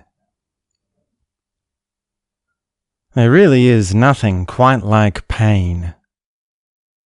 At least with a stubbed toe or a hangover, you have some idea why you are having the pain you are having. The darker forms of pain are those feelings you have that you don't know exactly where they came from. For sickness and problems of the physical body, there is white man chemicals and all the various processes of the medical system. For sickness and problems of the soul, there is the witch doctor, music, poetry, and plant chemicals. For sickness and problems in the relational sphere, there are all the various methods of therapy and interpersonal healing techniques. You may write a letter to someone, then read it out aloud to yourself, then burn it. You may yell into a pillow, kick and punch a padded wall, talk to an empty chair, all for the purposes of seeing how all these feelings are all about you and your role in the relationship. It is certainly not for the purposes of practicing a way to act towards others. We do our therapy in private with dedicated facilitators. Then we go on to speak with clarity and awareness to the people we know and love. Then there is the uniquely looming pain of the existential, the general weight of life and all existence, the unconscious foreboding. You may need to pray to God, and I don't mean praying in the way of talking, but screaming in anguish. It is the same way you scream into a storm as thunder and lightning bellows all around. For pain that is nested in the body, there is a little trick of awareness that I would like to describe to you. While it may not be a complete solution for every form of pain, it is certainly something that will make a useful addition to your toolbox of tricks. Begin by sensing the bottom of the pain, its lowest part. Move your awareness up and down in the area of the lower part and experiment with finding the exact lowest point in the body. Then move your awareness to the highest parts and experiment again with the boundary, sometimes moving higher, sometimes lower. Then continue this process with the front, the back, the sides, and with each side taking time to slowly sense the boundary between pain and normal feeling. If a boundary is up to the surface of the body, the surface of the skin, experiment with moving your awareness outside your body. Continue sensing the edges, size, and outline of the area of pain, always moving as slowly as possible, with as much concentration as possible. Beyond sensing the size and shape of the pain, you may pierce the center of the pain with all the intensity of your awareness. With the right strength of direction, you may transform the pain from within. To do so, you must hit the dead center of the pain with all that you are and all that you have. This technique works with many kinds of pain, whether it be a toothache, a headache, or even heartbreak.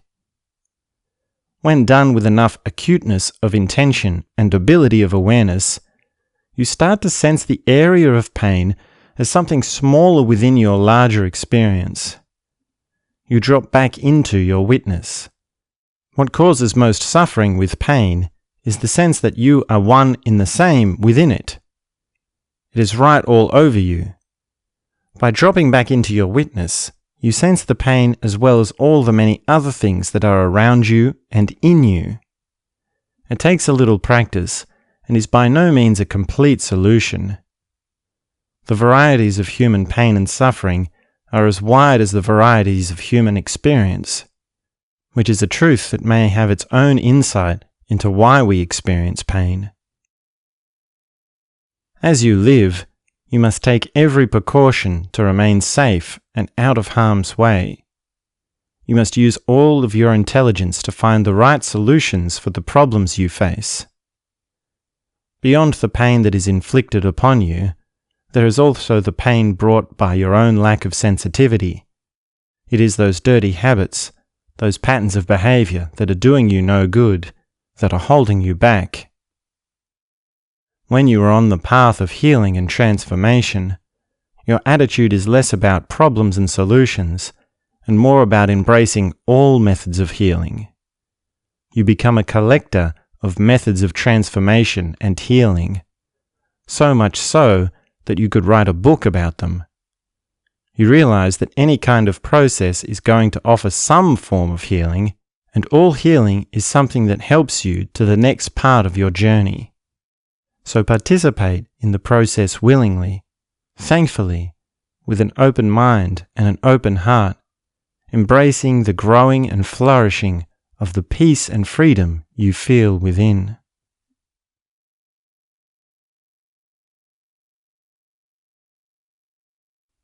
Chapter 52. Miscellaneous Directives. Miscellaneous, Part 1. Number 1.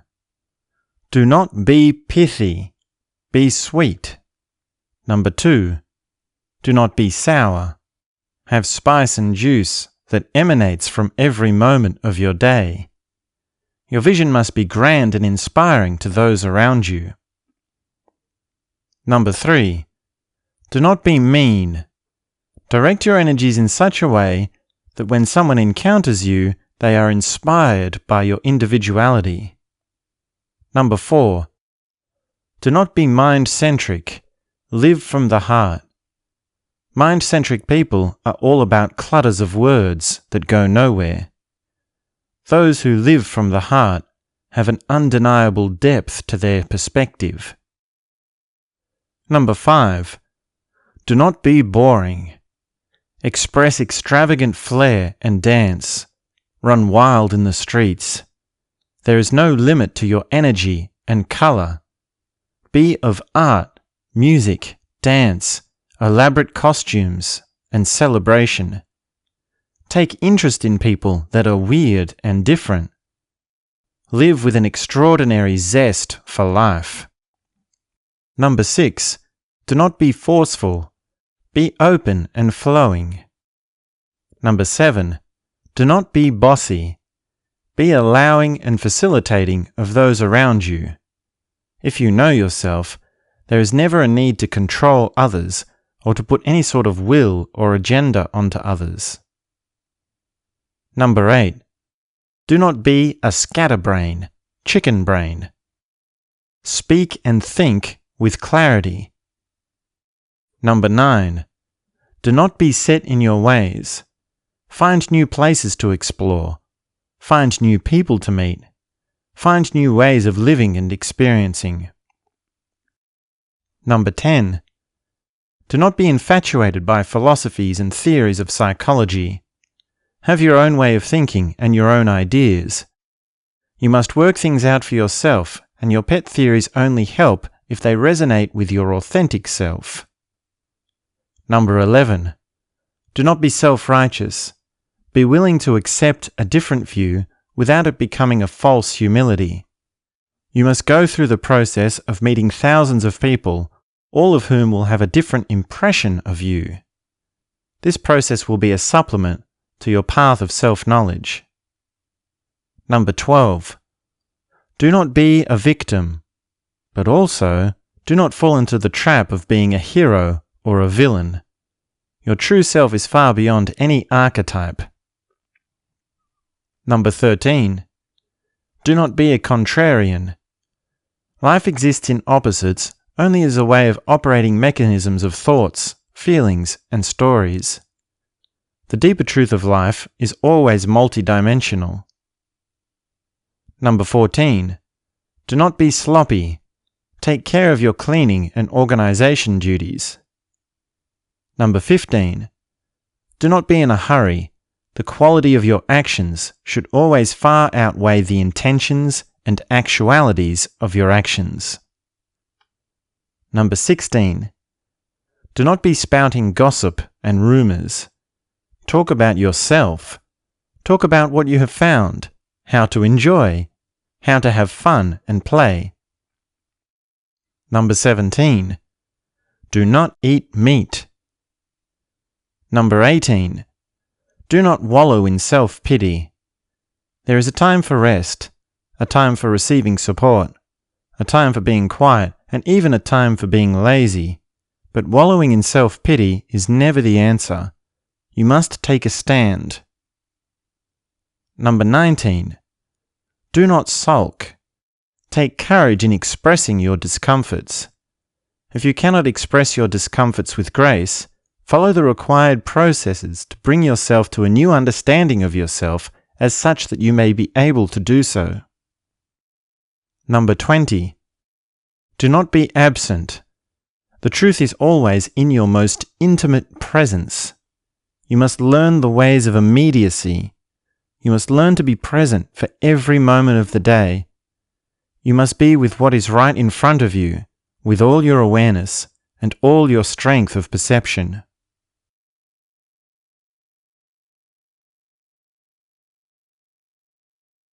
Miscellaneous, Part 2.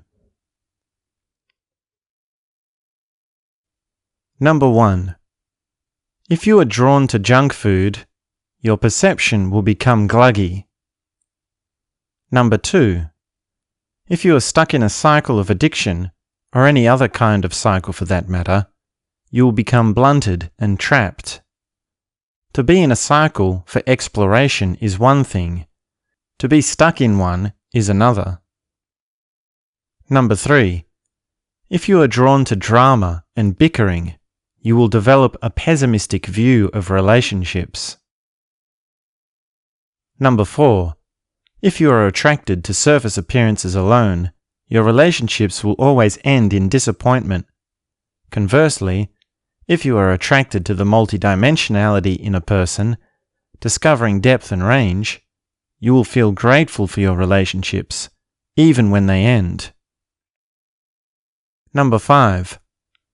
If you are drawn to calling people out, to pointing out the falsehood of others, you will fail to put the required energy into your own personal development and self-transcendence. You will fail to turn your energies in the right direction. Number 6. If you are resentful towards daily tasks, cooking, cleaning, laundry, and chopping wood, then something has gone terribly wrong in your way of action, and you require a deep cleansing of your baseline experiencing. This cleansing requires meditating for such a length of time with such consistency and depth that you become drawn to the daily tasks for no other reason than their intrinsic qualities. Number 7. If you are drawn to meditation, there is every responsibility on you to go into it fully, to walk the path to the very end. It is very rare for someone to become interested in meditation and higher awareness when they are young. It takes a kind of genius. But to remain uninterested in meditation when you are old is idiotic. Number 8. If you are drawn to strange combinations of food, pickles and peanut butter, garlic and corn, olive oil and coriander, then you might be pregnant. Number 9. If you are drawn to a comedian that makes you laugh out of anger, you may have unresolved anger issues. A comedian that is always angry has a way of making people laugh because anger as a dark energy can create an opposite effect of light. But this kind of comedy is a ruse. Real comedy is always of the tragedy of life and holds that tragedy as a lesser weight as compared to the truth and beauty of life. Number 10. If you are drawn to men of power, you have unresolved daddy issues. You must be your own boss. You must know how you limit yourself and do whatever it takes to rid yourself of such limits. Number 11. If you are drawn to musicians, poets, artists, writers, dancers, actors, and filmmakers, you are someone of higher intelligence. Number 12. If you are drawn to maths, technology, law, and the sciences, you are a mind-centric person. These people spend their days in sterile rooms. They have lost their ability to be inspired by people who are different to them. To be drawn to mind-centric activities is one thing. To follow them through to their end unfolding is to find passion and ways of the heart, as all roads lead to the heart. Number 13.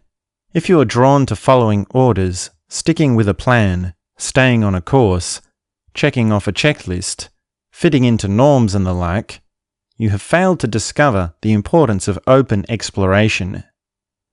People with rigid ways of living are seldom the kinds of people that find the larger varieties of experience. Number 14. If you desire to travel the world, there is every responsibility on you to do so. The call to adventure is one that must not be ignored. Number 15. If you are drawn to sensationalism, mainstream culture, celebrity culture, politics, sports, gambling, popularity competitions, and the like, you are a fool. Number 16. If you are drawn to soft music, quiet moments, subtle ways of insight and wisdom, you must take extra precaution to protect yourself from others.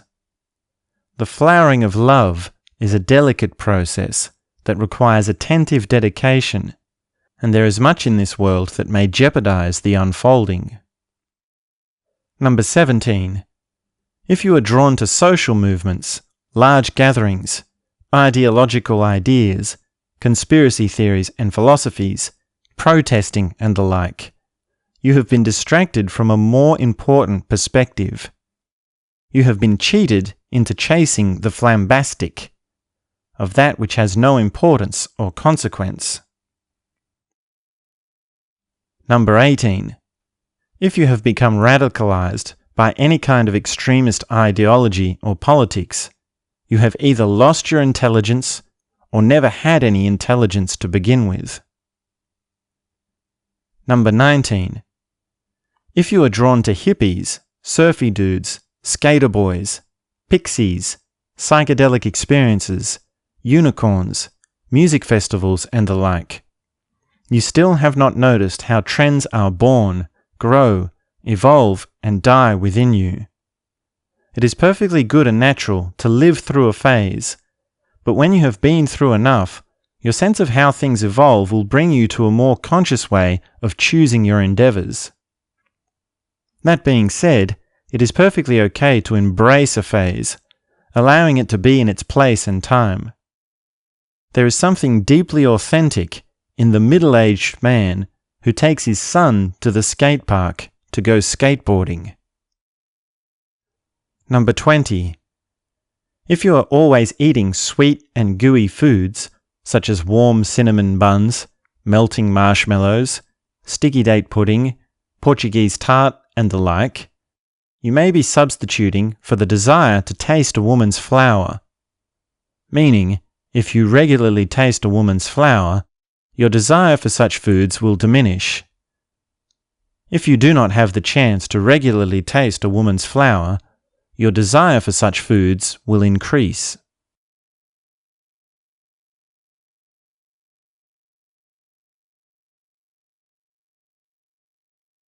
Miscellaneous, Part 3. Number 1. When you are tired, rest. When you are broken, allow the process of healing to run its own course, just as a tree grows a new branch after having been split in a storm. Do not fall into thinking there are elaborate plans or methods you must employ to coerce the process. Most of the time, all that is needed for healing is time to wait and trust. Number 3. When you are in a period of gluttony, refrain from any of the other deadly sins. Number 4. When you are between chapters of life, put no pressure upon yourself to be productive. Number 5. When you are in a relationship, be loyal. Hold every intention to allow things to bloom and be in love without being deceptive. Number 6. When you are not in a relationship, be open and allowing for love to happen in all its many forms, in all sorts of moments. Number 7. When you are struggling to remember someone's name, do not make an embarrassment out of such a struggle. There is always a way to state truth with playfulness. For example, you might say, "I remember you, but I forgot your name." Or, "Isn't it funny how long it takes me to remember some people's names?" Or any other number of playful catchphrases you may come to use. Never be offended that someone would forget your name, or even forget you. Number 8. When you are in an environment of competition, do whatever you can to avoid participation and remain invisible, but do not go into your invisibility as a defense. Be real to yourself about your place and your feeling towards the standing you have with the people around you. It is critical you are always clear enough within yourself that you know who are your people and who are those who are passing by. If you are losing in an environment of competition, you may take it as an opportunity to learn. Number 9. When you are shopping for new clothes, make a game of it, as if you were a child playing dress-ups. The feelings your clothes evoke are essential to your daily well-being. The origins of your clothes, the first contact you make with them, can work wonders for your prolonged well-being if it is a positive experience. If you are a man who is in a relationship with a woman, never pass up the opportunity to go clothes shopping with her, even allowing her to buy clothes for you. You must expand her enthusiasm and exhibitionism, bringing her playfulness into new games of fun. Number 10. When you do not have work, create your own work. Create your own projects to busy yourself. Number 11. When you are feeling rejected, you may play the game "Poor Me" with yourself. Go into your bathroom and close the door so you may be alone where no one can hear you. Set a timer for 10 minutes. While watching yourself in the mirror, speak out loud, finishing the sentence, "Poor me," fill in the blank. For example, "Poor me, the girl that I love rejected me." "Poor me, I am feeling rejected." "Poor me, things never work out the way I want them to." Keep speaking out loud, always finding as many new ways to finish the sentence as you can. Be as connected to your feelings as closely as you can. Allow yourself to wallow. You may be over the top, be indulgent, giving it your fullest feeling. When the timer sounds at the end of 10 minutes, close your eyes for a few minutes and notice how your feelings have changed. There is something tremendously powerful in allowing expression to work its way of transformation. Number 12. When you are caught in a game of cat and mouse with the cops, or a game of cops and robbers, or in any sort of drama with the authorities, be absolutely clear unto yourself as to whether or not the situation is because of a harmless game you are playing, or for a reason that is entwined with your identity and self-delusion. To make mischief and have fun with petty crime is one thing. To be caught up in a life path of criminality is another. Graffiti, trespassing to explore a haunted house, and getting naked on a public beach. These are the sort of activities you should never be discouraged from simply because they are against the law. Murder, fraud, and acts of violence are the sorts of activities you should never have an inkling or interest in, not because they are against the law, but because they are activities that do nothing for the quality of your consciousness. Beyond these simple examples, you will discover through your own experience how morality and law is at times related and at other times unrelated. The structures of law that we have within our society are fluid, twisted, inadequate, and all too terribly necessary. Number 13. When you are acting as a police officer, you have a quality of consciousness that is limited. Number 14. When you are surrounded by people who are not aware of higher structures of consciousness, be careful to guard yourself. It is not right that you must share your full being with everyone. It is something reserved only for those who are able to understand. If you are open to the wrong kinds of people, there is every chance they will turn against you and cause all sorts of difficulties. Number 15. When you are having a hot bath for the purposes of detoxing through sweat and heat, it is important to keep your head above the water. If you are male, after taking a hot bath, you may feel to apply icy water to your crown jewels to help with cooling. If you are involved in taking an ice bath, it is important that the head remains above water for the entire process. In the case of having a hot bath, it is okay to submerge the head, but only momentarily. Ice baths and cold water exposure can work wonders for developing ecstasy.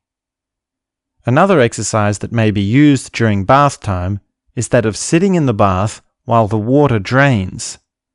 By allowing the water to disappear while your body remains limp, you may gain a new understanding of sinking and skin sensitivity. Number 16. When you are feeling like you have run out of ideas, it is time to review your previous work. Number 17. When you are homeless, you may notice people occasionally give you something of the small favors. They may help you on a daily task as a one-off, doing a load of laundry for you, for example. You may find the person who makes your scrambled eggs in the drive-thru gives a little extra, the hint of understanding and care sparkling in their eyes. You may feel incredibly grateful, finding the smallest of gestures from a stranger or a friend can carry immeasurable weight of love and understanding. When you are homeless, you may find that friends of yours, friends who have been a friend for many years, turn to you with judgment. They give offhand comments about how you must find a place to live, find yourself a partner, find yourself a job. While these comments may be made in passing, they will have the undeniable sting of judgment. It is a curious phenomenon that being homeless reveals something of the way people treat you. Number 18. When you are rich and traveling the world, you may notice people occasionally sabotaging you in something of the small gestures. They may stunt some small task as a one-off, dropping your luggage, for example. You may find the person who makes your breakfast at the 5-star resort gives you a little less, the hint of bitterness behind their actions. If you are paying thousands of dollars for a bottle of wine, you may find the person who has sold it to you has pissed in that bottle. You may also find yourself coming to live with an attitude of ingratitude, never being pleased with any of the lavish bestowments that are put upon you. Nothing is good enough, and everything is a cause to complain. For another side of this, when you are rich and traveling the world, you may find that friends of yours turn towards you with admiration. Of course they may not. Jealousy looms in many forms.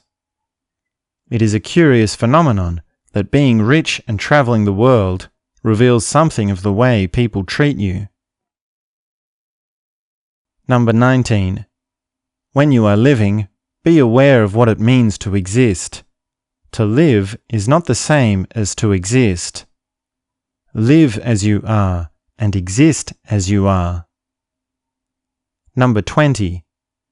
When you are able to offer help and support to someone, do so, including if that involves giving money.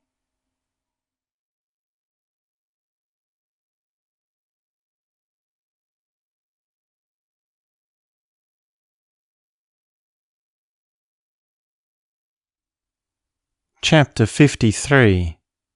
Anger Issues. One day, a teenage boy, almost a man, was feeling angry towards his family. He had become furious with the way they misunderstood him and many ongoing issues drove his rage. That night during dinner, he got into a terrible argument with his father. After much yelling and tears, he stood up from the table, picked up his chair, and smashed it on the ground. He stormed out, slamming the door behind him. Later that evening, his mother came to him and said, "Son, it is okay for you to feel anger, but you must not let it be expressed in negative behavior. Instead of smashing chairs, you should go out to the backyard and chop wood with the axe. At least that way you are doing something productive." The young man stood up, went out to the backyard, and found the axe. But instead of chopping wood, he came back into the house and killed his mother.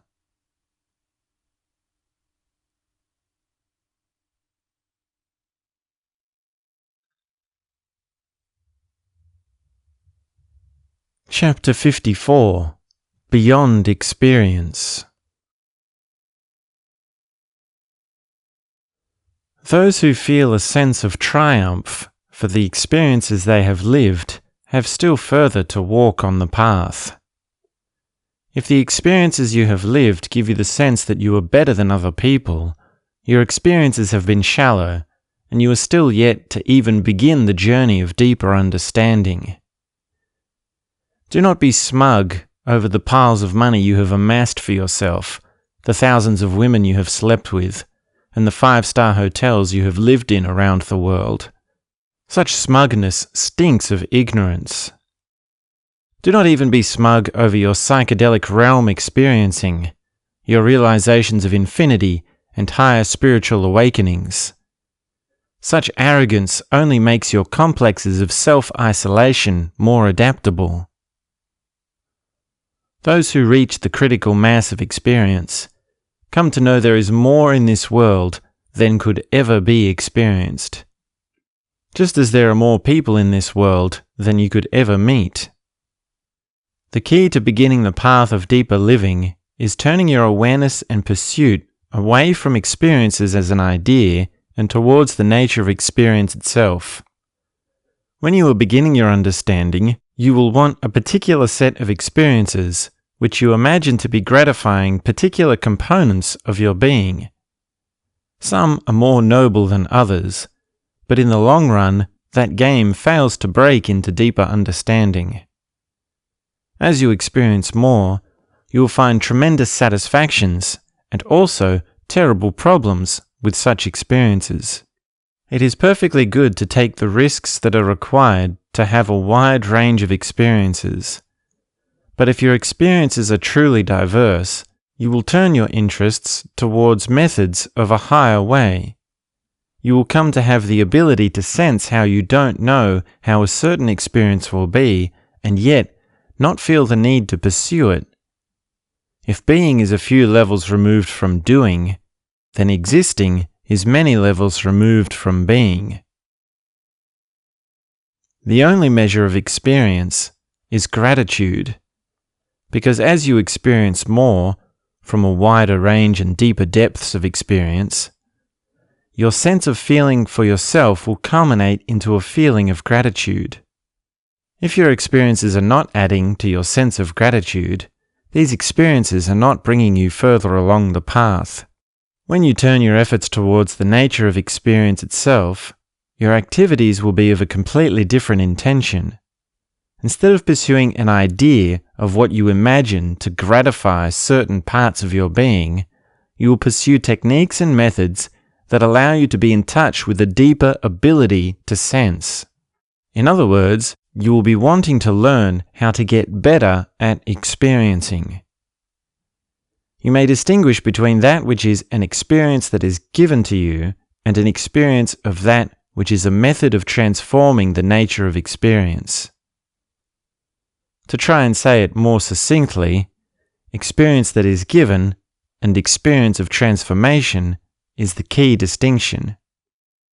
An experience that is given may, for example, be a meal you have never had before, a place you have never been before, a person you have never met before. It is new for external reasons. A method of transforming experience is one that makes a meal you have had many times before, the place you have been many times before, the person you have always known, feel new and fresh, as though you were sensing them for the very first time. It is new for internal reasons.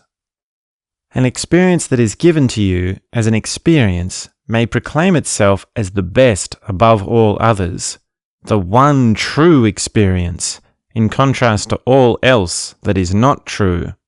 A method of transforming experience is one that brings gratitude to you for all of your experiences, both the good and the bad, allowing contrast and a seeing of the common thread. An experience that is given to you as an experience may be something with direct causality, as in, you did this to get this.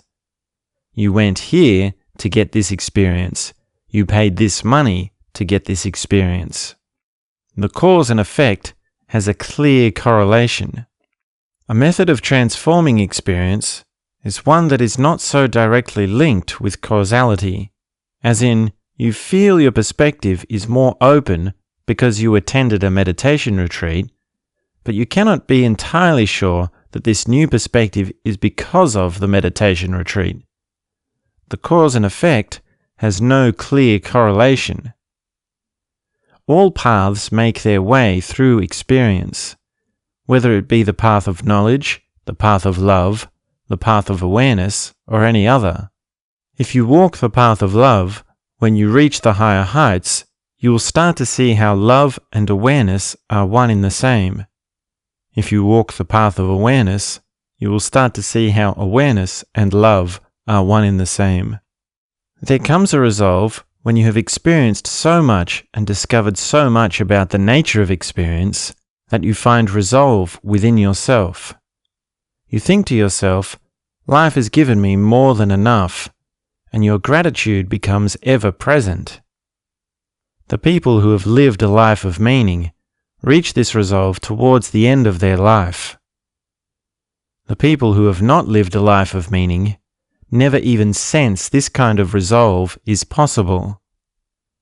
But further still, it is possible to reach this kind of resolve when you are nowhere near your twilight years.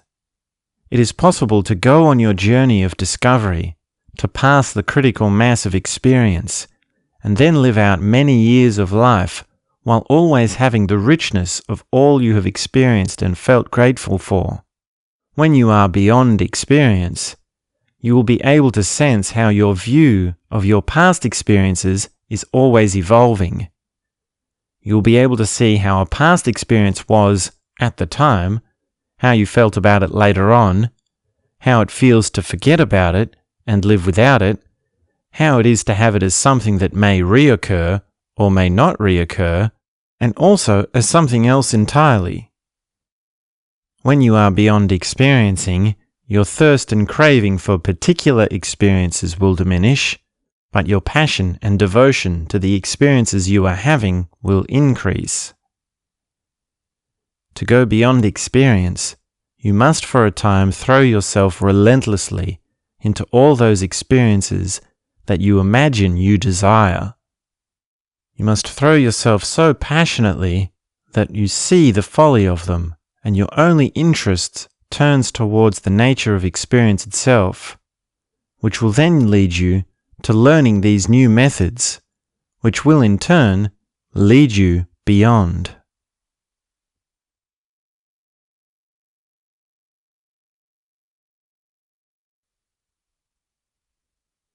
Chapter 55 On Friendship and the Story of Joey Jordison.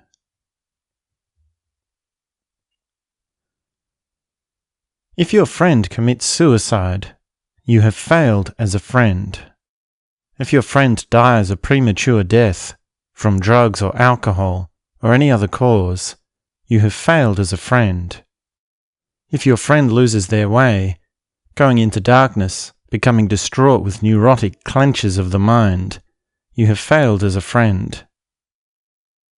Your friend must never become stranded, but also you must not become an enabler. Meaning, if your friend does not have a place to sleep, no food to eat, lacking in basic life necessities, you must give what you can to provide help. When you talk with your friend, you must work your way into the phenomenon of truth talk. This is a subtle art that has no exact formula. Rather, it is a matter of sensing what needs to be said with ever-deepening authenticity and intention. When the phenomenon of talking truth occurs, you will start to feel as though you are inside a grand epic story. The reality around you will feel dreamy. Your sense of space will be like that of waking from a dream, and yet the dream continues as the conversation continues. It is an incredibly good feeling, and it brings immense satisfaction.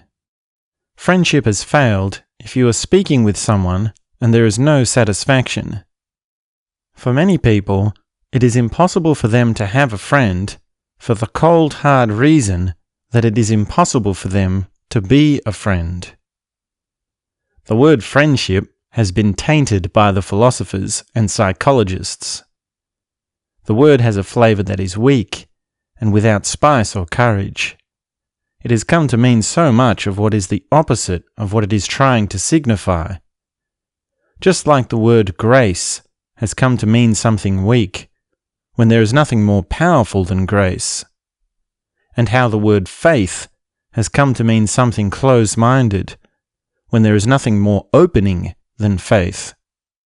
But to put aside grace and faith for now, friendship is a word we simply must reclaim, or rather, a notion we must live up to. True friendship is an absolute expression of courage. True friendship is the empowering feeling of living with Stoic experiencing. And to even use the phrase true friendship is an oxymoron. Friendship is always true. If it is not true, then it is not friendship. Friendship has failed if you are speaking with someone and you are unable to say what needs to be said. You may be unable to say what needs to be said because the person who needs to hear what you have to say does not have the courage to hear it. You may be unable to say what needs to be said because you do not have the courage to say it. Friendship has failed when you suspect that what you have to say to someone will be met with judgments and advice on how you should live your life. A judgment is not a truth. Advice is not a truth, especially when it is occupying the space where understanding and open discussion should be. Truth talk between friends need not be serious, for remember, seriousness is a fallacy. There is a time for making jokes. There is a time for making fun. Even when the greatest of tragedies has befallen you, there is a time for laughter. In fact, a friend is someone who can make a joke out of your most grievous problems, while also acknowledging the nature of the moment with respect. Friendship has failed if there is no laughter. Friendship must include many unspoken understandings. Solidarity occurs when two people know something about their connection that cannot be said and need not be said. Solidarity occurs when both people know there is an unwavering support for one another. A friend is a friend when there is absolutely no desire for either side to take or give anything to one another. You will notice how you feel towards someone when you are seeing them deeply and immediately, simply by trusting the feeling. There are people whom you speak with, and the moment they open their mouth, their words are resonating.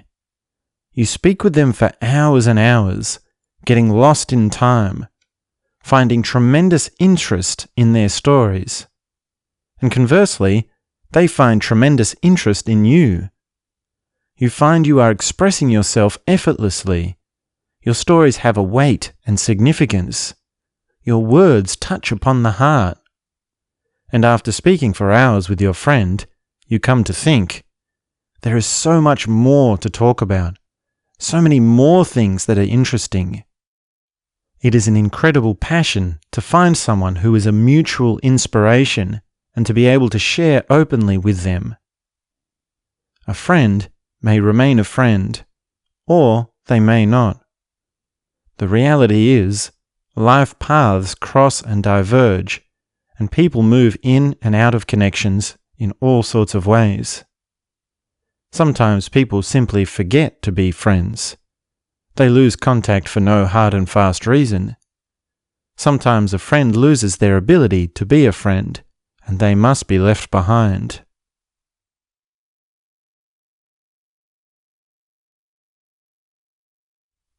To illustrate what we are discussing here about friendship, it may be helpful for us to look at the story of Joey Jordison. Jordison was born in Des Moines, Iowa, on April 26, 1975. He rose to prominence as a musician while playing drums in the metal band Slipknot, which made a meteoric rise to fame. First and foremost, his genius as a drummer and composer cannot be overstated. He won all the awards from all the magazines and drumming institutes. He was praised on high for his technical ability, sound quality, taste, and inventiveness. The pioneering nature of his style is easy to overlook these days. We all too often forget, back then, people simply did not play the drums like that. Yes, there were clear influences, but his synthesis of what came before and freshness of originality was a sound to behold. To be a pioneering musician is a dying art. These days, as soon as someone does something, there is a robot, a child prodigy, and a cat doing the exact same thing just a few moments later. But even beyond the staggering drumming abilities of Jordison, there was also the musicality, him being one of the central songwriters for Slipknot. It was a band that cut straight to the nerve of all us darkly clouded teenagers that were filled with angst. It was aggressive, but also heartfelt and vulnerable. It was empowering, but also creepy. It was personal and intimate, but also existential. The early Slipknot sound had a way with pathos that expressed what nobody else dared to even talk about. And with the wildly successful albums that Slipknot produced, came to all its members, including Jordison, everything that goes with the rock-style lifestyle. He toured all over the world, playing in sold-out stadiums, filled with tens of thousands of adoring fans. He had his own road crew, his own stage crew, and his own drum technician. He had his choice of any sponsorship deal he could have ever wanted. A river of money flowed into his bank account, allowing him to afford anything he should so desire to buy. And every night, the after party, filled with alcohol, drugs, and everyone kissing his ass and telling him how great he is. And no doubt, all the women wanted to be with him. He could have chosen any woman, and any number of women, to be with. He was living the quintessential rock star life. And what to say of the camaraderie of friendship that must have been between Jordison and all the members of the band. To go from playing in dingy little pubs, working dead-end jobs to make ends meet, to rise to where they were, one can only imagine that what they felt between them was something even deeper than family. If ever there was an example of unending friendship, then surely you would find it amongst the rock stars. But we all know what happened to Jordison. The rock star lifestyle caught up with him. He became terribly overweight and came down with acute transverse myelitis, a rare neurological disorder that causes inflammation in the spinal cord, limiting the use of his limbs and even at times causing paralysis. He later reported that during his time in hospital, not one of his fellow band members ever came to visit him. Around this same time, he was fired from Slipknot. And appreciate the outlandishness of being fired from a band you worked all your life to create. As if being in a band is a real job anyway. Being in a band is all about a common cause, a solidarity between friends, an unconventional life path that is made with creativity, flair, and soul. But in the case of Slipknot, a band is not just a band. It is also a brand, a legal entity, an enterprise of marketing and profit. To get kicked out of a band like that is to go through all sorts of long, complicated legal processes with lawyers and legal advisors and all that nasty sort of business. When you see Jordison in later interviews talking about his experiences of how things unfolded for him, he is filled with betrayal. His whole face is frowning. There is a bitterness in his heart, and all over him there is a yearning for the injustice that has befell him to be known. He had completely lost his fire and spice. The light in his eyes had turned dim. He made a brief return to music with a few small projects, but they were short-lived. Corey Taylor, the lead singer of Slipknot, was on occasions questioned over what happened with Jordison. His answer always boiled down to something like, "Joey was going in a completely different direction to everyone else, and we tried everything we could to get through to him." Joey Jordison was found dead on July 26, 2021, at the age of 46. The official report was that he died in his sleep, but as we all too often suspect, official reports are always just that, official reports.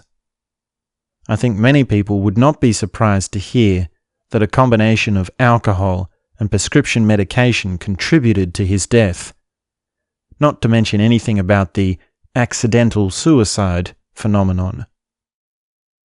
But for the truth of such speculations, we can never know the full story. Jordison had it all.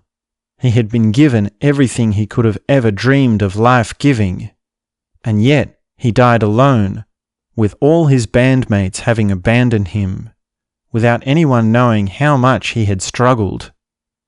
He died without a friend in the world. And we can't really know where the blame and fault may be placed.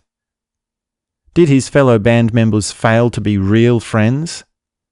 Or was it Jordison's own closed heart that led him to where he ended up? But pondering questions aside, what this story of Jordison all too clearly shows is that there is far more to life than fame and glory. There are things that are so simple and easy, perfectly common, things that can make the world of difference with how you see yourself and other people, things that make all the difference with how you look upon the world. And for at least one of those things, I hope you would agree, we can count friendship.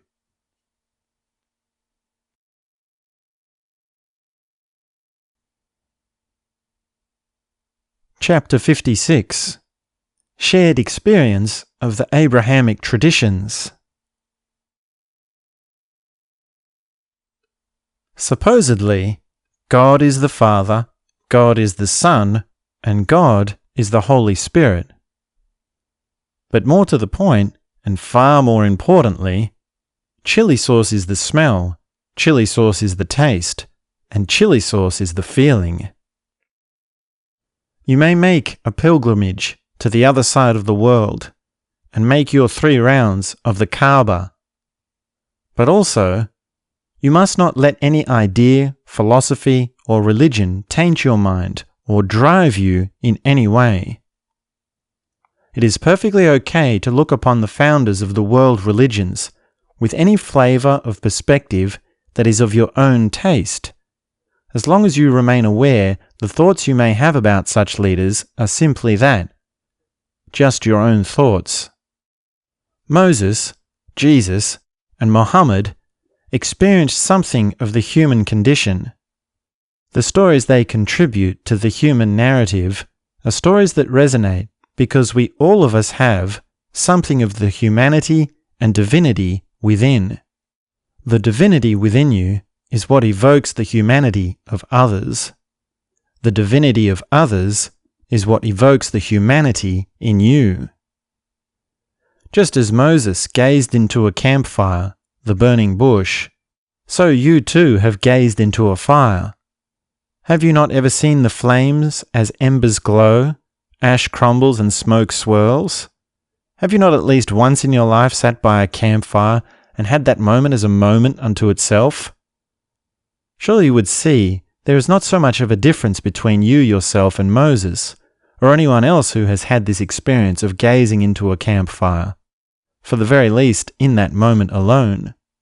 You may distinguish yourself from Moses by noting that when he gazed into the fire, he heard voices, but when you do the same, you do not.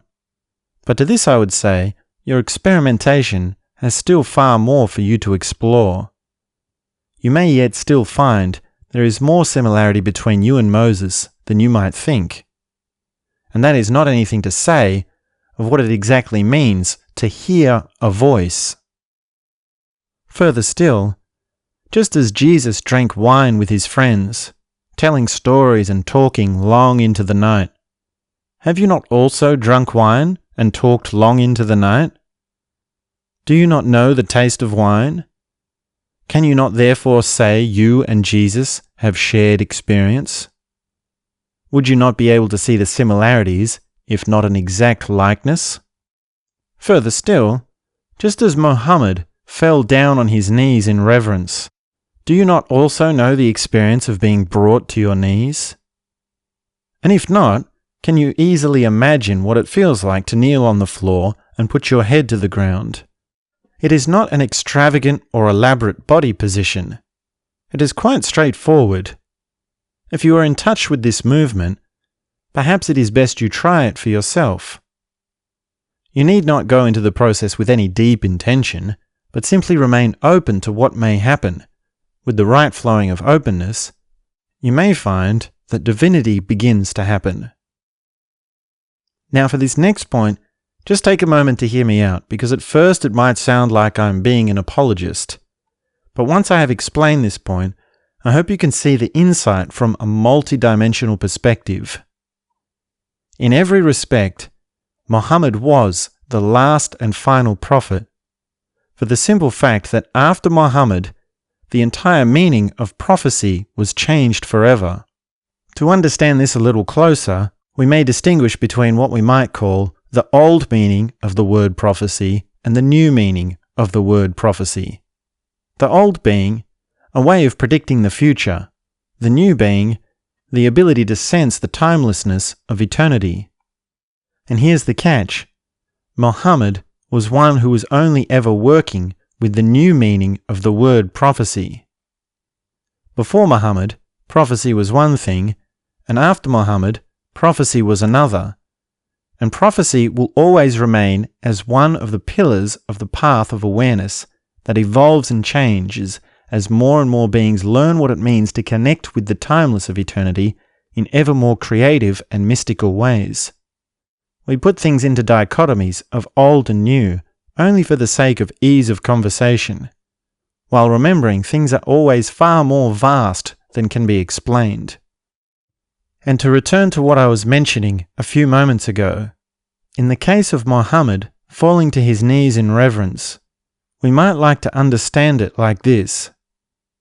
Just imagine there is an object in front of you that is both very large and bright. It has no particular form, but you know it is of great mass, like the sun.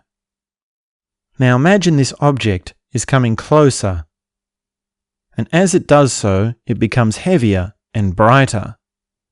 On and on it gets closer and closer, all the while becoming heavier and heavier and brighter. Sooner or later, you are going to be brought to your knees. Sooner or later, the perfectly natural response to such an experience would be to fall to your knees and put your head to the ground. and this is the situation we are in with any experience of life. It is just that it does not bring us to reverence because we deflect the experiences of life, downplaying them into the mundane. It is perhaps a cosmic irony that it is only in tragedy we feel the reverence of life, which is perhaps why Muhammad made it a habit of falling to his knees and putting his head to the ground. The vastness of existence is always right there, ready to be let in, ready to overwhelm and evoke the deepest of reverence within you. And whether you are gazing into the flames of a campfire, drinking wine and telling stories with your friends, or falling to your knees with reverence, you may recognize all of these experiences as experiences that are both at once perfectly human and absolutely divine. These founders of the old Abrahamic religions are nothing more than another reflection of your own story, a story that is nested in experience. And it is in every way a perfect contradiction that they have nothing to do with you. Your story is yours. Your experience is yours. Someone else's story is someone else's story. Just like someone else's experience is someone else's experience. On every level, you find similarities and you find differences.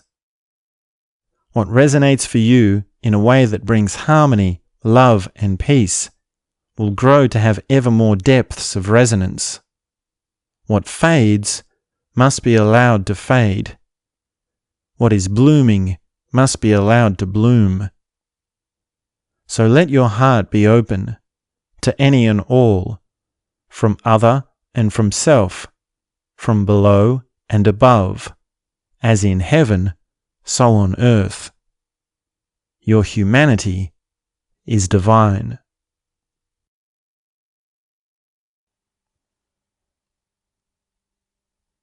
Chapter 57. The Focalizing Method and Body Awareness. In this work we are doing here, we so often come back to the body. Over and over again, we face the directive, notice what's happening inside your body, and answer the question, how does that make you feel? All methods of awareness and meditation have a foundation in the physical body, as the physical body is what we experience reality through. It is the ground of being, and the most direct link to what is. The focalizing method, as pioneered by Dr. Michael Piccucci, is a contemporary method of body awareness that is founded in somatic experiencing. It was developed and practiced by people who lived and embodied the method, using its benefits for themselves and the people around them. It is trauma-informed, adaptive, dynamic, and holistic.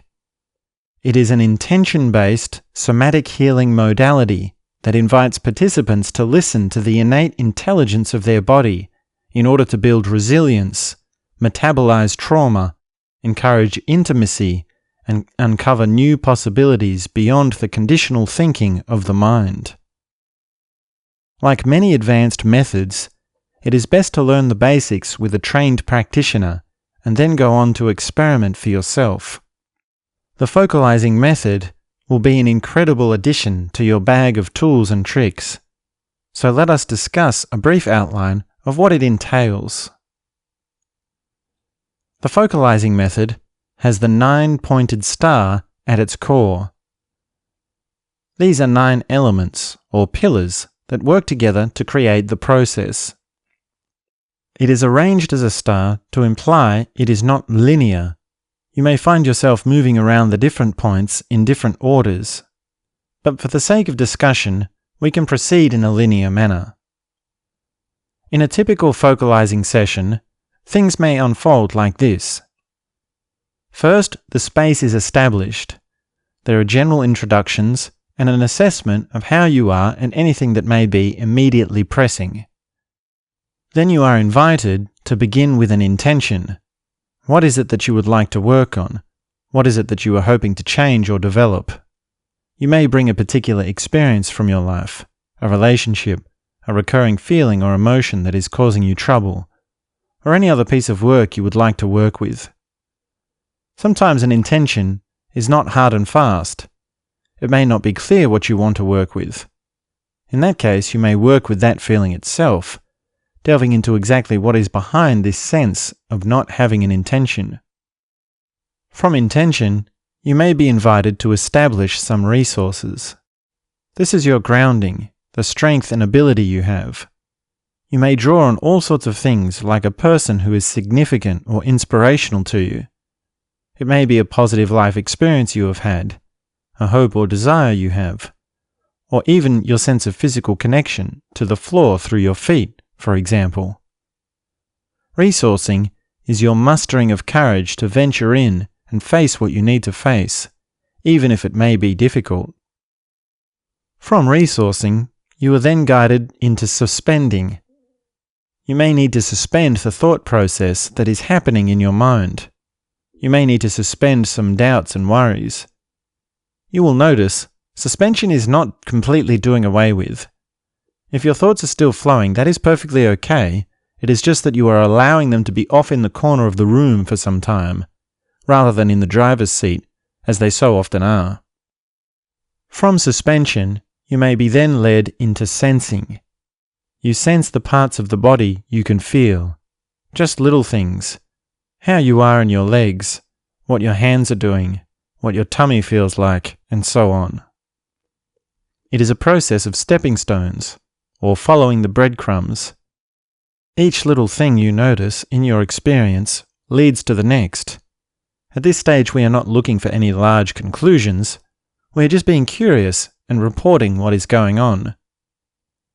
Through this stage, you may also refer back to your intention to see what sort of reaction your body has to it. From sensing, you may then work with imaging. This is where some object or feeling or happening within you has come to be a clear moment of experience. You may assign an image to that moment of experience just to help make it clear. There may be an image that naturally goes with the experience, or you may make one up and assign it yourself without there being any direct link or correlation. From sensing and imaging, you may then move into engaging opposite energies. You may first move the image in your mind to one side or another, a moment of experimentation that holds many insights unto itself. Then, in the space that has been created, you may see what the opposite energy or opposite experience looks and feels like, while also assigning an image. Broadly speaking, if you are working with a positive experience, you'll find a negative experience on the other side. If you are working with dark, you'll find light on the other side. The differences of images will be as varied as images can be. Who's to say that an image of a golden box is not the opposite of an image of a tree? As you take your time with engaging opposite energies, of sensing how the images are and where they sit within your awareness, and also continuing to report what is happening in your body, you will then move on to the next point of the 9-pointed star, shifts of perception and experience. It may be you find an incredible opening in your awareness where you are able to see many parts at once and also new parts emerging. From this new awareness, you may be guided into soulful integration. This is a kind of landing or sharing of what you have discovered. Often this process can put you into quite an altered state, so coming out of the process takes time. By taking a moment to reflect on what you experienced, you help yourself enfold what you have learned about yourself into a new understanding that you may carry forward. And for the last point on the 9-pointed star, there is physical manifestation. This may look something like a proactive course of action that is taken in response to what you have integrated, although it can also mean many other things.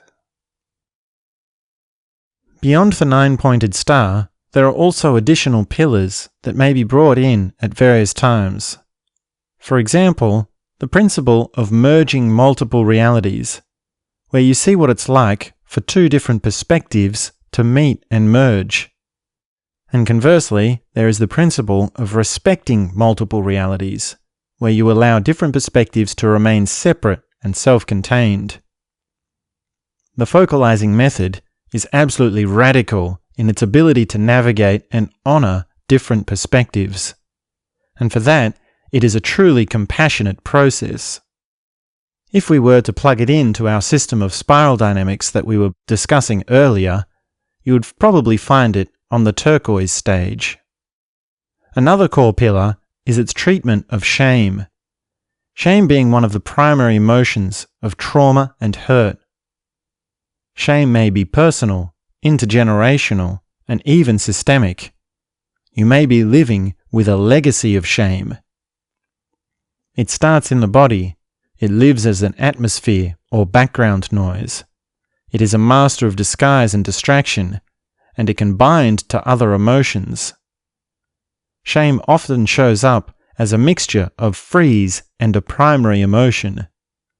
With conscious navigation, shame can be understood, integrated, and transformed. The opposite of shame is life force energy, play, and exuberance. And the last point I wanted to emphasize about the focalizing method, and I have by no means explained them all, is that it goes beyond healing towards wholeness. Many therapeutic methods start out with the premise that something is wrong with you and you need to be fixed, which may be the case in some cases for a time under certain circumstances. But with the focalizing method, you will find it's far more open and multidimensional in its approach. You may start from a baseline of being okay within yourself and then go on to higher heights. It is a method that can make even better all the best things you already have. It is covering not just the lower spectrum, but also the higher spectrum of consciousness. Yes, healing is important, but it is only a beginning. What is also important is your higher realizations, your explosive feelings of love and ecstasy, your journeys across the stars, and all the rest of it. The focalizing method accounts for all of that and so much more. And for that, it is a method well worth being practiced in.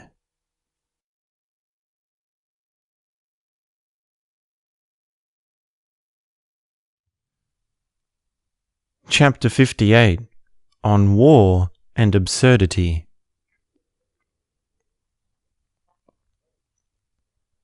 Love is a war, and surrender the final victory. The only way we may end the war between nations is for each and every individual to turn their efforts towards themselves, to wage their own war, to find their way towards love and understanding. If you are satisfied, you will have no desire to go to war. If you see the stupidity of the politicians, you will have no desire to go to war. If you can sense the beauty and ecstasy that comes from turning in, you will have all your interests bent towards meditation, transformative practice, and growing into self-knowledge. Just imagine, someone comes to you, gives you a gun, and tells you to go and kill a person. You would refuse immediately. You have no interest in such things, and indeed, such things cause thousands of problems. You become wanted by the law. You become wanted by friends and family of the person you have killed. You become neurotic with all sorts of mental and emotional consequences, many of which affect you in ways that are completely unconscious. Your life would become a turmoil. If someone comes to you and tells you to kill, you immediately know it is a dead end. And what can be said of the person that has come to you and asked you to kill a person? By what violation have they made such a request? You would never ask such a thing to anyone, under any circumstances. Even the greatest injustices of the world would not bring you to such moments. You understand, whoever you may wish to be dead is a person who exists within a much larger story than you can ever know. and that larger story is nothing for you to be the supreme ruler of. It is not your job to decide who lives and who dies. There is a world to live in where no one has the wish or desire to kill. If every single person in the world refused to kill, there would never be a murder ever again. If every single person in the world refused to go to war, there would never be a conflict between nations ever again. But the narrative of this human story is not so black and white. Complexes of groupthink, mass delusions, ideologies, echo chambers, corruption and greed run rampant. The world we live in is occupied by politicians. The world we live in is filled with people who have poison inside them. In this world, a child can find a gun, walk into their school, their very own place of friends and family, the very place which is meant to be nurturing of their growth. A child can walk into such a place and start killing. The human narrative is filled with all sorts of complexity, which makes killing and the giving of the order to kill convoluted. A politician gives the order to go to war and kill, an order which he gives to the general. The general passes this order on to the combat commanders, who then in turn pass it on to the battalion sergeants, and so on down the line of chain of command. By the time the order arrives at the man with the gun on the front line, the order may have passed through more than 100 people. And beyond just the chain of command, the man with the gun on the front line is within his complex of understanding of his place in the world. He understands his country is at war. He is filled with ideology, propaganda, religious fundamentalism, conditioning, and perhaps dozens of large-scale, deep-seated forces of culture that bring him to his perspective. The same can be said of the politician, who in one way of looking at things is simply another cog in the machine. It is the same for the man who drops the bomb over a city that kills hundreds of thousands of people. That moment fits within a larger complex of factors.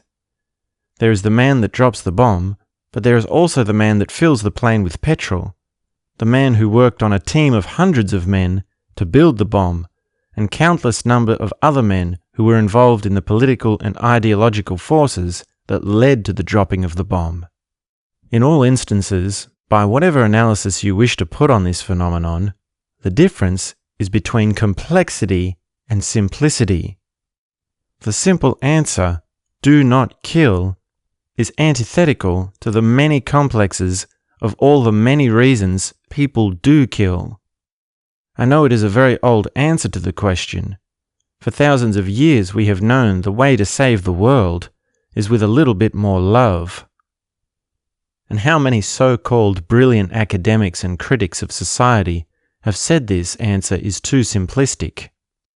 Consider for a moment, when tragedy strikes, and it is not something that comes directly from the hands of man. For example, when a region is flooded and property and people get caught up in the forces of destruction. Someone comes to you and asks you to help these people. You are in a nearby area and they are asking with help for locating people who are missing, helping to rescue the people who are stranded on the top of a building or up a tree, helping to provide whatever food and shelter can be provided, if only temporarily. In that moment, you would help. You would not think twice. This is the human spirit. This is the raging of our collective passion towards understanding and connection. When people are missing, when there is every chance that women and children could be dead, when people have lost all their worldly possessions and their homes have been destroyed, it is in this moment we see love in action. People still die in floods to this day, and every time it happens, there is someone who gets in a boat and goes out to pick up the people who are still stranded. Every time it happens, there are people cooking meals, putting up temporary shelters, providing blankets and fresh clothes, providing any sort of help they may be able to. Love in action has happened thousands of times before, between millions of people, amongst all of the most challenging of circumstances. And it is when a region is flooded, we need the politicians to send help, to send money and resources to bring the people back to safety, to rebuild their lives. And these are the same people that give the order to drop a bomb on a city.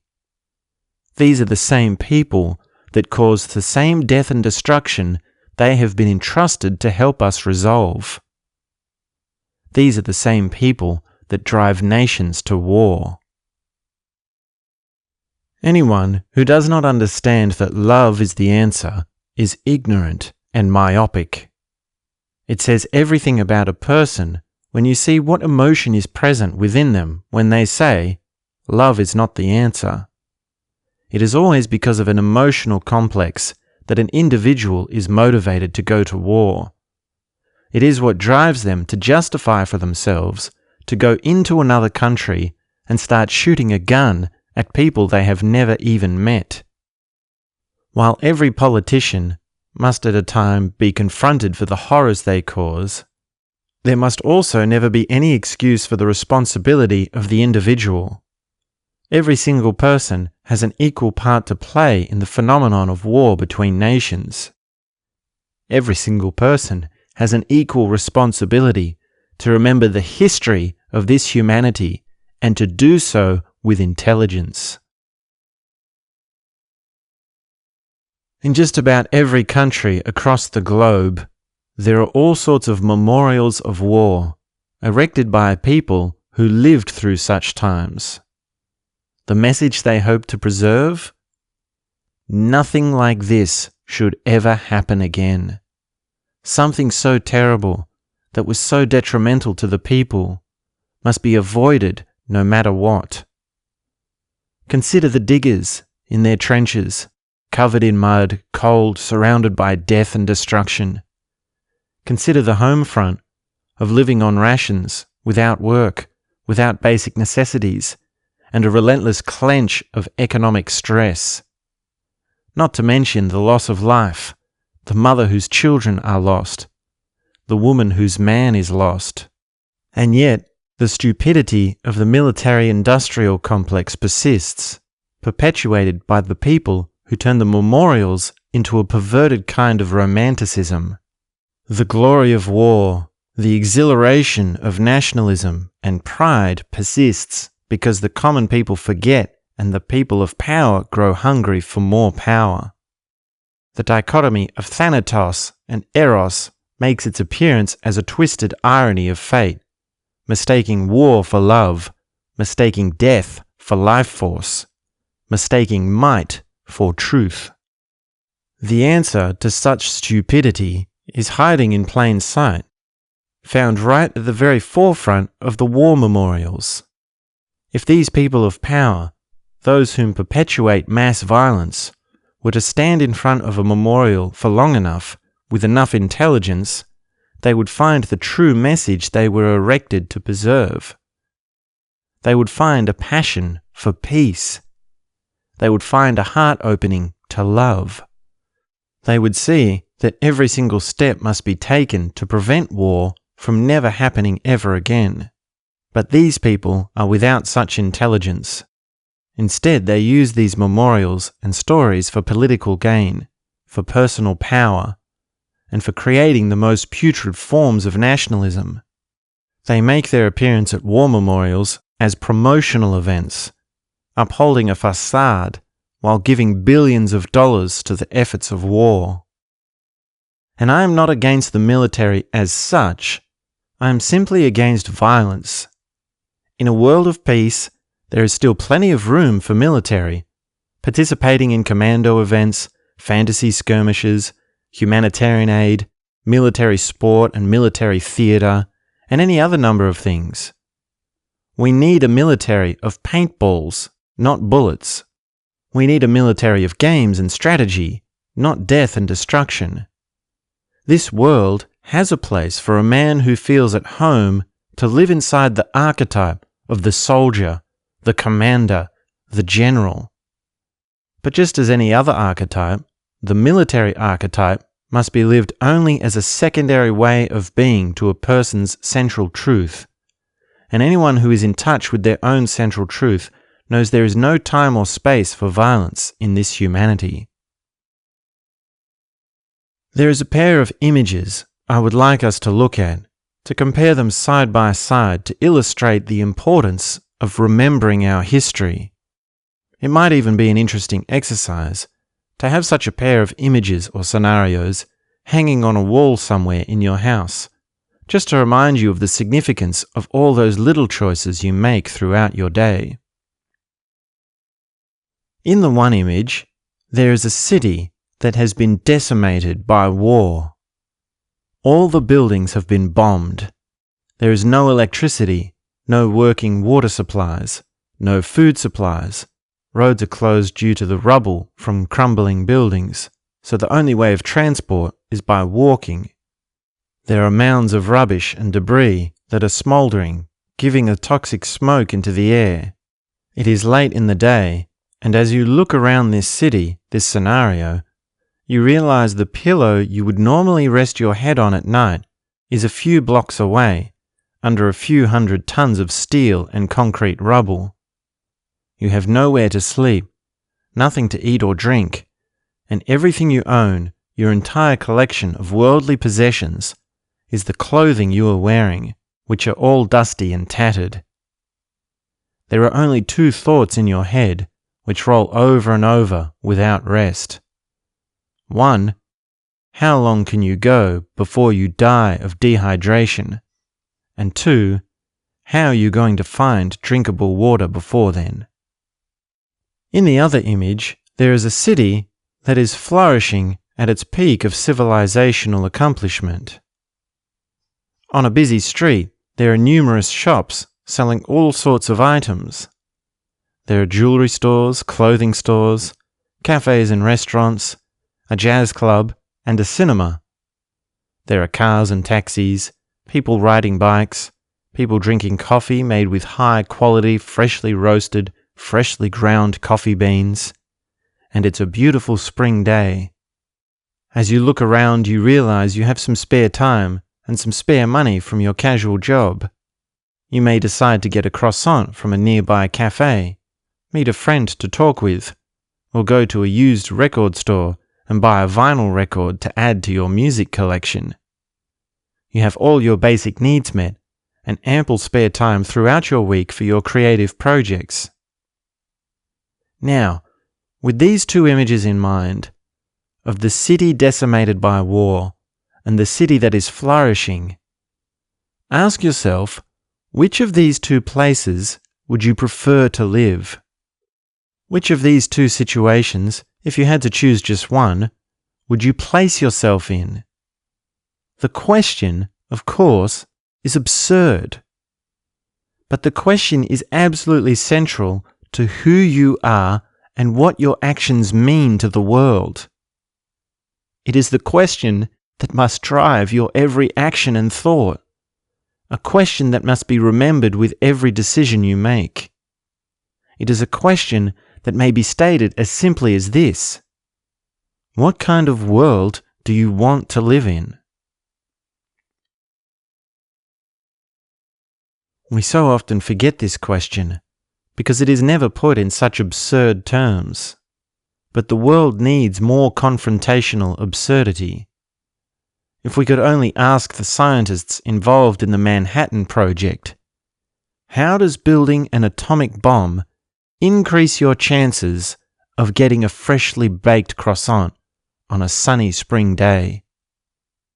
And maybe we can imagine how someone might answer such a question with some sort of long, complicated, convoluted rationale, which is all about something along the lines of, we must kill them before they kill us, otherwise there will be no world at all for us to have croissants in. But the power of this absurdity is that if everyone stopped taking steps towards war, however indirect, there would be no war. The tragedy is, those in power take steps towards war while declaring peace. It is an idiocy of the complex, of misunderstanding the simplicity of the world we live in. There is nothing to be gained from engaging with the idiocy of those in power. You must put yourself first and put your efforts towards changing only what you can. The answer is always simple and always in plain sight, as the highest answers always are. You must do away with your greed and lust to kill. The solution is to see that there is a war that is far more courageous to engage in than the war between nations. There is a war that is even more brutal, more consequential, more shattering than the war you have known. It is the war of love. It is the war that you fight within yourself. It is the war that rages against the barriers of human connection. It is the war that understands the importance of helping the fellow human beings that have been caught in a flood. It is the war that is raged with roses and kittens. The war of sensitivity, perception, authentic relating, courageous personal transformation, and opening to the heart. Your desire to kill must be used as a mechanism on your journey towards love. It is a drive that must be harnessed and redirected. Your desire for power must be used as a mechanism to break down the things within you that are impure. It must be turned towards freshness, opening to others, personal integrity, and learning the ways of love. Your inclinations of greed must be used as a mechanism to turn your abilities towards helping others. Greed exists where there is no love. Ending the wars of this world, the wars between nations, is absolutely a matter of personal transformation. When each person knows love, they will have no interest in power or greed. To bring this world into peace, we need each individual to save themselves. We need you to save yourself. The whole world is depending on it.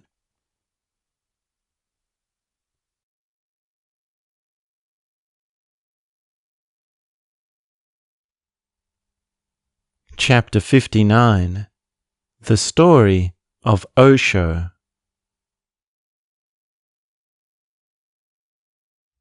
Osho was born in Kuchwada, India, on the 11th of December, 1931.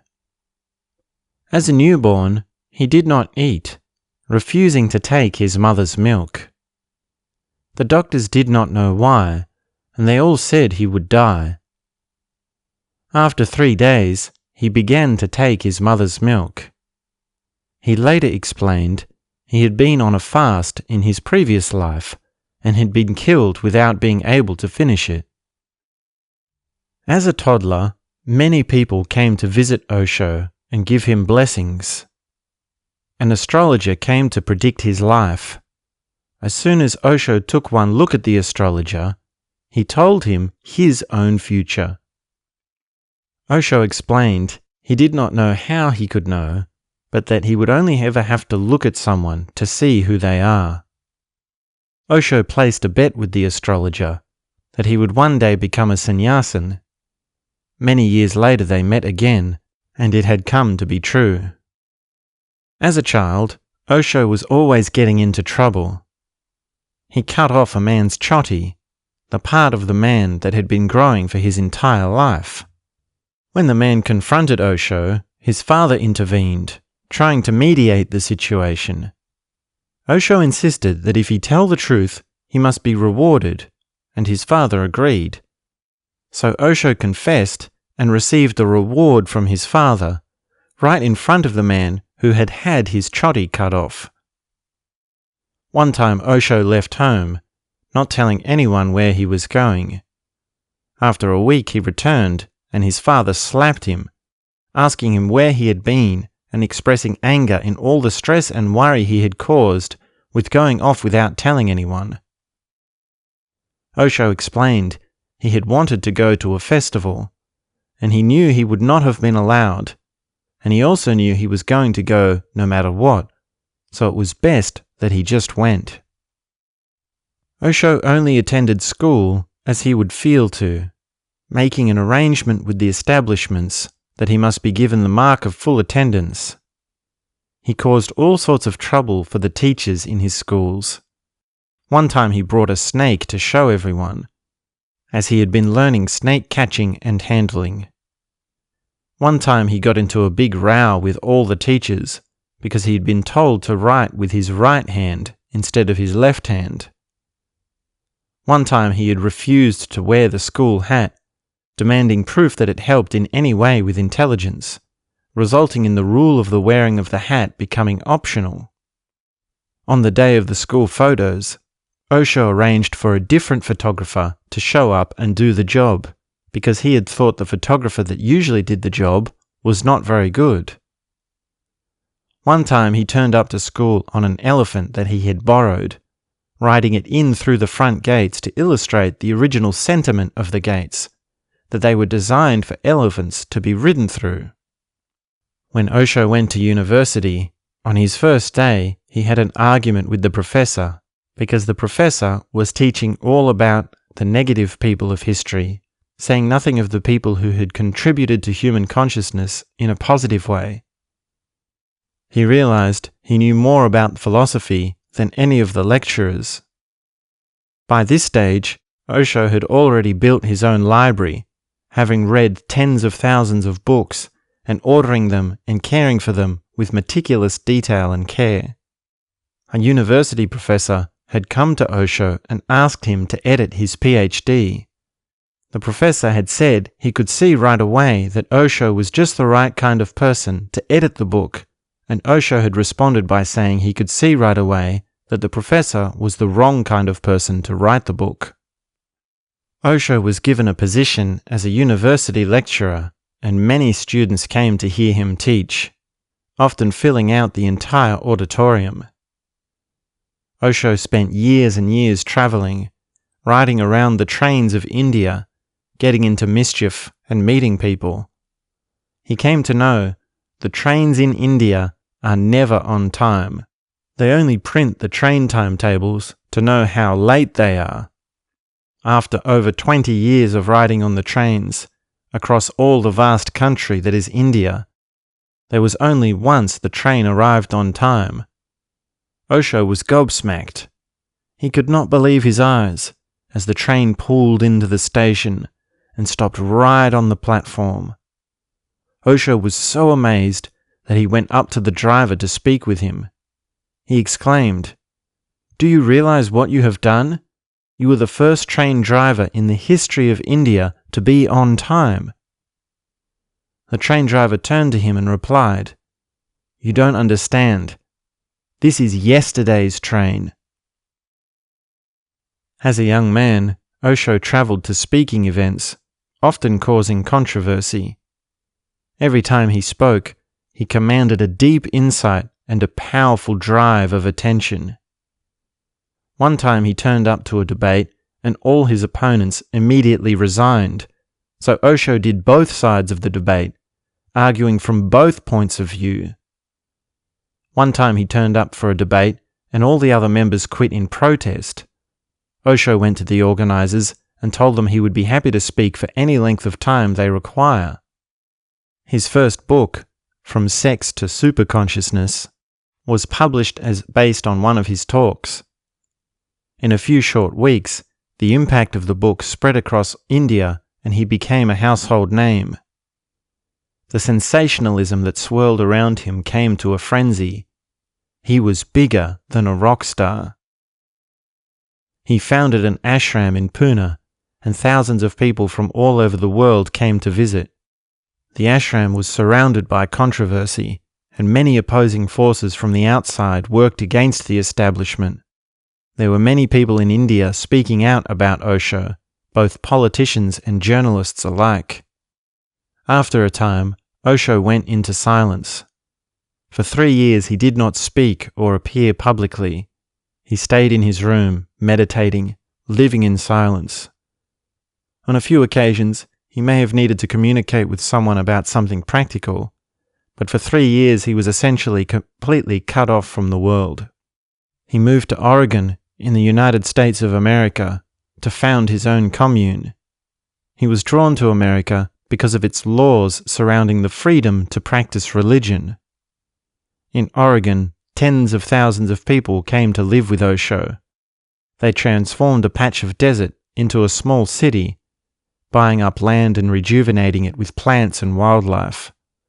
They also developed infrastructure for accommodating all the people, housing, utilities, food and general infrastructure, and so on. There were many controversies that happened between his followers and the people managing the ranch, including the infamous bioterror attack, in which a whole town of people were poisoned. There were also controversies of attempted murder, fraud, political agendas, and illegal surveillance. There was almost always some sort of controversy happening around him. He came out of silence and began speaking publicly again, establishing a new management of his following.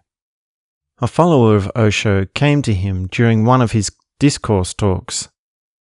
The follower asked, "Beloved Osho, you have accomplished so much. You have grown into a tremendous beauty. You have an extraordinary intelligence, an open heart, having loved and been loved by so many. You are a precious rose that is so rare, perhaps never seen on this earth before. How is it that you have become to be something so beautiful?" He gave a long pause of silence before answering.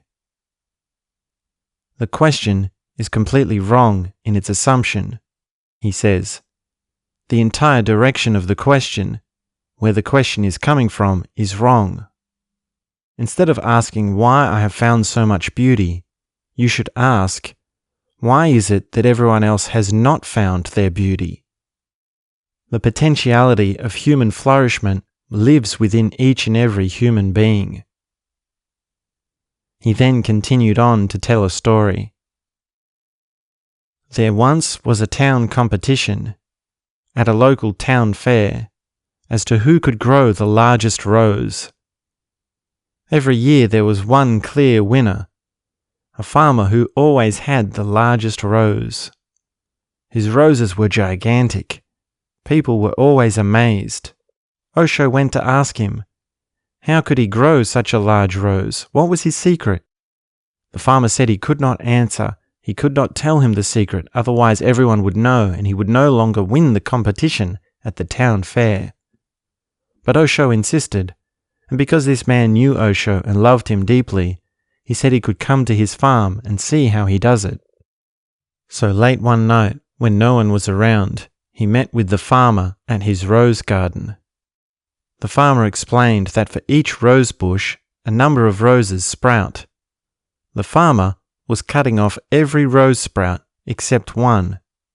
This meant the rose bush was putting all its energy into one rose, because every time it tried to sprout a rose elsewhere, it was cut off. Osho was shocked, outraged. How could a man do such a thing? It seemed reckless. But this is exactly the question we face when it comes to human growth and beauty. Why is it that only one rose grows occasionally, when a rose bush is capable of producing thousands and thousands of flowers?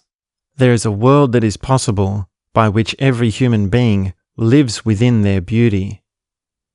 There is nothing stopping a world of peace, love, and beauty every day, every moment, with a harmony between all.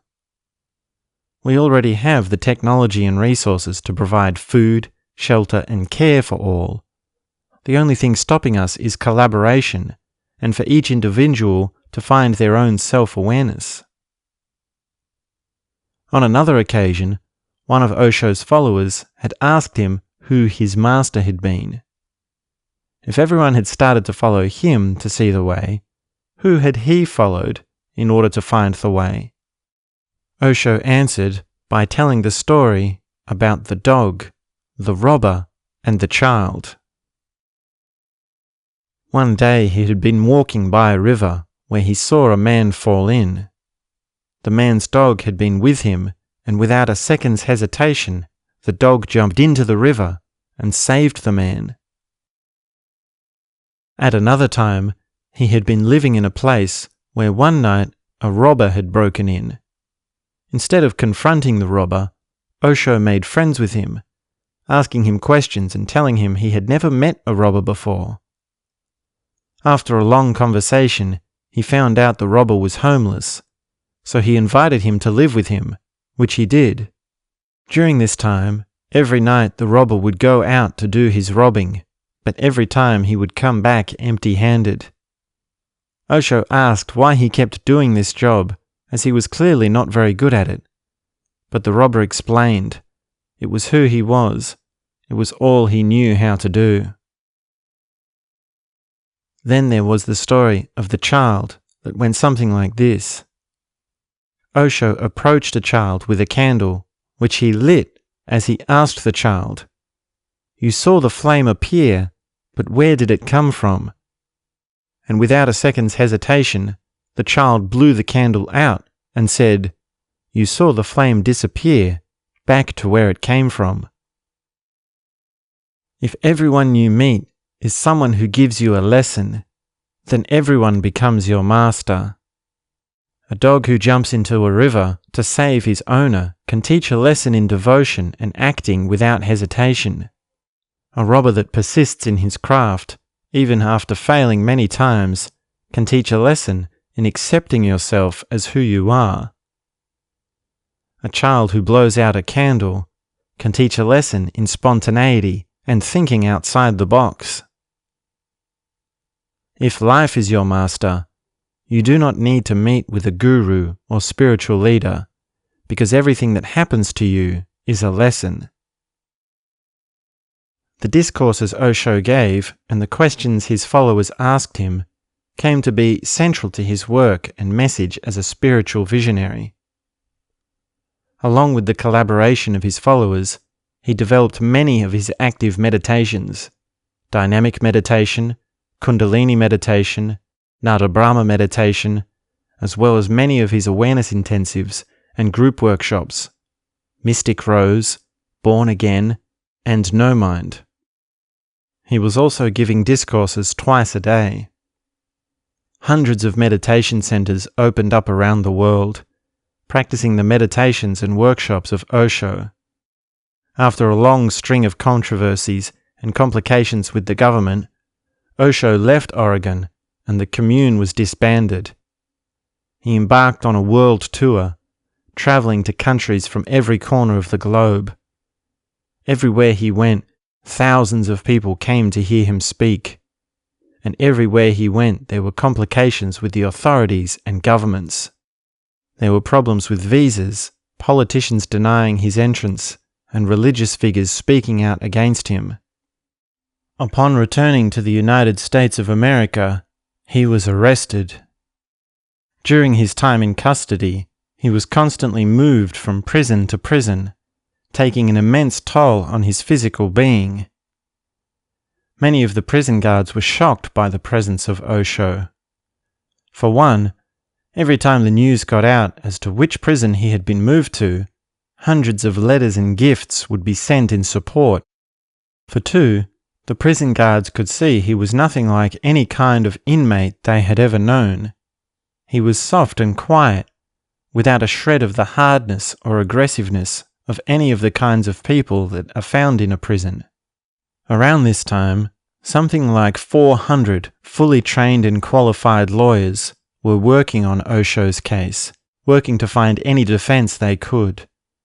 The prosecution lawyers came to his team and explained if he would plead guilty to a lesser charge, he would get off, and if he would not plead guilty and would fight the case, they would make sure the case was buried in so much red tape it would be impossible to make any progress.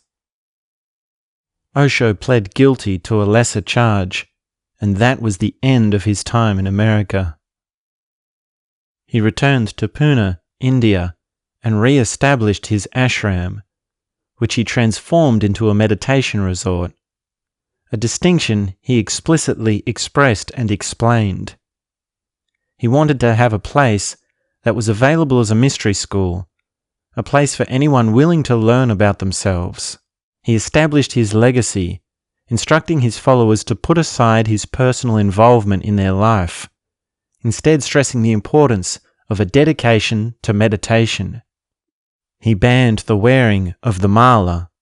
He banned the use of his photo. He banned the use of songs that held any sort of worship towards him. Many songs were rewritten to reflect a kind of celebration that did not involve his name or personality in any way. He spoke at length about the importance of not relying on anyone other than yourself. He asked for forgiveness for the difficulty he had caused in being so hard to forget, even going as far as erecting a plaque that states his lasting intention to remain as a nobody, to never become the object of someone's worship. He contributed hundreds of awareness techniques and methods of meditation to the world of human consciousness and transformative practice. He recorded over 40,000 hours of discourses.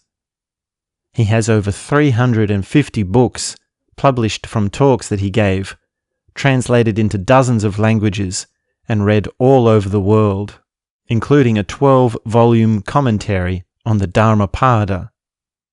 He spoke at length on love, beauty, and meditation.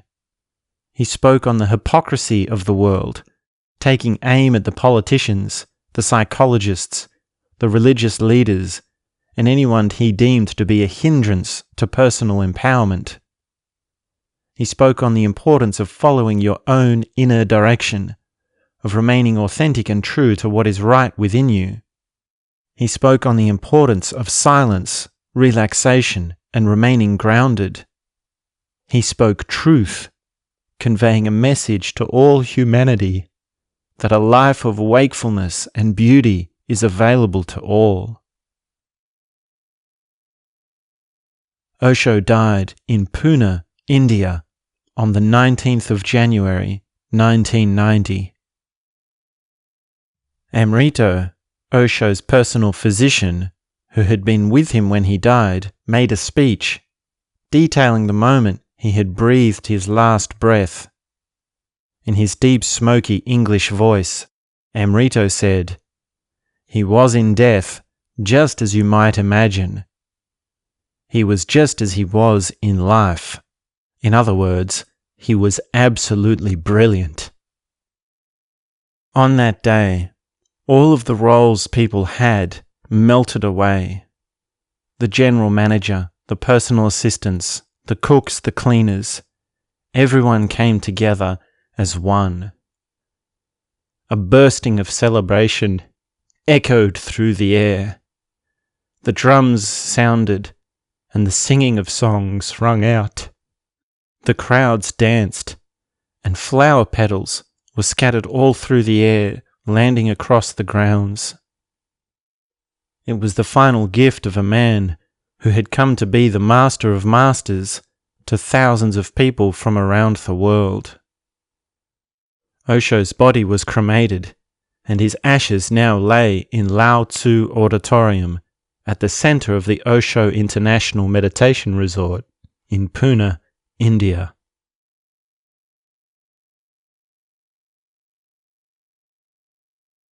Most people have never heard of Osho, and they never will. Of the people that have heard of him, a large proportion simply think, controversial cult leader, tale as old as time.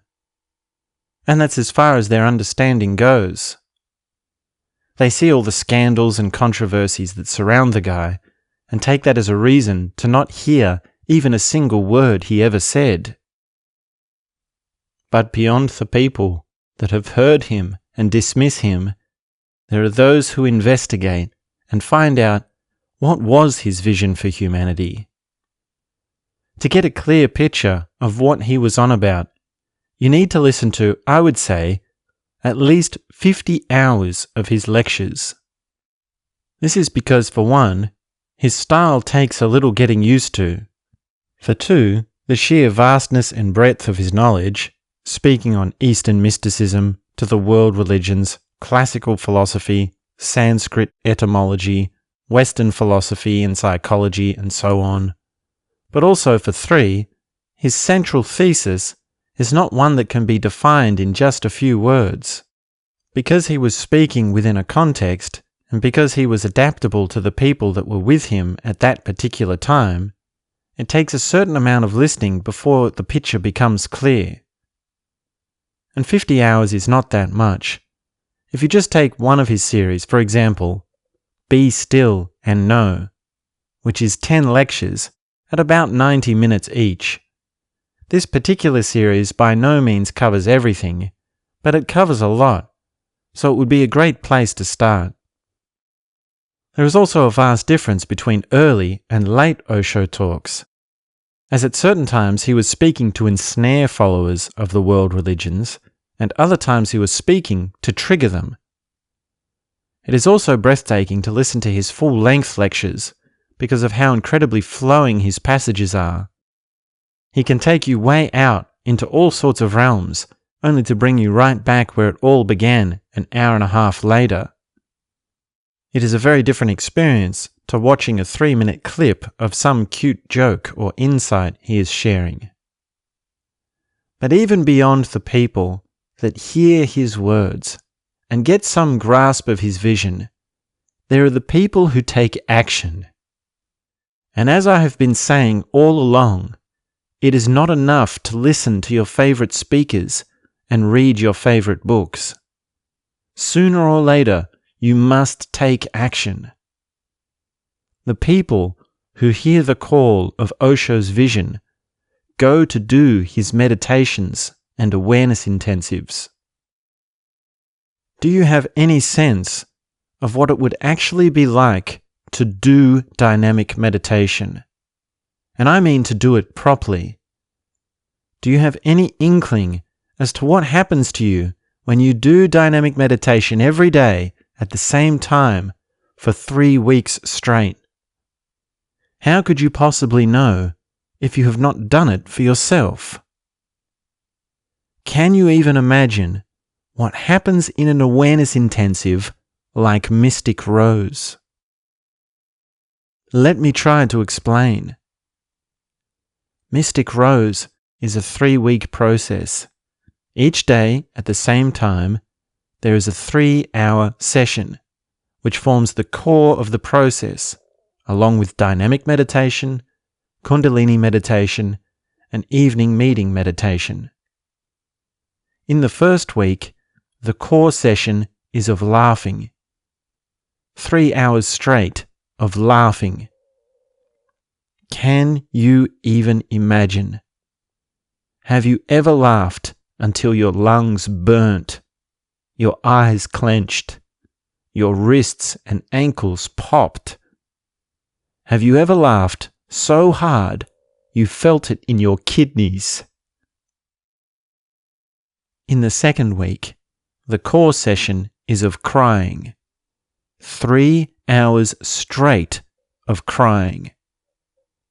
And just for a moment, appreciate what the end of that week entails. The end of tears. Appreciate what can happen to you in the moment the last tear falls from your eye. And I won't even endeavour to mention anything of the third week, the Watcher on the Hill, as it's called. And for those of you who are hearing this and have experienced Osho meditations and Mystic Rose, I am preaching to the choir. For those of you who are hearing this and not taking heed, it is at least lucky enough for you that you have heard of these things, and yet it would be a tragedy for you to take no action. So right here, I am calling you out. You have heard the call to action. You no longer have any excuse but to respond. Do not find yourself on the side of all the people who knew what to do but did nothing.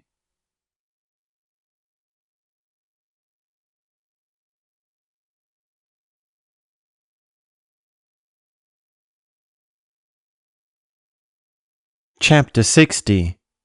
The last chapter. The return to essence.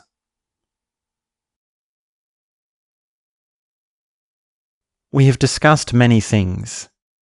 By now I trust you are well on your way towards taking your next step. And I by no means intended any of this to fill you up with more thoughts and ideas, as that would only lead you to having more stuff to undo, as so much of what the journey involves is an unlearning, a removing of all that is not you, to allow the real you, your pure essence as it's so called in the path of love, to shine forth. All these paths and journeys we have been talking about, they are all essentially a return to essence. They are all one in the same in that they lead you on, through, over, and beyond it all. It is always a little trepidatious to speculate just exactly what one may encounter with such an unfolding, or what kind of person you may become. I can at least say what I hope for, and that is a whole lot of exuberant play. When you return to your truest self, your attitude will become more like that of a little doggy who is sticking his head out the car window as it drives around. He is sniffing the air, smiling, enjoying the moment in total bliss. I hope you can forgive me for the seriousness I have expressed here, and understand it as a mechanism of illustration and communication. Sometimes trying to communicate about what comes from beyond is like punching a punching bag in your backyard every day for a few years, all the while wondering if you could defeat the boxing heavyweight champion of the world, only to realize you'll never once set foot in a boxing ring. At the very least, I cannot deny I tried everything I could to say what I need to say. I did everything I could to be honest with you, to be real with you, to tell you how I really feel, from the bottom of my heart, with all my soul. And the world does need less of those serious armchair philosophers. It needs more of those cheeky, playful types that ask the absurd questions. We need a philosophy of the absurd that is applied to everyday life and also applied to the biggest questions of human suffering, inequality, and war. We need absurdity to apply to our understanding of the significance of being a human being. We need the non-serious types to sometimes call out those in high places. And this reminds me of just one last little story I wanted to share with you. It might be one of my favorite stories. One day, the king was staring at himself in his mirror, admiring his lavish clothing, feeling a profound pride in his greatness. The court jester appeared out of nowhere and pushed the king into the mirror. With a smash, crash, and a bang, the king fell to the ground, shards of glass cutting him all over and his head swirling with the fall. "You idiot!" exclaimed the king. "What are you doing?" "I'm sorry, Your Majesty, my mistake," said the court jester. The king realized he kept the court jester in his company to make fun and cause mischief. There had been many moments of practical jokes in his court, but this was too much. His hands were bleeding from the glass, his outfit was ruined, and he felt absolutely humiliated. "Not good enough," exclaimed the king. "If you do not give me a reason for doing this that is absolutely ridiculous, I will order for your head to be cut off." The jester knew the king had the power to order his death.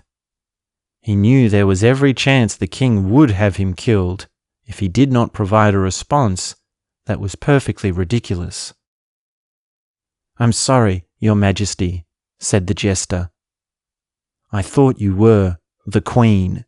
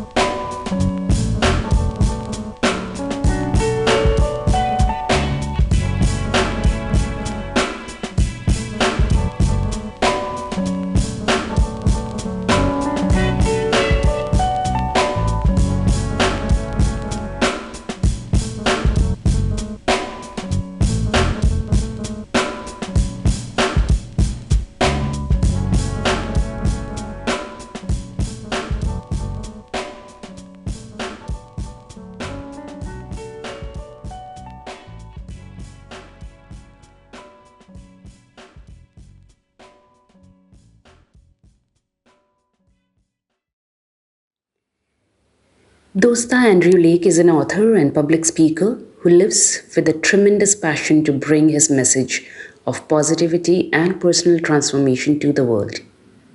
He's also a graffiti artist, a mature DJ, videographer, and a jazz musician. He specializes in cocktail jazz piano, regularly performing at weddings and private functions. He also composes and arranges his own original music on a regular basis. Dosta is a qualified vocalizing method facilitator as pioneered by Dr. Michelle Piucci and qualified Osho active meditations facilitator. Over the span of few years, he spent over 18 months living and studying at the Osho International Meditation Resort in Pune, India, where he learned many of the processes and methods that would come to be foundational to his view of the world. Dosta has created numerous online courses, including a course on time travel and a course on intangible assets, which have reached tens of thousands of students from all over the world. He regularly volunteers as a staff member at a non-profit cafe, and he's also a staff member for the Path of Love Awareness Intensive, and he has attended over a dozen 10-day Vipassana retreat as a student and as a volunteer staff member. Dosta is the founder of his own institute, Melbourne Body Awareness, which he hopes to develop into a community support network involving dance, tai chi, meditation, question tennis workshops, body awareness workshops, and general workshops of awareness and a personal transformation. Currently, he is homeless, residing in Melbourne, Australia. Dosta is open to any means of support or collaboration, and he's actively seeking people to join his workshops.